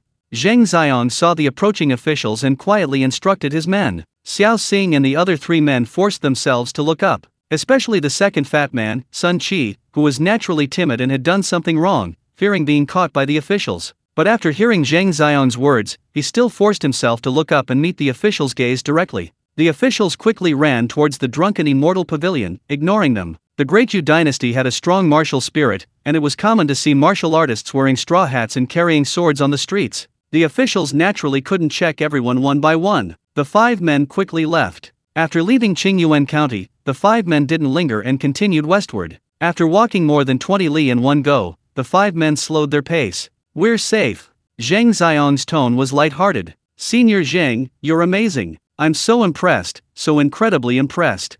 Zhang Tai, number 1, couldn't help but flatter him. The others also showed admiration on their faces. Even Xiao Xing's face was full of respect. Their training at the base was indeed extremely brutal, and they were used to life and death, but becoming a true assassin, a killer, and carrying out a mission was a completely different matter. The attention to detail was much greater, relying entirely on personal experience. No wonder the base had them observe their senior before their first mission. There's a tea house up ahead. We've walked for so long, we're thirsty, let's go get a cup of tea. Just then, Fatty Sun Chi, number 2, spotted a tea house ahead and excitedly said, "Okay." Everyone nodded. Immediately, the group headed towards the tea house. Upon arriving at the tea house, the 5 men sat down. Zhang Tai, number 1, shouted, "Waiter, bring tea. Your best tea." "Coming." The waiter's voice rang out, carrying a pot of tea and 5 bowls. Zhang Tai poured tea for Xiao Xing and the others. Just as the 5 were about to drink, Xiao Xing frowned slightly and stopped them. "Eighth brother, what's wrong?" Sun Chi, the fat man, number 2, asked suspiciously. "This tea is poisoned." Xiao Xing's gaze turned cold as he spoke in a low voice. "Poisoned?" Sun Chi, the fat man, was startled and quickly put down the teacup he was about to drink. Zhang Tai, number 1, and Feng Ziai, the witch number 9, were also startled and quickly put down their tea. Senior student Zheng Xiong lowered his head and sniffed the teacup, his brows furrowing deeply. He looked up at Xiao Xing with disbelief. Xiao Xing's skill with poison was considerable. Even though he hadn't noticed the poison in the tea during his momentary lapse in attention, Xiao Xing had detected it. Immediately, Zheng Xiong slowly stood up, his face cold as he looked at the waiter, and said in a deep voice, "Are you a friend of the Blood Robe Tower, the Nether Pavilion, or the Luofu Gate? Show yourself." Chapter 64 Fellow Assassins are Enemies, an assassination attempt from another assassin organization. Hearing Zheng Xiong's words, Xiao Xing and his 3 companions were startled and hastily drew their longswords with a clang. The Bloodclad Tower, Nether Pavilion, and Luofu Gate mentioned by Zheng Xiong, along with their organization, the number 1 Under Heaven Tower, were collectively known as the 4 major assassin organizations of the Great Yu Dynasty. These 3 organizations were in no way inferior to the number 1 Under Heaven Tower in terms of power. Their sudden appearance here undoubtedly indicated that they had learned of the situation and were specifically sent to eliminate them, the assassins. As the saying goes, those in the same trade are enemies. The same applies to assassin organizations. This season coincides with the emergence of new assassins within the number 1 Under Heaven Tower organization. This must be an assassination attempt sent by another organization to kill these new number 1 Under Heaven assassins. Other organizations wanted to nip these new number 1 Under Heaven assassins in the bud. The first reaction of Fatty Sun Chi was to flee. "Stop! Don't run around!" Zheng Xiong shouted in a deep voice. Fat Sun Chi stopped in his tracks, looking around in terror. Xiao Xing, sword in hand, stood protectively, his eyes gleaming. He understood why Zheng Xiong hadn't let them run around. They were likely already surrounded and ambushed by other organizations. If they ran, they might fall into their trap and die without even knowing how. The waiter, who had been moving teacups and teapots, heard Zheng Xiong's words and a sinister smile crept onto his face. He removed his hat and, with a ripping sound, ripped off his waiter's clothes, revealing a light black outfit. A scarlet cloud was tattooed on his chest. "So, friends from the Blood-clad Tower." Zheng Xiong narrowed his eyes, coldly watching the waiter who had drawn his long sword. Meanwhile, the others warily surveyed their surroundings. Next to the waiter, a woman carrying double-edged knives emerged, a sinister smile on her face as she looked at Xiao Xing and his companions. Although there were clearly only 2 of them, Xiao Xing and his group were still on high alert. Who knew if there were others lurking nearby? "Ha ha ha, you're quite alert, actually detecting the poison in the tea. I think you'd be better off drinking it and dying a muddle-headed death, otherwise, if you fall into our hands, you'll die a horrible death." The waiter stared at them grimly, suddenly brandishing his long knife, its gleaming blade flashing coldly. Xiao Xing and his group were terrified. Zheng Xiong frowned, snorted coldly, hesitated for a moment, then pulled a bag of silver from his pocket and placed it on the table, saying, "Friends, we're all just trying to make a living. Let us go, and we can meet again in the future, okay?" At this moment, the enemy was in the dark while they were in the light. They were surrounded by the Blood-clad Tower, and avoiding a fight was naturally the best option. The waiter sneered, exchanged a glance with the woman beside him wielding 2 swords, and grinned, "Kill you, and this money is ours too."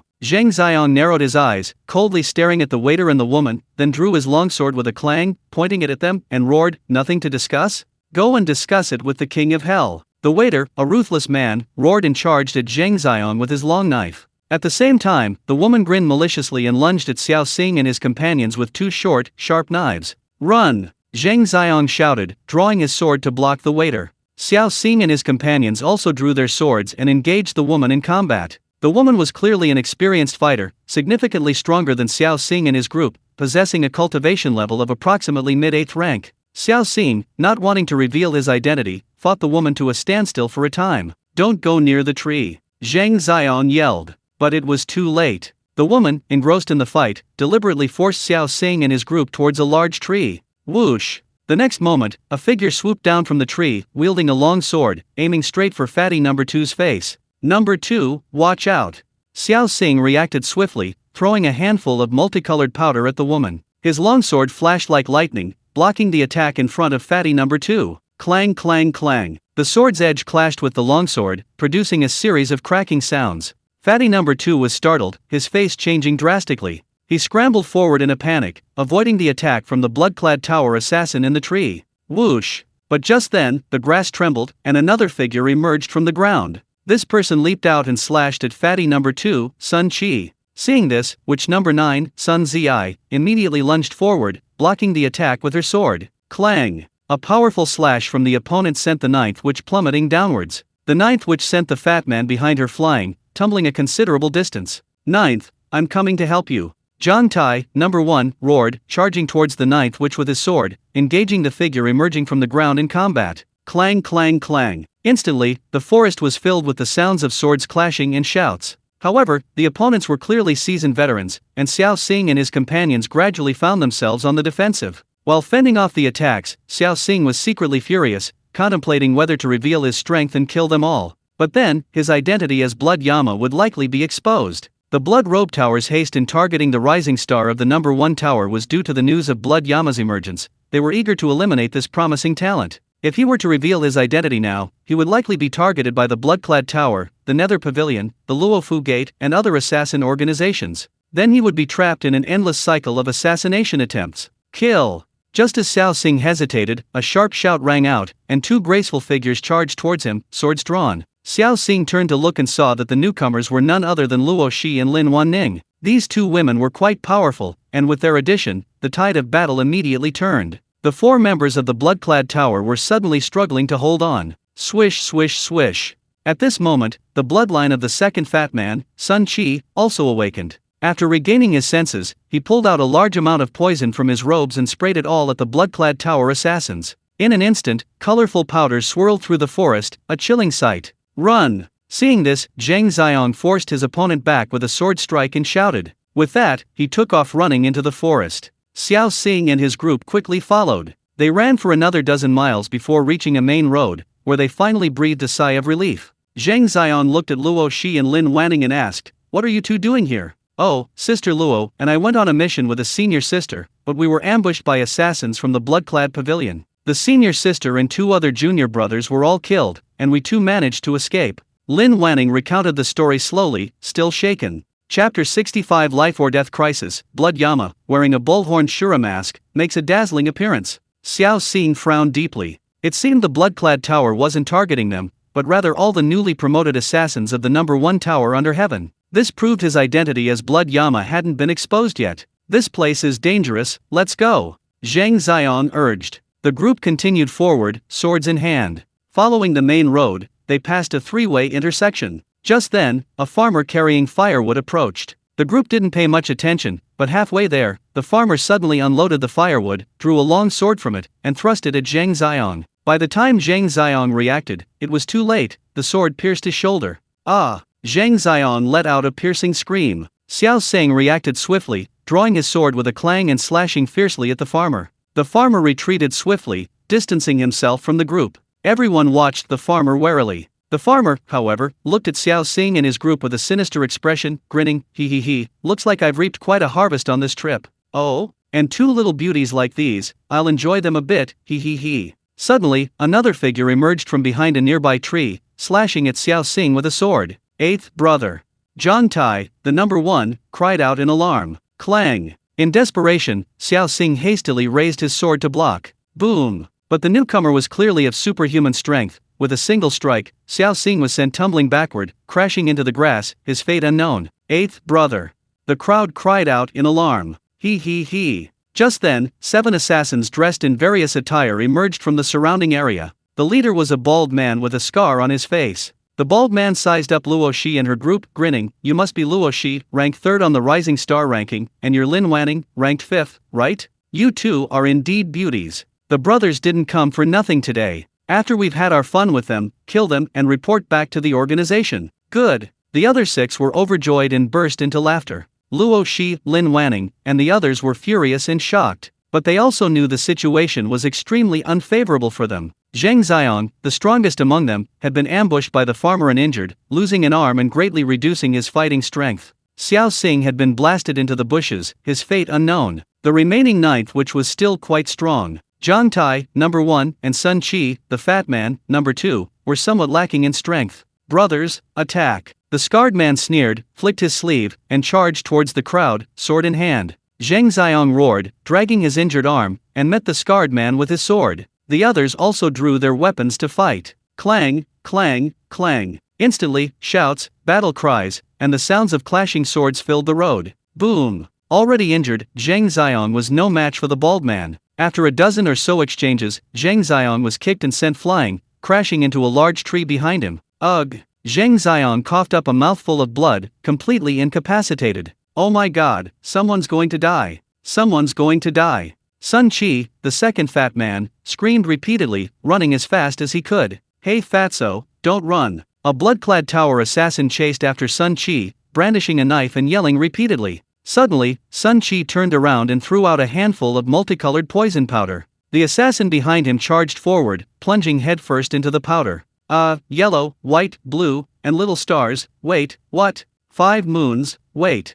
The man's eyes rolled back, he lost his balance, and collapsed to the ground with a thud, foaming at the mouth. That scared me to death, he. Sun Qi gasped for breath. Number 2, watch out. Just then, Zhang Tai's voice rang out. The fat man turned around and saw a burly man slashing at him with a knife. The second fat man was terrified and hurriedly raised his sword to defend. Clang! The sword and blade clashed, producing a loud metallic clang and sparks flying. Sun Qi's hands went numb from the impact, and he nearly dropped his sword. Before he could react, he was kicked in the chest, staggering backward. But the fat man was too big. Although the man had kicked him, he himself was also knocked back several steps. Sun Qi turned around and saw the man charging at him again with his knife. He was terrified and screamed, "Damn it," before scrambling to his feet and running away. You fatso, where do you think you're going? The burly assassin chased after him, knife in hand, but remembering the scene of the fat man poisoning the previous assassin, he dared not pursue too closely. Meanwhile, on the other side, the 9th witch faced a thin man. Although small and weak, the man was extremely agile.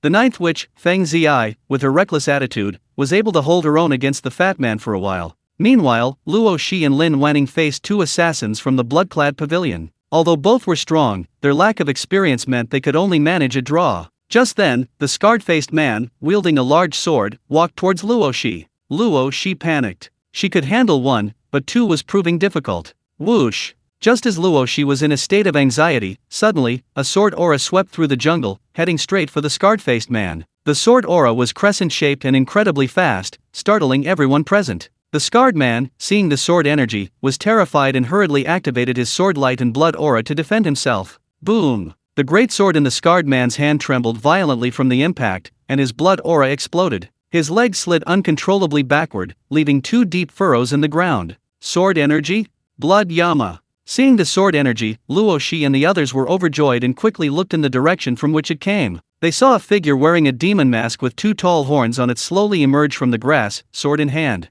This demon mask with bull horns was something Xiao Xing had secretly bought on his way to Qingyuan County. He felt the bull-horned Azura mask suited his Blood Yama persona even better. Blood Yama. Blood Yama. Number 1, number 2, and number 9 were all overjoyed. However, the members of the Blood Robe Tower's expressions changed drastically as they stared solemnly at the young assassin Blood Yama, ranked number 1 on the world's number 1 tower's rising star list. They had long heard that Blood Yama had mastered Sword Chi, and seeing it for themselves today was truly astonishing, filling them with dread. To have mastered Sword Chi at such a young age, if allowed to continue developing, what would become of him? At this moment, while the Blood Robe Tower assassins were horrified, a murderous intent also rose within them. Chapter 66: The Oppressive Feeling from Blood Yama. Kill him! The bald man glared at Xiao Xing, gritted his teeth, and roared. One of the assassins gritted his teeth, shouted, and charged towards Xiao Xing. Xiao Xing narrowed his eyes, coldly snorted, and suddenly surged forward, rushing towards the blood-clad tower assassin. The two figures passed each other in a flash.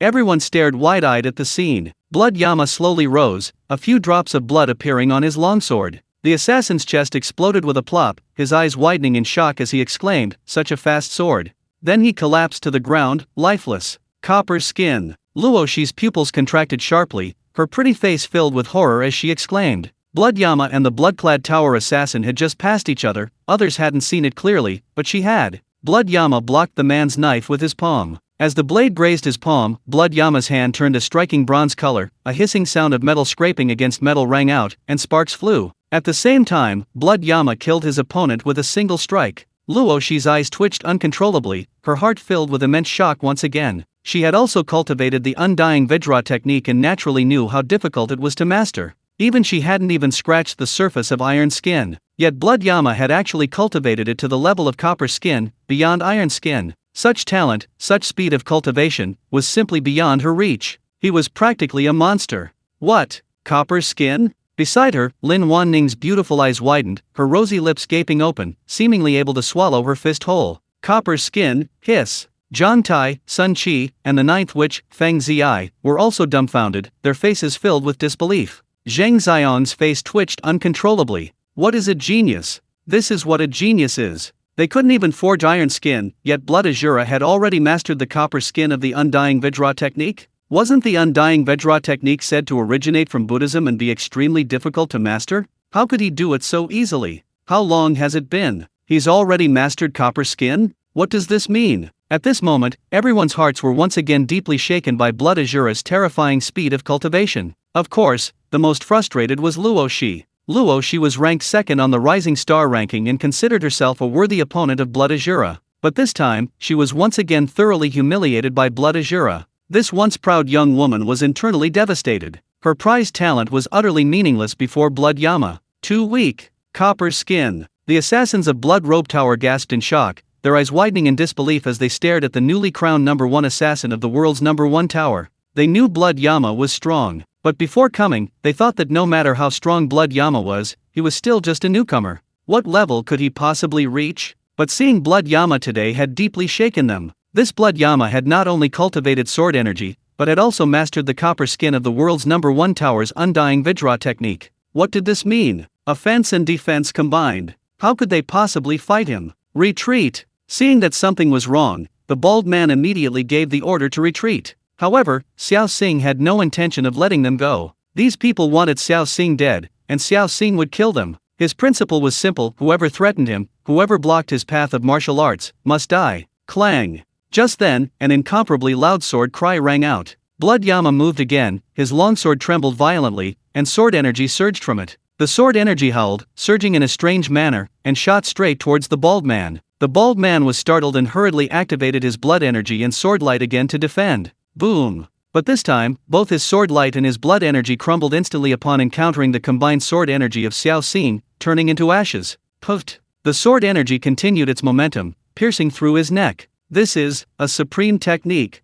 The bald man's eyes widened, uttering a few words before clutching his neck and finally collapsing in despair. He's mastered the soul-chasing sword technique. Nearby, Lin Wanning recognized her family's supreme technique and exclaimed in shock. What? Luo Shi's beautiful eyes were once again filled with shock, her body trembling violently as she stared at Blood Yama in disbelief. The others were also shaken, exclaiming in astonishment. This copper-skinned man was already terrifying enough, and now this supreme technique had appeared. You must know, supreme techniques are evolved from forbidden arts of intent, even simplified, they are still sword techniques at the intent level. How could they be so easy to master? Lin Wanning had been immersed in the soul-chasing sword technique for a long time, but she still couldn't grasp its true essence. Unexpectedly, the Blood Yama had actually been forged. Moreover, when unleashed with sword energy, its power was even greater, killing the bald, burly man at the mid-stage of the 8th rank with a single strike. Ah! The remaining blood-clad tower members cried out in alarm, turning and fleeing in terror.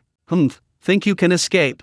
Xiao Xing sneered, his eyes beneath the bull-horned Azura mask suddenly widening in surprise, his longsword flashing out in rapid succession. Whoosh whoosh whoosh. Strokes of sword energy ripped through the sky, whistling towards the blood-clad tower assassins. Ah! Ah! A series of shrill screams rang out. The poor blood-clad tower assassins were no match for the sword energy, they were all enveloped and instantly killed. Just like that, the blood-clad tower assassins who had threatened Luoshi and the others' lives were slain by the blood Yama's sword strikes in a few strokes. Everyone stared in shock at the retreating figure. Xiao Xing strode forward. Blood Yama, where are you going? Just then, Luoshi hurriedly asked. Blood Yama ignored her and walked straight ahead. Number 1 and number 2's faces twitched violently. Look at Blood Yama, not even giving a pretty girl face. That's what you call arrogant. Remember to go back to the organization, otherwise, when the heart-corroding pill takes effect in 6 months, you won't be able to handle it. Zheng Xiong kindly reminded him, but Xiao Xing walked away without looking back.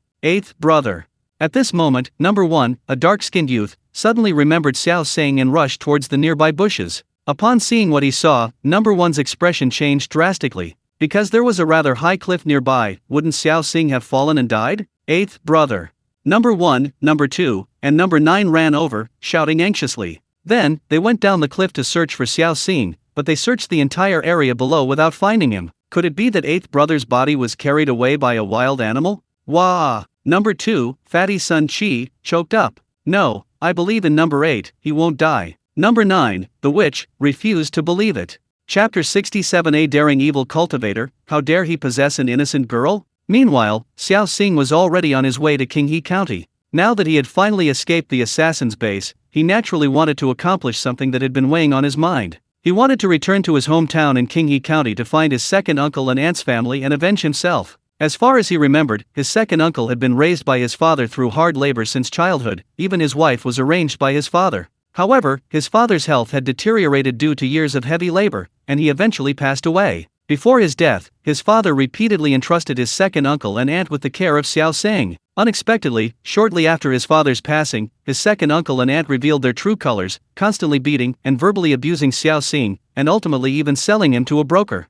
How could Xiao Xing not avenge this? My beloved second uncle, second aunt, and cousin, I'm back. Xiao Xing grinned maliciously inwardly and quickened his pace. Ha ha ha. As he walked, Xiao Xing suddenly heard a burst of unrestrained laughter. He frowned slightly, hesitated for a moment, then followed the laughter through the undergrowth, gazing into the distance. He saw 5 men wielding knives slaughtering the entire village. The men had looted their money, and before them stood a terrified young girl. The girl huddled in a corner, her face filled with terror as she looked at the 5 men with knives, pleading in a trembling voice, "Please, spare me, please, sob sob sob. He he he." The 5 men exchanged glances and laughed grotesquely. This girl is pretty and fresh, let me have a taste first, tisk tisk tisk. One of the men grinned maliciously, lowered his long knife, and walked towards the girl. Whoosh! But just then, a sword aura struck, piercing directly through his skull. The man, a lewd smile still lingering on his face, collapsed to the ground in despair. Who goes there? The other 4 men cried out in alarm. Xiao Xing, sword in hand, slowly emerged from the jungle, his eyes icy, his expression one of utter disdain for the remaining 4. You're asking for death. Daring to meddle in the affairs of the 5 wolves of motion, you're practically asking for it. Another man roared in fury, brandishing his longsword and lunging at Xiao Xing. Xiao Xing raised his hand and slashed out with his sword. Whoosh!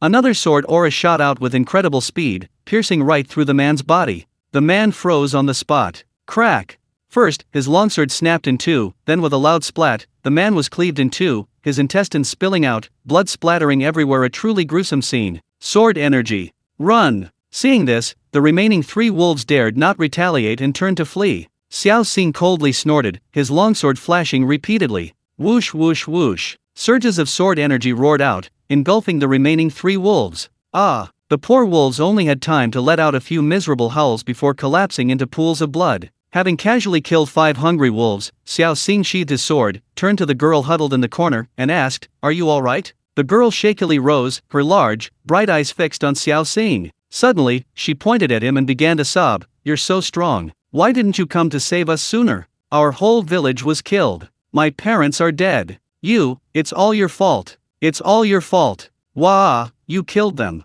Clang! But just then, the sound of a longsword being drawn rang out, a flash of light, and the girl's words abruptly stopped. A thin red line appeared on her neck, then rapidly expanded, and the girl's head rolled off her neck. Thud! The headless corpse spurted out a large amount of blood before finally slumping limply. Xiao Xing sheathed his sword, spat at the girl's corpse, sneered, and said in a deep voice, "Humph, you audacious evil cultivator, daring to possess an innocent girl. You deserve to die." With that, Xiao Xing turned and left. Before leaving, he made sure to take the money he'd looted from the bandits with him. He counted it carefully, it totaled only a little over 30 taels of silver. I'm an assassin, killing is expensive. Consider this your reward for avenging you. Xiao Xing calmly stuffed the 30-odd taels of loose silver into his pocket and strode away. He never considered himself a good person. Reborn, he refused to fight amongst himself. Anyone who dared to fight among themselves would die. I'm an assassin now, how dare you talk to me like that? If I don't kill you, what will I do? Finally, he had some silver.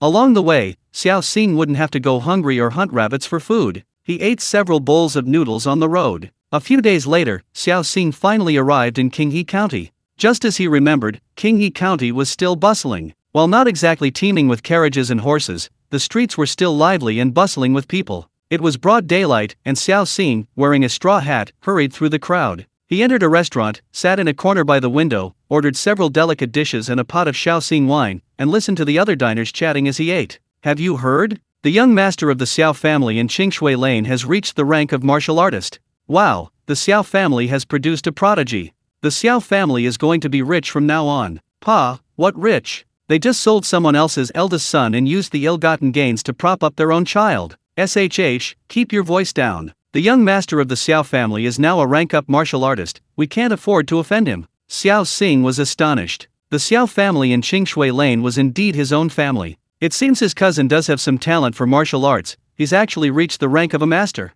The city's been rather unsettled lately. I've heard a notorious bandit has appeared, frequently killing and stealing. We'd better stay home at night. You agree, these days are tough. Yes, in the end, it's us ordinary folks who suffer. Aside from the news of his cousin's rank, Xiao Xing hadn't received any other useful information. In these chaotic times, bandits are commonplace. After dinner, Xiao Xing stayed in the restaurant for a while longer before leaving. Night fell. A dark and windy night. In the Xiao family courtyard in Qingshui Lane, my second uncle, second aunt, and my cousin's family of 3 were eating their meal inside the house. Tinger's been promoted. Our good days are finally here. You bet. Mother has been looking forward to this day for so long. Father, mother, eat up. I promise you'll eat your fill of meat and fish every day. Okay. The family of 3 was enjoying their meal, chatting and imagining their wonderful future. Creak. But just then, the locked door was slowly pushed open. Chapter 68 Slaying Second Uncle's Family, Great Revenge Achieved.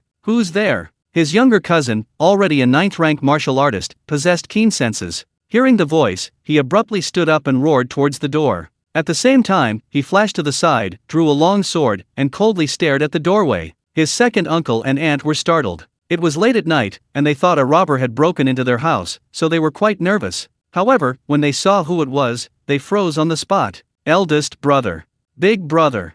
His second uncle, aunt, and younger cousin all looked at the newcomer with astonishment. Xiao Xing slowly approached the 3 men, sword in hand, his gaze chilling, a cold smile playing on his lips, his voice laced with sarcasm. Second uncle, second aunt, cousin, never thought we'd meet again, did you? Seeing the sword in Xiao Xing's hand, the cousin flashed forward, drawing his sword to block his parents' path, glaring at Xiao Xing, and said in a deep voice, Big brother, what are you doing? I advise you, you'd better not move. I'm a rank 1 martial master now, otherwise. As he spoke, the cousin gave a chilling laugh, and with a clang, drew his gleaming longsword, his threat palpable. The second uncle and second aunt exchanged a glance. Seeing her son, a martial arts instructor, backing her up, the second aunt's courage swelled considerably. She glared at Xiao Xing, pointed at him, and cursed, You good for nothing, how come you're back again? Don't think we're afraid of you just because you have a sword. Did you escape from the brokerage firm? The second uncle sighed, saying, Eldest son, we had no choice but to sell you before. Our son needs money to practice martial arts, sigh. You sold me, sold our house, just because your son practices martial arts. Xiao Xing inwardly sneered, narrowing his eyes and coldly looking at the family of 3. He said in a deep voice, Second uncle, second aunt, cousin, I've returned specifically to see you off. Please. The family of 3 was startled, clearly, they hadn't expected Xiao Xing to say such a thing. You little wolf cub, do you know my son is now a rank 1 martial master? How dare you be so insolent? My son, seize him and sell him again. The second aunt, her voice laced with fear, pointed at Xiao Xing and roared, Yes, mother. The younger cousin, upon receiving the order, leaped up and slashed at Xiao Xing with his sword. His sword strike unleashed a whistling light, hurtling towards Xiao Xing. Xiao Xing, however, neither dodged nor evaded, instead activating his inner blood energy. Clang, clang, clang. The sword light struck the blood energy in front of Xiao Xing, producing a series of metallic clangs, before vanishing without a trace, like a mud ox sinking into the sea. This you're a martial master too, you. The younger cousin stared at Xiao Xing in disbelief. Xiao Xing, however, flashed forward, his longsword unsheathed, passing right in front of his younger cousin, blood spurting out. His cousin felt a sharp pain in his throat, touched it, and lo and behold, it was covered in blood. Then, blood gushed from his neck like a torrent. He frantically tried to cover it, but blood spurted from between his fingers. He stared at Xiao Xing in horror, then turned to his parents, seemingly wanting to say something, but could only manage a series of gasps. Thump! Finally, his younger cousin fell to the ground, eyes wide with shock and disbelief, clearly dying with unfinished business. He couldn't comprehend how Xiao Xing, who had worked so hard to become a martial artist, had become an even stronger one. Unbeknownst to him, the past 6 months had been an inhuman ordeal for Xiao Xing. He had practically crawled out of piles of corpses to achieve his current status. Ah, my son! His second aunt cried out in alarm and rushed towards his cousin. Xiao Xing's longsword flashed, unleashing a burst of sword energy, and his second aunt saw her head fly off. Thump! The headless corpse spurted blood before collapsing. Ah, wife, my son! His second uncle stared in horror at his dead wife and son, kneeling on the ground, clutching his head and weeping bitterly. Xiao Xing slowly approached his second uncle, sword in hand. Uncle Er looked up at Xiao Xing with a terrified expression, his voice trembling. Brother, I know I was wrong. I shouldn't have listened to that woman. It's all my fault. Please forgive me this time, brother. Suddenly, Uncle Er brandished a gleaming dagger and thrust it towards Xiao Xing's chest. Xiao Xing reached out and grabbed the dagger. Uncle Er was stunned, his face filled with disbelief. He tried to pull the dagger out, but Xiao Xing's hand was like a vice, gripping it tightly. No matter how hard he tried, he couldn't pull it out. Xiao Xing suddenly exerted force, and the dagger in his hand curled up. Ah! The second uncle was terrified, hastily dropping the dagger and scrambling backward, staring at Xiao Xing with a horrified expression, crying out, Brother, spare me, spare me! I'm your own uncle, brother. Your own uncle? You sold me out? You even tried to kill me just now? Xiao Xing smiled coldly, tossing away the dagger and slowly approaching the second uncle with his sword. Brother, I know I was wrong.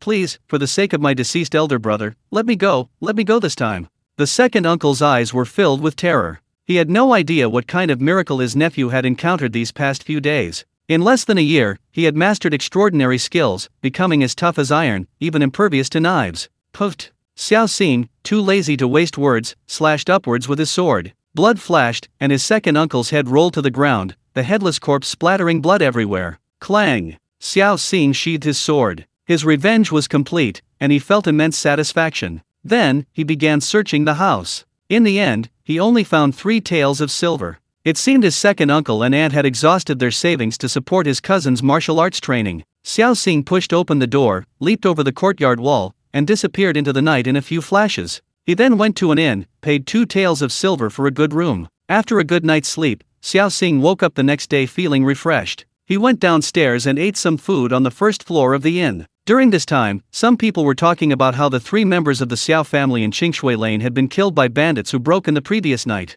Alright, that strongman still got to take the blame. Xiao Xing forced a smile and continued eating in silence. After finishing his meal, Xiao Xing put down a loose silver ingot and got up to leave. Now that his great revenge was complete, he felt lost and decided to return to the base. Along the way, Xiao Xing used his wind-chasing step, running at full speed. Halfway there, he suddenly had a flash of inspiration. A layer of aura enveloped his body, and with a bang, he accelerated rapidly. When he reappeared, he was already several dozen feet away. Chapter 69 Entering the Lightness Skill, Sonic Boom Teleportation, Bloodclad Tower's New King. The number 1 pavilion under heaven. In a room, several high-ranking members gathered, their faces grave. Our newly recruited members suffered heavy losses on this training trip. An elderly man with white hair and beard frowned and sighed. I never imagined the Blood Road Pavilion would produce a genius like Yan Wen'ayuan. He killed so many of our best fighters, even those ranked 8th, 12th, and 13th on the Rising Star ranking. It's truly hateful. Another elderly man in gray clenched his fists,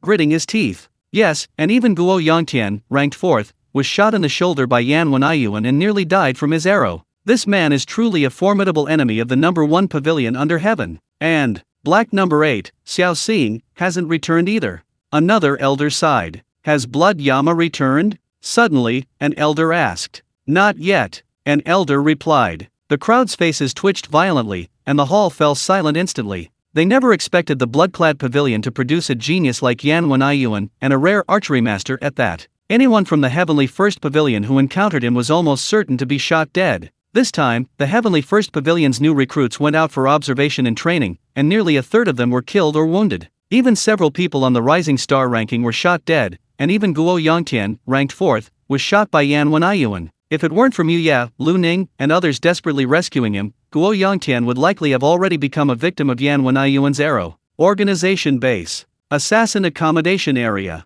Number 1, Number 2, and Number 9 gathered in front of Number 8 Xiao Xing's courtyard, their faces filled with anxiety. Just then, two beautiful figures walked over. The two were none other than Luo Shi and Lin Wanning. Luo Shi looked at Number 1, Number 2, and Number 9, her delicate brows furrowing slightly. She asked, "Xiao Xing hasn't returned yet?" "No." Number 1, Zhang Tai, shook his head, his face filled with grief. "Tell me when he returns." Luo Shi's pretty face turned solemn, and she turned to leave. Zhang Tai, Sun Qi, and Feng Ziyi exchanged glances. They naturally knew that Luo Shi hadn't come for Number 8, Xiao Xing, but for Shui Yanluo. Shui Yanluo hadn't returned yet. It gripped everyone's hearts. Meanwhile, in another room, Han Futong, Mu Ye, Lu Ning, and others were gathered together. "Brother Han, I heard Shui Yanluo hasn't returned yet." Lu Ning suddenly spoke up. Han Futong frowned slightly, his chopsticks paused, and a sharp glint flashed in his eyes. He narrowed them and said in a deep voice, "I do hope he can return. I will definitely defeat him honorably." Although he said this, he was secretly relieved that Blood Yama hadn't returned. The pressure Blood Yama had exerted on him last time was far too intense. If it weren't for the intervention of head instructor Wu Hong, he would have already died by Blood Yama's sword. The others exchanged glances, but remained silent.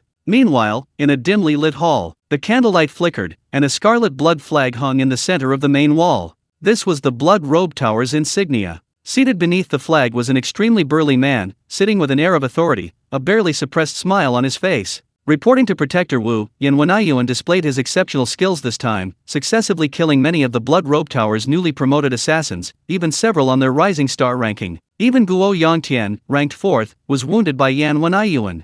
A man reported excitedly. "Good, well done. Yan Wenyuan truly deserves to be the most outstanding assassin of our Blood Robe Tower in recent decades, ha ha ha." Protector Wu couldn't help but burst into laughter. The others in the hall were also filled with pride. Yan Wenyuan was indeed an extremely outstanding genius disciple of their Blood Robe Tower's current generation. During the trials, Yan Wenyuan earned the nickname Living Yama, striking fear into the hearts of the other disciples. Especially after he mastered archery, he could snipe and kill people from dozens of feet away, further solidifying his reputation and earning him the title of Rising Star King of the Blood Robe Tower. "By the way, what about that Blood Yama of the first tower?" Protector Wu suddenly asked. The man grinned and said, "Protector Wu, don't worry. Yan Wenyuan said that if he sees Blood Yama, he'll make sure he doesn't return." "Good." Protector Wu was overjoyed, slapping his thigh repeatedly. If Yan Wenyuan could kill Blood Yama, the current Number 1 Rising Star of the Number 1 Pavilion in the world, it would undoubtedly make the Blood Robe Pavilion's reputation surpass that of the Number 1 Pavilion.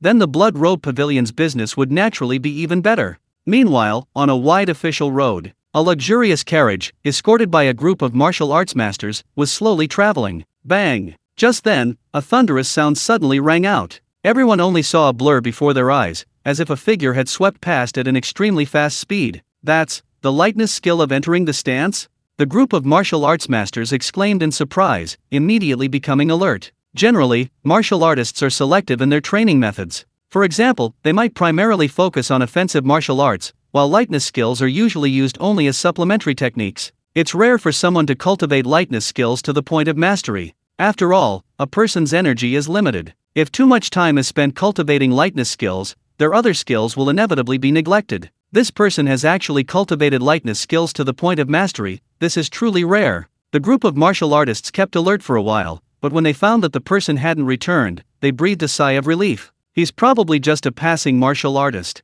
One of the martial artists sheathed his longsword and shouted, "Let's continue on our way." The others also breathed a sigh of relief. Inside the sedan chair, the curtains were lifted, revealing a delicate face. She glanced in the direction the light had been cut, lost in thought. Several miles behind them, Xiao Xing appeared on the branch of a large tree. Having avenged himself, he felt exhilarated and swiftly cultivated his lightness skill, the wind-chasing step, to the entering the momentum level. His momentum was a sonic boom. A sonic boom allowed him to instantly break through his limits, creating a thunderous roar around him and instantly teleporting him several dozen feet away. With this entering the momentum level lightness skill, Xiao Xing was confident that as long as he didn't encounter a mid-level expert, even if he faced a 7th-rank Yi Jin realm expert, he could escape unscathed. Ha! Just then, Xiao Xing's brows furrowed slightly, his nose twitched, and his entire body tensed. He smelled blood. He was an assassin. Over a year of training had made him extremely sensitive to blood. Xiao Xing leaped, landing on the trunk of another large tree. In this way, he moved effortlessly between the trees like a monkey.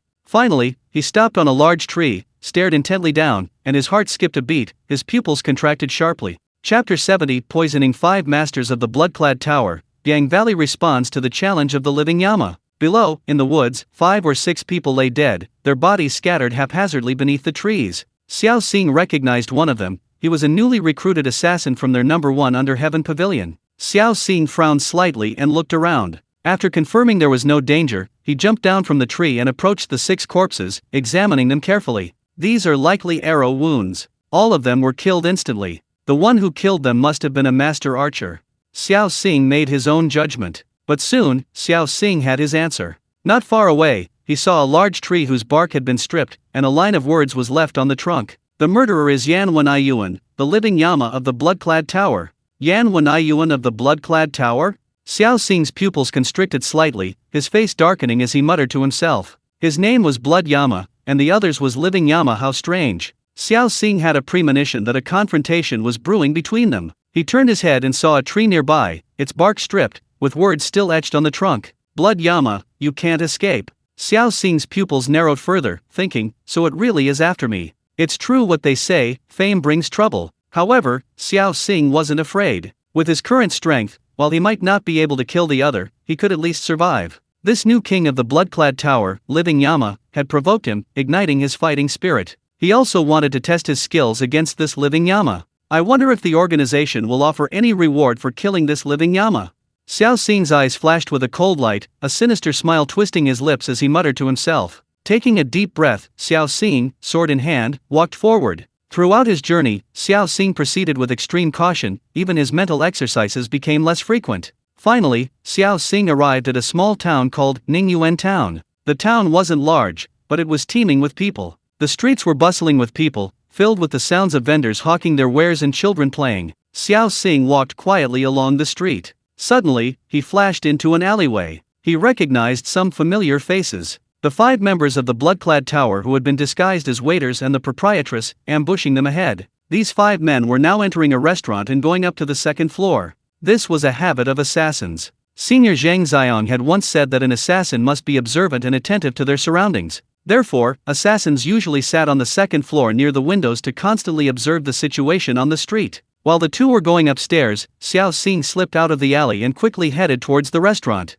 Just as he entered the restaurant, the 5 members of the Blood-Clad Tower went up to the 2nd floor. Xiao Xing's timing was impeccable. He also slowly walked towards the 2nd floor. But he wasn't going upstairs, he was observing the waiters' movements. At the same time, he could hear the conversation of the people upstairs. His position was perfect. This time, our Blood-Clad Tower has reaped considerable rewards, slaying many skilled members of the number 1 tower. Yes, especially Living Yama. He even assassinated several figures on the number 1 tower's rising star list. Living Yama has gone to White Poplar Valley. White Poplar Valley is the only way to the number 1 pavilion under heaven. He's going to assassinate Blood Yama, rank number 1 on the number 1 pavilion's rising star list, here to give the number 1 pavilion a warning. Let's go, let's eat quickly. After we finish eating, we'll go to White Poplar Valley to meet Living Yama.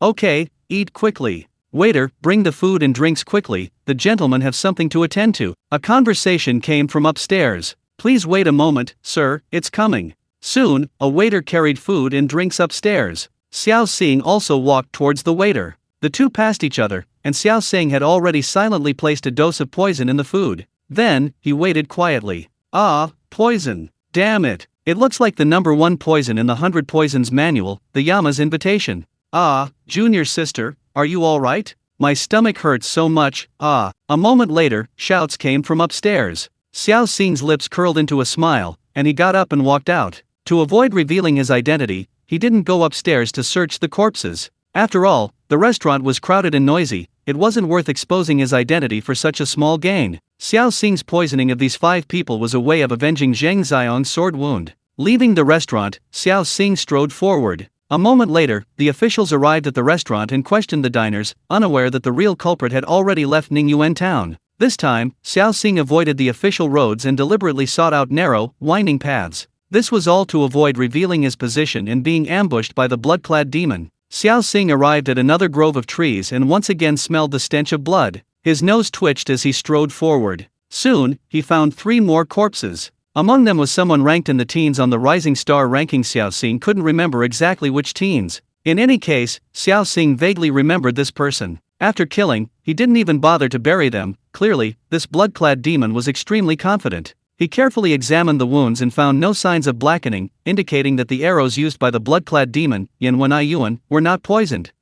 This man is quite confident. Xiao Xing's eyes flashed with a sharp light, his voice cold. Composing himself, Xiao Xing continued forward. 2 more days passed, and he finally arrived outside White Poplar Valley. Xiao Xing looked at Biang Valley, took a deep breath, and walked inside. However, he didn't find the figure of Yuan, the living Yama of the blood-clad tower. The other party was an archer, clearly hiding in the shadows. Xiao Xing took each step cautiously, his eyes and ears scanning every direction, not missing a single detail of his surroundings. After walking a few steps, Xiao Xing stopped, a smile playing on his lips, and loudly provocatively proclaimed, "Living Yama, is it? I've arrived, show yourself." But the living Yama didn't respond. Xiao Xing wasn't in a hurry, coldly sneering. "Just now in Ningyuan town ahead, there were 5 people from your blood-clad tower. I dealt with them easily." "What? Living Yama, I, the blood Yama, have arrived, and you don't even dare to show yourself?" Whoosh! Suddenly, a sharp sound of something cutting through the air rang out. Xiao Xing's ears twitched. Turning around, he drew his longsword with a clang and slashed towards the source of the sound. Clang! The tip of the sword struck the arrow squarely, exploding with a crisp sound and scattering sparks. Xiao Xing staggered back several steps before regaining his balance. Crunch, crunch. The sound of footsteps crunching on leaves rang out. Xiao Xing looked up and saw a handsome young man in a blue robe, a longsword at his waist, a longbow in his hand, and an arrow basket on his back. He was tall and handsome, with striking eyebrows and bright eyes. Chapter 71 Living Yama vs. Blood Yama. Yuan, the living Yama? Xiao Xing stood facing the wind, sword in hand, his long black hair flowing behind him. He coldly stared at the newcomer and asked in a deep voice. Yuan's lips curled into a sinister smile, his eyes filled with eager anticipation. He looked at Xiao Xing and said, "The blood Yama of the number 1 pavilion under heaven?" "That's right." Xiao Xing nodded slightly. Yuan's lips curled into a sinister smile again. He narrowed his eyes, staring intently at Xiao Xing, his voice full of provocation. "Since you knew I would ambush you here, you still dare to come and die. Who dies is still uncertain." Xiao Xing retorted with a cold smile. "At this distance, you have no chance of winning. You are within my killing range," Yuan said confidently. Xiao Xing's eyes flashed with a fierce light, his fighting spirit blazing. He sneered, "Then let's see. Since you want to die, then I'll grant your wish." Yuan took an arrow from the quiver on his back, drew his bow, and aimed at Xiao Xing. Xiao Xing didn't move, remaining rooted to the spot, his eyes fixed on Yuan's movements. Whoosh! Yuan released the bowstring, the arrow whistling through the air as it hurtled towards Xiao Xing. The speed was astonishing. Boom! Just when Yuan thought this arrow would surely kill Xiao Xing, suddenly a surge of energy appeared around Xiao Xing, accompanied by a sonic boom, and his figure vanished instantly. Entering the lightness skill. Yuan's pupils constricted sharply, and he exclaimed in shock. Boom! The arrow missed its target, blasting a large tree behind Xiao Xing into a massive explosion. This demonstrated the immense power of Yuan's arrow. Xiao Xing lunged towards Yuan. "How dare you!" Yuan roared, drawing another arrow, knocking it, and firing again at Xiao Xing. Bang! Another sonic boom echoed, and Xiao Xing vanished instantly. Boom! Yuan's arrow missed again, blasting a large rock behind Xiao Xing into a massive explosion. But it didn't even touch the hem of Xiao Xing's clothes. Xiao Xing had already appeared to Yuan's side, rapidly charging towards him. Archers, though capable of ranged attacks, are likely quite fragile. Xiao Xing was confident that once Yuan got close, he could kill him with a single blow. Whoosh! Clearly, Yuan knew this too. He abruptly retreated, simultaneously firing another arrow at Xiao Xing. Bang! A shockwave emanated from Xiao Xing again, creating a sonic boom, as he miraculously dodged Yuan's arrow once more. Boom! Yuan's arrow missed again, piercing directly through the tree behind Xiao Xing. Clearly, Yuan had adjusted his archery strategy, shifting from an initial powerful approach to a more focused and controlled shot. Xiao Xing's agility and lightness of movement made him feel threatened. He had to be extremely careful and kill Xiao Xing, otherwise, he would be the one to die. Whoosh! Bang! The sounds of arrows piercing the air and sonic booms echoed continuously as the two figures darted back and forth through the forest. Xiao Xing continuously used his entering the stance lightness skill to dodge Yan Wenyuan's arrows. At this moment, Xiao Xing was also trembling with fear. If his lightness skill hadn't reached the entering the stance level, cultivating the sonic boom that allowed for rapid short-distance teleportation, he probably wouldn't have been able to dodge Yan Wenyuan's arrows at all. Several times, Yan Wenyuan's arrows grazed past Xiao Xing's scalp. It could be said that Yan Wenyuan's arrows were extremely fast, so fast that Xiao Xing could only temporarily dodge. As for taking them head-on, Xiao Xing had considered it.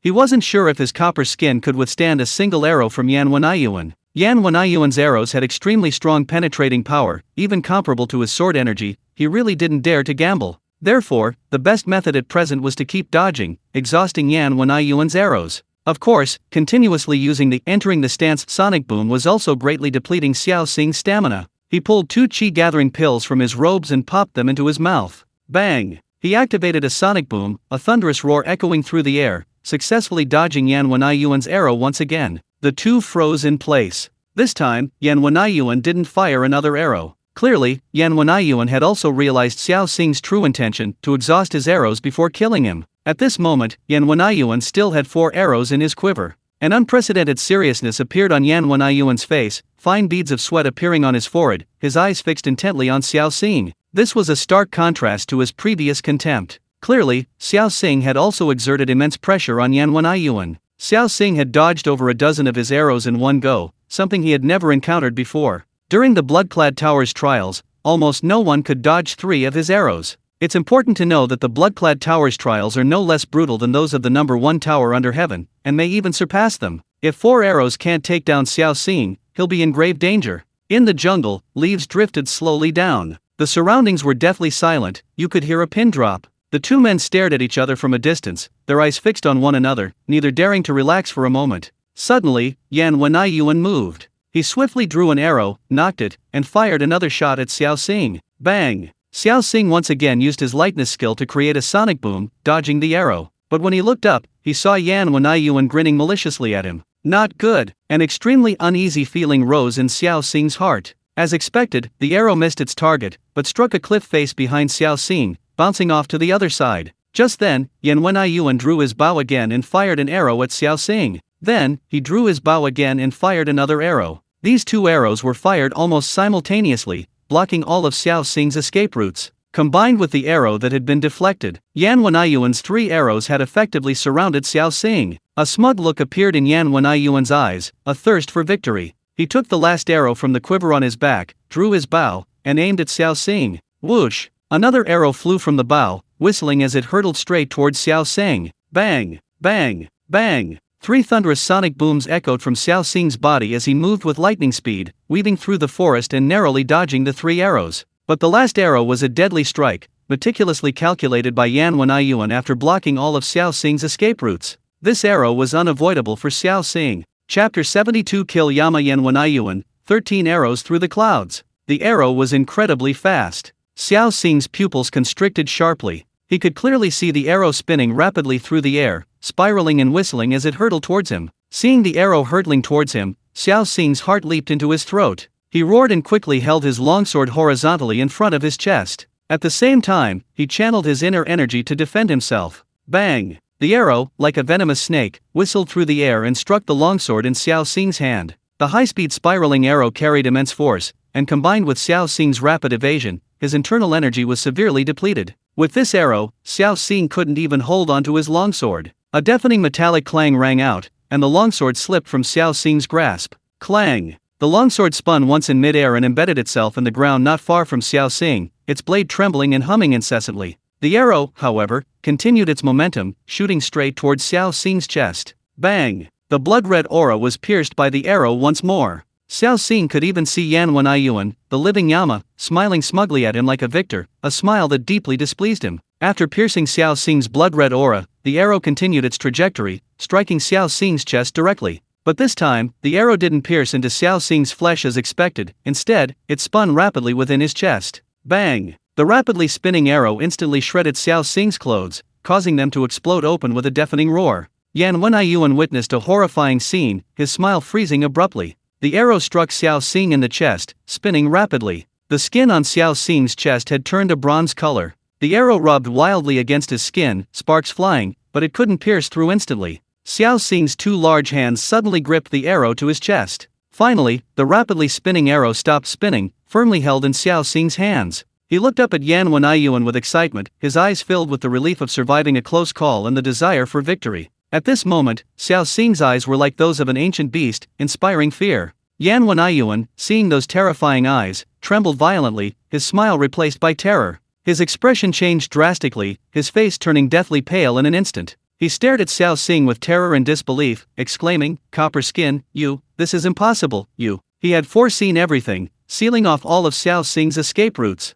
But he had underestimated that Xiao Xing had cultivated the undying Vajra technique to the copper skin level. Of course, it wasn't that Xiao Xing's copper skin could withstand Yan Wenyuan's soul-chasing arrow. It was that after several rounds of fighting, Yan Wenyuan's strength had clearly weakened. Furthermore, Xiao Xing had used his longsword and blood energy to deflect most of the arrow's force, but even so, the arrow had still pierced through Xiao Xing's copper skin defense. Bright, vivid blood was flowing from Xiao Xing's chest. But at the last moment, Xiao Xing caught the arrow with both hands. Now, it was Yan Wenyuan's turn to feel fear. An archer without arrows is a lamb to the slaughter. Of course, Yan Wenyuan's close combat skills weren't weak either, but that depended on who he was compared to. Compared to Xiao Xing, Yan Wenyuan knew he was no match for him in close combat. After the initial shock, Yan Wenyuan turned and ran almost without hesitation. Bang! But just then, he heard a chilling sound. Xiao Xing had once again activated his lightness skill, and the terrifying sonic boom, like thunder, now sounded like the horn of death, demanding his life.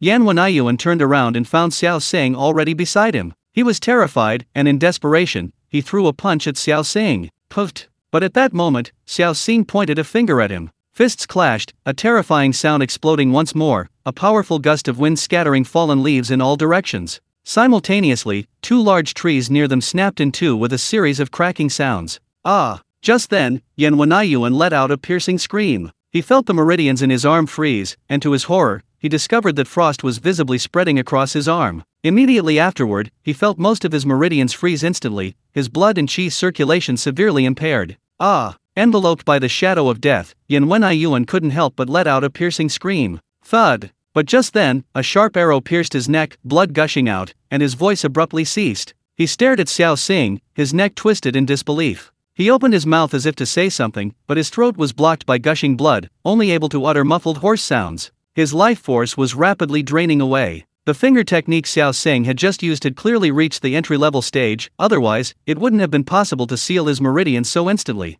Entry-level lightness skill, entry-level finger technique? He'd heard that this blood Yama's swordsmanship had also cultivated sword energy and reached the entry-level stage. 3 entry-level martial arts? What kind of monster was this? At this moment, Yan Wenyuan finally realized the gap between himself and Xiao Xing. Finally, his vision went black, and filled with resentment and regret, he collapsed with a thud. Xiao Xing's body went limp, his hands bracing against the ground as he gasped for breath. Looking up at Yan Wenyuan's corpse, he murmured, "To die by your own arrow, you can die a worthy death." Then, Xiao Xing began searching Yan Wenyuan's body. After a moment, he found a money pouch, a light blue booklet, and a waist tag. This waist tag symbolized Yan Wenyuan's identity. He casually stuffed the money pouch into his pocket and stared intently at the booklet. The cover read, 13 arrows piercing the clouds.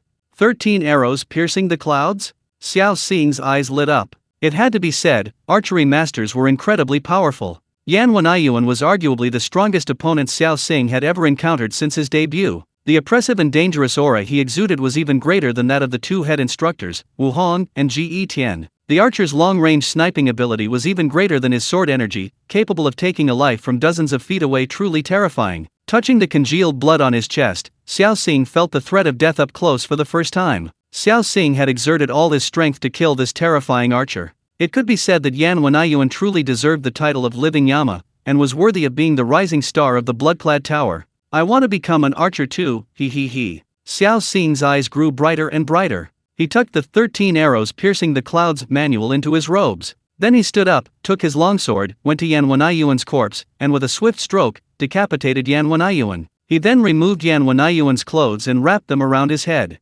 Afterward, he sheathed his sword, picked up Yan Wenyuan's bow and arrows, and strode forward. Chapter 73 Blood Yama returns with the head of living Yama. The base explodes. Blood Yama is back. Blood Yama is back. He's carrying a longbow and a blood-soaked package. Do you think it might be the head of Yan Wenyuan, the living Yama of the blood-clad tower? Hiss? No way? Blood Yama killed the living Yama? Holy crap, is Blood Yama that strong? Some busybodies saw Xiao Xing, wearing a bullhorned Azura mask, heading towards the mission hall and spread the news. Meanwhile, Luo Shi was practicing her sword in the courtyard. Bang! Just then, Lin Wanning burst through the door, her pretty face full of surprise. Sister Luo, Blood Yama is back.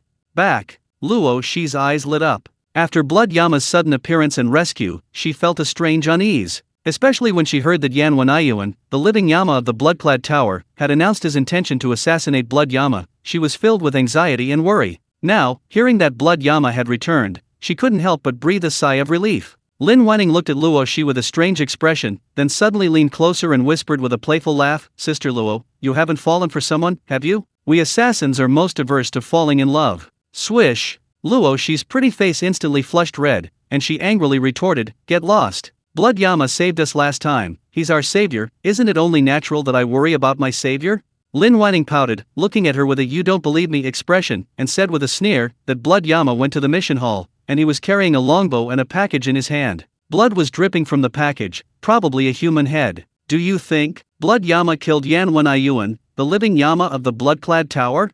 Hiss! Luo Shi gasped, inwardly exclaiming, how is this possible? Let's go see. With that, the two women walked towards the mission hall. Meanwhile, in another room, with Blood Yama still nowhere to be seen, Han Futong's smile had become more frequent these past few days. He was a prodigy, yet Blood Yama had repeatedly crushed him, leaving him feeling suffocated and hopeless, like a mountain looming over him. Although he verbally expressed his desire for Blood Yama's return and his wish to defeat him honorably, deep down he felt a sense of dread, hoping that Blood Yama would be killed by Yan Wenyuan, the living Yama of the blood-clad tower. That way, he would have one less formidable enemy. Bang! Just then, Lu Ning and Yu Ya burst through the door. Lu Ning exclaimed urgently, Brother Han, Blood Yama is back.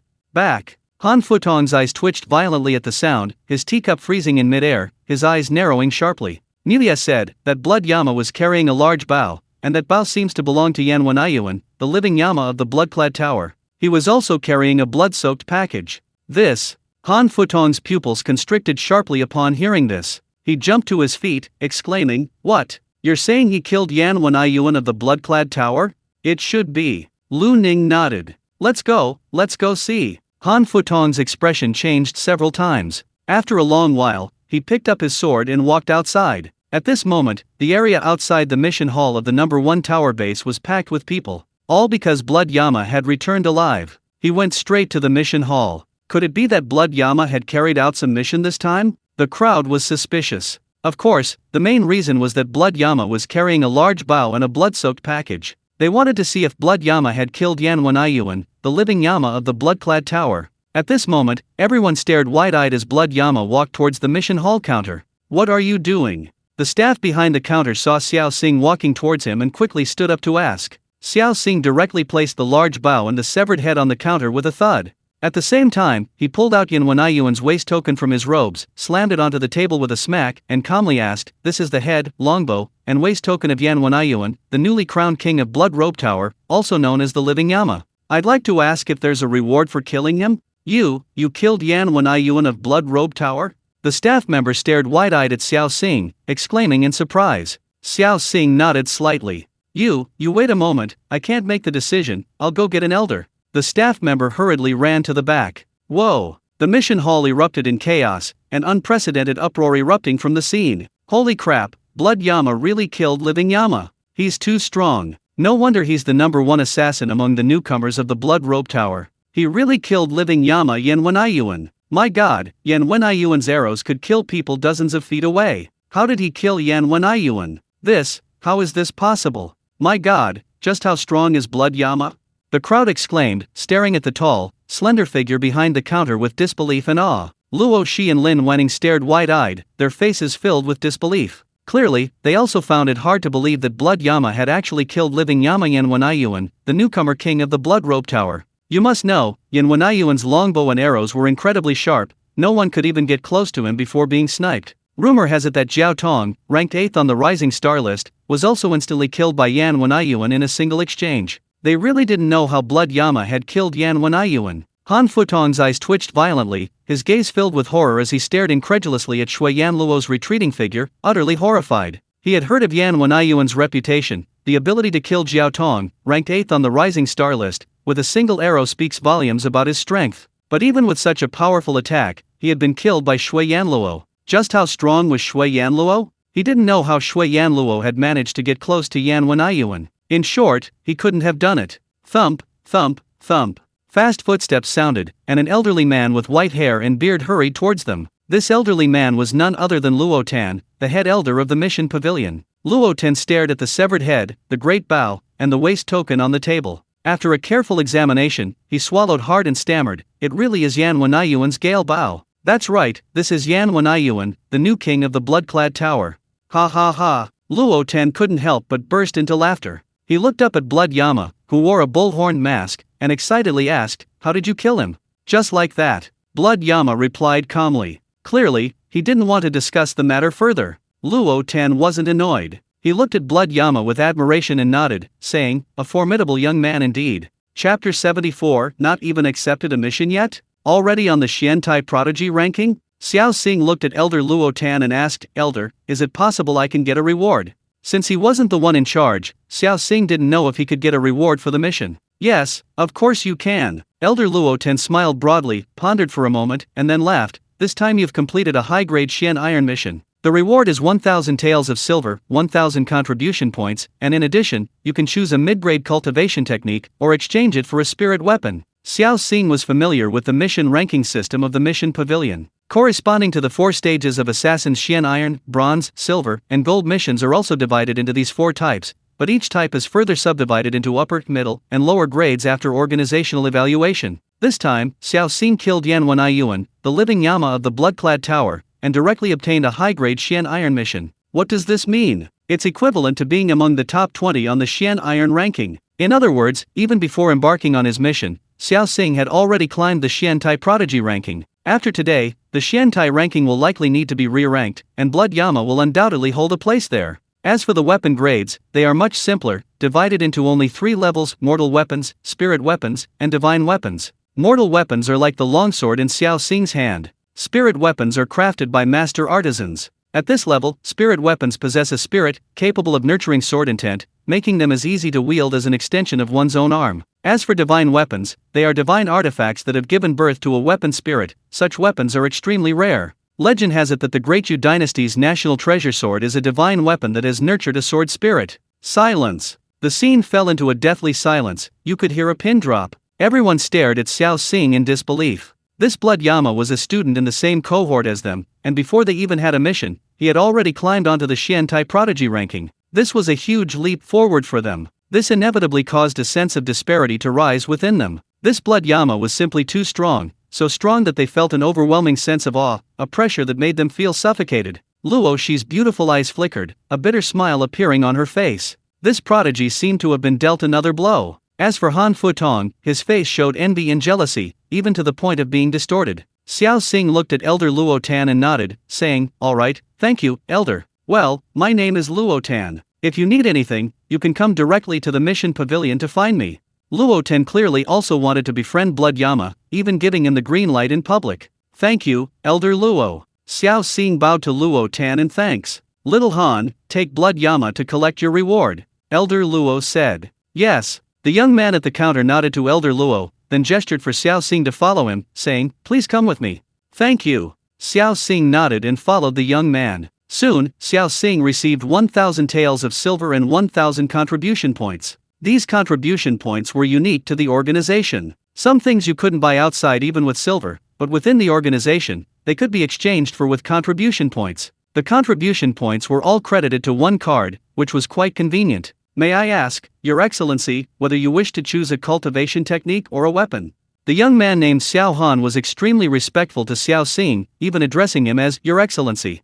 This was a unique form of address for honored guests. Xiao Xing hesitated for a moment, then said, "A weapon, please." His longsword had become somewhat warped during this trip, and he urgently needed a superior weapon. A spiritual weapon was undoubtedly the best choice. Your Excellency, please follow me. Xiao Han gestured for Xiao Xing to follow. Thank you for your trouble. Xiao Xing nodded and followed Xiao Han. The two arrived at the armory, and Xiao Han gestured, introducing, Your Excellency, the second floor is where spiritual weapons are stored. Please follow me. With that, Xiao Han led the way. Xiao Xing followed. Upon reaching the second floor, Xiao Xing saw a dazzling array of weapons. The number of spirit weapons on the second floor was significantly less than the number of ordinary weapons on the first floor. However, it still contained almost every type of spirit weapon, including swords, spears, halberds, hammers, clubs, and shovels. Each spirit weapon was quite valuable. A good one could cost tens of thousands of taels of silver. Xiao Xing began selecting weapons from the armory.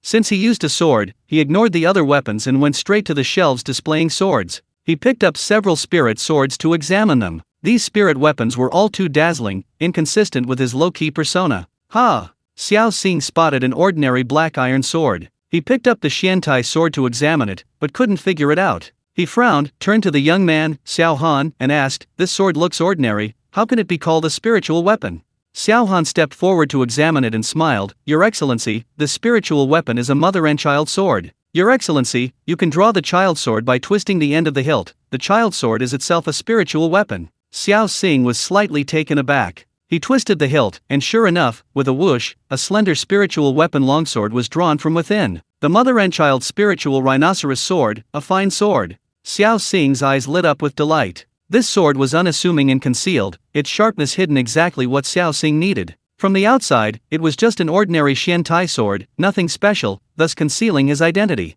Xiao Xing, satisfied, sheathed the Lingzi sword and turned to the young man, Xiao Han, saying, I'll take the sword.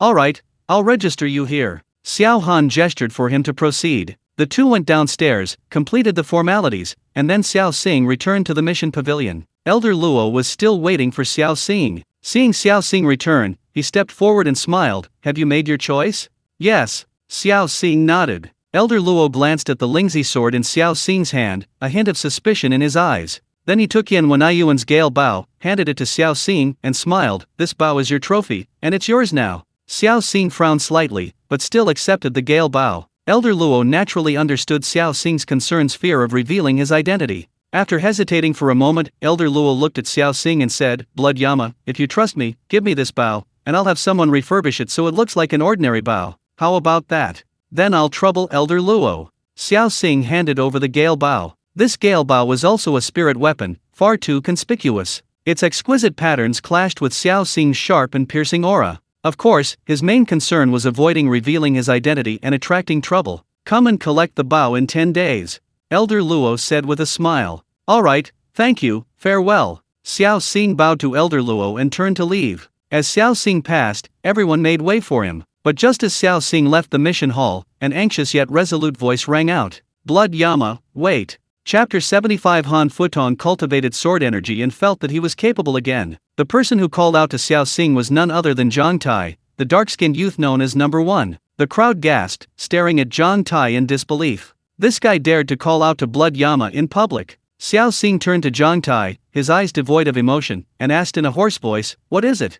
May I ask, Blood Yama, have you encountered poisonous bee Xiao Xing on the road? Zhang Tai asked. A smile tugged at the corner of Xiao Xing's mouth beneath his mask. It was clear that Number 1, Number 2, and Number 9 cared about him, otherwise, they wouldn't have stopped the infamous Blood Yama to ask for directions. To avoid worrying Zhang Tai and the others, Xiao Xing nodded slightly and said, I saw Xiao Xing in a forest, but he seemed to have some business to attend to and hadn't returned to the base. So, Xiao Xing is still alive.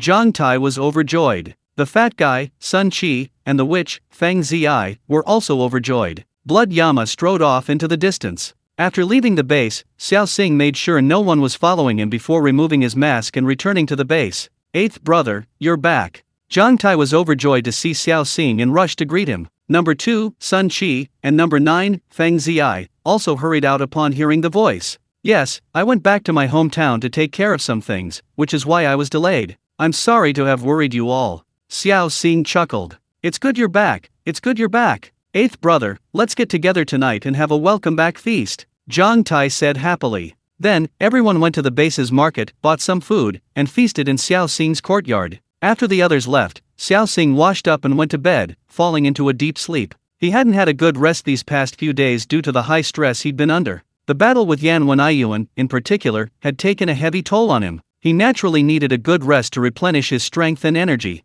Meanwhile, on the other side, in a dark, gloomy hall, Wu Hufa was drinking tea when a man rushed in, urgently saying, "Hufa, something terrible has happened, something terrible has happened." "What is it?" Wu Hufa put down his teacup and asked calmly. The man looked at Wu Hufa and said urgently, "Hufa, the living Yama Yan Wenyuan has been killed by the blood Yama of the number 1 pavilion under heaven." "What? What did you say?" Wu Hufa jumped up from his chair, staring at the man in horror, and exclaimed, "Hufa, Yan Wenyuan has been killed by the living Yama of the number 1 pavilion under heaven. His Gale Bao, his head, his waist token, the blood Yama has taken them all," the man said urgently. The martial protector's face twitched violently. He staggered back into his chair, his expression a mixture of fear and rage. He gritted his teeth and said, "This blood Yama of the number 1 pavilion is so powerful. My poor blood robe pavilion's newest king has perished so young. It's truly hateful, truly hateful." The people below gasped, not daring to breathe. After a moment, the martial protector looked up, his eyes flashing with cold light. He gritted his teeth and said, "Pass down the order. If you see that blood Yama of the number 1 pavilion, kill him on the spot." "Yes." Meanwhile, Xiao Xing slept soundly through the night, only waking up when the sun was high in the sky the next morning. After a quick breakfast at the market, Xiao Xing returned to his courtyard and began to fully immerse himself in refining the soul-chasing sword technique. This trip had given him a tremendous sense of threat from Yan Wenyuan. Although he had one, it was the first time he had experienced the threat of death up close. Therefore, Xiao Xing was eager to improve himself. Moreover, he was about to carry out his first assassination mission alone, and only increased strength could bring him a sense of security. He had been practicing the soul-chasing sword technique for some time and was not far from reaching the second level. Xiao Xing wanted to cultivate the second level, which would greatly increase his combat power. Whenever he had free time, Xiao Xing would engage in a frenzy of brainstorming. Several days passed in the blink of an eye. That evening, Xiao Xing suddenly opened his eyes, his forehead covered in fine beads of sweat, but his eyes were filled with excitement. The panel popped up. Sword technique. Realm, second level, 1%. Dragon Soul Sword Chi. Entry, half the effort, half the results. Compared to the Dragon Python Sword Chi generated by the first level of sword technique, the Dragon Soul Sword Chi generated by this second level is on a completely different level in terms of attack power, attack range, and quantity. If Xiao Xing were to fully unleash the Dragon Soul Sword Chi, it would be like a rampaging dragon of swords, its power far surpassing that of the Dragon Python Sword Chi of the first level. This improvement in sword technique greatly increased Xiao Xing's combat strength. "I still need to improve my internal cultivation method as soon as possible," Xiao Xing muttered. He had been stuck at the mid-stage of the 8th grade bone forging realm for a long time. However, without bone forging pills, his progress was too slow. "Looks like I'll have to go to the treasure pavilion." Xiao Xing stood up, put on a ghost mask, disguised himself, and quietly left the courtyard, heading towards the treasure pavilion. He was going to exchange for the formula for the bone forging pill. Meanwhile, on the other side, in a small courtyard, Han Futong was practicing his swordsmanship in the courtyard. Suddenly, a flash of inspiration struck him, and he swung his longsword fiercely. Whoosh! A crescent-shaped sword aura roared out, shooting straight forward. Boom! A loud bang rang out, and the stone table several feet away in the courtyard was cleaved apart by his sword aura, shattering into pieces. "Sword aura, I've mastered it, my swordsmanship has reached its peak." Han Futong looked at the longsword in his hand, his face filled with joy. Knock knock knock. Just then, a series of urgent knocks sounded at the door. "Come in." Han Futong sheathed his sword, his voice brimming with confidence. He had nearly been killed by Blood Yama's sword strike in the past, leaving him with immense psychological trauma. Now, having finally mastered sword chi, he had regained some of his confidence. Creak! The door opened, and Lu Ning, Mu Ya, and Guo Yongtian entered. They were slightly stunned upon seeing the stone table shattered by a single sword strike, then looked at Han Futong with disbelief. "Brother Han, you've mastered swordsmanship? You've mastered sword chi?" Guo Yongtian exclaimed, staring at Han Futong. The other two also stared intently at Han Futong. Han Futong, a confident smile on his face, nodded and said, "Not bad, I've finally mastered sword chi. Brother Han is amazing. Brother Han is the second person in our generation to master sword chi, truly the second best in our generation." Lu Ning gave a thumbs up, praising him. The first place, needless to say, was naturally the invincible Blood Yama. Lu Ning's words were meant as a compliment, but Han Futong's pupils narrowed slightly, his smile suddenly freezing, replaced by a chilling expression. "Second? Everyone else has mastered sword chi, so why is Han Futong second?" Nuya, being a smooth talker, immediately noticed Han Futong's displeasure and quickly said, "Well, Brother Han, Brother Lu didn't mean that. He meant, well, you and Blood Yama are both amazing." As for whether Han Futong was more powerful than Blood Yama, he dared not say so. After all, Blood Yama's talent was simply too heaven-defying. Yes, yes, yes. Guo Yongtian hurriedly echoed. Humph, Blood Yama. Han Futong narrowed his eyes, two cold glints flashing within them. Chapter 76 The Three Incenses of Life and Death. Some people are born to be the protagonist. Wherever he goes, he causes a sensation. It's Blood Yama. Blood Yama, it's Blood Yama. The once quiet 100 Treasures Pavilion suddenly became bustling, all eyes instantly focused on one person. Xiao Xing, sword in hand, strode confidently to the counter. "Your Excellency, how may I help you?" A pretty young woman behind the counter looked at Xiao Xing with reverence, a professional smile on her face, and asked calmly. Xiao Xing replied expressionlessly, "I want to purchase the formula for the bone forging pill. How much silver, or how many contribution points, would that cost?" Hiss. A collective gasp rippled through the surrounding crowd. Everyone stared at Blood Yama in disbelief. Heavens! He wants to buy the recipe for the bone forging pill? Could he already be an 8th grade alchemist? No way! I haven't even fully mastered the 100 Poisons scripture, how can he already be an 8th grade alchemist? That's the difference. Heavens above, earth below, is this even fair? Don't compare. Don't compare yourself to someone of this monstrous talent. Comparing yourself to others will only make you miserable. The counter lady stared blankly at Blood Yama, then quickly recovered and said, "The bone forging pill recipe requires 500 taels of silver and 1,000 contribution points." Hiss. This time it was Xiao Xing's turn to gasp. He thought that having 1,000 taels of silver and 1,000 contribution points was pretty good, but he never expected the bone forging pill recipe to be so expensive. But Xiao Xing still took out his card and silver notes and handed them over. "Please wait a moment." The counter lady went to process the contribution point card and silver notes. A moment later, the counter clerk handed him the card, respectfully saying, "Your contribution points have reached 0. Here's your change of 500 taels of silver." "Thank you." Xiao Xing took the silver and put it in his pocket. "Please wait a moment." The counter clerk turned and went to the back. A moment later, she returned, holding a small booklet, and handed it to Xiao Xing, saying, "Your Excellency, this is the formula for the bone forging pill you requested. The formula will disappear in 5 days. This was also a method used by the base organization to prevent the formula from leaking out. The booklet was coated with a special potion, each application only showed its effect for 5 days, after which the booklet would be completely invalid." "Thank you." Xiao Xing took the formula, put it in his pocket, and turned to leave. After leaving the treasure pavilion, he went to the herbs pavilion and, according to the bone forging pill formula, bought 3 sets of materials and 3 sets of materials for refining the chi in blood pill. His 500 taels of silver were completely gone, leaving him with only a meager 20 taels. Martial arts training really isn't for the poor.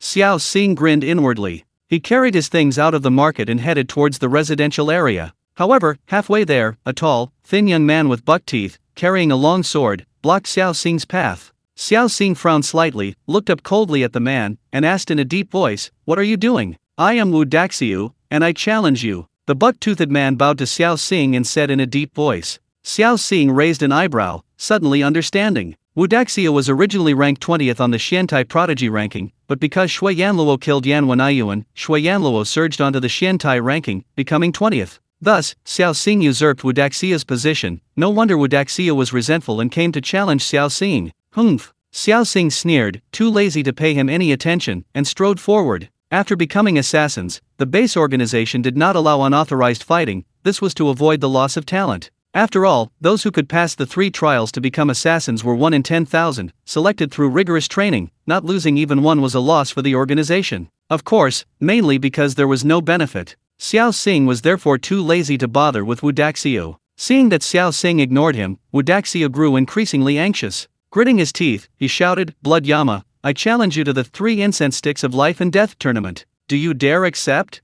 This tournament was a rule established within the organization to resolve irreconcilable conflicts between assassins. 3 incense sticks were burned, and 3 matches were fought within that time frame. From that point on, regardless of the outcome, all grudges were settled. Of course, life and death were irrelevant, hence the name 3 incense sticks of life and death tournament.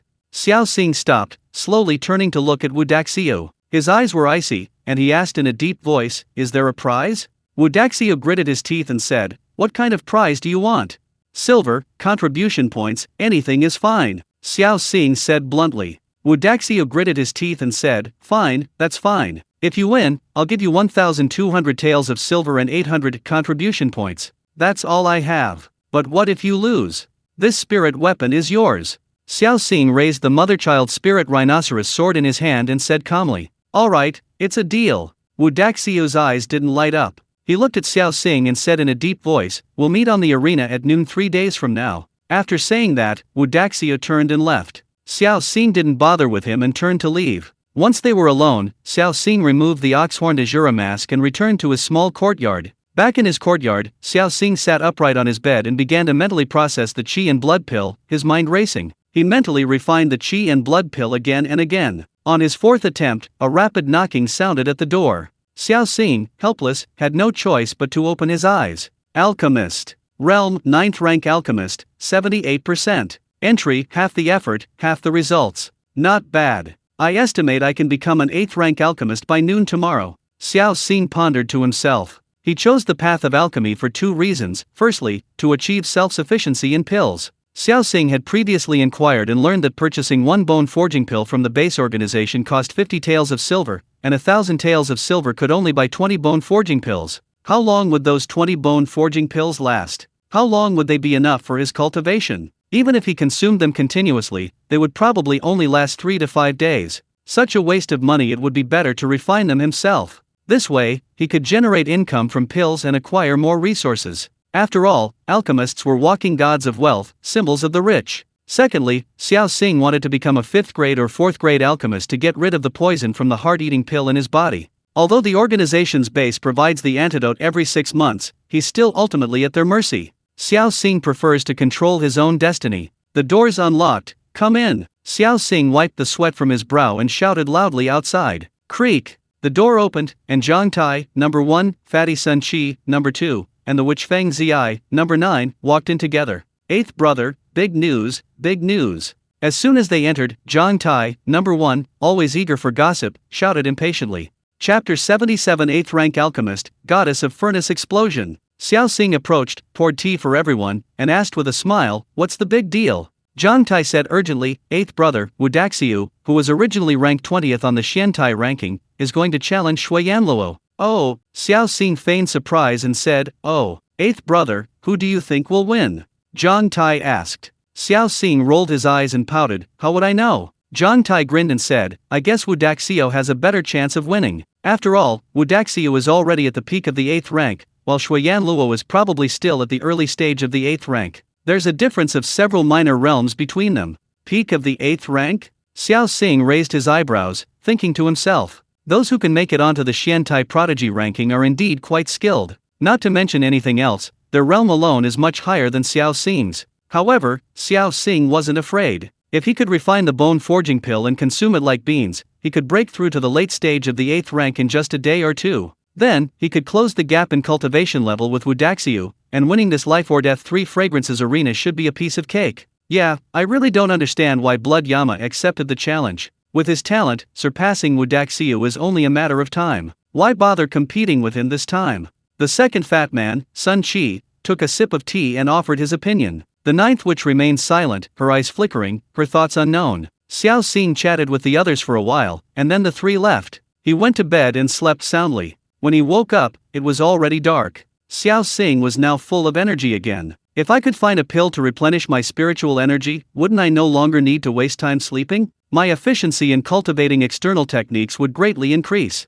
Xiao Xing pondered. However, such a pill would definitely be expensive, requiring both a formula and materials. He certainly couldn't afford it now. But after 3 days, when he defeated Wudaxiu and received his silver and contribution points, it should be about right. He got up, ate at the market, and then returned home. He sat cross-legged on his bed, once again engaging in a mental battle. At midnight, in the stillness of the night, Xiao Xing suddenly opened his eyes, 2 terrifying beams of light shooting out. Alchemist. Realm early stage of rank 8, 1%. Entry, half the effort, half the results. Xiao Xing exhaled a breath of stale air. Although his face was exhausted, his eyes couldn't hide the joy. Finally, I've become an 8th grade alchemist. After a series of brainstorming sessions, Xiao Xing was dizzy and immediately fell asleep. Meanwhile, in an alchemy room, boom! Early in the morning, a deafening explosion suddenly came from the direction of the alchemy room. Bang! The door to the alchemy room was pushed open, and Luo Shi, covered in soot and looking disheveled, ran out. Cough, cough, cough, cough. Luo Shi coughed a few times, turned her head, and looked at the exploded alchemy room with lingering fear. She couldn't help but grin to herself, muttering, "A few more times, and I should be able to become an alchemist. Then, I can catch up with Blood Yama." "Oh dear, Sister Luo, did you explode again?" Hearing the sound, Lin Wanning rushed over and saw Luo Shi, her face covered in soot and looking utterly disheveled. Luo Shi looked at Lin Wanning and smiled. "Sister Lin, I reckon it won't be long before I catch up with Blood Yama and become an alchemist too. Congratulations, Sister Luo." But as she said this, Lin Wanning's expression evaded, as if she wanted to say something but hesitated. Luo Shi frowned slightly and asked, "Sister Lin, are you hiding something from me?" Sister Luo, I'll tell you, please don't be angry." Lin Wanning looked up at Luo Shi, and the two women chatted as they walked back. Luo Shi smiled and said, "Go ahead, I'm not that petty." "Sister Luo, yesterday Blood Yama went to the 100 Treasures Pavilion and bought the formula for an 8th grade bone forging pill," Lin Wanning said. Luo Shi's smile froze. She stood rooted to the spot, her eyes filled with bitterness, her chest tight with a dull ache, as if she had been struck hard with a 1,000-pound hammer. As a prodigy, Luo Shi never wanted to be outdone. Ever since she learned that Xueyan Luo was already an alchemist, she had studied alchemy day and night, eager to become one herself and catch up with Xueyan Luo's progress. To this end, she experimented countless times, even causing several furnace explosions. She even earned the title of Furnace Explosion Goddess. But unexpectedly, just as she was about to become an alchemist, she received news that Xueyan Luo had purchased the formula for an 8th grade bone forging pill. Why would Xueyan Luo buy the formula for an 8th grade bone forging pill? Naturally, it was because he had already become an 8th grade alchemist, and that was why he was buying it. She was almost an alchemist, meaning she hadn't quite achieved it yet, and now Xueyan Luo was already an 8th grade alchemist. The difference was enormous. Luo Shi felt like crying, tears welled in her eyes, and she looked utterly wronged. Sister Luo, let's go back first, wash up properly, and then we can talk." Lin Wanning pulled Luo Shi along, hurrying towards their lodgings. In another small courtyard, Han Futong, Lu Ning, Mu Ye, and a few others were gathered together. Lu Ning frowned and asked, "Brothers, who do you think will win the Life or Death 3 Fragrances arena between Xueyan Luo and Wu Daxiu in 2 days?" Mu Ye rolled his eyes and scoffed, "Although Xueyan Luo is from our year, I think his chances of winning are slim. After all, Wu Daxiu is already at the peak of the 8th rank. The difference in their strength is significant." Han Futong nodded and said, "A person should know their own limitations. Xueyan Luo is getting arrogant. Come on, let's drink." Mu Ye didn't want to discuss Xueyan Luo further and urged everyone to drink. Meanwhile, after getting up in the morning, Xiao Xing once again engaged in brainstorming, simulating the refining of an 8th rank bone forging pill in his mind. He was now an 8th rank alchemist, so refining a low-grade 8th rank pill like the bone forging pill shouldn't be a problem. He just needed to practice. About 2 hours later, Xiao Xing stopped his brainstorming. After a long nap, feeling refreshed, Xiao Xing put on the bullhorn Shura mask, left the courtyard, took his materials, and strode towards the alchemy room. When he arrived outside the alchemy room, he happened to meet Luo Shi. Luo Shi hesitated for a moment, then stepped forward and called out, "Blood Yama." "What is it?" Blood Yama remained indifferent. Even when facing a stunning beauty like Luo Shi, his eyes were clear and devoid of any impurity or desire. "Have you really become an 8th grade alchemist?" Luo Shi asked. Blood Yama ignored Luo Shi and went straight into the alchemy room with his materials. Chapter 78, Fight. About half a day later, Xiao Xing finally emerged from the alchemy room. Luo Shi was still waiting for Xueyan Luo. Seeing Xueyan Luo emerge, Luo Shi approached again and asked, "Xueyan Luo, has your bone forging pill been completed?"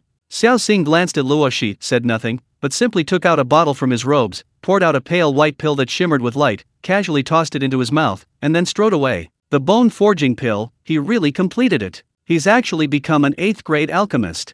Luo Shi watched Xiao Xing's retreating figure, a bitter feeling welling up inside her. Back in his room, Xiao Xing began a frenzied cultivation process. Time flew by, and another 2 hours passed. Xiao Xing, frantically practicing the innate 5 elements technique, was drenched in cold sweat, his clothes completely soaked. At this moment, Xiao Xing's physical strength had reached its limit. Just as he was about to give up, he pulled a bottle from his robes, poured out a qi and blood pill, and swallowed it. A moment later, Xiao Xing was instantly refreshed. Innate 5 elements technique. Realm mid-stage of 8th rank bone forging realm, 92%. Entry, half the effort, 6-fold efficiency. At this moment, the entry had broken through the terrifying 6-fold efficiency for the first time. This was the benefit brought by the qi and blood pill. The qi and blood pill was not only suitable for cultivation at the 9th rank, but it could also quickly replenish and restore physical strength, making it perfect for Xiao Xing's cultivation. Time flew by, and it was noon on the third day. The sun shone brightly. The life or death arena in the square was already crowded with people.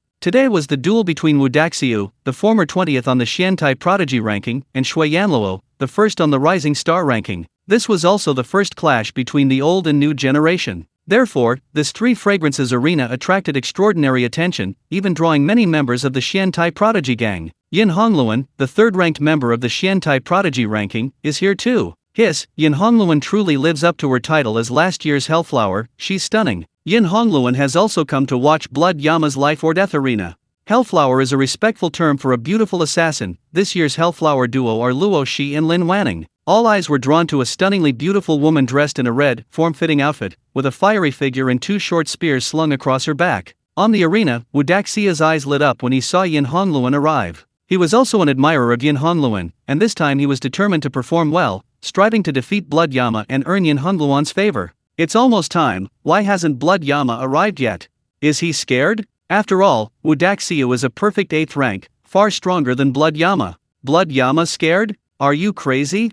The new and old assassins started arguing. Look, Blood Yama is here. Just then, someone in the crowd shouted, and everyone's attention was immediately drawn to Blood Yama. Blood Yama, carrying his long sword, slowly walked onto the arena amidst the stares of the crowd. Upon seeing Shui Yanluo arrive, Wu Daxia's pupils constricted slightly. He coldly stared at Shui Yanluo and said in a deep voice, Shui Yanluo, you dare to challenge me? You truly have no regard for your life. With a whoosh, Wu Daxia slowly drew his long sword from his waist. The blade gleamed with a chilling light, utterly menacing. Xiao Xing's gaze was icy, his face revealing neither joy nor anger. He coldly stared at Wu Daxiu but remained silent. Just then, a steward slowly walked onto the arena, looked at the two, and said, do you understand the rules of the competition? Yes. Xiao Xing and Wu Daxia nodded in unison. The steward looked at the two and said, pay your bets. Wu Daxia stepped forward and paid 1,200 taels of silver notes and a contribution card. Xiao Xing stood on the arena, coldly watching Wu Daxiu. He slowly raised the mother-child spirit rhinoceros sword in his hand and said in a deep voice, the sword is here. Take it if you dare.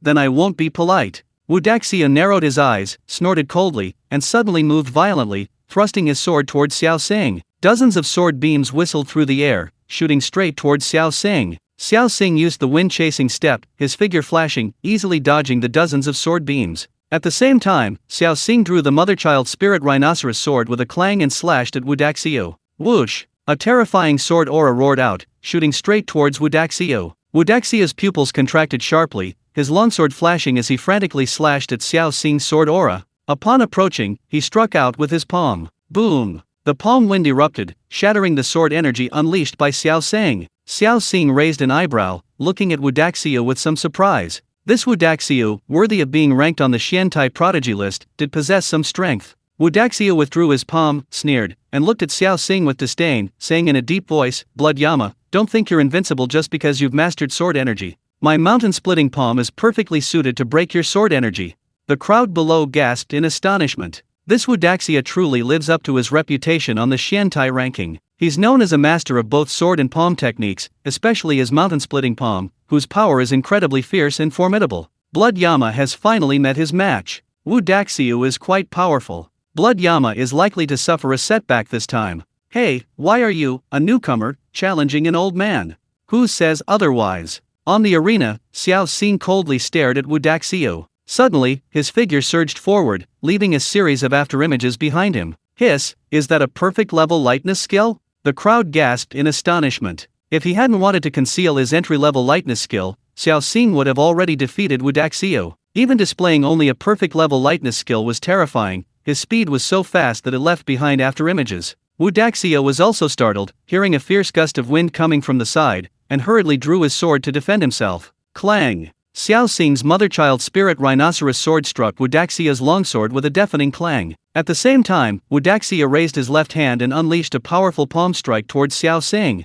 Xiao Xing, not to be outdone, met the attack with his own palm. Boom! The two clashed head-on, a flash of light passing by, followed by a terrifying gust of wind that swept through the surroundings like a tidal wave. Xiao Xing and Wu Daxia were both forced back. Although Xiao Xing retreated 3 steps more, Wu Daxia's pupils constricted sharply as he exclaimed, "You've broken through to the late stage of the 8th grade bone forging realm? Whoa!" Below the arena, the crowd erupted in another uproar. Holy crap, late stage of the 8th rank bone forging realm? My god, is Blood Yama's cultivation speed this terrifying? Some of his classmates haven't even broken through to the 8th rank yet, right? He's already at the late stage of the 8th rank? Hiss, this cultivation speed is truly astonishing. His classmates have only recently broken through to the early stage of the 8th rank at most, and he's already at the late stage? What kind of monster is this? My god, no wonder he's ranked number 1 on the Rising Star ranking. A prodigy.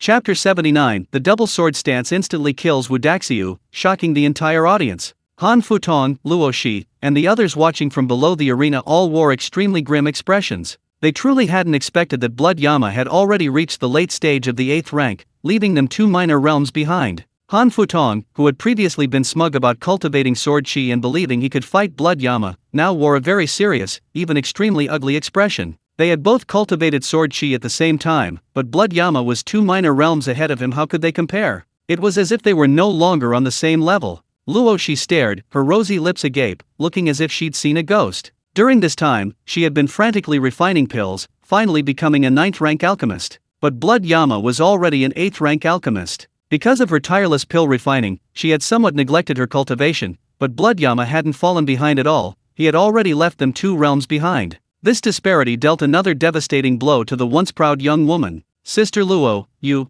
shouldn't compare yourself to him. He's a monster, a prodigy. We shouldn't compete with him. Beside her, Lin Wanning noticed Luoshi's pale face and quickly tried to persuade her. Not far away, Yin Hongluan, ranked 3rd on the Xiantai prodigy ranking, raised her beautiful willow leaf eyebrows and secretly praised, "This Blood Yama is indeed extremely talented, quite impressive." Even the arena deacon was shocked, looking at Blood Yama with disbelief. Compared to Blood Yama, his fellow so-called prodigies paled in comparison. On the arena, Wudaxia stared at Blood Yama in shock, swallowed hard, glared at him, and gritted his teeth, saying, "Blood Yama, don't think that just because you've reached the late stage of the 8th rank, you can compete with me."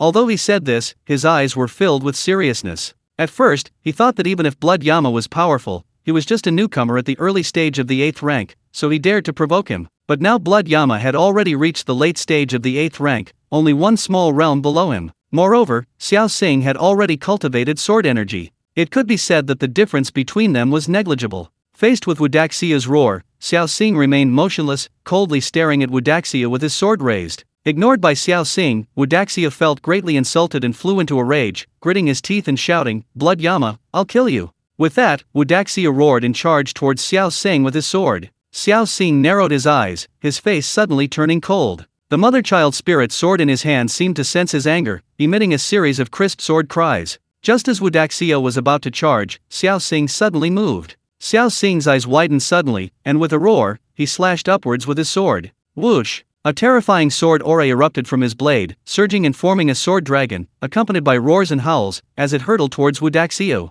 Ah, a double sword strike. Wudaxia's pupils constricted sharply, his eyes filled with terror. Now enveloped by the shadow of death, he screamed in terror. He finally understood fear. He completely abandoned his attack, frantically unleashing sword beams while simultaneously unleashing his blood chi and fully activating the iron skin of the Undying Vidra technique for a comprehensive defense. Boom! But the sword dragon formed of sword energy roared in, unstoppable and devastating, directly piercing through his first layer of sword energy defense. Next came the second layer of blood chi, and finally the third layer of defense, the iron skin of the Undying Vidra technique. But these defenses were like paper before the sword dragon, utterly powerless. The sword dragon ultimately passed right through Wudaxia's body. Wudaxia froze on the spot. Boom! The next moment, Wudaxia's body exploded with a deafening boom, shattering into pieces. Limbs and torsos flew everywhere, and flesh and blood splattered, instantly staining the entire arena crimson. Silence! A deathly silence fell over the scene. You could hear a pin drop.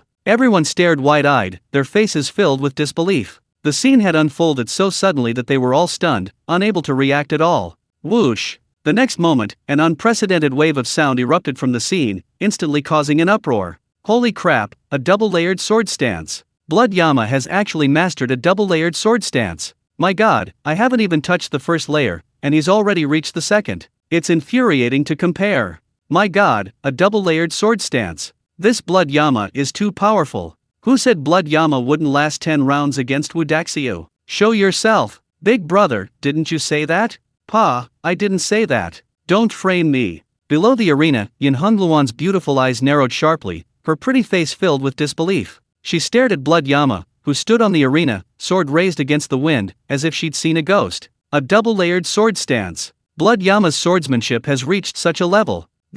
How is this possible? Yin Hongluan's breathing quickened, her face filled with disbelief. She was ranked 3rd on the Xiantai Prodigy ranking, yet she hadn't even reached the 2nd level of her sword aura, only the 1st. But this Blood Yama had actually cultivated a 2nd level of sword aura. However, judging from swordsmanship, Blood Yama had already surpassed her. This was truly unacceptable to her. She had been cultivating for considerably longer than Blood Yama. Luo, she stared wide-eyed, her face twitching violently, looking at Blood Yama on the arena as if she'd seen a ghost, tears seemingly glistening in her eyes. She had always aimed to catch up with Blood Yama, but whether in cultivation, swordsmanship, or alchemy, she had been repeatedly and brutally defeated by Blood Yama, her heart filled with unbearable pain. Sister Luo, let's not compare ourselves to this monster. He's not even human. He's actually cultivated to the 2nd level. This is unbelievable. This guy. Lin Wanning comforted Luoshi while occasionally turning her head to look at the imposing figure on the arena. The terror of Blood Yama far exceeded their imagination.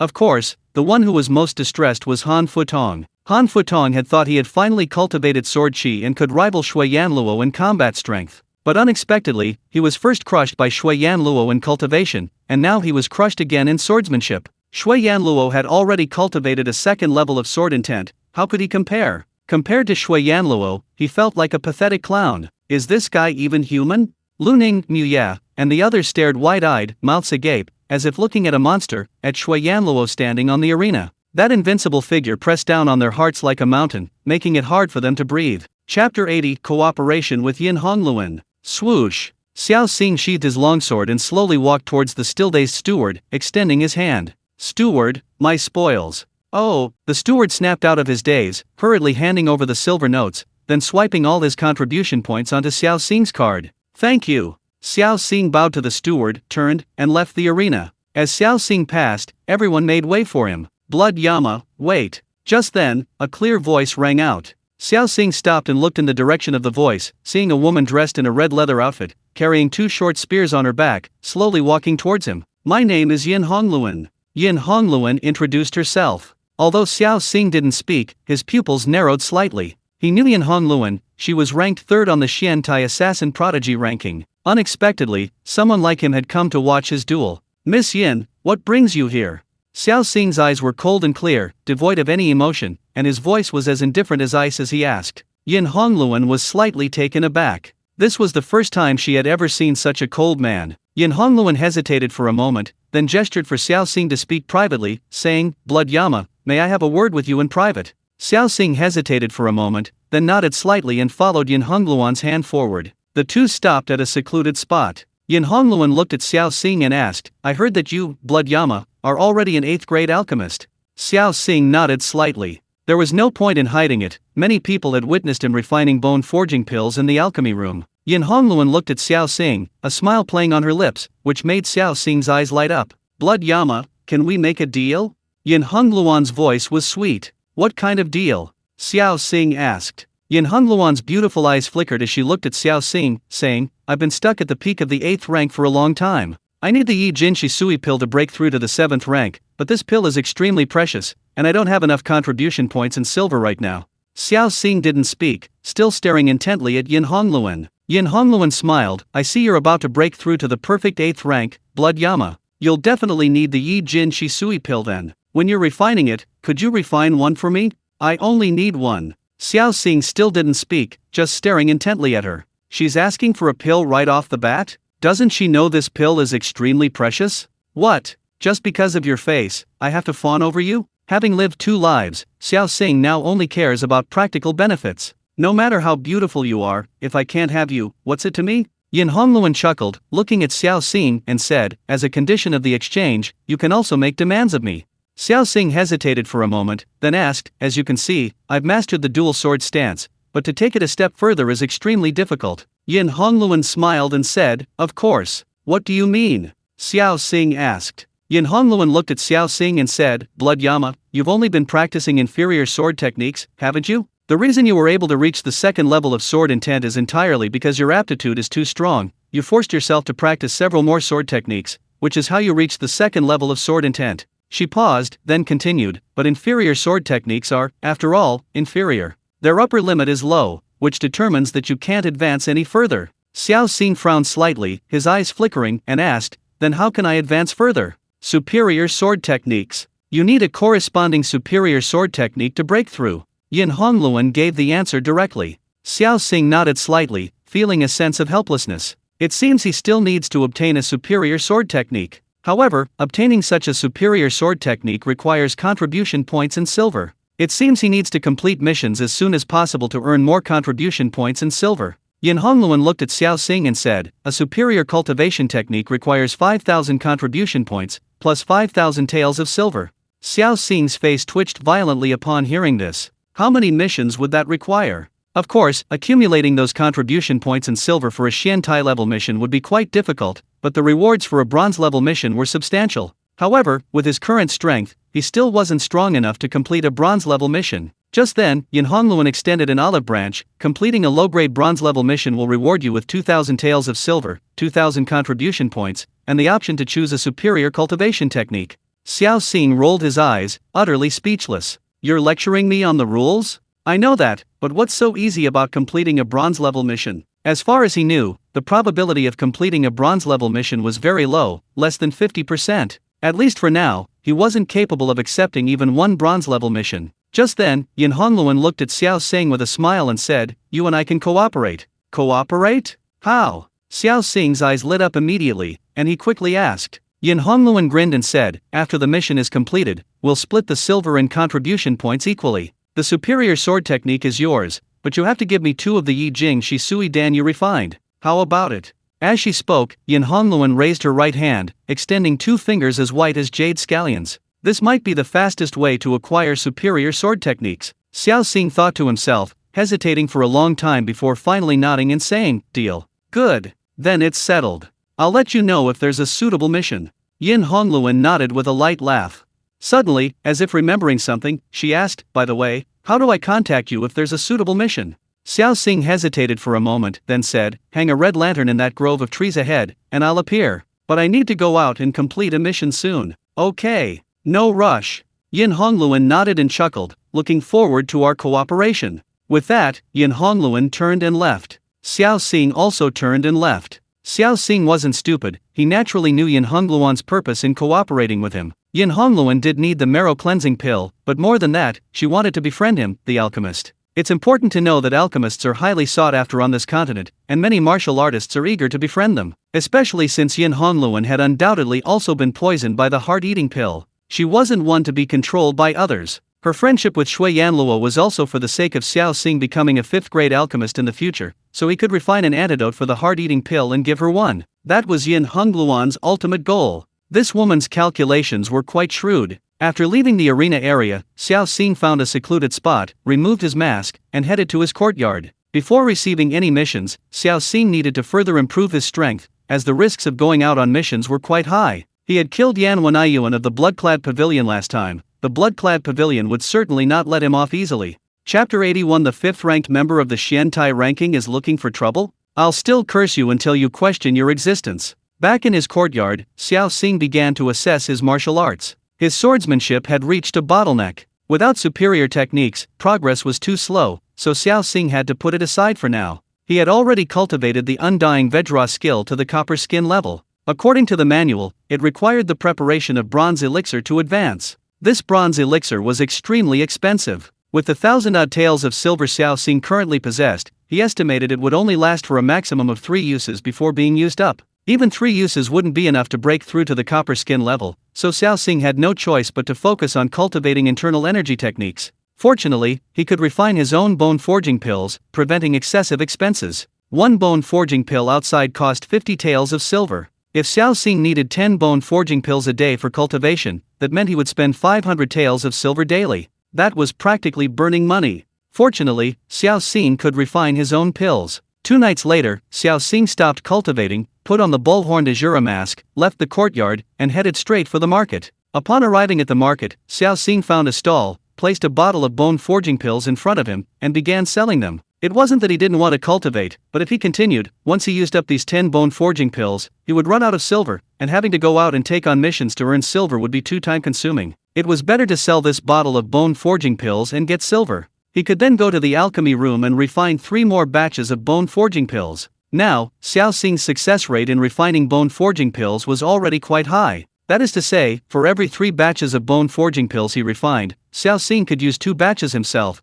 keeping some as operating funds for the journey. His appearance quickly caused a sensation again. Blood Yama, it's Blood Yama. Blood Yama is selling bone-forging pills. Bone-forging pills. A crowd gathered around. However, this bottle of bone-forging pills cost 500 taels of silver, and most people would only inquire about it. Xiao Xing even considered selling them individually. Just then, a man dressed in black robes, carrying an exquisite longsword, approached. Looking at Xiao Xing, he asked, "How much is this bottle of bone-forging pills?" Hiss. It's Zhang Tong, ranked 5th on the Xian Tai Prodigy ranking. Zhang Tong. The crowd gasped upon seeing the young man. 500 taels. Xiao Xing said calmly. Finally, someone who could afford the bone-forging pills had arrived. Zhang Tong squatted down, took out a silver note from his pocket, slapped it on the stall, narrowed his eyes, coldly looked at Xiao Xing, and said in a deep voice, "I'll buy these bone-forging pills." Xiao Xing picked up the bottle, handed it over, and reached for the silver note with his other hand. Snap! But just then, Zhang Tong slammed down on the silver note. Xiao Xing raised an eyebrow, put away his jade bottle, and looked up coldly at Zhang Tong, asking in a deep voice, "What do you mean?" Zhang Tong's lips curled into a cold smile as he looked at Xiao Xing and said in a deep voice, "My silver note is genuine, but who can guarantee that your bone-forging pill is genuine?" "My bone-forging pill is naturally genuine." Xiao Xing frowned slightly, feeling that Zhang Tong was here to cause him trouble. But he didn't know Zhang Tong. Hiss, why do I feel like Zhang Tong is deliberately here to pick a fight with Blood Yama? No way. Why not? I heard Zhang Tong is a fervent pursuer of Yin Hongluan. The other day, Yin Hongluan and Shui Yanluo were chatting quite animatedly in private. Do you think Zhang Tong found out and came here specifically to cause trouble for Shui Yanluo? Hiss, now that you mention it, it's actually quite possible. The crowd buzzed with discussion. Xiao Xing raised an eyebrow, suddenly understanding. He was wondering why Zhang Tong seemed more like he was looking for trouble than buying pills. Turns out, it was true. Xiao Xing inwardly thought, Zhang Tong is really crazy. He only exchanged a few words with Yin Hongluan, and this guy's already causing him trouble. This guy is truly speechless. Unless you cut this pill open so we can see its ingredients, or, let me take one and experience it for myself, then if it's genuine, I'll pay for it myself, how about that? Zhang Tong smiled at Xiao Xing and said slyly, "Cut it open? Analyze the ingredients? Wouldn't that expose the formula for the bone-forging pill?" Xiao Xing paid a hefty price for this formula, how could he just hand it over to someone else? As for letting Zhang Tong take one to verify its authenticity, that was even more impossible. What if Zhang Tong took one and then deliberately claimed it was fake and denied it? What could he do then? Wouldn't that be giving Zhang Tong a free bone-forging pill? Besides, the other party was clearly here to cause trouble. How could Xiao Xing tolerate that? Immediately, Xiao Xing stuffed the jade bottle containing the bone-forging pill into his robes, snorted coldly, and said in a deep voice, "I'm not selling you this bone-forging pill. Go away." Zhang Tong chuckled, narrowed his eyes, and coldly stared at Xiao Xing. He said in a deep voice, "Blood Yama, among your cohort of students, you may indeed be very powerful, but you haven't had enough time to grow. I advise you not to be delusional about some things." At this point, Zhang Tong leaned forward, lowered his voice, and said, "Stay away from Yin Hongluan, or I won't hesitate to cripple you." After saying this, Zhang Tong grabbed the silver notes from the ground, stuffed them into his robes, and turned to leave. Idiot! Xiao Xing rolled his eyes and cursed directly. Zhang Tong stopped abruptly, turning sharply to face Xiao Xing. His eyes narrowed, 2 cold glints flashing within them, and he said in a deep voice, "You dare insult me? So what if I insult you?" Xiao Xing wasn't afraid of him. With his strength, he might not necessarily be a match for Zhang Tong. Besides, this was the market town, the organization had rules against fighting within the base. Even if Zhang Tong was angry, he could only suppress it. "You!" Zhang Tong narrowed his eyes, coldly staring at Xiao Xing, gritting his teeth as he said, "Blood Yama, you're quite arrogant, aren't you? How about it? Dare to fight me in the 3 fragrances of life and death arena? Fight your mother." Xiao Xing rolled his eyes, sneered, and looked at Zhang Tong with disdain, immediately launching into a tirade, "You've got quite the nerve. How long have I been cultivating? How long have you been cultivating? All you know is bullying the weak. I think that's all you've got." Hiss. The surrounding crowd gasped in shock. They hadn't expected Blood Yama to be so audacious, even insulting the 5th-ranked person on the Xian Tai Prodigy ranking. So brave? You! Jiang Tong trembled with rage, his fists clenched so tightly they cracked. He glared at Xiao Xing through gritted teeth and roared, "Fine, Blood Yama, our feud is over. You just wait." With that, Jiang Tong turned and left. Xiao Xing rolled his eyes, too lazy to pay him any attention. He took out some bone-forging pills and continued selling them. This time, bone-forging pills can be sold separately, one pill is also acceptable. Okay, I'll buy two. I'll buy one. Chapter 82 8th Grade Perfection, choosing the first assassination mission. Xiao Xing was still selling the bone-forging pills from his own perspective, making it difficult for him to sell that bottle. A bottle of bone-forging pills costs 500 taels of silver. Xiao Xing himself killed Yanwen Aiyuan, the living Yama of the blood-clad tower, earning 1,000 taels of silver and 1,000 contribution points. However, his fellow students hadn't yet completed any missions, they had no silver on them. Of course, even if they did, it would be pitifully little. Therefore, his fellow students couldn't afford the bone-forging pills at all. Even those currently buying bone-forging pills were mostly from the previous year, not his fellow students. Of course, Xiao Xing also had 1,200 taels of silver and 800 points from his Life or Death 3 Fragrances arena with Wudaxio, but he used this silver and contribution points to buy the recipe for the mind concentration pill. After selling the bottle of bone-forging pills, Xiao Xing received another 500 taels of silver. He bought a batch of materials for bone-forging pills at the market and went straight to the alchemy room. A few days later, Xiao Xing emerged from the alchemy room with dark circles under his eyes. He had already refined 3 batches of bone-forging pills. Then, Xiao Xing quickly left. He removed his disguise in a secluded spot and returned to his small courtyard. After locking the doors and windows, Xiao Xing first took a long nap. When he woke up, Xiao Xing went to the market and ate some food before returning to his room. He sat on his bed and began cultivating the innate 5 elements technique. Of course, he didn't hesitate to use the bone-forging pills, consuming them one after another. And qi and blood pills. Whenever he felt tired, he would take out a qi and blood pill and pop it into his mouth. After a short while, he would replenish his strength and continue cultivating the innate 5 elements technique. With the boost from the bone-forging pill and the blood qi pill, Xiao Xing's cultivation speed skyrocketed, like a rocket. A few days later, Xiao Xing opened his eyes, looked at the panel before him, a smile tugging at his lips. He exhaled a breath of stale air and murmured, "Finally, I've broken through." Innate 5 elements technique. Realm 8th grade bone forging realm perfection, 1%.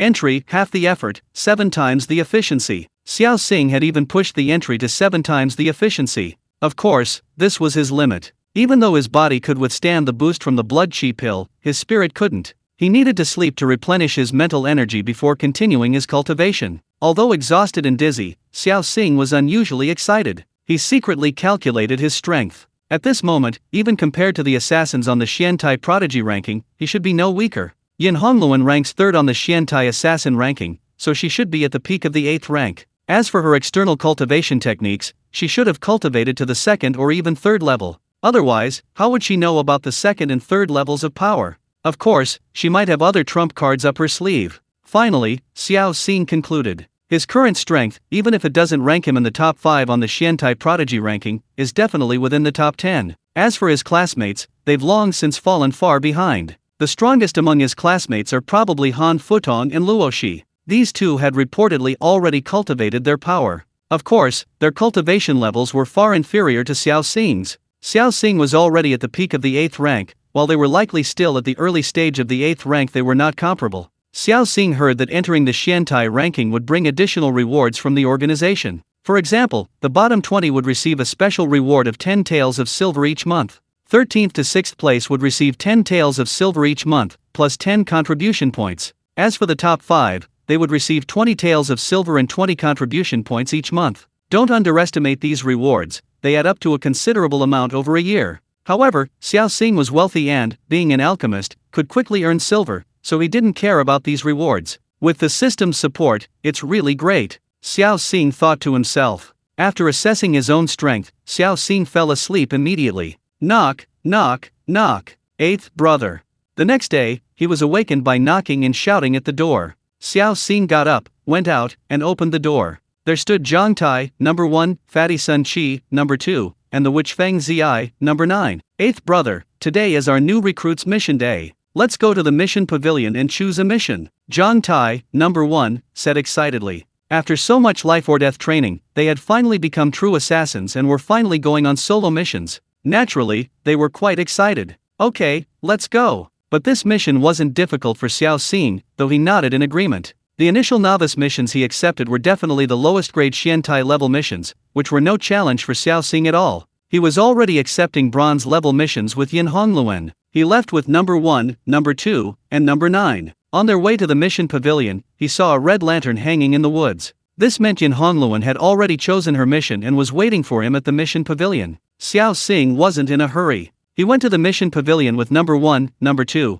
and number 9 first to choose their publicly listed missions. When they arrived at the mission pavilion, it was already packed. These newly recruited assassins were all choosing and receiving their missions. Brother Han, which mission are you choosing? Lu Ning looked at Han Futong beside him and asked. Han Futong didn't answer, turning his head to look outside every now and then, frowning as he said, "You guys choose first, I'll choose later."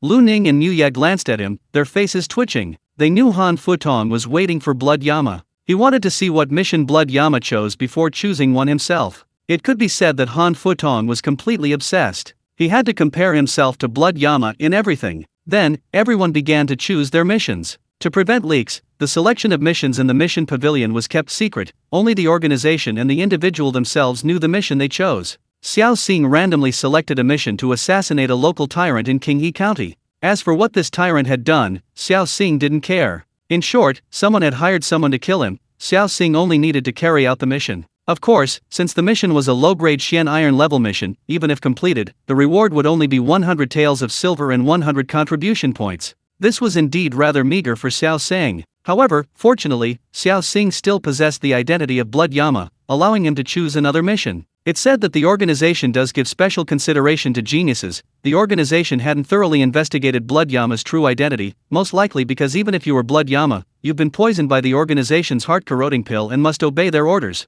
After choosing a mission, Xiao Xing excused himself to urinate. When he returned, he had changed his attire. Blood Yama. Blood Yama has arrived. Chapter 83. What? Blood Yama went to take on a bronze-level mission? Some people are born to be protagonists. Wherever they go, they cause a sensation. Like Blood Yama, his mere appearance caused a stir within the mission hall. What level of mission do you think Blood Yama will choose?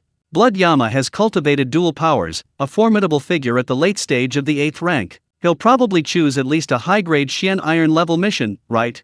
I think Blood Yama will choose a mid-grade mission. After all, this is Blood Yama's first time choosing a mission. He'll likely be more cautious. Possibly. The crowd buzzed with discussion. Blood Yama, however, stopped in the middle of the mission hall, his eyes darting around, seemingly searching for something. Blood Yama, over here. Just then, a sweet voice rang out. Everyone turned to look, and saw a woman in a red outfit standing casually on the stairs leading to the second floor, beckoning to Blood Yama. The woman in red was none other than Yin Hongluen. Hearing the sound, Blood Yama strode towards the second floor. In an instant, the scene fell deathly silent. You could hear a pin drop. Everyone stared wide-eyed, disbelief etched on their faces as Blood Yama ascended the stairs. The mission hall had 5 floors. Each floor represented a higher level of mission. For example, the newcomers received missions on the first floor, all of which were Xian Iron level missions. The second floor, however, handled bronze level missions. They expected Blood Yama to accept mid-grade or even high-grade missions, but those were all Xian Iron level missions.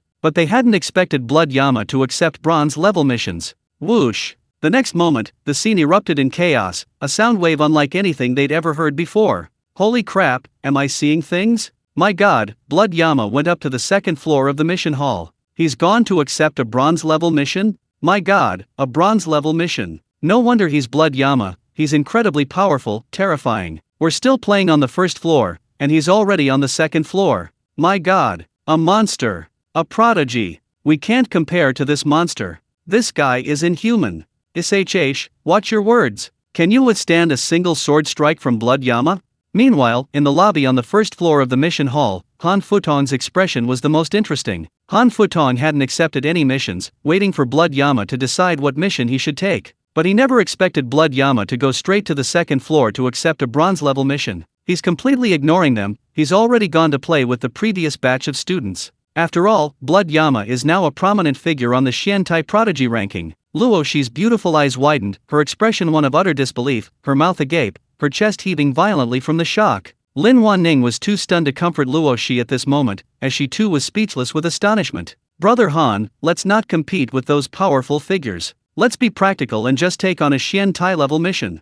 As Han Futong's close friend, Lu Ning knew Han Futong's thoughts best and, fearing that Han Futong might act rashly and accept a bronze-level mission, went upstairs to the second floor as well. It's important to know that the organization's punishment for failing to complete a mission is extremely severe. The higher the mission's difficulty, the harsher the punishment for failure. Han Futong's face twitched violently. After a long pause, he finally looked away, approached the counter, and said, "Hello, I'd like to take a mid-grade mission." Lu Ning and Yu Ya both breathed a sigh of relief. Meanwhile, Xiao Xing followed Yin Hongluan up to the second-floor bronze hall. There were quite a few people taking missions on the second floor. Those who could take on bronze-level missions were all at the 7th rank, or at least listed on the bronze ranking. Xiao Xing's arrival seemed somewhat out of place among these people. Of course, the main reason was that Xiao Xing's reputation had recently become too great. Even the older members of their base had heard a lot about Blood Yama. But even so, they were still somewhat shocked to see Blood Yama actually coming up to the second floor to take on a bronze-level mission. "Young man, while you have good talent, I advise you to be more pragmatic. With your current strength, it's best to take on a Xian Tai level mission, that's safer." Xiao Xing and Yin Hongluan went to the counter to complete their mission. An old man behind the counter looked up at Xiao Xing and offered his advice calmly. "Thank you, I understand." Xiao Xing nodded slightly, insisting on taking on a bronze-level mission. Thus, Xiao Xing and Yin Hongluan jointly accepted a low-grade bronze-level mission to assassinate the son of a wealthy merchant. This wealthy merchant's son, relying on his family's considerable wealth, bullied men and women in the area, committing all sorts of evil deeds. However, the merchant had hired a 7th-rank martial artist as a bodyguard for his son, so the people dared not speak out against him. But ultimately, because this wealthy merchant's son had touched upon the fundamental interests of some people, he was assassinated. After receiving the mission, Yin Hongluan and Xiao Xing left the mission hall and went to a secluded place. A 7th-rank martial artist, tisk tisk, Blood Yama, are you afraid? Yin Hunziu asked teasingly, her beautiful, large eyes sparkling. Xiao Xing shook his head. What was there to be afraid of? They were assassins, killers, there to assassinate. Even if their opponent was a 7th-rank martial artist, their assassination attempt still had a high probability of success. Of course, at the very least, Xiao Xing could escape using his lightness skill at the entry level. As for whether Yin Hongluan could escape, Xiao Xing didn't know. Of course, that wasn't Xiao Xing's concern. Yin Hongluan wasn't his girl, whether she escaped or not was none of his business. Besides, since Yin Hongluan dared to accept a bronze-level mission, she must have her own methods. "Miss Yin, you should go to Blackwater County first. I will meet you later." Xiao Xing looked at Yin Hongluan and said calmly. Yin Hongluan was slightly taken aback, somewhat surprised, and asked, "You're not coming with me?" Xiao Xing shook his head and said, "I have some matters to attend to. Miss Yin, please go to Blackwater County first. I won't take up too much of your time." "All right then." Yin Hongluan felt a strange sense of disappointment and annoyance. She was, after all, a recognized beauty on the Xiantai ranking, and countless people wanted to travel with her. This Blood Yama, on the other hand, directly refused to accompany her. Of course, if Shui Yanluo were to fawn over her, she would be annoyed and disgusted. But his complete indifference and cold attitude towards her infuriated her. Couldn't he at least show some respect for a beautiful woman? Regardless of Yin Hongluan's thoughts, Xiao Xing had already turned and left. However, after taking a few steps, he was blocked by someone else. Chapter 84, First Solo Mission Outside the Home. The adorable female constable. The person blocking his path was none other than Zhang Tong. "What are you doing?" Blood Yama's gaze turned cold as he stared at Zhang Tong. Zhang Tong, his eyes red, glared at Blood Yama through gritted teeth, practically forcing out a sentence. "Blood Yama, I won't allow you to go on a mission with Yin Hongluan, I won't allow." Xiao Xing rolled his eyes and scoffed, "Who do you think you are?" Zhang Tong's breathing quickened, his teeth grinding, and he roared, "If you dare go on a mission with Yin Hongluan, I'll fight you to the death. I mean what I say. This idiot, love-struck idiot, oh no, he's a damn simp, disgusting." Xiao Xing thought to himself. He was strong-willed, he might consider giving in if someone yielded, but if someone threatened him, he would naturally not compromise. Immediately, Xiao Xing chuckled, approached Zhang Tong, and lowered his voice, saying, "I'm going on a mission with senior sister Hongluan. We'll eat and sleep together, just thinking about it is exciting." After saying this, Shui Yanluo laughed loudly a few times, then turned and left. "You!" Zhang Tong trembled with anger, watching Shui Yanluo's retreating figure, and with a clang, drew his longsword. Xiao Xing, however, ignored him and continued walking forward. Fighting was forbidden within the base organization. Unless the other party agreed to a life-or-death duel, one could not draw their sword to kill. Xiao Xing was certain that Zhang Tong was all bark and no bite, cowardly and afraid of trouble, and wouldn't dare to draw his sword against him. Of course, even if Zhang Tong drew his sword, Xiao Xing wouldn't be afraid. Even if Xiao Xing hadn't broken through to the 8th grade perfection realm, he wouldn't be intimidated by Jiang Tong, let alone now that Xiao Xing had, he wouldn't give him a second thought. If he dared to make a move, Xiao Xing would kill him even if it meant exposing his full strength. As Xiao Xing expected, Jiang Tong was a complete coward, utterly lacking the courage to fight back, and simply let him leave. After leaving, Xiao Xing found a secluded spot, removed his mask, and returned to his small hut. The next day, Xiao Xing left the organization's base, preparing to head to Qinghe County. He was going to assassinate that bully and complete his mission to return home as soon as possible. However, before leaving, Xiao Xing went to Elder Luo's place and retrieved the Gale Bow. After Elder Luo's repackaging, the Gale Bow appeared indistinguishable from an ordinary longbow. Ever since living Yamayan Wenyuan had assassinated many assassins from the number 1 under heaven pavilion, especially Jiao Tong, ranked 8th on the rising star list, and even Guo Yongtian, ranked 4th, had been wounded. Many assassins from the most prestigious martial arts troupe under heaven had also begun practicing archery, so Xiao Xing carrying a large bow didn't attract much attention. On his way to Qinghe County, Xiao Xing continued practicing the 13 arrows piercing the clouds. Whoosh! In a secluded spot, Xiao Xing suddenly opened his eyes, stood up, drew his bow, and released an arrow. The armor-piercing cloud arrow shot through the air, accompanied by a whistling sound, hurtling towards the heavens. Screech! A mournful bird cry echoed in the sky. 2 large birds, pierced by Xiao Xing's arrow, fell from mid-air. A smile tugged at the corner of Xiao Xing's lips, and he nodded in satisfaction. 13 arrows piercing the clouds. Realm Great Success, 1%. Entry, half the effort, 4th grade. Only after mastering archery did Xiao Xing truly understand the terror of the 13 arrows piercing the clouds. First, this kind of long-range sniping is difficult for even powerful attacks like Blood Chi to withstand. Once targeted, escape is nearly impossible. Second, at slightly closer range, one can imbue the arrow with their own energy, altering its trajectory and even making it curve mid-air. Mastering archery is already incredibly terrifying. Moving creatures, once targeted, are almost guaranteed to hit their mark. This Gale Bow is a 6-stone bow, it can still be used for a while, Xiao Xing muttered. He walked forward and found the 2 large birds that had fallen. He first pulled out the armor-piercing arrows, wiped away the blood, and put them away. Then he plucked the feathers from the 2 birds, built a fire, and began to roast them. In no time, the 2 birds were roasted to a golden brown, sizzling and dripping with oil, making everyone's mouths water. Xiao Xing then pulled out a bottle from his pocket, sprinkled it with salt and other seasonings, and fanned it with his hand, filling his nostrils with an irresistible aroma of meat. Not bad. A smile tugged at the corner of Xiao Xing's mouth. He was about to tear off a leg to eat when a voice suddenly rang out. "Hey, you thief, how dare you shoot my bird?" Xiao Xing turned around and saw a pretty female constable in a yamen uniform, standing not far away, hands on her hips, glaring at him angrily. Xiao Xing frowned slightly, then grinned sheepishly. "These are your birds? Oh, I'm sorry, I'll compensate you with silver, how much?" After all, he was in the wrong, and settling things with money would save him a lot of unnecessary trouble. Xiao Xing wasn't a bloodthirsty person, to kill someone while in the wrong would make him a complete beast. The female constable walked over, looked at the 2 large, golden brown, sizzling birds, touched her nose, then pointed to one of the roasted birds and said, "Fine, unless you give me one." Xiao Xing was speechless. He thought she would be angry that he had shot her bird, but unexpectedly, she wanted some too. "What are you looking at? Haven't you ever seen a pretty girl before?"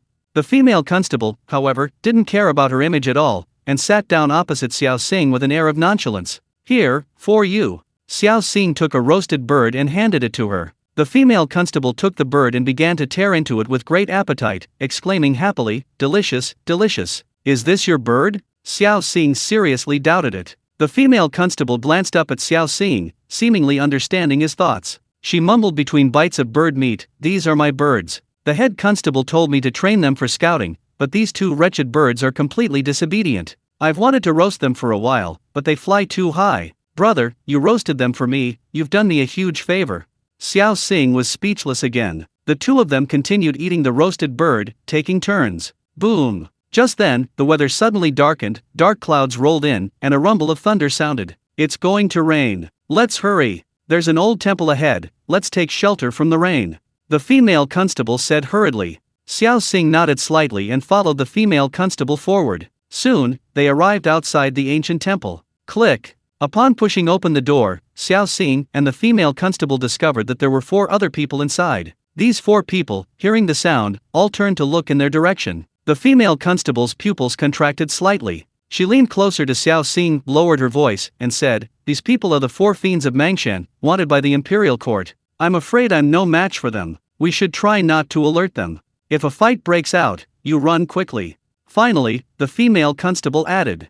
Chapter 85. You call an assassin a hunter? Should I run first? Xiao Xing was slightly taken aback, a smile tugging at the corner of his lips. He had to admit, this female constable seemed rather foolish. How did she become a constable? Crack! Splash! Suddenly, thunder roared outside, and a torrential downpour began, like the Milky Way bursting its banks, the celestial waters overflowing the earth, instantly soaking everything in the forest. This violent thunderstorm made the atmosphere tense once more. The female constable, Xiao Linger, really wanted to turn and run, but she knew she couldn't. Helpless, she had no choice but to grit her teeth and head towards the ancient temple. After all, if she ran now, the four fiends of Mangshan would likely chase after her, and she still wouldn't escape. It was better to go into the temple and feign compliance, to stall them for time. Xiao Xing followed her inside. Brothers, it's raining heavily, could you lend me some shelter?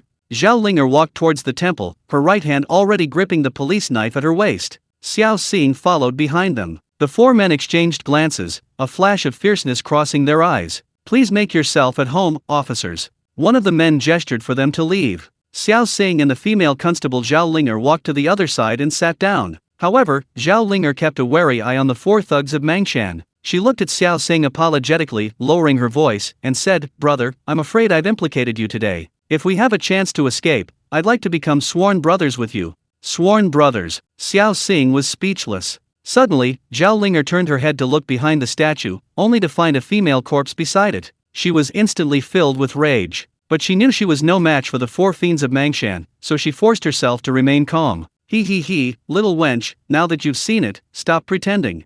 Just then, the four men slowly stood up. One of them stared menacingly at Xiao Xing and the female constable Xiao Linger, leering. Xiao Linger drew her dagger with a clang, blocking Xiao Xing's path, and shouted, Run! With a sharp cry, she charged towards the four men, dagger in hand. So brave. Xiao Xing narrowed his eyes, somewhat helplessly. One of the men laughed loudly, saying, We've had our share of women, but never a female constable. Today we'll capture you, little wench, and have a taste. With that, the man charged towards Xiao Linger, dagger in hand. Clang clang clang. The two women clashed in the ancient temple, the sounds of clashing blades, shouts, and screams filling the air. Xiao Linger, however, possessed considerable skill, managing to suppress the man. The man began to struggle, while Xiao Linger grew increasingly fierce, showing a clear trend towards defeating him. Third brother, go help fourth brother. Just then, the eldest of the four fiends of Mangshan said in a deep voice. All right, but I'll have to go first to take down that woman. The third brother chuckled, drew his long sword with a whoosh, and joined the battle. Instantly, the pressure on Xiao Linger increased dramatically. She could barely suppress one opponent, but against two, she was clearly struggling. After only 10 or so rounds, fine beads of sweat covered Xiao Linger's forehead. Fool, run! What are you standing there for? Xiao Linger blocked a blow from the third brother of Mangshan. Glancing out of the corner of her eye, she saw Xiao Xing was still there and cried out in alarm. But Xiao Xing showed no sign of leaving. After 7 or 8 more moves, Xiao Linger was clearly struggling to keep up. Clang! The fourth brother of Mangshan suddenly deflected Xiao Linger's blade, and the third brother of Mangshan seized the opportunity to raise his sword and slash at Xiao Linger. Ah! Xiao Linger was startled, her pretty face instantly turning deathly pale. Whoosh! But at this crucial moment, a sharp arrow suddenly pierced the air, directly piercing the third brother of Mangshan's throat. The immense force sent the third brother of Mangshan flying backward. Thump! The arrow pierced deep into the wood, embedding itself in the pillar behind the third brother of Mangshan, its shaft trembling and buzzing. This scene unfolded so suddenly that the ancient temple fell into a deathly silence, so quiet you could hear a pin drop. Everyone stared wide-eyed at Xiao Xing in disbelief. They're tough enough for you, all of you, attack. The eldest brother of Mangshan roared, drawing his long sword with a whoosh, and charged towards Xiao Xing. Clang!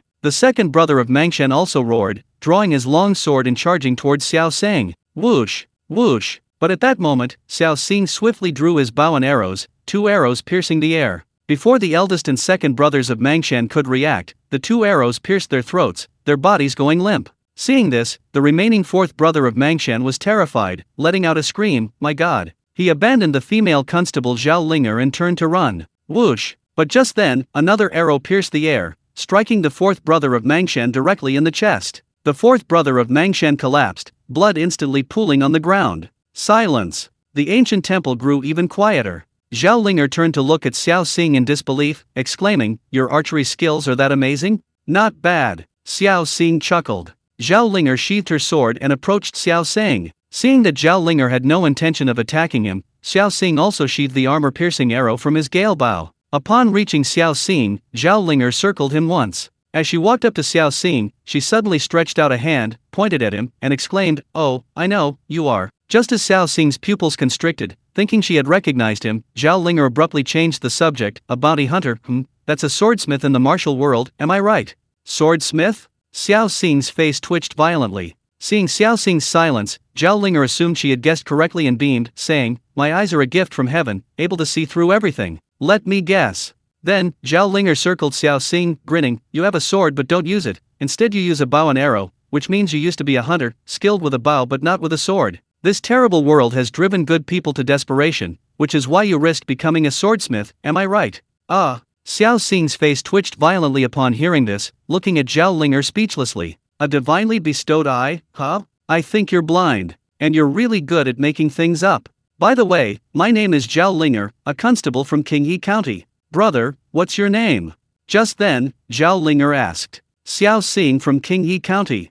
Xiao Xing also gave his name. Although he had been sold to a broker, his household registration was indeed still in Qinghe County. "Oh, you're also from Qinghe County." Xiao Linger's eyes lit up again, patting Xiao Xing's shoulder and laughing, "Don't worry, I won't compete with you for the fee. You killed the 4 fiends of Mangshan, I vouch for you." Xiao Xing's eyes twitched violently once more. "Once the rain stops, we'll go back to Qinghe County together. I'll take you to the county government office to register as a guarantor and collect the fee for the ghostwriter."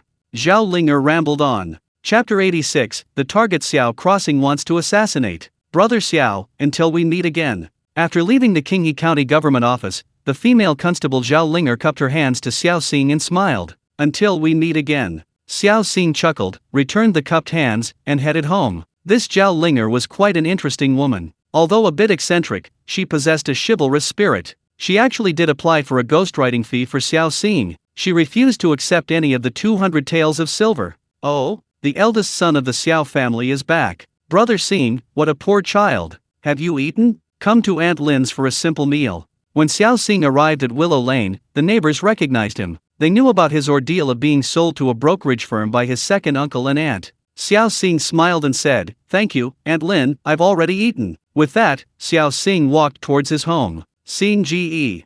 Just then, Aunt Lin called out to Xiao Xing. Xiao Xing stopped, looking at Aunt Lin suspiciously, and asked, "Aunt Lin, what's wrong?" Aunt Lin walked over and asked, "Xing Ge, are you going home?" Xiao Xing nodded slightly. Aunt Lin's face showed an unnatural expression. She gave a bitter smile and said, "Xing Ge, I'm afraid you can't go back." "Can't go back? What do you mean?" Xiao Xing became even more suspicious. Aunt Lin looked around, leaned closer to Xiao Xing, and lowered her voice, saying, "Xing Ge, after you were sold, your second uncle and aunt's family of 3 suffered a terrible fate. Some thief broke into their house in the middle of the night and murdered them all. I killed them." Xiao Xing feigned surprise. Aunt Lin continued, "After your second uncle's family suffered their misfortune, your old house became vacant. It caught the eye of the thug Chen San, and now he's taken it." "Chen San? Chen San of the Blood Fang Gang?" Xiao Xing raised an eyebrow and asked. This Chen San of the Blood Fang Gang was the very person he was tasked with assassinating. "Yes." Aunt Lin nodded, saying, "Brother Sang, I've heard that Chen San has recently had a stroke of good fortune and is now a martial arts master. Don't act rashly." "Yes, thank you, Aunt Lin. I have my own plans." Xiao Xing nodded slightly. "Brother Xing, Chen San is here, be careful." Aunt Lin suddenly looked away and quickly turned away. Xiao Xing looked up and saw a middle-aged man with a large belly and a stubble beard walking towards them with 5 or 6 servants. Xiao Xing raised an eyebrow, confirming that Chen San was indeed his assassination target. However, Xiao Xing didn't rush to act. It was daytime, and killing Chen San would likely expose his identity. Assassins are most wary of revealing their identities. He could wait until nightfall to kill Chen San, let him live a little longer. "Eh? Isn't this Xiao family's eldest son?" Xiao Xing had already moved to the side of the road, but Chen San recognized him immediately and walked towards him. Xiao Xing frowned slightly. Chen San approached, sizing Xiao Xing up and down, flicked the longsword at Xiao Xing's waist, then touched the gale bow on Xiao Xing's back, grinning. "Xiao eldest son, I heard you were sold out by your second uncle and aunt. Is that sword and bow fake? Just for show? Ha ha ha, ha ha ha." The other servants joined in the laughter. Xiao Xing's eyes flashed with a cold light. Chen San looked up at Xiao Xing and provocatively said, your Xiao family's old house is now owned by the Chen family. You can't go back, ha ha ha. After saying that, Chen San laughed loudly again and walked away. The other henchmen followed. Xiao Xing watched Chen San's retreating figure, his gaze icy, a cold smile playing on his lips, before he too left. He secretly followed Chen San. He planned to deal with Chen San tonight and leave, not wanting to waste any more time. His main purpose in coming here was to carry out the bronze-level mission with Yin Hongluen. As for Chen San, he was just a temporary replacement, he didn't care about him. Meanwhile, in a house, a sobbing sound rang out. One of the girls, bearing a striking resemblance to Zhao Linger, was weeping in her arms. Sister, while you were gone these past few days, Chen San came to harass me again. He even had snakes and rats thrown into our yard. This girl was none other than Zhao Linger's younger sister, Xiao Xiner. Xiner, don't be afraid, your sister is here. Zhao Linger gritted her teeth in hatred, her pretty face frosty. However, Chen San's sister had married the county magistrate as a concubine, and she couldn't afford to offend her. Of course, Chen San's repeated harassment of Zhao Xiner had also made Zhao Linger want to kill him. It's just a pity my sister will have to wander the world with me. Zhao Linger felt a pang of sorrow. After killing Chen San, they definitely couldn't stay in Qinghe County, they had no choice but to leave with their sister. The martial world was treacherous, she could barely protect herself alone, let alone with Zhao Xiner, a burden who knew no martial arts. But in her current situation, she had no time to think. After all, if the county magistrate found a pretext to send her out on errands, her sister might very well be defiled by that bully Chen San. With this thought in mind, Zhao Linger immediately resolved to kill Chen San. Of course, before killing Chen San, she had to prepare a way out. After comforting her sister, Zhao Linger left home and went out. She was going to stake out Chen San. In a restaurant, she spotted Chen San and his group. Miss Zhao. Just then, a voice rang out. Zhao Linger looked in the direction of the voice and saw that the person who called her was none other than Xiao Xing. Brother Xiao. Zhao Linger walked towards the tea stall where Xiao Xing was sitting, ordered a bowl of tea, and asked, Brother Xiao, what are you doing here? Xiao Xing gave a wry smile and said, I can't go home. Anyway, Miss Zhao, what are you doing here? Oh, me. Zhao Linger glanced at Chen San in the restaurant and said casually, I was patrolling the streets. Oh, Xiao Xing nodded. Just then, Chen San and his gang came out and walked away. Brother Xiao, let's meet again another day. I have some things to attend to, so I'll be leaving now. Zhao Linger got up and followed Chen San. Xiao Xing raised an eyebrow. Being an assassin, he was extremely perceptive and naturally realized that Zhao Linger was following Chen San and his gang of thugs. As he pondered the relationship between Zhao Linger and Chen San, the tea stall owner approached and whispered, Sir, are you a friend of Constable Zhao? Yes. Xiao Xing nodded slightly and asked, Sir, about Constable Zhao and Chen San's group. Ah, sir, you don't know, Constable Zhao is also a pitiful person. She and Chen San. The tea stall owner recounted the entanglement between Zhao Linger and Chen San. Xiao Xing's eyes flickered as he listened, a smile tugging at the corner of his mouth. He muttered, Fine, I'll do you a favor while I'm at it. As he spoke, he glanced in the direction Zhao Linger had left. Chapter 87 The Rules of the Martial World. Is it a matter of offering oneself in return? The night was dark and windy. The Xiao family's old residence, now Chen San's dwelling. At this moment, Chen San was drinking and playing drinking games with a few henchmen inside the house, the occasional panting sounds of prostitutes drifting in. Bang! But just then, the door was kicked open. Silence. The previously noisy house fell silent instantly. Everyone turned to look, and saw a man carrying a large bow on his back and arrows hanging from his waist slowly walk in. Upon recognizing the newcomer, Chen San was slightly taken aback, then angrily shouted, Xiao family's eldest son, have you lost your mind, daring to break into my house at night? Xiao Xing's eyes were icy cold. He didn't bother with words, and with a clang, slowly drew his long sword from his waist. The next moment, Xiao Xing's figure flashed towards Chen San with incredible speed, his long sword pointed directly at him. Just as Chen San was about to be killed with a single sword strike, Chen San, a ruthless man himself, grabbed a prostitute nearby and used her as a shield. Thud! The sword pierced the prostitute's chest, killing her instantly. Taking advantage of this opportunity, Chen San pulled a long knife from under the table and slashed at Xiao Xing. Xiao Xing didn't dodge or evade, he extended 2 fingers of his left hand and caught Chen San's knife. Chen San stared in disbelief, straining with all his might to wrest the knife back, but no matter how hard he tried, he couldn't pull it away. Damn it! Just then, one of the henchmen snapped out of his daze, also drew his long knife, and swung it at Xiao Xing. Xiao Xing used his left hand to pull back the knife. With a crisp crack, Chen San's long knife was broken in 2 by Xiao Xing's 2 fingers. He casually tossed out the broken half of his longsword. Thud! The broken blade pierced the henchman's throat, and his body went limp.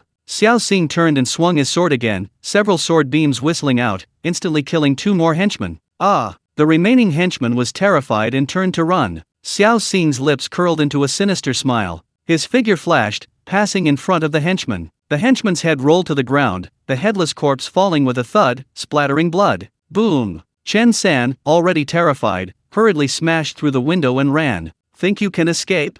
Xiao Xing chuckled, took down the gale bow, and drew an arrow. Whoosh! The armor-piercing arrow whistled through the air, piercing Chen San directly through the back of his heart. Chen San's body went limp. In a few breaths, Xiao Xing had swiftly and decisively killed Chen San and several ruffians. He walked out the door, checked Chen San's breath, and after confirming he was dead, he stood up, pulled out the armor-piercing arrow, and placed it in the quiver on his back. Then he leaped over the courtyard wall, disappearing without a trace in a few flashes. Early the next morning, the county yamen runners, having received the report, rushed to the Xiao family's old residence. The runners grinned upon seeing the murdered Chen San and the others. Zhao Linger's beautiful eyes lit up when she saw Chen San's corpse. Chen San had driven her to a dead end, forcing her to take a desperate gamble and kill him before fleeing with her younger sister, Xiao Xiner. But unexpectedly, Chen San had already been killed. This undoubtedly saved her a lot of trouble. Ha! Just then, Zhao Linger noticed Chen San's wound. As a hunter, she naturally knew it was an arrow wound, the kind that kills instantly.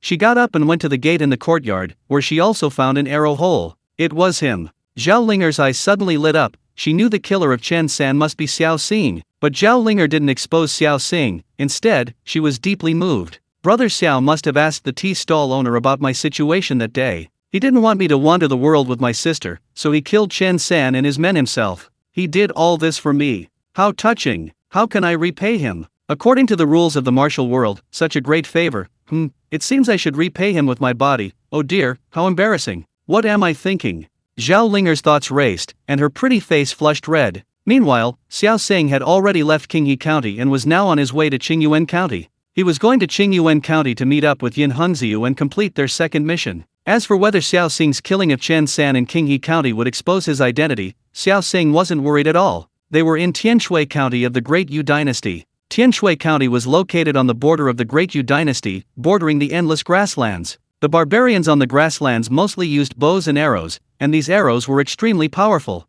By the way, the people of Tianshui County also mostly used bows and arrows to deal with the barbarians. Based solely on arrow wounds, it was impossible to confirm who killed Chen San. The training base they were at was just one of the training bases of the number 1 under heaven. Besides this, the number 1 under heaven sentries and training bases were scattered throughout the entire Great Yu. At this moment, Xiao Xing was traveling without wearing the Azura mask. The reason was that Xiao Xing didn't want to be seen as Blood Yama in public. After all, the number 1 under heaven wasn't the only assassin organization in Tianshui County. The Blood Robe Tower was also vying for business in Tianshui County. In other words, Blood Robe Tower assassins were also everywhere in Tianshui County. A few days ago, Blood Yama killed Yanwen Aiyuan, the new king of the Blood Robe Tower. The Blood Robe Tower must hate Xiao Xing to the core and would definitely send a large number of assassins to kill Blood Yama. Therefore, for safety's sake, Xiao Xing chose not to be seen as Blood Yama. There was a town to the southeast of where Xiao Xing was traveling. There's a place in the town called Ula Restaurant.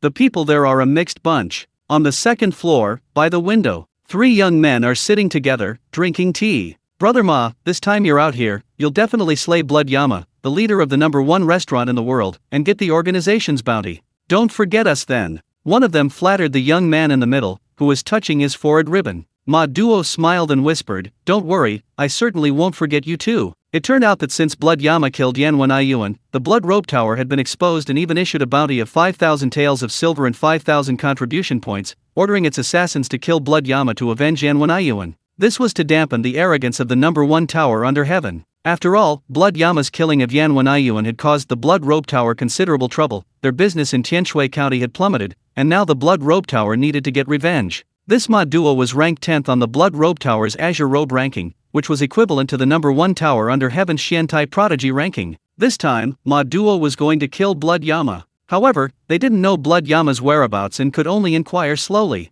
Just then, another young man dressed in blue robes walked up, sword in hand. Upon seeing the young man, Ma Duo's smile froze, his eyes narrowed, and he stared coldly at the newcomer. Chapter 88 Archery Mastery, Bloodclad Tower's Bounty. The newcomer was none other than Zhang Yang, another assassin from the Bloodclad Pavilion, ranked 9th on the Green Robe ranking. Zhang Yang and Ma Duo had clashed several times due to their close rankings, resulting in a less than harmonious relationship. Upon seeing Ma Duo, Zhang Yang smiled, walked over to Ma Duo and his companions, plopped down, and loudly ordered, "Waiter, bring another set of chopsticks and a bowl." Coming right up. The waiter hurriedly brought over the chopsticks and a bowl. Zhang Yang took the chopsticks and began to eat and drink heartily at Ma Duo's table. Ma Duo frowned deeply, snorted coldly, and said in a deep voice, "Zhang Yang, are you crazy? If you're so poor you can't afford food, and I'm treating you to a meal, can't you at least have some basic manners?"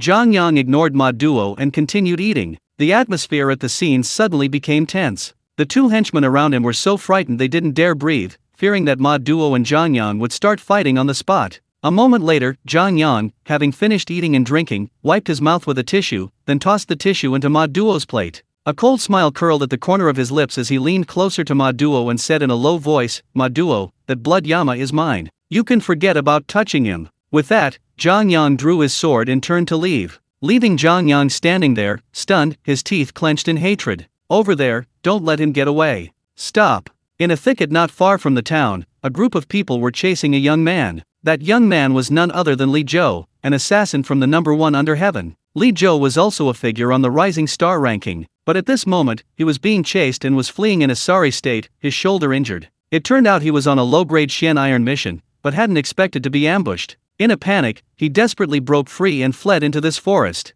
However, the group of people still wouldn't let him go. "Damn it, this low-grade Xian iron mission is this difficult? I wonder how Blood Yama completed a bronze-grade mission."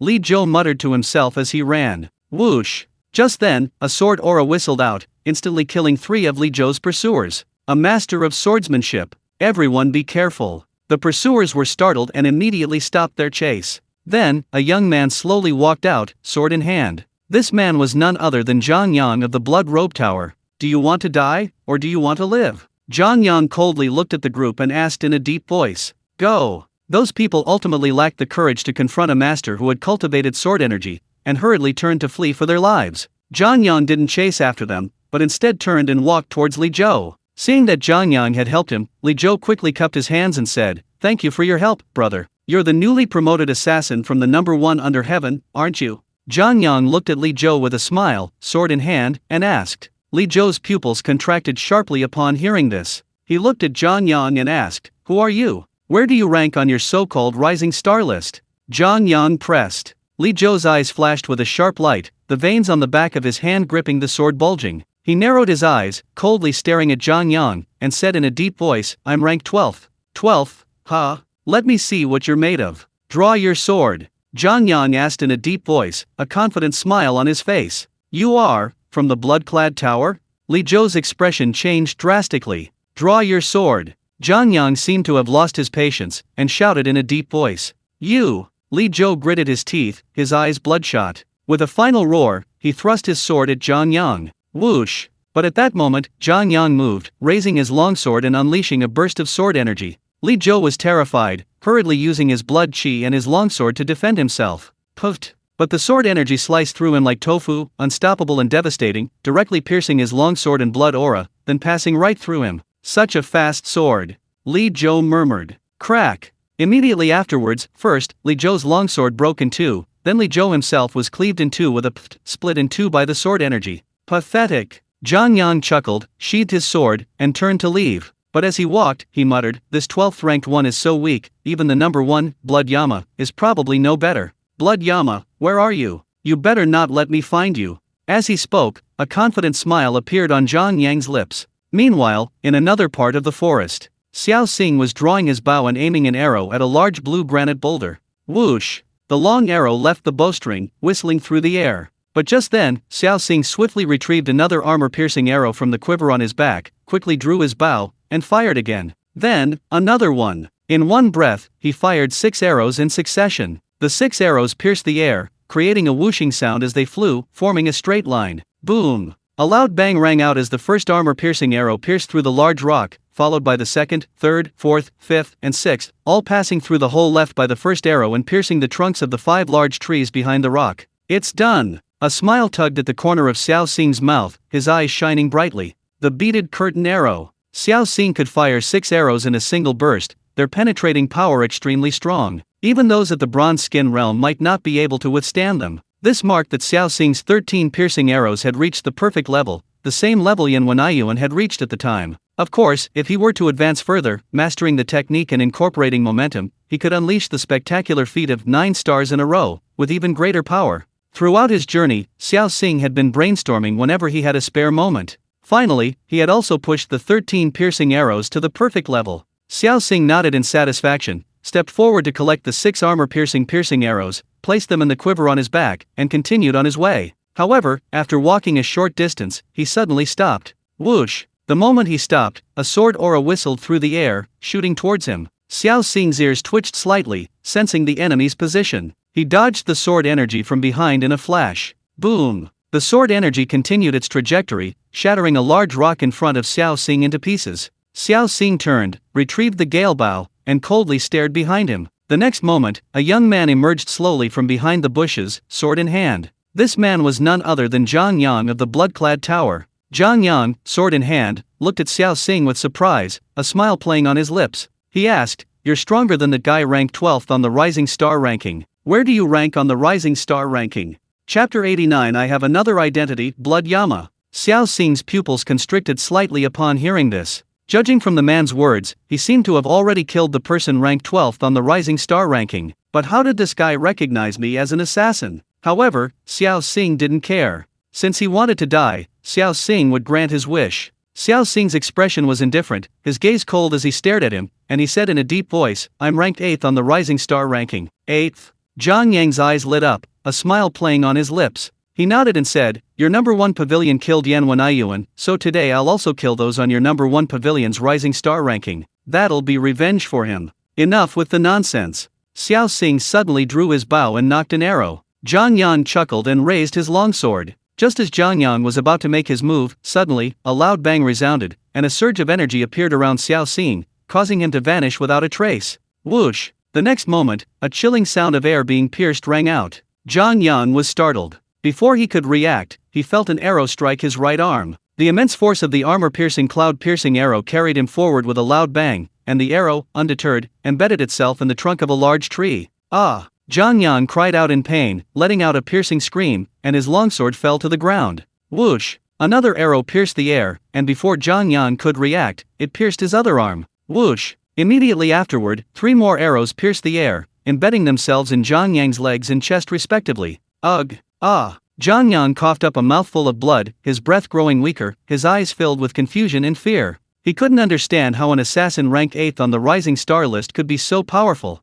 Such terrifying archery skills, combined with his agile footwork, were simply beyond his ability to withstand. Only now did Zhang Yang feel fear, filled with regret. Crunch, crunch.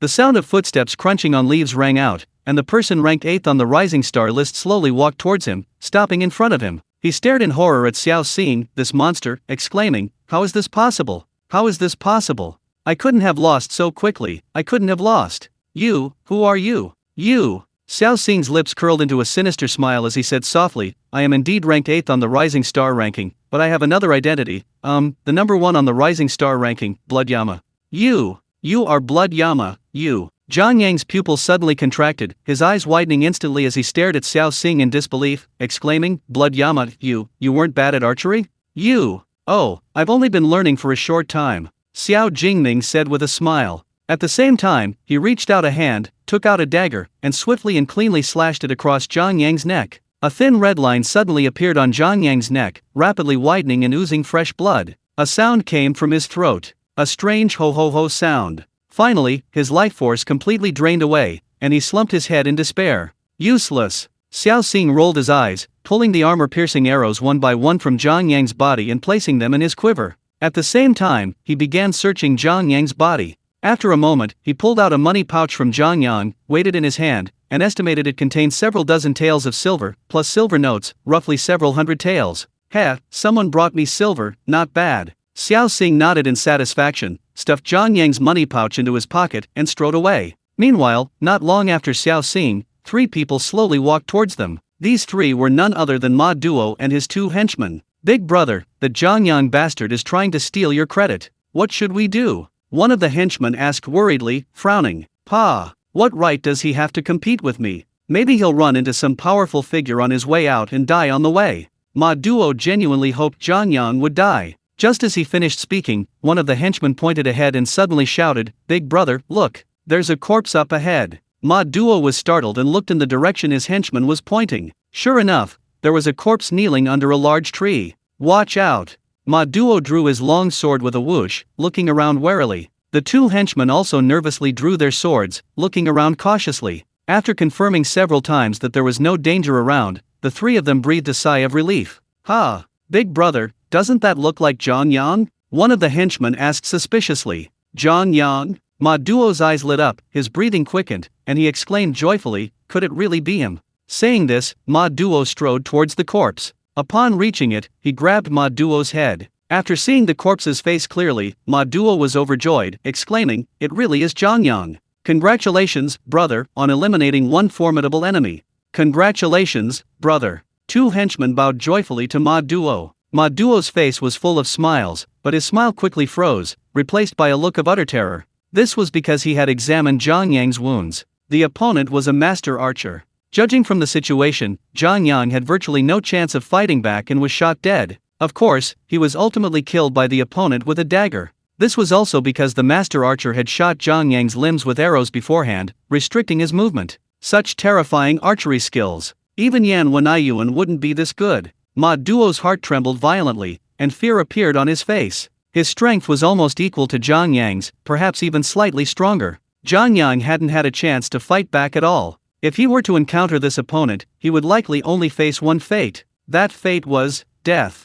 At this thought, Ma Duo's gloating vanished. Instead, he trembled all over, cold sweat poured down his forehead, his face turned deathly pale, and he kept swallowing, his eyes filled with terror. Composing himself, Ma Duo quickly stood up and said, "This place is no place to stay any longer, let's go." The other two assassins also realized the terrifying nature of the archer and trembled with fear. They hurriedly got up and left with Ma Duo. However, by sheer coincidence, they were heading in the same direction as Xiao Xing, towards Qingyuan County. Meanwhile, Xiao Xing had already arrived in Qingyuan County, found the coded markings left by Yin Hongluan, and followed them to an inn. Chapter 90 Senior Sister, Stop Fooling Around. Donning the Azura mask, Xiao Xing entered the inn. As soon as he stepped inside, a graceful figure in red beckoned to him, softly calling, "Over here." This person was none other than Yin Hongluan. Xiao Xing walked towards Yin Hongluan, but his brow furrowed slightly. Beside her was another person none other than Zhang Tong, ranked 5th on the Xian Tai Prodigy ranking. Upon seeing Shui Yanluo, Zhang Tong's brows also furrowed deeply, his face suddenly darkening. Of course, although he knew Shui Yanluo and Yin Hongluan were on a mission together, he was still very displeased. Xiao Jingming approached the table, his voice hoarse, and asked, "What happened?" Yin Hongluan glanced at Zhang Tong beside her, then looked at Xiao Xing, gave a bitter smile, and said helplessly, "Sai, this guy has been following me since I left the base. I shook him off along the way, but he found me again." Zhang Tong, however, didn't care at all. He looked up coldly at Xiao Xing, lowered his voice, and gritted his teeth, saying, "Blood Yama, I won't give up." Xiao Xing's lips curled into a cold smile. He leaned closer to Zhang Tong and also lowered his voice, saying, "I'll give you a piece of advice."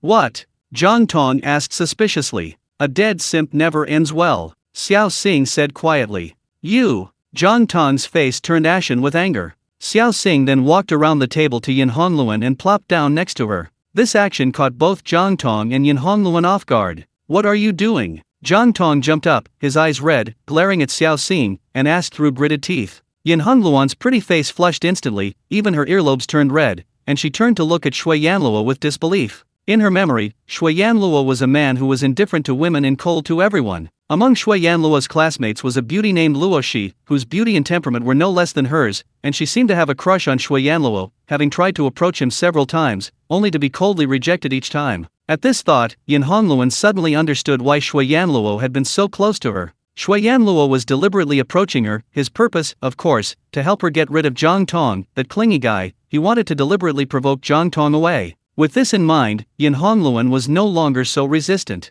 After all, if they didn't shake off Zhang Tong, this clingy pest, their mission would likely be affected. Blood Yama, however, looked at Zhang Tong with a provocative expression, suddenly reaching out a hand and, to the astonishment of Yin Hongluan and Zhang Tong, grabbing Yin Hongluan's slender waist. "Ah!" Yin Hongluan gasped, her pretty face instantly turning from a warm blush to a deep red, even her fair neck glowing red. She turned and glared fiercely at Xiao Xing, never expecting this man to be so bold as to hug her in public. However, the deep warmth of Xiao Xing's large hand made her heart flutter. Beside him, Jiang Tong's eyes instantly turned bloodshot, his pupils bulging as if about to pop out of their sockets. His teeth ground together, he glared at Xiao Xing, gritting his teeth and shouting, "You bastard, get your hands off me! What are you doing?" At the same time, he drew his long sword from his waist with a whoosh, pointing it at Xiao Xing. When Jiang Tong first saw Yin Hongluan, he was utterly captivated, regarding her as his goddess. He hadn't even touched Yin Hongluan's hand, yet this blood Yama had gone and immediately grabbed her waist. This made Jiang Tong, like a cat whose tail had been stepped on, instantly bristle with fury. Swish, swish, swish. On the first floor of the inn, everyone's eyes turned to look in this direction. When they saw two young men arguing over a beautiful woman, they didn't find it particularly interesting. Instead, they watched the three of them with a sense of schadenfreude. Jiang Tong angrily drew his sword, but Xiao Xing remained calm, giving Jiang Tong a defiant look before turning to Yin Hongluan and softly saying, "Senior sister Yin, let's go back to our room to rest." "Ha! What are a lone man and woman doing going back to their room?" Yin Hongluan's pretty face flushed even more, a deep, almost dripping red. She couldn't help but glare at Xiao Xing again, but she knew this was the only way to get rid of Jiang Tong and his clingy nature. After all, Jiang Tong was quite powerful, forcibly chasing him away would likely cause unnecessary trouble. "Hongluan, no, no." Jiang Tong's expression was incredibly complex, a mixture of anxiety, anger, and even pleading as he looked at Yin Hongluan. Yin Hongluan simply sneered, then looked at Shui Yanluo and said sweetly, "Yes, let's go." With that, she stood up and, supported by Xiao Xing, headed upstairs to their room. Jiang Tong was furious and hurriedly followed the two upstairs. Bang! But he was greeted by two closed doors. As soon as he entered, Xiao Xing pinched Yin Hongluan. Yin Hongluan gasped, letting out a scream, and turned to glare angrily at Xiao Xing, almost drawing her sword in anger. Acting is acting, but you can't go too far. But just then, Xiao Xing gestured for her to shush. Yin Hongluan's pretty face twitched violently, her teeth clenched, but she ultimately held back. Hearing Yin Hongluan scream outside, Jiang Tong panicked and reached out to push the door open, but his hand froze in mid-air. What would he do if he went in and saw Blood Yama and his goddess in bed together? At this moment, Jiang Tong's mind was filled with images of Blood Yama and his goddess being intimate. He was furious, his hand trembling as he withdrew it. Jiang Tong suddenly screamed, running downstairs in a flash, disappearing from the inn like a madman. Inside the room, Blood Yama listened intently near the door. Seeing Jiang Tong had run away in anger, a smile crept onto his lips, and he nodded in satisfaction. Clang! But just then, a sharp blade landed at his neck. He turned his head and saw Yin Hongluan blushing, looking at him with a mixture of anger and shyness. She snapped, "Blood Yama, how dare you!" Xiao Xing rolled his eyes, reached out and deflected Yin Hongluan's sword, saying speechlessly, "Senior sister, do you think my method will work?" "It will work, but you dare to disrespect me, you." With that, Yin Hongluan, again enraged, placed the 3-foot-long sword against Xiao Xing's neck. Xiao Xing once again deflected Yin Hongluan's sword, saying speechlessly, "Senior sister, stop fooling around, let's talk about serious matters first." Chapter 91 Yin Hongluan's assassination plan and her ulterior motives. Startled and annoyed, Yin Hongluan sheathed her sword, walked to the table, put it down, poured herself a cup of tea, and slowly sipped it to calm her turbulent emotions. Xiao Xing smiled slightly, walked to the table, and sat down. He didn't say a word, but stared intently at Yin Hongluan, waiting for her to explain the mission target. Yin Hongluan felt uncomfortable under Xiao Xing's intense gaze. To avoid further embarrassment, Yin Hongluan took another sip of tea before setting down the cup and beginning her explanation. Our target this time is Wang Huansheng, the second son of the Wang family, one of the 4 great families of Qingyuan County for centuries. Although he is the second son, he is deeply favored by the head of the Wang family, who has assigned several martial arts masters to protect him. As she finished speaking, Yin Hongluan poured herself another cup of tea. Just as she was about to continue, Xiao Xing pushed a teacup towards her. Yin Hongluan was speechless, but could only pour Xiao Xing a cup of tea. "Thank you, senior sister." Xiao Xing took the teacup, thanked her, and slowly sipped his tea, waiting for what was to come. Yin Hongluan continued, "This Wang Huansheng doesn't know martial arts, but his personal martial arts masters are no ordinary people. 1/7 rank, 4 8th rank experts." Xiao Xing's eyes twitched violently. 1/7 rank Yi Jin realm expert, 4 8th rank Duan Gu realm experts. How could they possibly assassinate him? No wonder it was a bronze level mission. Don't underestimate the difference between 7th and 8th rank, they are worlds apart. A 7th rank Yi Jin realm expert's internal fascia swells, instantly boiling their blood and qi. This boiling blood and qi, clashing with the iron bones within, produces a rumbling sound, like the roar of a tiger, leopard, or dragon, extremely awe-inspiring. His blood and chi instantly boiled, almost solidifying several feet away from his body. Not only was the burst of energy immense, but his stamina far surpassed that of a 7th grade bone-forging realm cultivator. This Wang family head probably knows his scoundrel son bullies men and women, doing things that are inhuman, and fears others might harm him, so he sent such a formidable group of experts to protect him.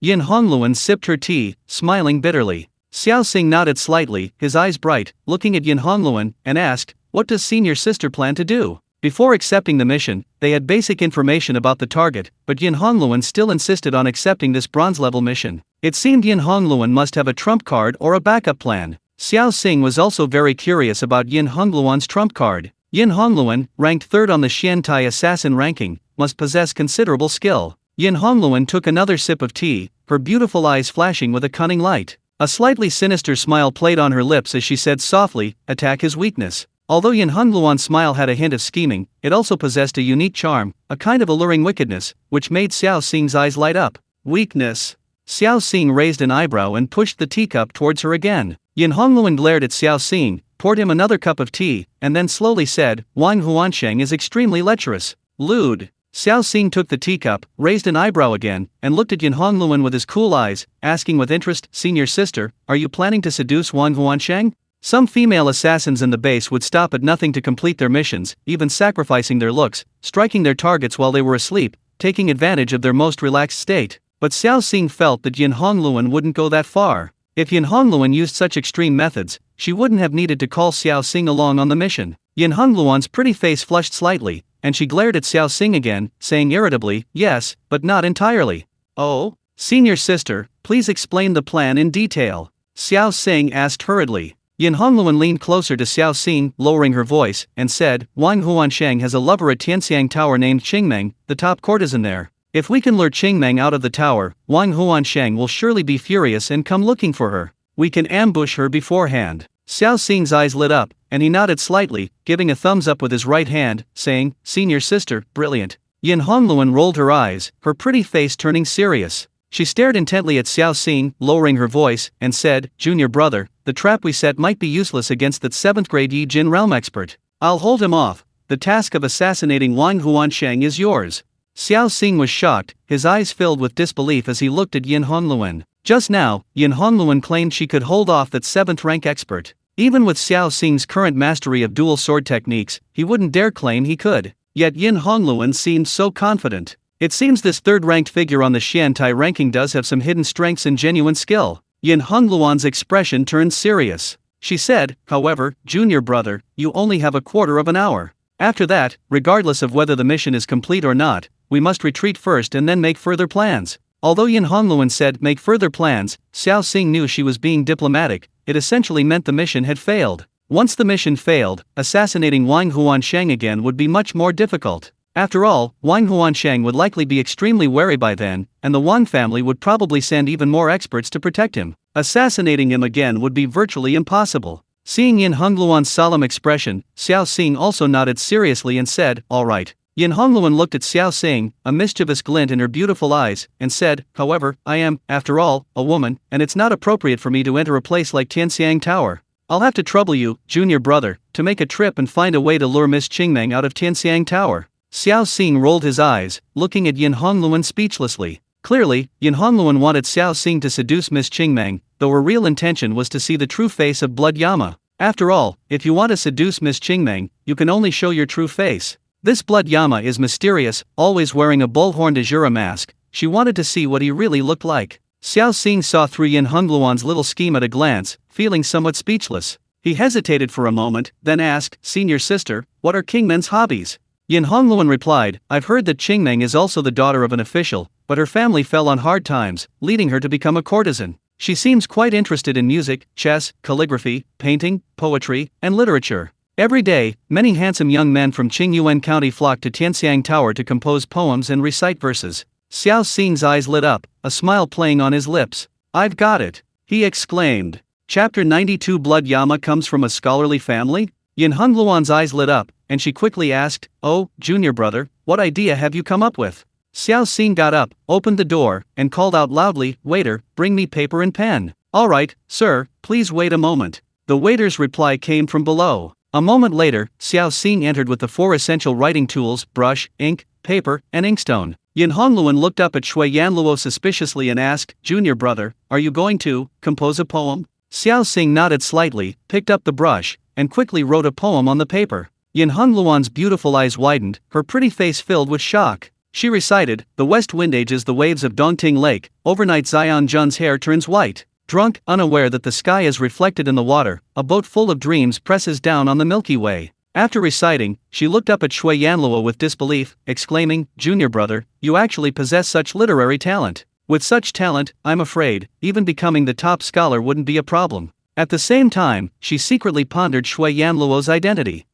To possess such literary talent, Shui Yanluo must have come from a scholarly family. Otherwise, how could he write such poetry? However, the more she thought about it, the further she seemed from revealing Shui Yanluo's true identity. After all, Xiao Xing's identity in this life was utterly ordinary. What scholarly family? Pure nonsense. He merely copied a poem from someone else in his previous life. "Senior sister, tomorrow evening, we'll have someone deliver this to Miss Qingmeng and arrange a meeting at the Red Dream Bridge. Do you think Miss Qingmeng will come?" Xiao Xing asked with a smile. Yin Hongluan had no doubt about the poem's effect. The poem's imagery was extremely beautiful, and moreover, it contained Miss Qingmeng's name. If Miss Qingmeng received the poem, she would surely come. Then their goal would be achieved. Just then, Yin Hongluan suddenly noticed the large bow on Xiao Xing's back and asked suspiciously, "Junior brother, you also practice archery?" "Yes." Xiao Xing nodded slightly. Since Yan Wenayuan's name spread, many assassins from both the number 1 under heaven and the Bloodclad Tower have chosen to practice archery, which is not surprising. Moreover, the living Yama Yan Wenayuan was killed by the Blood Yama. Having obtained Yan Wenayuan's Gale Bow, Blood Yama's practice of archery was not unusual. Yin Hongluan casually asked, "How's Junior brother's archery practice going?" So. Xiao Xing replied casually. Oh, Yin Hongluan didn't pay much attention. After all, Blood Yama had only just begun practicing archery, a so-so level was normal. Time flew by, and it was dusk on the 3rd day. Xiao Xing and Yin Hongluan finally saw Wang Huansheng leave the mansion and head towards Tianxiang Tower. Of course, Xiao Xing and Yin Hongluan could ambush Wang Huansheng on the way, but the area was too crowded and surrounded by buildings. If they missed their first attack, it would be difficult to succeed again. Therefore, to be on the safe side, they decided to lure Wang Huansheng to something like Yunmen Bridge before making their move. Meanwhile, upon receiving the news, Xiao Xing began to implement his plan. He entrusted a man with the poem he had written and a letter requesting a meeting with Qingmeng, paying him 2 taels of silver to deliver the letter to Qingmeng at Tianxiang Tower. The messenger entered Tianxiang Tower and happened to see Qingmeng performing on stage. He then handed the letter to Qingmeng's maid. After the performance, Qingmeng returned to her room. The maid handed her a letter, saying with a smirk, "Miss, someone has sent you a letter. It must be a poem written by some young master. He wants to attract your attention. Read it." Qingmeng was already used to such things. Knowing she loved poetry, many handsome young men liked to send her poems, hoping to get her attention. The maid took out the envelope and began to read the poem on it. "The west wind ages the waves of Dongting Lake, overnight the Xiang River goddess's hair turns white. Drunk, unaware that the sky is reflected in the water, a boat full of dreams presses down on the Milky Way." At first, Qingmeng was indifferent, but after hearing the first line, she unconsciously raised her beautiful, delicate eyebrows, seemingly moved. But when she heard the next line, the feeling of the Milky Way immediately came, and the entire poem underwent a qualitative leap, especially since her name was mentioned in the poem. This instantly piqued her interest. She couldn't help but snatch the paper from the maid's hand and examine it carefully, reciting the poem aloud. After reciting it several times, Qingmeng's pretty face was filled with shock and a blush. She then opened another sheet of paper, on which was the young talent's invitation to meet her at the Red Dream Bridge. At this moment, Qingmeng's mind was filled with an image of a handsome, talented young man waiting for her on the Red Dream Bridge. Qingmeng was originally from an official's family, a scholarly household, but her fall into prostitution was a last resort. She only sought one true confidant in this life. However, she was entangled with Wang Huansheng, leaving her with no choice. Now, this confidant was right before her eyes. How could she not be moved? As for why the young man didn't come to her but instead asked her to come out, she naturally understood. She assumed he was somewhat afraid of Wang Huansheng, which was why he asked her to come out to meet him. With this thought in mind, Qingmeng could no longer suppress her restlessness. She got up, changed her clothes, put on a bamboo hat, and went outside. Of course, she told the madam about it and also about the letter. In the end, after her pleading and considering her intentions, the madam had no choice but to agree. While Qingmeng was out, 3 men were drinking and reveling on the first floor of the brothel. These three were none other than Ma Duo and his two companions from the Bloodclad Tower. The three had come to Qingyuan County to complete an assassination mission. After completing their mission, the three indulged in a life of pleasure at the Heavenly Fragrance Tower. "Brother, that looks like Miss Qingmeng," one of the henchmen whispered to Ma Duo. Ma Duo's eyes lit up. He put down his wine cup and said, "Let's go, follow her and see." With that, he got up and walked out. The two henchmen hurriedly followed. It turned out that Ma Duo had heard of Kingmen's reputation as a courtesan when he frequented Tianxiang Pavilion, but unfortunately, he was completely clueless about poetry, and Qingmeng ignored him entirely. This fueled his restless desire. Seeing Qingmeng leave this time, he followed her, harboring other intentions. Firstly, he wanted to see who Qingmeng was meeting so late at night. Secondly, if given the chance, he planned to abduct Qingmeng on the way, and then. Chapter 93, The Assassination of Wang Huansheng. Unexpected turn of events. Ma Duo and his two henchmen secretly followed Qingmeng to an arched bridge. Then, hiding in the shadows, they saw a man wearing a bullhorned Azura mask knock Qingmeng unconscious. Blood Azura. Ma Duo's pupils constricted, his lust vanished instantly, and he stared intently at the man in the bullhorned mask. His two henchmen also stared, their pupils constricting, their breathing becoming rapid. "Boss, this is a golden opportunity." One of the henchmen was eager to try. The other nodded heavily, saying, "Brother Ma, let's do it." At that moment, they seemed to see 5,000 taels of silver and 5,000 contribution points beckoning to them. Ma Duo, however, frowned and roared, "Are you blind? Didn't you see there's someone else with him?" Only then did the two henchmen notice that Yin Hongluan was also with Xiao Xing. "Big brother, what should we do?" one of the henchmen asked. Ma Duo's eyes flashed with a glint of cunning. He lowered his voice and said quietly, "No rush. Let's see what they're up to first, then secretly find an opportunity to take down that Blood Yama bastard." "Okay." The two henchmen nodded vigorously. But if they knew that Zhang Yang, rank 9th, had also died at the hands of Blood Yama, they'd probably turn tail and run. Then they saw Blood Yama and Yin Hongluan hide. A moment later, an arrogant voice rang out. "Qingmeng, come out here. You bastard, which scoundrel dares to seduce my woman, Wang Huanshen's woman? Get out here." Ma Duo turned around and saw 6 people striding towards them. The leader was a burly, fat young man none other than Wang Huansheng. Wang Huansheng called out for a long time, but couldn't find a single ghost.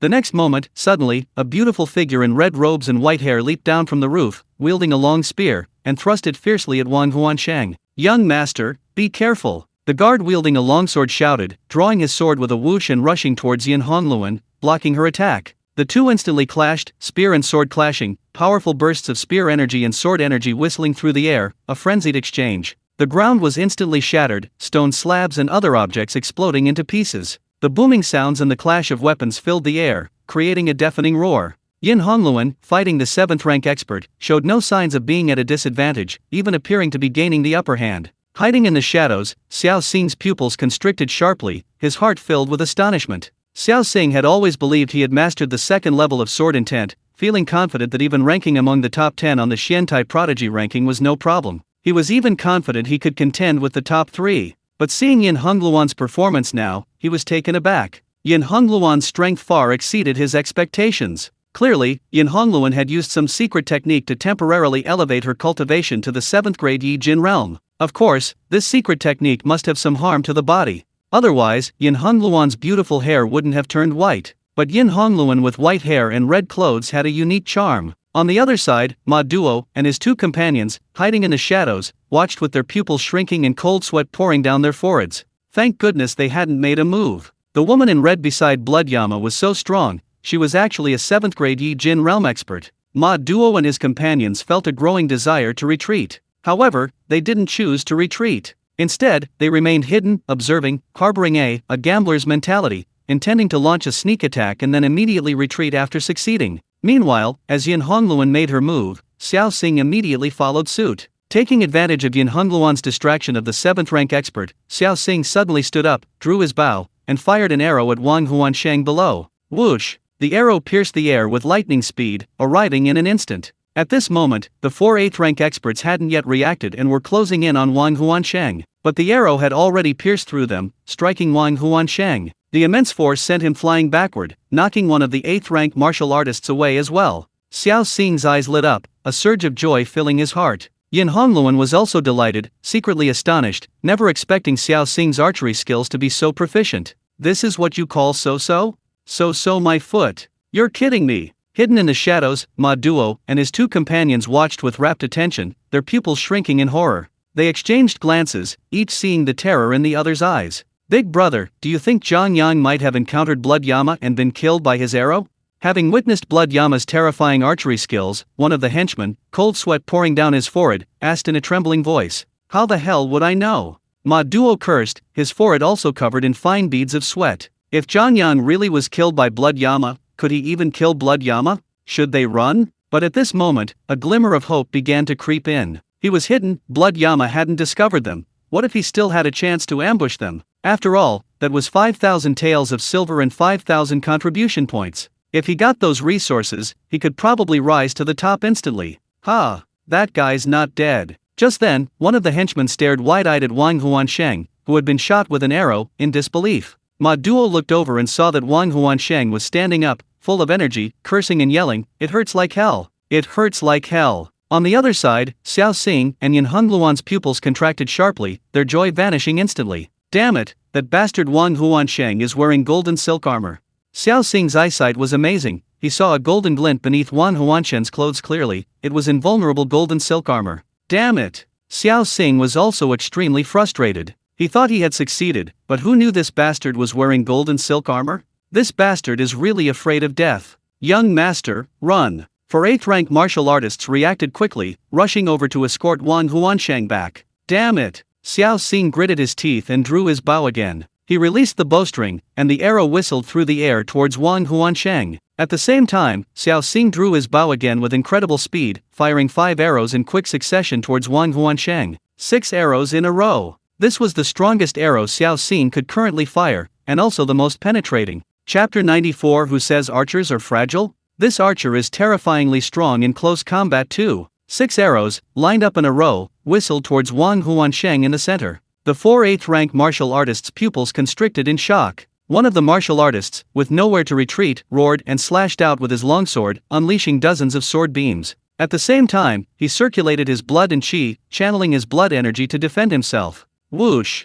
Puffed. But the 6 armor-piercing arrows pierced through his sword beams and blood energy as easily as piercing tofu. Finally, they pierced through the martial artist. Unfortunately, Wang Huansheng was pulled aside by another martial artist. The arrows that pierced through him were embedded in the ground, their shafts humming and trembling. Young master, run! The remaining 3 martial artists were terrified and hurriedly pulled Wang Huansheng away. Where do you think you're going? Xiao Xing shouted, drawing his bow once more. A long arrow whistled through the air. Another martial artist fell to the ground. Fool! He's an archer. Don't run. You can't escape. If you get close, he's no match for you. Seeing 2 martial artists fall in a short time, the 7th rank martial artist panicked and shouted. The remaining 2 8th rank martial artists exchanged a glance, agreeing with the 7th rank master's words. A martial artist's energy is limited. Once you learn one technique, it's difficult to find time to learn another. Even if you do, learning 2 techniques simultaneously makes it hard to reach a high level. For example, an archer's biggest weakness is their poor close combat ability. That's absolutely true. The 2 8th rank martial artists roared, pushed off with their feet, and 2 figures hurtled towards Xiao Xing's direction like cannonballs. Xiao Xing had been keeping a short distance from them to prevent Wang Huansheng from escaping. In this chase, the distance closed even further. The 2 martial artists, unleashing their full power, moved with lightning speed, hurtling towards Xiao Xing. Xiao Xing drew his bow and released another arrow. Whoosh! Thud! An arrow pierced through the mouth of one of the martial artists, exiting from the back of his head. The martial artist's body fell to the ground with a loud thud. The remaining martial artist had already reached Xiao Xing, letting out a roar and slashing fiercely at him with his sword. Seeing the last martial artist close in on Xiao Xing, the 7th rank martial artist secretly breathed a sigh of relief. After all, archers are generally considered fragile and lack close combat ability. Now that this archer had been outmaneuvered and was approached by the last martial artist, the battle was essentially over. In his mind, the archer was surely dead. But when he turned around, he saw a strange smile playing on the white-haired woman's lips. What does this mean? The 7th rank martial artist's heart, which had just settled, clenched again, a bad premonition rising within him. He couldn't help but glance towards Xiao Xing. The martial artist roared and swung his blade, but Xiao Xing easily dodged it. Clang! The terrifying blade light shattered the stone slabs on the ground, sending them flying into countless fragments. At the same time, the martial artist rose and swung his blade horizontally. Strikes of blade light whistled as they hurtled towards the archer. Xiao Xing's figure moved like a swallow, lightly retreating a few steps, perfectly dodging the martial artist's blade strike. Tiger roars through the mountains. The martial artist roared, his longsword humming as he unleashed another powerful slash. This strike was clearly a powerful martial technique. The blade's energy converged, forming a phantom image of a tiger descending the mountain, roaring through the forest with terrifying power, hurtling towards Xiao Xing. This time, Xiao Xing seemed to have no way to avoid it. But at that moment, Xiao Xing released his large bow and gripped the longsword hanging at his waist. Clang! The longsword was drawn, a loud clang resounding, and a dazzling sword aura shot out, slashing directly towards the martial artist.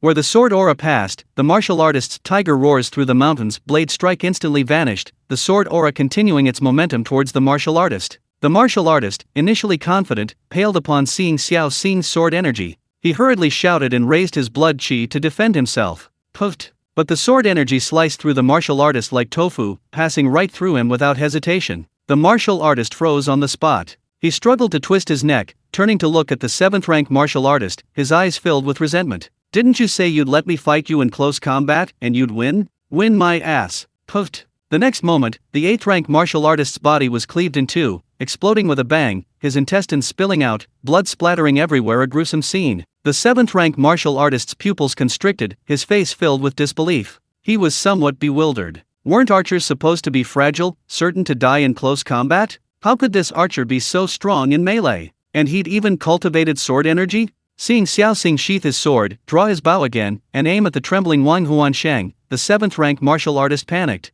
He suddenly roared, frantically surging his internal energy and blood. Roar! Roar! Under the frantic surging of his internal energy and blood, he emitted sounds like the roars of tigers, leopards, and dragons. His blood aura suddenly surged, transforming into several streaks of blood-red light that shot fiercely towards Yin Hongluan. Seeing the 7th-rank martial artist unleash his full power, Yin Hongluan was startled and hurriedly tried to defend herself with all her might. Boom! But even using a secret technique, she couldn't withstand the full force of a 7th-grade martial artist's attack, and was immediately sent flying backward. Having sent Yin Hongluan flying, the 7th-grade martial artist roared and shot towards Wang Huanshen's location with lightning speed. Whoosh! Boom! Just as the armor-piercing arrow was about to strike, its killing intent undeniable, the 7th-grade martial artist suddenly rushed between the two, channeling his full blood energy to block Xiao Xing's terrifying arrow. Xiao Xing practiced the 13 piercing arrows, so his quiver only contained 13 armor-piercing arrows. He had used one in the previous surprise attack on Wang Huansheng, a 6-star combo, consuming 6 arrows in total. He had used 3 to kill 3 martial artists, and now he had used 1 more.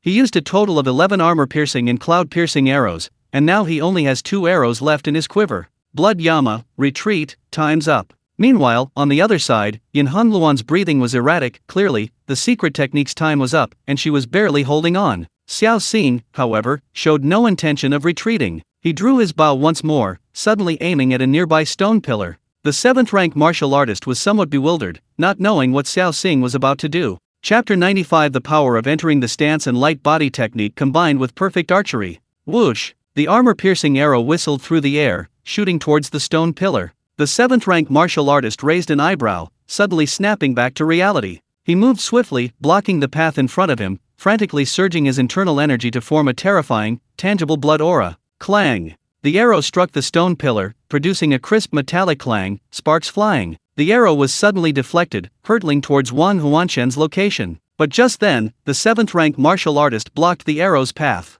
Even Xiao Xing's full-force arrow had struggled to penetrate Wang Huanshen's blood aura. Now, deflected, it was even less likely to break through his defenses. The arrow pierced the 7th-rank martial artist's blood aura. He looked up at Xiao Xing with a smug expression, convinced he had correctly predicted Xiao Xing's assessment. Just then, he saw a wicked smile curl at the corner of Xiao Xing's lips, a sly smile of triumph. His heart skipped a beat, a bad premonition rising within him. He cried out in alarm, "Damn it, I've been tricked." The next moment, something utterly despairing happened. Suddenly, a surging current of air enveloped Xiao Xing, caused by the friction of a burst of incredible speed. Bang! A thunderous sound rang out, and Xiao Xing's figure appeared on the other side, creating distance between himself and the 7th-rank martial artist. At the same time, Xiao Xing drew his bow and fired an arrow at Wang Huansheng. "No!" The 7th-rank martial artist cried out, leaping forward to try and stop him. But Xiao Xing's previous arrow was precisely meant to lure him away, to create distance. He had already fallen into the trap. How could he possibly react in time? Unless he too had mastered the lightness skill to the point of mastery. But most martial artists cultivate offensive and defensive techniques. They might learn lightness skills, but they generally don't master them to the point of mastery. Clearly, the 7th rank martial artist's lightness skill hadn't reached the point of mastery either, making it impossible for him to react with the explosive speed and distance he could have covered like Xiao Xing. Whoosh! He could only watch helplessly as the armor-piercing arrow whizzed past him, piercing straight through Wang Huanshen's neck and pinning him to the ground. Wang Huansheng was beyond dead. The 7th rank martial artist landed, looking at Xiao Xing and Yin Hongluan with shock and anger. Just as he was about to attack, Xiao Xing suddenly spoke, "If I were you, I could still run away." The 7th rank martial artist's sword, raised in mid-air, froze. His face twitched violently, his eyes flashing uncertainly, clearly pondering Xiao Xing's words. Xiao Xing let the 7th rank martial artist go, not because they could kill him. Further fighting would have made the outcome uncertain. After all, Xiao Xing's situation wasn't much better. Yin Hongluan had used a secret technique, entering a weakened state, and it would be difficult for Xiao Xing alone to kill a 7th rank martial artist. But their objective had been achieved. Wang Huansheng had been shot dead by Xiao Xing. This meant the 7th rank martial artist's mission had failed. He was protecting Wang Huansheng, and now Wang Huansheng was dead. Would the Wang family forgive him? His best course of action was to run away now. "You're ruthless." The 7th rank martial artist gritted his teeth, clearly understanding the crux of the matter. Further fighting was pointless. He immediately drew his sword and hurriedly ran into the distance, quickly disappearing into the night. Xiao Xing also breathed a sigh of relief. While it was unlikely a 7th rank martial artist could kill him, his chances of defeating one were slim. Besides, what about Yin Hongluan? She was already in a weakened state. What to do? Ignore her? That seemed unfair. Fortunately, the 7th rank martial artist had left. Xiao Xing quickly searched the bodies of the martial artists. Finally, he reached Wang Huansheng and pulled out a stack of silver notes, which he immediately pocketed. Then, Xiao Xing stripped Wang Huansheng of his golden silk armor and also pocketed it.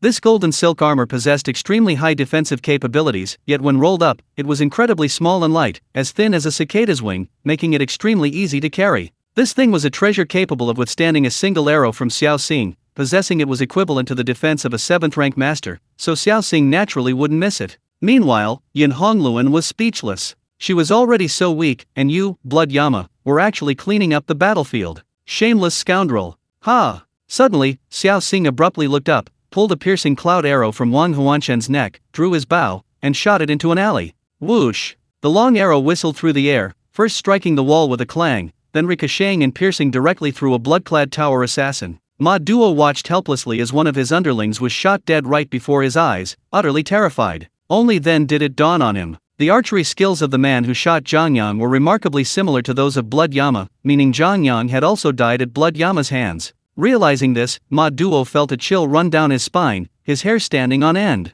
Whoosh! But just then, another arrow shot towards him, and another henchman fell to the ground. Ma Duo drew his longsword with a whoosh, and looking up, he saw Xiao Xing already drawing his bow and aiming an arrow at him. His scalp tingled, and cold sweat poured down his forehead. Whoosh! An arrow whistled through the air, and Ma Duo roared, gathering all his strength. In that life-or-death moment, he unleashed his inner potential, slashing out with his sword and actually cleaving the incoming arrow in two. Bang! But just then, a thunderous explosion rang out. The next moment, to his horror, he found Blood Yama already before him. His eyes twitched, his gaze fixed on Blood Yama, who wielded a longsword. Their eyes met, one cold, the other filled with terror. Kill! Suddenly, the two moved, charging towards each other. Clang! As their figures clashed, swords collided fiercely, sparks flying, the sound of clashing blades exploding. Suddenly, Xiao Xing abruptly drew the child sword from the mother-child spirit rhinoceros sword. It was a slightly thin longsword, its cold light gleaming, radiating spiritual light. The mother-child spirit rhinoceros sword. The mother sword was an ordinary black iron and refined steel sword. The truly powerful part was the child sword within. This little sword is a spirit weapon. At the same time, Xiao Xing reversed the hilt of his sword and thrust it backward sharply. Puffed! The little sword pierced Ma Duo's back almost without resistance. You little bastard, you played dirty. Ma Duo coughed up a lot of blood, filled with resentment, but his body finally went limp. Xiao Xing pulled out the little sword, sheathed the main sword, and began searching the others. Finally, Xiao Xing found a money pouch and a portrait on Ma Duo's body. He unfolded the portrait and saw that the person in the painting was none other than himself. Chapter 96, The Days of Living and Eating with Yin Hongluan, Armor-Piercing Poison Dragon Drill. Xiao Xing searched the men and found the waist tokens of Blood-Clad Tower disciples, meaning these men were members of the Blood-Clad Tower. But why would a Blood-Clad Tower assassin have his portrait on him? The only explanation was that the Blood-Clad Tower had issued an arrest warrant or a bounty for him. Xiao Xing's face twitched violently, a sense of helplessness washing over him. The blood-clad tower had painstakingly cultivated a super genius like Yan Wenyuan, only to have him kill him. It would be strange if the blood-clad tower hadn't issued an arrest warrant or a bounty for him. After tearing the portrait to shreds, Xiao Xing turned and walked to Yin Hongluan. Yin Hongluan's hair had returned to its original black color, but her face was deathly pale, and she lay on the ground, unable to move easily. Seeing Blood Yama approaching her, to be honest, for a moment, Yin Hongluan felt a sense of apprehension. She feared that Blood Yama would kill her too and claim all the credit. But she saw no murderous intent in Shui Yanluo's eyes, which secretly relieved her. Shui Yanluo walked up to her and said, "Senior sister, please forgive me." With that, Shui Yanluo bent down, picked up Yin Hongluan, and strode away. "Ah!" Yin Hongluan gasped in surprise, then her face flushed crimson, and she quickly buried her head in Shui Yanluo's arms. Hearing the strong pounding of Shui Yanluo's heart, her face turned even redder. After the two of them left, some county constables patrolled the area. Seeing the murdered Wang Huansheng, their expressions changed drastically. As for Wang Huansheng's head, Xiao Xing didn't take it. Every assassin organization has review members. These review members are specifically responsible for verifying whether the assassins' missions were completed. The purpose of this was twofold: firstly, to prevent the assassins from falsely claiming to have completed their missions, and secondly, to facilitate their movements. After all, carrying a head wherever you go is inconvenient, and attracting the attention of the authorities could bring unnecessary trouble. 5 days passed in a flash. In a fine room of an inn in a small town near Qinghe County, Yin Hongluan was cultivating her internal energy to recover her strength. Xiao Xing, on the other hand, closed his eyes to rest and mentally process the information. Suddenly, Xiao Xing opened his eyes, exhaled a breath of stale air, and a smile appeared on his lips. At the same time, a panel popped up. 13 arrows piercing the clouds. Realm entering the momentum, 1%. Poison Dragon Drill. Entry, half the effort, half the results for. A satisfied smile appeared on Xiao Xing's face. He lowered his head and felt for the large bow in his hand, his eyes flashing with a sharp light. If he were to assassinate Wang Huansheng now, it wouldn't be so troublesome. A single arrow would pierce Wang Huansheng's golden silk armor. This was all because after mastering the 13 arrows of piercing clouds, he had comprehended the Poison Dragon Drill arrow technique. This Poison Dragon Drill concentrates its power to a single point, specifically designed to break through defenses. At this moment, Xiao Xing was confident that even against a 7th-rank expert, he could use this Poison Dragon Drill to pierce their blood essence with a single arrow. This was the terrifying power of mastering the art of archery. It could be said that Xiao Xing's archery skills had surpassed those of Yan Wenyuan in his prime. The previous 13 arrows piercing the clouds, when used to strike a large bluestone, would cause it to shatter. However, the Poison Dragon Drill, once its power is concentrated, focuses its force on a single point.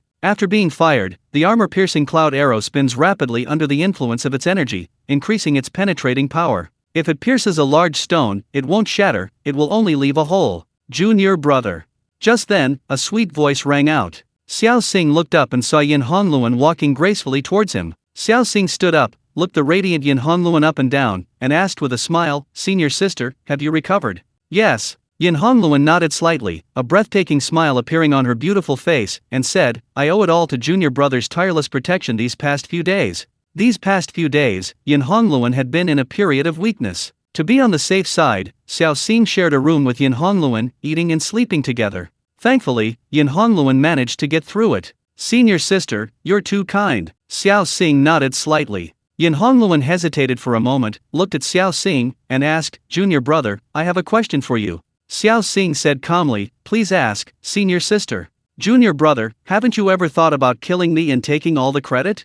Yin Hongluan's beautiful eyes shone brightly as she stared intently at Xiao Xing, asking. Xiao Xing was slightly taken aback, shook his head, and said, "Senior sister is joking. How could I bear to kill a beauty like you?" Although it was a teasing remark, Yin Hongluan could tell that Blood Yama had never harbored any murderous intent towards her from beginning to end. Perhaps it stemmed from his recognition of his comrade. Glib talker. Yin Hongluan rolled her eyes at Xiao Xing, hesitated for a moment, then asked, "Junior brother, what are your plans next?"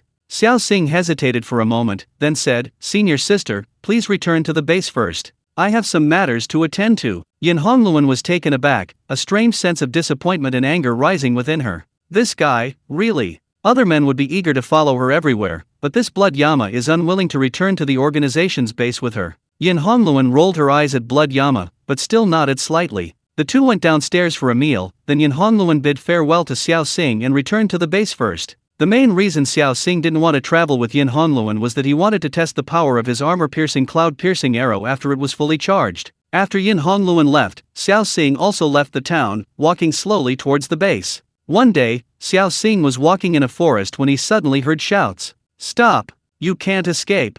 Stop!" Xiao Xing frowned slightly, his figure flashing as he hid behind a large tree. A moment later, he saw someone running towards him. He looked closely and saw that it was none other than the ninth witch, Feng Ziyi. However, Feng Ziyi was in a rather disheveled state. Sweat soaked her bangs, sticking to her face, and she seemed to have injured her shoulder, with blood staining her clothes. 6 men followed behind her. One of the men, seeing he was about to catch up with Feng Ziyi, untied a crossbow from his waist and fired an arrow at her. Whoosh! But just then, a sword's edge whistled through the air, knocking the crossbow bolt to the ground. "Who goes there? How dare you interfere in the affairs of Yang family fortress?" The burly man was startled and looked around, shouting angrily. Feng Ziyi, clearly exhausted, collapsed to the ground, panting heavily. The next moment, she saw a person wearing a bullhorned Azura mask slowly emerge from behind a large tree. Chapter 97 Yama's Decree. Blood Yama. Upon seeing the newcomer, Feng Ziyi, the ninth witch, beamed with joy. "Blood Yama?"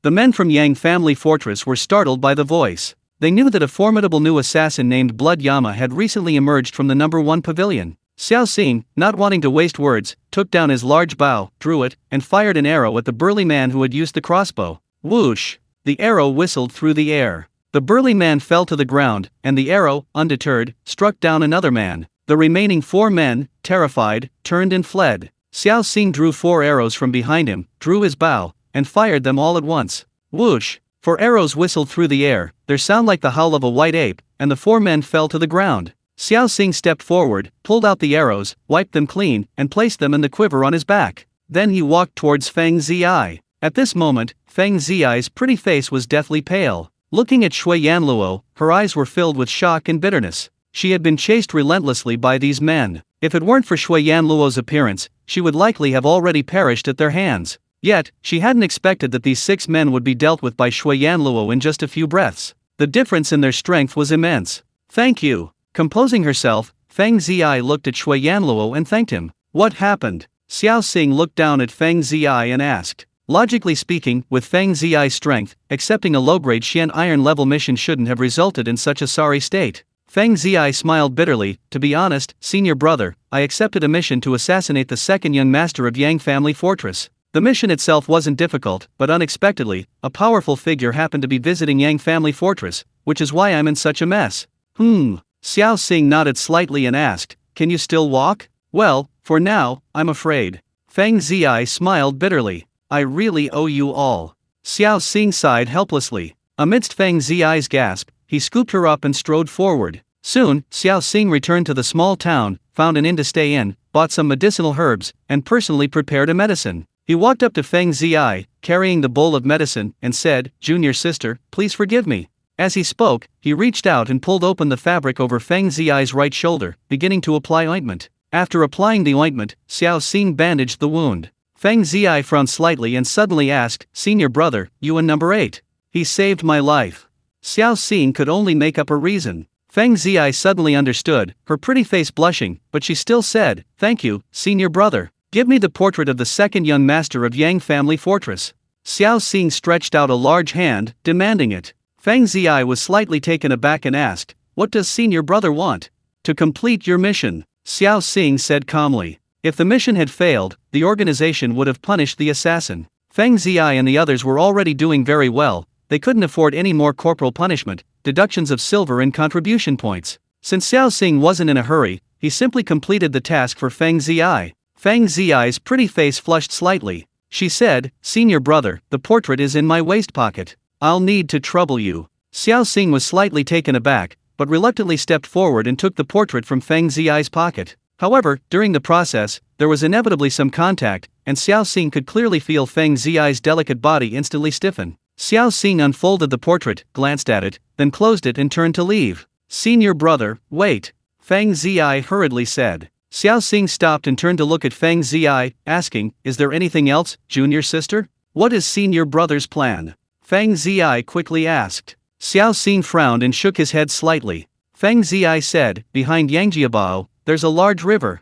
On the western section of the river, I dug a hole. From this hole, you can directly enter Yangjiabao without being detected. No need for all that trouble, Xiao Xing said, scoffing. Feng Ziyi paused slightly, then her pretty face lit up with surprise. She quickly asked, Senior brother, you're not going to issue a death warrant, are you? Assassins complete their missions in two ways: assassination, a common method used by assassins, and overt killing, usually by directly issuing a warrant to the target, telling them, I'm going to kill you. This warrant is also known as a death warrant. This overt killing is usually used by highly skilled assassins who find it troublesome and want to intimidate their opponents. Why not? Xiao Xing smiled and walked out. Feng Ziyi was alarmed and hurriedly said, Senior brother, the guest in Yang family fortress is no ordinary person, he's already at the late stage of the 8th rank. Senior brother, you must be careful. But Xiao Xing had already left without looking back. After leaving the room, Xiao Xing went to the inn, asked the waiter for a pen and paper, quickly wrote a line, then took out a silver ingot from his pocket and handed it to the waiter along with the paper, saying, Waiter, please make a trip and deliver this paper to Yang family fortress. Yes, sir. Seeing Xiao Xing's generosity, the waiter hurriedly went to deliver the letter. In Yang family fortress. The waiter delivered the letter to the lord of Yang family fortress. After reading the letter, the lord of Yang family fortress's expression changed drastically, his hands holding the letter trembled, almost unable to hold the paper steady. Brother, what's wrong? A middle-aged man asked. The fortress lord swallowed hard, handing the paper to the middle-aged man. The man took it and, upon reading it, his expression changed drastically. He exclaimed, A Yama's decree? What? A Yama's decree? Who issued it? A young nobleman with a purple gold crown on his head asked in surprise. Blood Yama of the number 1 pavilion under heaven. The fortress lord swallowed hard, his voice trembling slightly. Blood Yama? The young nobleman frowned deeply. The fortress lord of Yang family fortress hurriedly said, As far as I know, this Blood Yama is a newly promoted assassin of the number 1 pavilion under heaven. He is extremely powerful, invincible among assassins of his generation. Bah! A mere newly promoted assassin dares to be so arrogant, even imitating others by issuing Yama's decree. He truly doesn't know his own death. The young nobleman, upon hearing this, flew into a rage, spitting on the ground and cursing loudly. Boom! Just then, a loud crash came from outside. Startled, the group quickly got up and went outside. They saw several servants blasted into the courtyard, lying on the ground screaming and howling in agony. 2 of the guards were already lying in pools of blood. The next moment, a person wearing a bull-horned Azura mask, carrying a large bow on their back and a long sword hanging at their waist, slowly walked in. Chapter 98. Dare to insult me? I'll slaughter your entire family. So you are Blood Yama? The young master with the sword glared at Xiao Xing and demanded in a deep voice. Hand over your second, young master of Yang family fortress. Xiao Jingming said calmly. The young master with the sword was enraged and gritted his teeth, saying, I am CAO of Kuei Tower. Whoosh! But before he could finish speaking, a crescent-shaped sword aura suddenly shot out, slashing upwards towards the young master. The young master was startled, his pupils shrinking sharply. He hurriedly unleashed several sword beams, channeling his blood energy to defend. Puffed. But the sword beam swept through with unstoppable force, completely engulfing the young master's sword aura and passing right through him. As for his blood energy, it was utterly useless, as fragile as paper under Xiao Xing's sword aura. Silence. A deathly silence fell over the scene. You could hear a pin drop. Everyone stared at Blood Yama in disbelief. Sword chi? You must know that young master from the Kueilo was an 8th rank cultivator, yet he couldn't even last a single round against Blood Yama. Damn it, daring to curse me. Xiao Xing brandished his longsword, cursing. The Yang family fortress members creased their foreheads, speechless. Brother, his surname is CAO, he didn't call you damn. CAO. One of the elders from Yang family fortress tried to explain to Xiao Xing, but before he could finish the word, another sword chi slashed down from Xiao Xing. Whoosh! The sword chi pierced through his neck, his large head rolling off, the headless corpse going limp, blood splattering everywhere. Still dare to curse me? Xiao Xing said coldly, sword in hand. The faces of the Yang family fortress members twitched violently, their hearts filled with utter frustration. Brother, they meant to say young master CAO, and you attacked before they could even finish their sentence.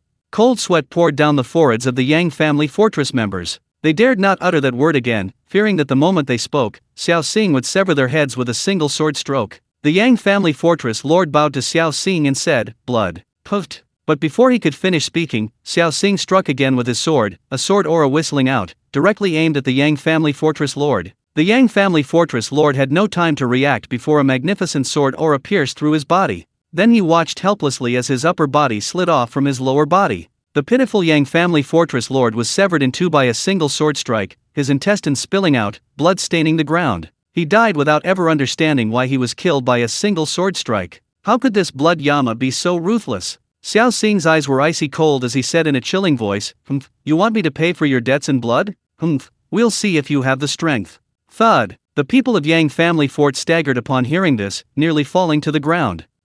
Brother, he was greeting you, calling you blood Yama, and you killed him with a single sword stroke after just uttering the word blood. Brother, is this how you play? Cold sweat poured down the forehead of the second-in-command of Yang family fort, frantically trying to find the right words. If blood Yama misunderstood, wouldn't he slaughter the entire Yang family fort? Composing himself, he took a deep breath and said, yes. Whoosh. But what greeted him was another sword aura, swift as lightning. He had no time to react before it pierced his chest. His body went limp, his eyes wide, staring intently at Xiao Xing, blood gurgling from his mouth. He simply couldn't understand why blood Yama wanted to kill him. He only wanted to explain, it's like this. But he barely uttered a word before blood Yama attacked, showing no martial ethics whatsoever. You swear revenge? Fine, then I'll nip it in the bud, lest it spring up again. Xiao Xing coldly snorted, drawing his sword and charging towards the people of Yang family fortress. Swish, swish, swish. Magnificent sword auras swept through, blood splattering. In less than half an hour, the entire Yang family fortress was a river of blood, corpses piled high like mountains, all at Xiao Xing's hands. Before arriving, Xiao Xing had heard that the Yang family fortress was notorious for its tyranny, oppression, and atrocities, causing the destruction of many families and even death. Since the Yang family fortress wanted revenge, he would consider it an act of benevolence. He slaughtered the entire Yang family fortress. And indeed, after hearing that a chivalrous hero had wiped out the entire Yang family fortress, the people spread the news with great joy. Meanwhile, Xiao Xing removed his bullhorn Shura mask, revealing his true appearance. He found the injured number 9, Feng Ziyi. Eighth brother, what are you doing here? Feng Ziyi asked suspiciously. Oh, I met blood Yama on the road. He told me you were here and sent me to find you. Xiao Xing made up a reason. Oh, Feng Ziyi nodded slightly. Junior sister, are you worried about Yang family fort? Don't worry, I heard that blood Yama sent a Yama's decree to Yang family fort, and they tried to resist, but blood Yama slaughtered the entire family, leaving no one alive. Xiao Xing explained. Ah. Feng Ziyi was slightly stunned, but she had a question in her mind, was Yang family fort really that brave? After witnessing blood Yama's power, they still dared to resist? The two of them rested in the small town for a few more days. Then they set off again, preparing to return to their base. However, along the way, Xiao Xing was frantically brainstorming ideas about a lightness skill called Lingfang Step. This Lingfang Step was something Xiao Xing had found in Yang family fort. Besides that, Xiao Xing also found over 50,000 taels of silver notes in Yang family fort. This was quite a windfall for Xiao Xing. As for the Lingfang Step, it was a lightness skill, and surprisingly, a mid-level one at that. One day, Xiao Xing and Feng Ziyi stopped by a large river. Xiao Xing caught 2 fish and had Feng Ziyi grill them, while he leaned against a large tree, closing his eyes to continue his frantic brainstorming session. Suddenly, Xiao Xing opened his eyes, a look of joy on his face. Lingfang Step. Realm, minor success, 1%. Entry, half the effort, 3. Since they were still in the wild, Xiao Xing didn't dare to use his full brainstorming power, lest he be caught off guard if danger arose. Brother BA, the fish is ready. Feng Ziyi smiled at Xiao Xing and handed him a fish. Thank you. Xiao Xing accepted the grilled fish and thanked him. Just as he was about to eat, his brow furrowed slightly, for he sensed someone approaching. Then, a voice rang out. Tisk tisk tisk, junior sister's cooking is quite good, it smells delicious. Do you have any of my grilled fish? Xiao Xing and Feng Ziyi looked up, their pupils shrinking in shock. The newcomer was none other than Zhang Hao, the assassin ranked 19th on the Xiantai ranking. Chapter 99 Little Hao, actually I have another identity. Upon seeing Zhang Hao, Feng Ziyi's pupils constricted slightly. Although they both belonged to the assassin organization, the number 1 under heaven, they had both crawled out of piles of corpses. Even within the same organization, unless there was a special bond, a basic principle still applied, survival of the fittest.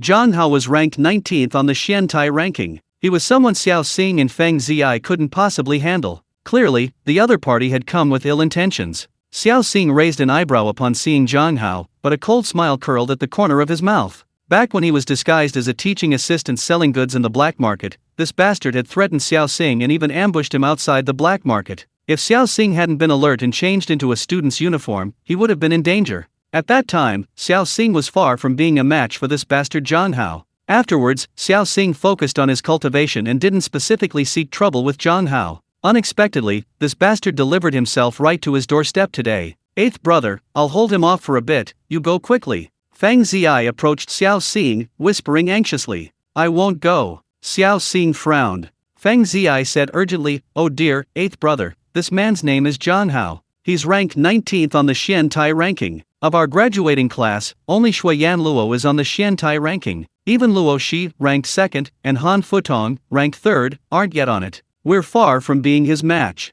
Eighth brother, we don't need to both die here. You can avenge me later. Fearing Xiao Xing wouldn't leave, Feng Ziyi added. But Xiao Xing showed no intention of leaving. Feng Ziyi cried out urgently, eighth brother, run. At the same time, she stared intently at Zhang Hao, as if she would fight him to the death if he made a move. Zhang Hao, however, smiled, looking at the two with amusement. He chuckled, junior brother, junior sister, don't struggle. I think junior sister has some merit. If you serve your senior brother well, I might let you two go. How about it? Pa, you dog. Feng Ziyi's beautiful eyes were filled with disgust as she cursed. Thump. But just then, Xiao Xing delivered a swift chop, knocking Feng Ziyi unconscious. Feng Ziyi's body went limp. Xiao Xing caught her and leaned her against a large tree. Xiao Xing's actions left Zhang Hao completely bewildered. What was going on? Could the two of them working together possibly allow one of them to escape? But Xiao Xing knocked Feng Ziyi unconscious? What kind of move was that? Zhang Hao stared at Xiao Xing, completely bewildered, and asked, junior brother, what do you mean by this? Xiao Xing smiled, pulled a face mask from his pocket, tied it around his face, and looked at Zhang Hao with a grin, asking, senior brother Zhang, who do I look like?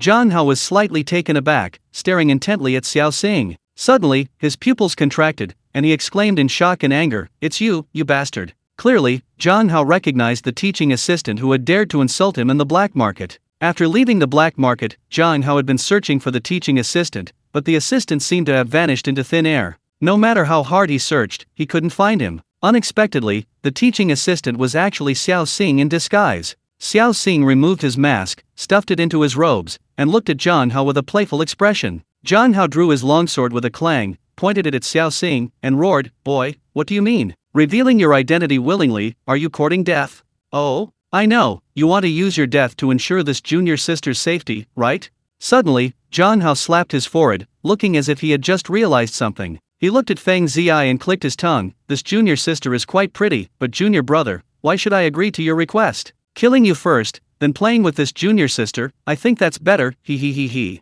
As he spoke, Zhang Hao let out a mocking laugh, like a villain. Xiao Xing was speechless. This guy was really good at entertaining himself. He touched his nose, looking at Zhang Hao with a playful expression, then pulled a Shura mask with bull horns from his backpack and slowly put it on. Zhang Hao's smile froze instantly, his pupils contracted sharply, his face changed drastically, and he stared at Xiao Xing in horror, exclaiming, your blood Yama, you. Yes, senior brother, those who know my true identity are already dead. Senior brother, are you going to take your own life, or should I send you on your way? Xiao Xing narrowed his eyes, looking coldly at Zhang Hao, and said in a deep voice. At this moment, Zhang Hao's face had lost its previous arrogance, replaced by pure terror. Xiao Xing had previously killed Wu Daxiu, ranked 20th on the Xiantai ranking, on the arena. His strength was almost equal to Wu Daxiu's. Xiao Xing could kill Wu Daxiu, and he could most likely kill him too. Moreover, Xiao Xing's subsequent killing of Yan Wenyuan greatly intimidated him. Now, so much time has passed, and with Shuyan Luo's extraordinary talent, he's likely only stronger. Zhang Hao, sword held horizontally in front of his chest, looked at Xiao Xing warily, exclaiming, Shuyan Luo, you can spare me. I won't tell anyone. I only believe the dead can keep secrets. Xiao Xing slowly drew the mother-child spirit rhinoceros sword from his waist, its blade gleaming coldly. Whoosh! Suddenly, Zhang Hao reached into his robes and flung a handful of white powder at Xiao Xing. Xiao Xing, however, showed no fear, his figure flashing as he passed right through the white powder. Poor Zhang Hao had just turned to run when he felt a sharp pain in his chest. He looked down and saw a bloody hole in his heart. In the blink of an eye, Xiao Xing had pierced his heart with a single sword strike. A sudden wave of weakness washed over him, and he slumped to the ground. His chest heaved violently as he looked at Xiao Xing, extending a large hand and pleading, save me, save me. I have a great secret, Blood Yama. If you save me, I'll tell you this great secret. A great secret? What great secret? Xiao Xing raised an eyebrow, thought for a moment, then sheathed the mother-child spirit rhinoceros sword and walked towards Zhang Hao. Blood Yama, come here, I'll tell you a great secret. My great secret is. Zhang Hao looked at Xiao Xing, a fierce glint suddenly appearing in his eyes. He opened his mouth wide and spat out a silver needle towards Xiao Xing. The silver needle whistled as it shot straight towards Xiao Xing. Xiao Xing, who had been secretly prepared, quickly extended his right middle and index fingers, barely catching the needle when it was less than an inch from his left eye. At this moment, Xiao Xing broke out in a cold sweat. He stood up and kicked out, striking Zhang Hao squarely in the abdomen, sending Zhang Hao's corpse flying into the nearby river. Soon, the surging river swallowed Zhang Hao's body. Chapter 100 Snake Demon Lu Yunj. Brother BA, was it Blood Yama who saved us? On the way back to base, Feng Zi asked suspiciously. Probably? I don't know for sure, I was knocked unconscious too. Xiao Xing replied casually. Oh, Feng Zi nodded slightly, muttering, Blood Yama saved us several times. If we had the chance, we should repay him properly. Xiao Xing grinned. The two of them returned to the organization's base. Xiao Xing went to the mission pavilion and handed in his mission. He ostensibly accepted a low-grade Xian Iron mission, which only yielded a mere 100 taels of silver and 100 contribution points. Then he returned to his small courtyard, where he saw a red lantern lit up in the forest. This was the signal he and Yin Hongluan had agreed upon for their meeting. That night, Xiao Xing disguised himself, donned a bullhorn Shura mask, and headed into the bamboo forest. Upon entering the bamboo forest, he indeed found Yin Hongluan waiting for him. Junior brother, you've arrived. A smile played on Yin Hongluan's lips, instantly brightening the previously dim forest. Xiao Xing nodded slightly and held out his hand, asking, where are the things? Yin Hongluan handed Xiao Xing 1,000 taels of silver and a contribution point card, then gave him a superior sword technique manual. The Soaring Dragon Sword Technique. Xiao Xing took the manual, raised his eyebrows, and read it aloud with delight. This Soaring Dragon Sword Technique was one that Xiao Xing had already selected from the treasure pavilion, so he had simply asked Yin Hongluan to retrieve it upon her return. This was a genuine superior sword technique. With this Soaring Dragon Sword Technique, Xiao Xing's swordsmanship could advance to the next level. I'll give the pills to senior sister in a few days. If there's nothing else, senior sister, I'll take my leave. After the transaction was completed, Xiao Xing turned and left. Wait a minute. Just then, Yin Hongluan called out to him. Xiao Xing turned to look at Yin Hongluan, asking suspiciously, Senior sister, is there something else? Yin Hongluan glared at Xiao Xing with a reproachful expression, like a wife playfully teasing her husband, and said irritably, Can't I just chat with you if there's nothing wrong? Xiao Xing was speechless. What was going on? Could it be that Yin Hongluan had fallen for him during the mission? Do assassins fall for someone like that? Xiao Xing dared not act rashly. Falling in love while assassinating someone was the biggest taboo, it would create a weakness. This was the first line of caution in the Assassin's Handbook. Besides, Xiao Xing wasn't thinking about matters of the heart right now. He was still too weak, he felt that women would only hinder his sword drawing speed. Seeing Xiao Xing's silence, Yin Hongluan felt a sense of helplessness. She moved gracefully towards Xiao Xing, saying, I called you back, junior brother, because I have something important to tell you. Oh, please speak, senior sister. Xiao Xing said calmly. Yin Hongluan felt a little helpless. Other men always tried to get close to her, wanting to talk to her more, trying to get on her good side, but Shui Yanluo was an exception. His eyes were clear and without a trace of impurity. This left Yin Hongluan, who considered herself quite charming, feeling rather helpless. Composing herself, Yin Hongluan's expression turned serious, her beautiful eyes sparkling, and she said, Junior brother, you must be careful of Zhang Chugzhu recently. Zhang Chugzhu, ranked second on the Xiantai ranking? Xiao Xing raised an eyebrow, asking suspiciously. Since he and Yin Hongluan returned from completing a low-grade bronze-level mission, his ranking on the Xiantai ranking had improved, now placing him 15th. Of course, others assumed it was Shui Yanluo who assisted Yin Hongluan in completing the mission, otherwise, Xiao Xing's ranking might have been even higher. But he was only ranked 15th, still quite a distance from Zhang Chugzhu, who was second, and he had no connection with her whatsoever. Then why did Yin Hongluan warn him to be careful of Zhang Chugzhu? Yin Hongluan's beautiful eyes sparkled, and she pouted her cute little lips, saying, That bitch Zhang Chugzhu always tries to outdo me. Now that I've completed a low-grade bronze-level mission with you, that bitch is bound to be resentful and will definitely seek you out to complete missions together. She's just showing off to me. So, it's your rivalry that dragged me into this. Even so, it would only mean going out with Zhang Chugzhu and completing a low-grade bronze-level mission together. That doesn't seem like a big deal, does it? Then why did Yin Hongluan want Zhang Chugzhu, who ranked second to Xiao Xing? Seeing the suspicion in Xiao Xing's eyes, Yin Hongluan's expression turned serious. The scary one isn't Zhang Chugzhu, but Lu Yunj, who ranked first. Lu Yunj? Xiao Xing raised an eyebrow, speechless. How did this get involved with Lu Yunj, who ranked first? Xiao Xing had heard of Lu Yunj. He was extremely powerful, a prominent figure from the previous competition, with a very imposing nickname, Snake Demon. Xiao Xing only had the nickname Blood Yama, while Lu Yunj directly called himself a demon. Yes, because Lu Yunj is Zhang Chugzhu's fervent pursuer. He doesn't allow any man to speak to Zhang Chugzhu. Any man who talks to her will be targeted by Lu Yunj and then mysteriously disappear. He even forbids a male dog from being near Zhang Chugzhu, Yin Hongluan said quietly. Xiao Xing's face twitched violently as he listened. He opened his mouth, but couldn't say anything. This guy is too obsessive. Speaking of which, Zhang Chugzhu is quite pitiful. Xiao Xing actually felt a little sorry for Zhang Chugzhu. Yin Hongluan curled her lip and said, I'm just a woman. If I were a man, daring to compete with Zhang Chugzhu, I'd be dead long ago. Xiao Xing frowned, intrigued, and raised an eyebrow, asking, Senior sister, are you really that afraid of Lu Yunj? You're ranked third, you. Yin Hongluan waved her hand, rolled her eyes, and curled her lip, saying, that's because you don't know how terrifying the snake demon Lu Yunj is. I can say this even if all 19 people on the entire Xiantai ranking attacked together, they wouldn't be a match for Lu Yunj. Xiao Xing raised an eyebrow, his pupils shrinking slightly, and asked, Senior sister, is it really that exaggerated? Xiao Xing didn't know about others, but at least Yin Hongluan, the third-ranked assassin on the Xiantai ranking, possessed real skill. She could use a secret technique to briefly enter the 7th grade realm. Zhang Chugzhu, ranked second, should be even stronger. At least the top 10 on the Xiantai ranking were all very strong. So many people together, and they can't defeat the serpent demon Lu Yunj? Xiao Xing was somewhat incredulous, staring in disbelief. He grinned and said, Senior sister, aren't you exaggerating a bit?